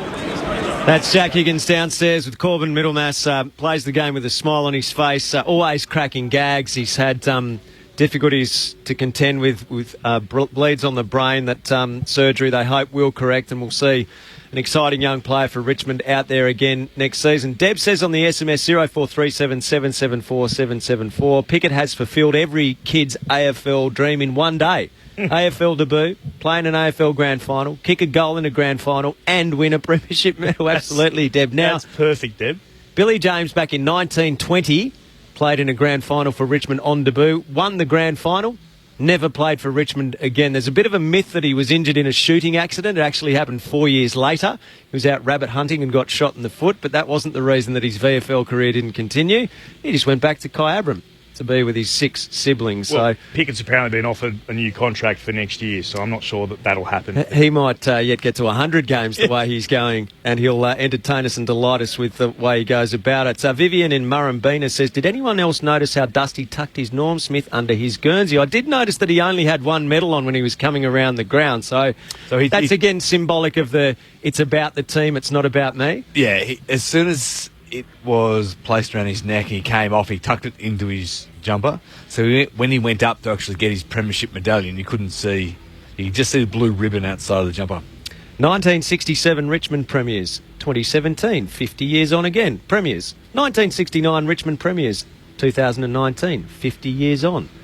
Again, Premiers. Follow the sequence. Looking forward to 2023 and 2024. Both 50 years, 1973 and 74, says one of our listeners who's calculating and looking forward to some more Tiger success. So thank you for all your contributions today on 0437 774 774. We love having you part of our coverage wherever you're listening around the country or around the globe. Now, don't forget, if you're listening to us on ABC Radio in New South Wales, ACT and Queensland, Radio Australia or on Grandstand Digital at 7 p.m. tonight, you are off to the NRL preliminary final with the Sydney Roosters up against the Melbourne Storm at the SCG. The Raiders, of course, already through to the grand final, so the Roosters or the Storm to play them. If you're in Melbourne, you can get the call on News Radio. That's the frequency of 1026. Back to Corbin Middlemass in the Richmond rooms. I have Shea Bolton alongside me. Shea, how does that premiership medallion feel hanging around your neck? Mate, it feels unreal. I'm so speechless. I'm so grateful, I've won a premiership. Mate, I love this club, love all the boys, and mate, it's so unreal. I'm so speechless, mate. I remember your AFL debut vividly. It was against GWS. You had a chance to ice the game. It got overturned on the video review at the showgrounds in one of the most outrageous games. How do you reflect on that moment? Mate, to be honest, I don't really care about that game. As long as I got this in my hand, mate, that's all I care about right now. And all the boys, we had a great win, mate. I'm speechless, but I'm so excited to celebrate and go out tonight, mate. It's unreal. That's the right answer. The game itself, how did you guys do it today? I just think we kept fighting no matter what. We kept fighting for the outside, and we just played to our strength. And we always sit here and talk to each other, just keep going, keep going, keep going. And that's what I think, just our fight. Your own personal footy journey. You're a son of an AFL footballer. Your old man Darren played for the Dockers. How does a kid from country Western Australia end up here on Grand Final Day? Oh, mate, I don't know. I'm just so speechless, mate. All my family back home would be proud. Shout out to all my family. But yeah, to be honest, this year I just focused on me getting fit, and I'm finally happy that I got a grand final. Go and enjoy it. Thanks, mate. Shea Bolton, hang on. fire away, Corby. Sorry, mate. I've got Nathan Broad here as well. Nathan, congratulations. What can you describe the feeling on the final siren? Oh yeah, even though there was a fair few points in it, just that when that siren goes, it's just such a relief. And you don't know what to expect first time round, but now knowing what to expect, it was just such a big stress off the shoulders, and it feels good. You were running around playing for Swan Districts not that long ago in the WAFL, and now here you are, a two-time AFL Premiership player. How did that happen? Oh, I said to Marlon before, I said, screw all the doubters. No one ever wanted us. We missed that many drafts, and everyone just, put a line through us pretty much. But now here we are, and I said to someone before, two-time Premiership doesn't really sit too well with me. A bit of battler from the waffle, just play my role, but I think it'll sink in eventually. The culture in this group seems phenomenal, to be able to bring in guys like Sydney Stack and Marlon Pickett along the way, and they play such a pivotal role. Where does that character come from? Oh, it starts with our recruiters. They see beyond the talent. They see what the kid or the person that they are, and that's a credit to this club. We don't just draft you off ability and skill. You need to be a good bloke and caring, and like Sydney Stack's a ripping kid, Marlon, that you see with his kids here today. I think that's one thing Richmond do really well, and that's why we've got a VFL AFL Premiership, I think. How does this one compare to the previous Premiership? You had to overcome a fair bit of adversity in season to get it done, having been outside the 8 at the halfway mark. What was the turnaround? Oh, I don't know. I guess we just stuck fat as a group. We always knew that Dimmer said just get to the bye and be even wins, even losses. And I think it was 7 and 6, and he said our best footy will come. We'll get soldiers back. We'll be right. And it's turned out right. We didn't lose the game after the bye, and we stuck fat. There's such belief within this club that if we just stick to the process in our system, we can win. No phones tonight? No. I've learnt my lesson. I definitely have. So I'll be well behaved tonight. Go and enjoy it. Congratulations. Thanks very much. Thank you. Cheers. Subtly done, Corby. Subtly done. Final score here at the MCG. Richmond 17-12, 114. The Giants 3-7-25. It was the third biggest margin in AFL VFL Grand Final history. 89 points with Jack Riewoldt kicking 5, Dustin Martin kicking 4, and Clint Wilden winning the Norm Smith medal. Grandstand zone, Angela Pipos on the voting panel. How did the votes go? Every judge, all 5 of them, giving Dustin Martin top votes. So 15 votes for him. Basher Hooley finished with 6. So substantial again difference. Right up there. Yeah, finishing just second again, but a big difference again. So Martin, just like it was back in 2017, and then Basher Hooley finishing with 6 votes in second spot. Pickett with 4. Marlon Pickett with 4. Jack Riewoldt with 3 votes. Dion Prestia with 2. The judges, they voted like this. Alistair Lynch, the chair, and these are 3, 2 and 1. So Martin, Hooley and Riewoldt. Chris Johnson, Martin, Prestia and Riewoldt. Matthew Lloyd, Martin, Hooley and Pickett. Bruce McAvaney, Martin, Hooley and Pickett. And Angela Pipos, Grandstand Zone, Martin, Pickett and Riewoldt. So, fairly comprehensive in terms of wins for Dustin Martin, picking up his second Norm Smith medal. Every judge giving him the maximum 3 votes. So he's got a Brownlow medal. He's now got 2 Norm Smith medals. He's got 2 premierships. That's an illustrious company now for Dustin Martin, as much as we've acknowledged already that he is a star of the modern game. Yet when we look back in 20 years' time on this period of the game, we're going to regard him as one of the all-time greats, aren't we? Yeah, I mean, he was regarded for the year he had in 17 as the greatest year a player has arguably ever had. So he was already held in esteem, but to hold a player in the clouds, it needs to be done over a period of time. So longevity becomes important. So now that he is, 2 Norm Smiths, 2 premierships, and if he can keep himself motivated, who knows what that means over the course of the next couple of years for Dustin Martin. And a milestone 250th goal for him today as well. He's an impact player.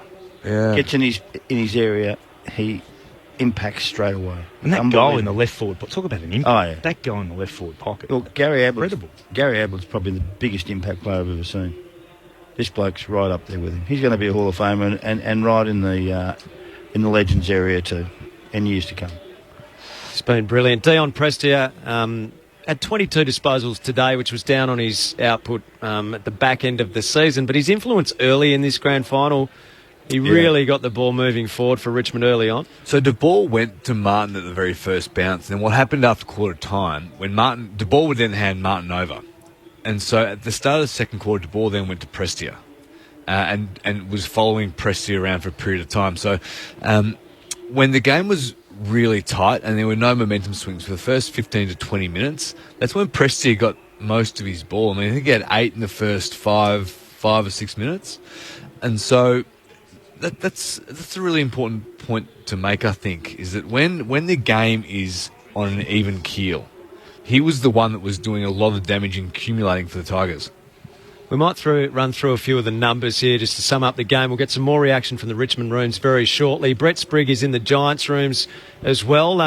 Hoping to be able to hear from Heath Shaw in just a moment with Spriggy down in the rooms as well. But just a run through of the stats here in the 2019 AFL Grand Final, Clint. So Richmond by 89 points. They only had 1 more disposal than the Giants, though, 362 to 361. Looking through the Tigers ball winners, Basher Hooley with 26, 14 kicks and 12 hand passes, had 7 marked and 9 contested possessions as well. On top of that, Voston with 22 disposals, Prestia with 22, Martin 22 and Pickett with 22 as well. Edwards 21, Lambert 20 and Castagna with 20.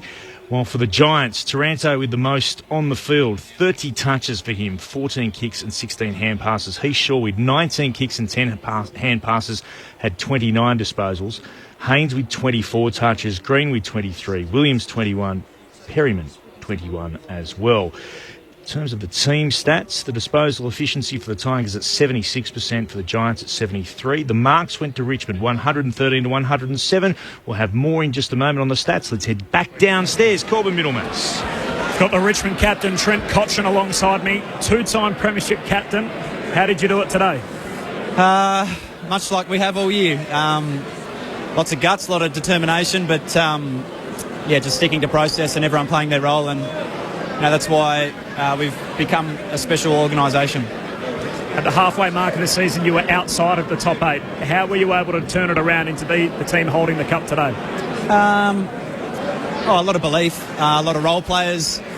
You look around the rooms and everyone's had a moment throughout the year where, they've effectively been a leader and committed something a little bit special to the group. So, I'm just grateful to be, I'm very, very lucky to be the leader or a leader of such a special group of guys that do amazing things. Can you compare them 2017 to now? And I guess what are the major differences? Not much. Our greatest strength is still love. And, if that's a big part of your life, whether you win, lose or draw, it's still a pretty special environment, and that's what we're real proud of. The culture in the club seems amazing, that you can bring in guys like Sydney Stack and Marlon Pickett along the way and they just fit in so perfectly. What is it about that culture that it doesn't matter who the individual is, that you're able to be such a tight-knit group? Yeah, look, I think first and foremost we allow people to be themselves. That's we give them permission to do that.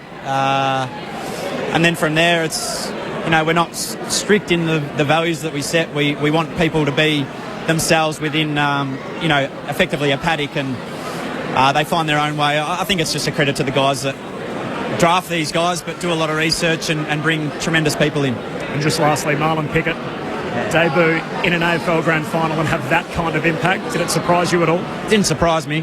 He's a special player, special person. I can't wait for more of his story to come out. I'll let him share that when he's comfortable, but amazing reward for someone who's very worthy of it.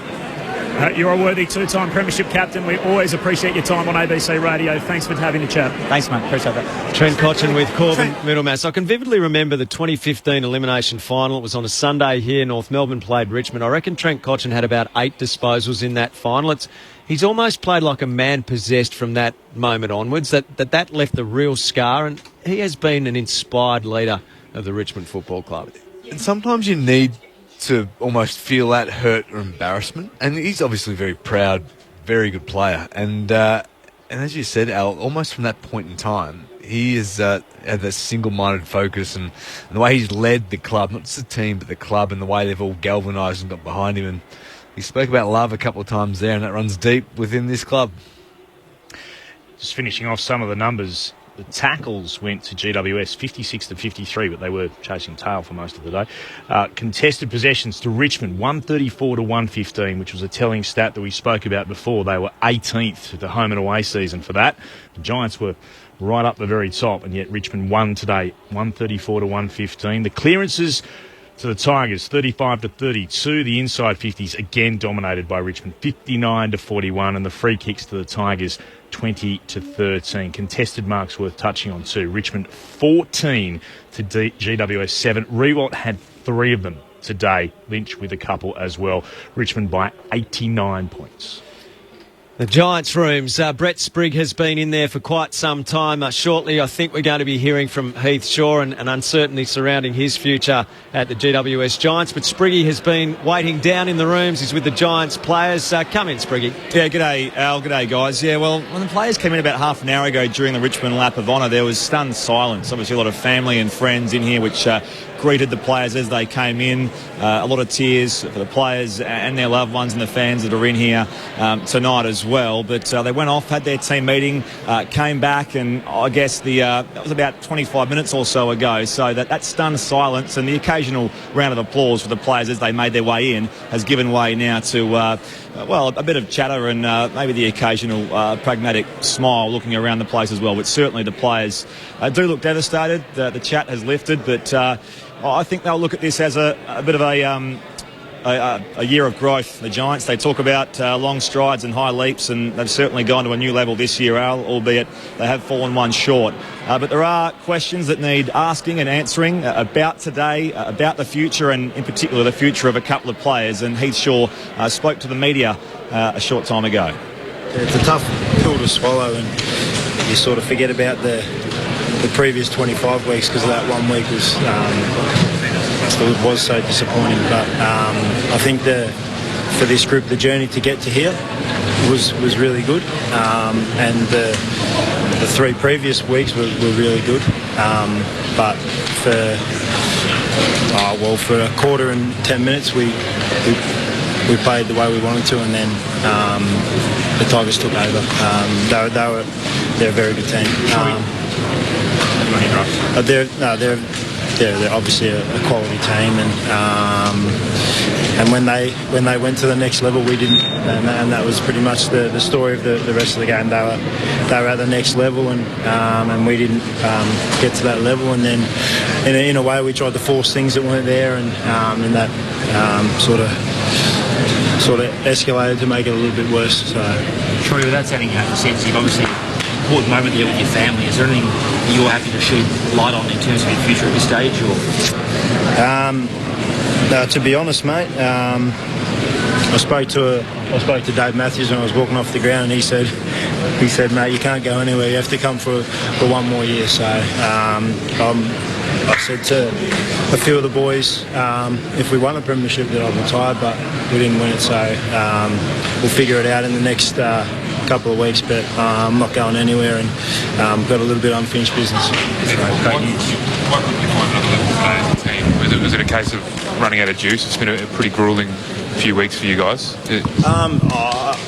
I don't know. It might be a combination of things, but as I said before, and a lot of teams before us, Richmond are a quality outfit, and they have been for 3 full years.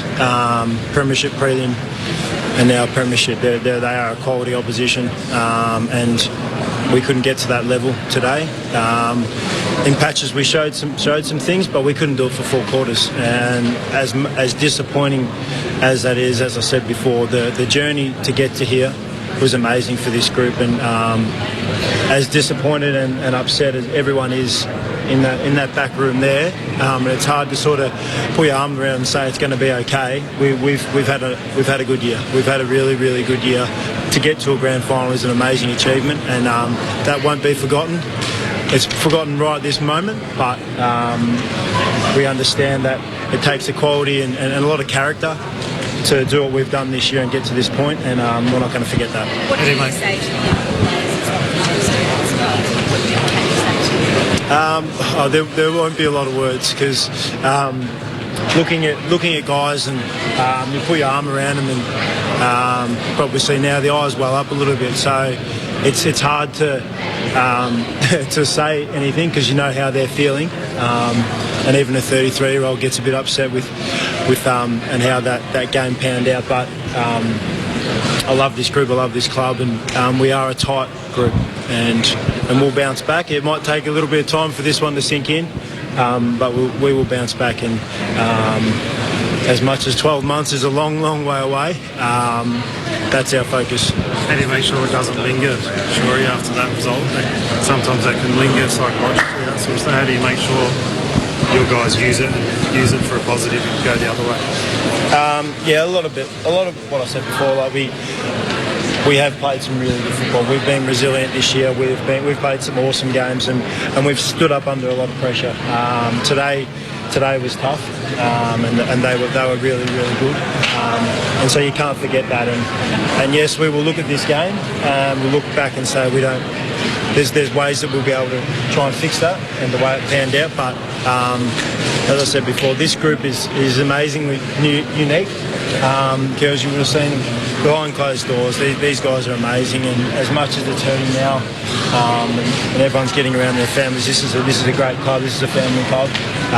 We'll get together, we'll stay together, and next year, 2020, we want to go one better. And I know it's not an easy thing to do. It's not an easy thing to get back to this spot, but this group is good, and we'll get there. Heath Shaw speaking there a short time ago. So in case it wasn't clear, Al, he is playing on. He said perhaps if they'd won the grand final, he would have retired a premiership player, another premiership player, of course, now with his new club. And would have called it quits, but he says there's unfinished business for next year, Heath Shaw, so he will play on. Questions around Shane Mumford. I will catch up with Josh Kelly very shortly, the Giants vice-captain, so a few questions to ask him about how the day played out from his point of view and indeed perhaps about the future of Shane Mumford, who you were describing coming off the ground as well a short time ago. But that's Heath Shaw. That's the picture from down here in the Giants rooms, Al, and I'll bring you some more reaction with the Giants vice-captain Josh Kelly shortly. Thank you, Spriggy. Brett Sprigg down there in the Giants rooms, and I'm sure on a difficult day that is some good news for Giants fans that Heath Shaw, with 308 games to his name, will be adding to that tally. Corbin Middlemas is still in the Richmond rooms. He's with a player whose name is well known on Grand Final day. Corbin. Daniel Rioli, two-time premiership player. How does that feel? Oh, it's amazing to have your name written down now, and as a two-time premiership player, it's pretty special. And yeah, it's a great result in the end. I just can't believe it, to be honest. So it gets better and better every year. Your name's synonymous with this day. Obviously, your family member and Willie Rioli has had his troubles recently, in a beautiful tribute that you gave to him. Can you talk us through that? Yeah, I obviously dedicated my game to him. Yeah, he's obviously going through some tough times now, and I just want to let him know that I love and miss him. And that goal celebration was to let him know that I'm always there for him, and I love and miss him. You do carry such a famous surname. How many of your relatives have you spoken to in the brief time after the final siren? Well, before the game, I spoke to Cyril. Just to give me some tips to how he performs, and because he's obviously I've been there, done that, and yep. So yeah, I don't know. It's pretty special. Well done on another magnificent season. Congratulations. Appreciate your time. Beautiful. Thanks, mate. Daniel Rioli with Corbin Middlemas in the Tigers rooms. Richmond winners here, 17-12, 114 to 3-7-25, an 89-point win to Richmond in this year's AFL decider. The Tigers claiming a 12th Premiership Cup in front of over 100,000 people here at the MCG. Now, don't forget, if you're listening to us on ABC Radio in New South Wales, the ACT and Queensland, on Radio Australia or on Grandstand Digital, at 7 p.m. tonight, so that's in around about 20 minutes' time, so 7 p.m. in the eastern states, you are off to the NRL preliminary final with the Sydney Roosters taking on the Melbourne Storm at the SCG. The Canberra Raiders, what scenes last night as the Raiders progressed to the grand final, and tonight we find out who they play. Will it be the Sydney Roosters or last year's champs, the Melbourne Storm at the SCG? That match is taking place tonight, and we'll bring the action to you in 21 minutes' time. If you're listening to us on ABC Radio in New South Wales, the ACT, Queensland, on Radio Australia or on Grandstand Digital. If you're in Melbourne and you want to listen to the Melbourne Storm tonight, you can do so on News Radio through the frequency of 1026. And if you're in an area that I haven't mentioned, you can get it on the ABC Listen app, where all of our NRL broadcasts are available to you. Of course, cricket's coming up tomorrow as well from 2 o'clock Eastern Time. You can access this via the ABC Listen app or on ABC Radio, wherever you are around the country. We've got the first of the T20 internationals between the Australian women and Sri Lanka. That kicks off a huge summer of cricket here in Australia, and of course you will hear it all ball by ball and commercial free, as has always been the case on ABC Grandstand. Let's head back into the Giants' rooms. Brett Sprigg promised us Josh Kelly, and he's with him now. Josh Kelly, commiserations on the result. Where did it fall apart for you guys today? Yeah, it's a bit too early to say what the specifics are. We're hurting. You know, we didn't play the brand of footy that we wanted to play, but full credit to Richmond. They brought the heat, they brought the energy, and they played an outstanding game. So, yeah, we'll hurt, but learn from it. How did the experience differ from what you were expecting individually? Individually, I didn't want the game to go like that. As a collective, you know, for our team, you know, we felt our preparation was good. We've had a good, hard, tough final series. It's just disappointing that we couldn't come out here and play the footy we wanted to play. So, as to how we review that and learn from it, you know, that'll happen over, you know, probably as we come back to pre-season, maybe the next week. But you know, we understand we just got to learn from this hurt, but understand that it's part of the ride. You're a leader in this group. The drama with Phil before the game, how did it transpire from your point of view? it wasn't too much drama for us. We gave Phil every chance, and that was all just a bit of background noise for us. We were confident he'd get up, and in the end he did and played his role. So that wasn't a distraction at all for us. It feels like the AFL community broadly has learnt more about the Giants in the past weeks and months, and you guys have gained new respect. You've always had that belief within you, but do you feel like you've yourself learnt more things about this group and this community around it? Oh, the support over the last week especially, but the broader final series has just been outstanding for the club. We've got 30,000 members. The club's growing rapidly, and we're in a position to continue growing and continue that support. So I feel like the club's heading in the right direction, and we just got to continue to perform as a football team, come back pre-season more determined and hungry than ever, and hopefully that support is the same off the field, because it's been an amazing week. We let the fans down a bit today, but we'll be back stronger. There's obviously a bit of emotion down here anyway, but coming off the ground, Heath was pretty emotional. He's since said that he's not going to be retiring. Shane Mumford, do you know what his future holds? No, I'm not sure what the specifics are. I can't comment on that now. I haven't had a chat to him, and I'm not too sure.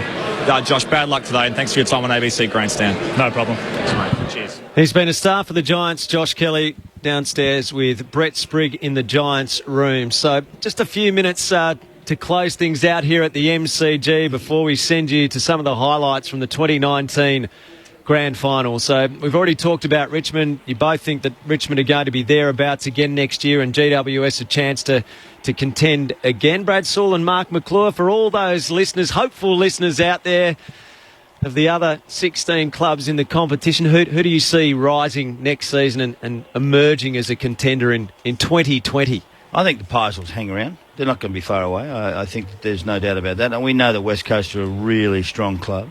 But who's going to come from the running pack underneath? That's the key for us. The Blues?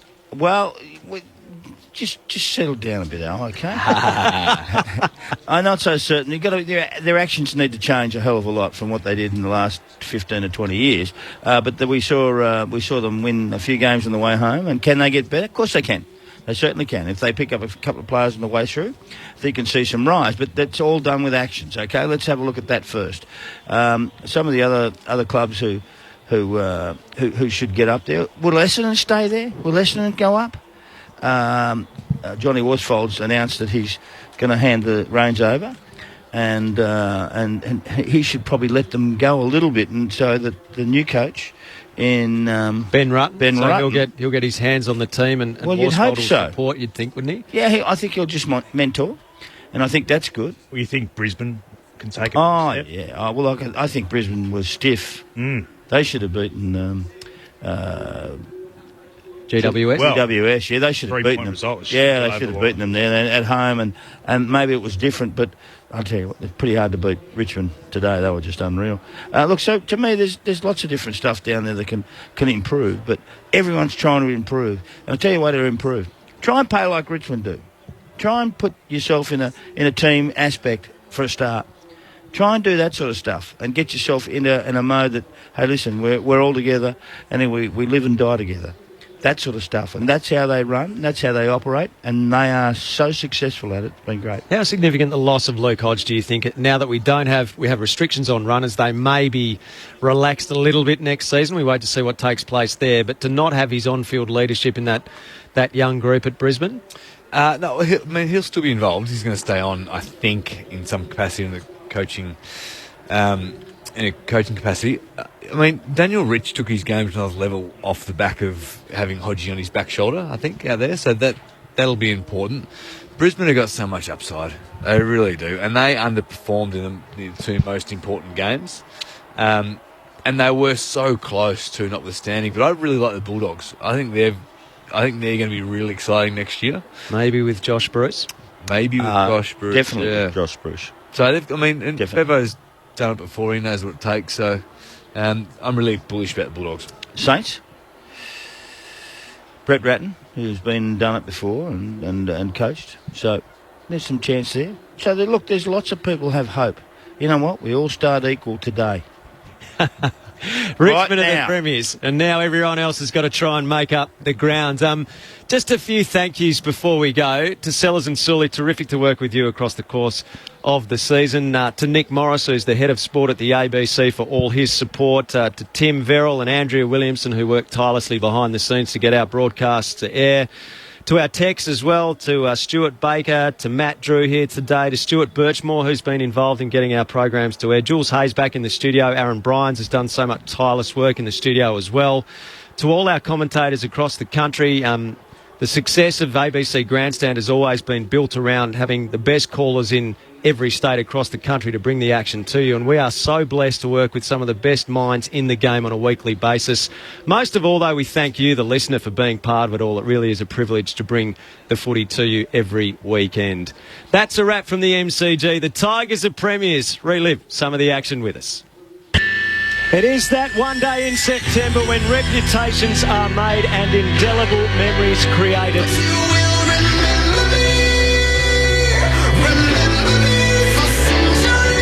Welcome to the MCG. The stage is set. It all comes down to this. Traditional powerhouses, the league's newest club. Who emerges victorious?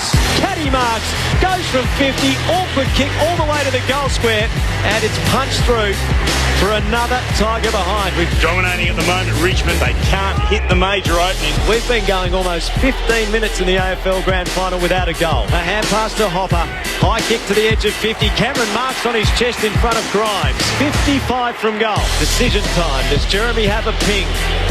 Another Giant who was there right from the start when major pain was inflicted. Here he is on the big stage of a Grand Final with a glorious drop punt for the opening goal. The first Giant to get a goal in an AFL Grand Final. It's the first of the game. It comes in time on. Reid for the Giants. Hand pass to the ball. He flicks it out wide to Whitfield. He's fouled out from behind and gone. He was taken by Lambert. Tigers onto advantage. Dustin Martin out marking on his chest directly in front. 30 out. Jack Riewoldt pounced when he saw the opportunity. Martin goes for goal. Dusty delivers. The MCG on Grand Final day. That's his domain. The Tigers in front. Pickett gets a hold of it.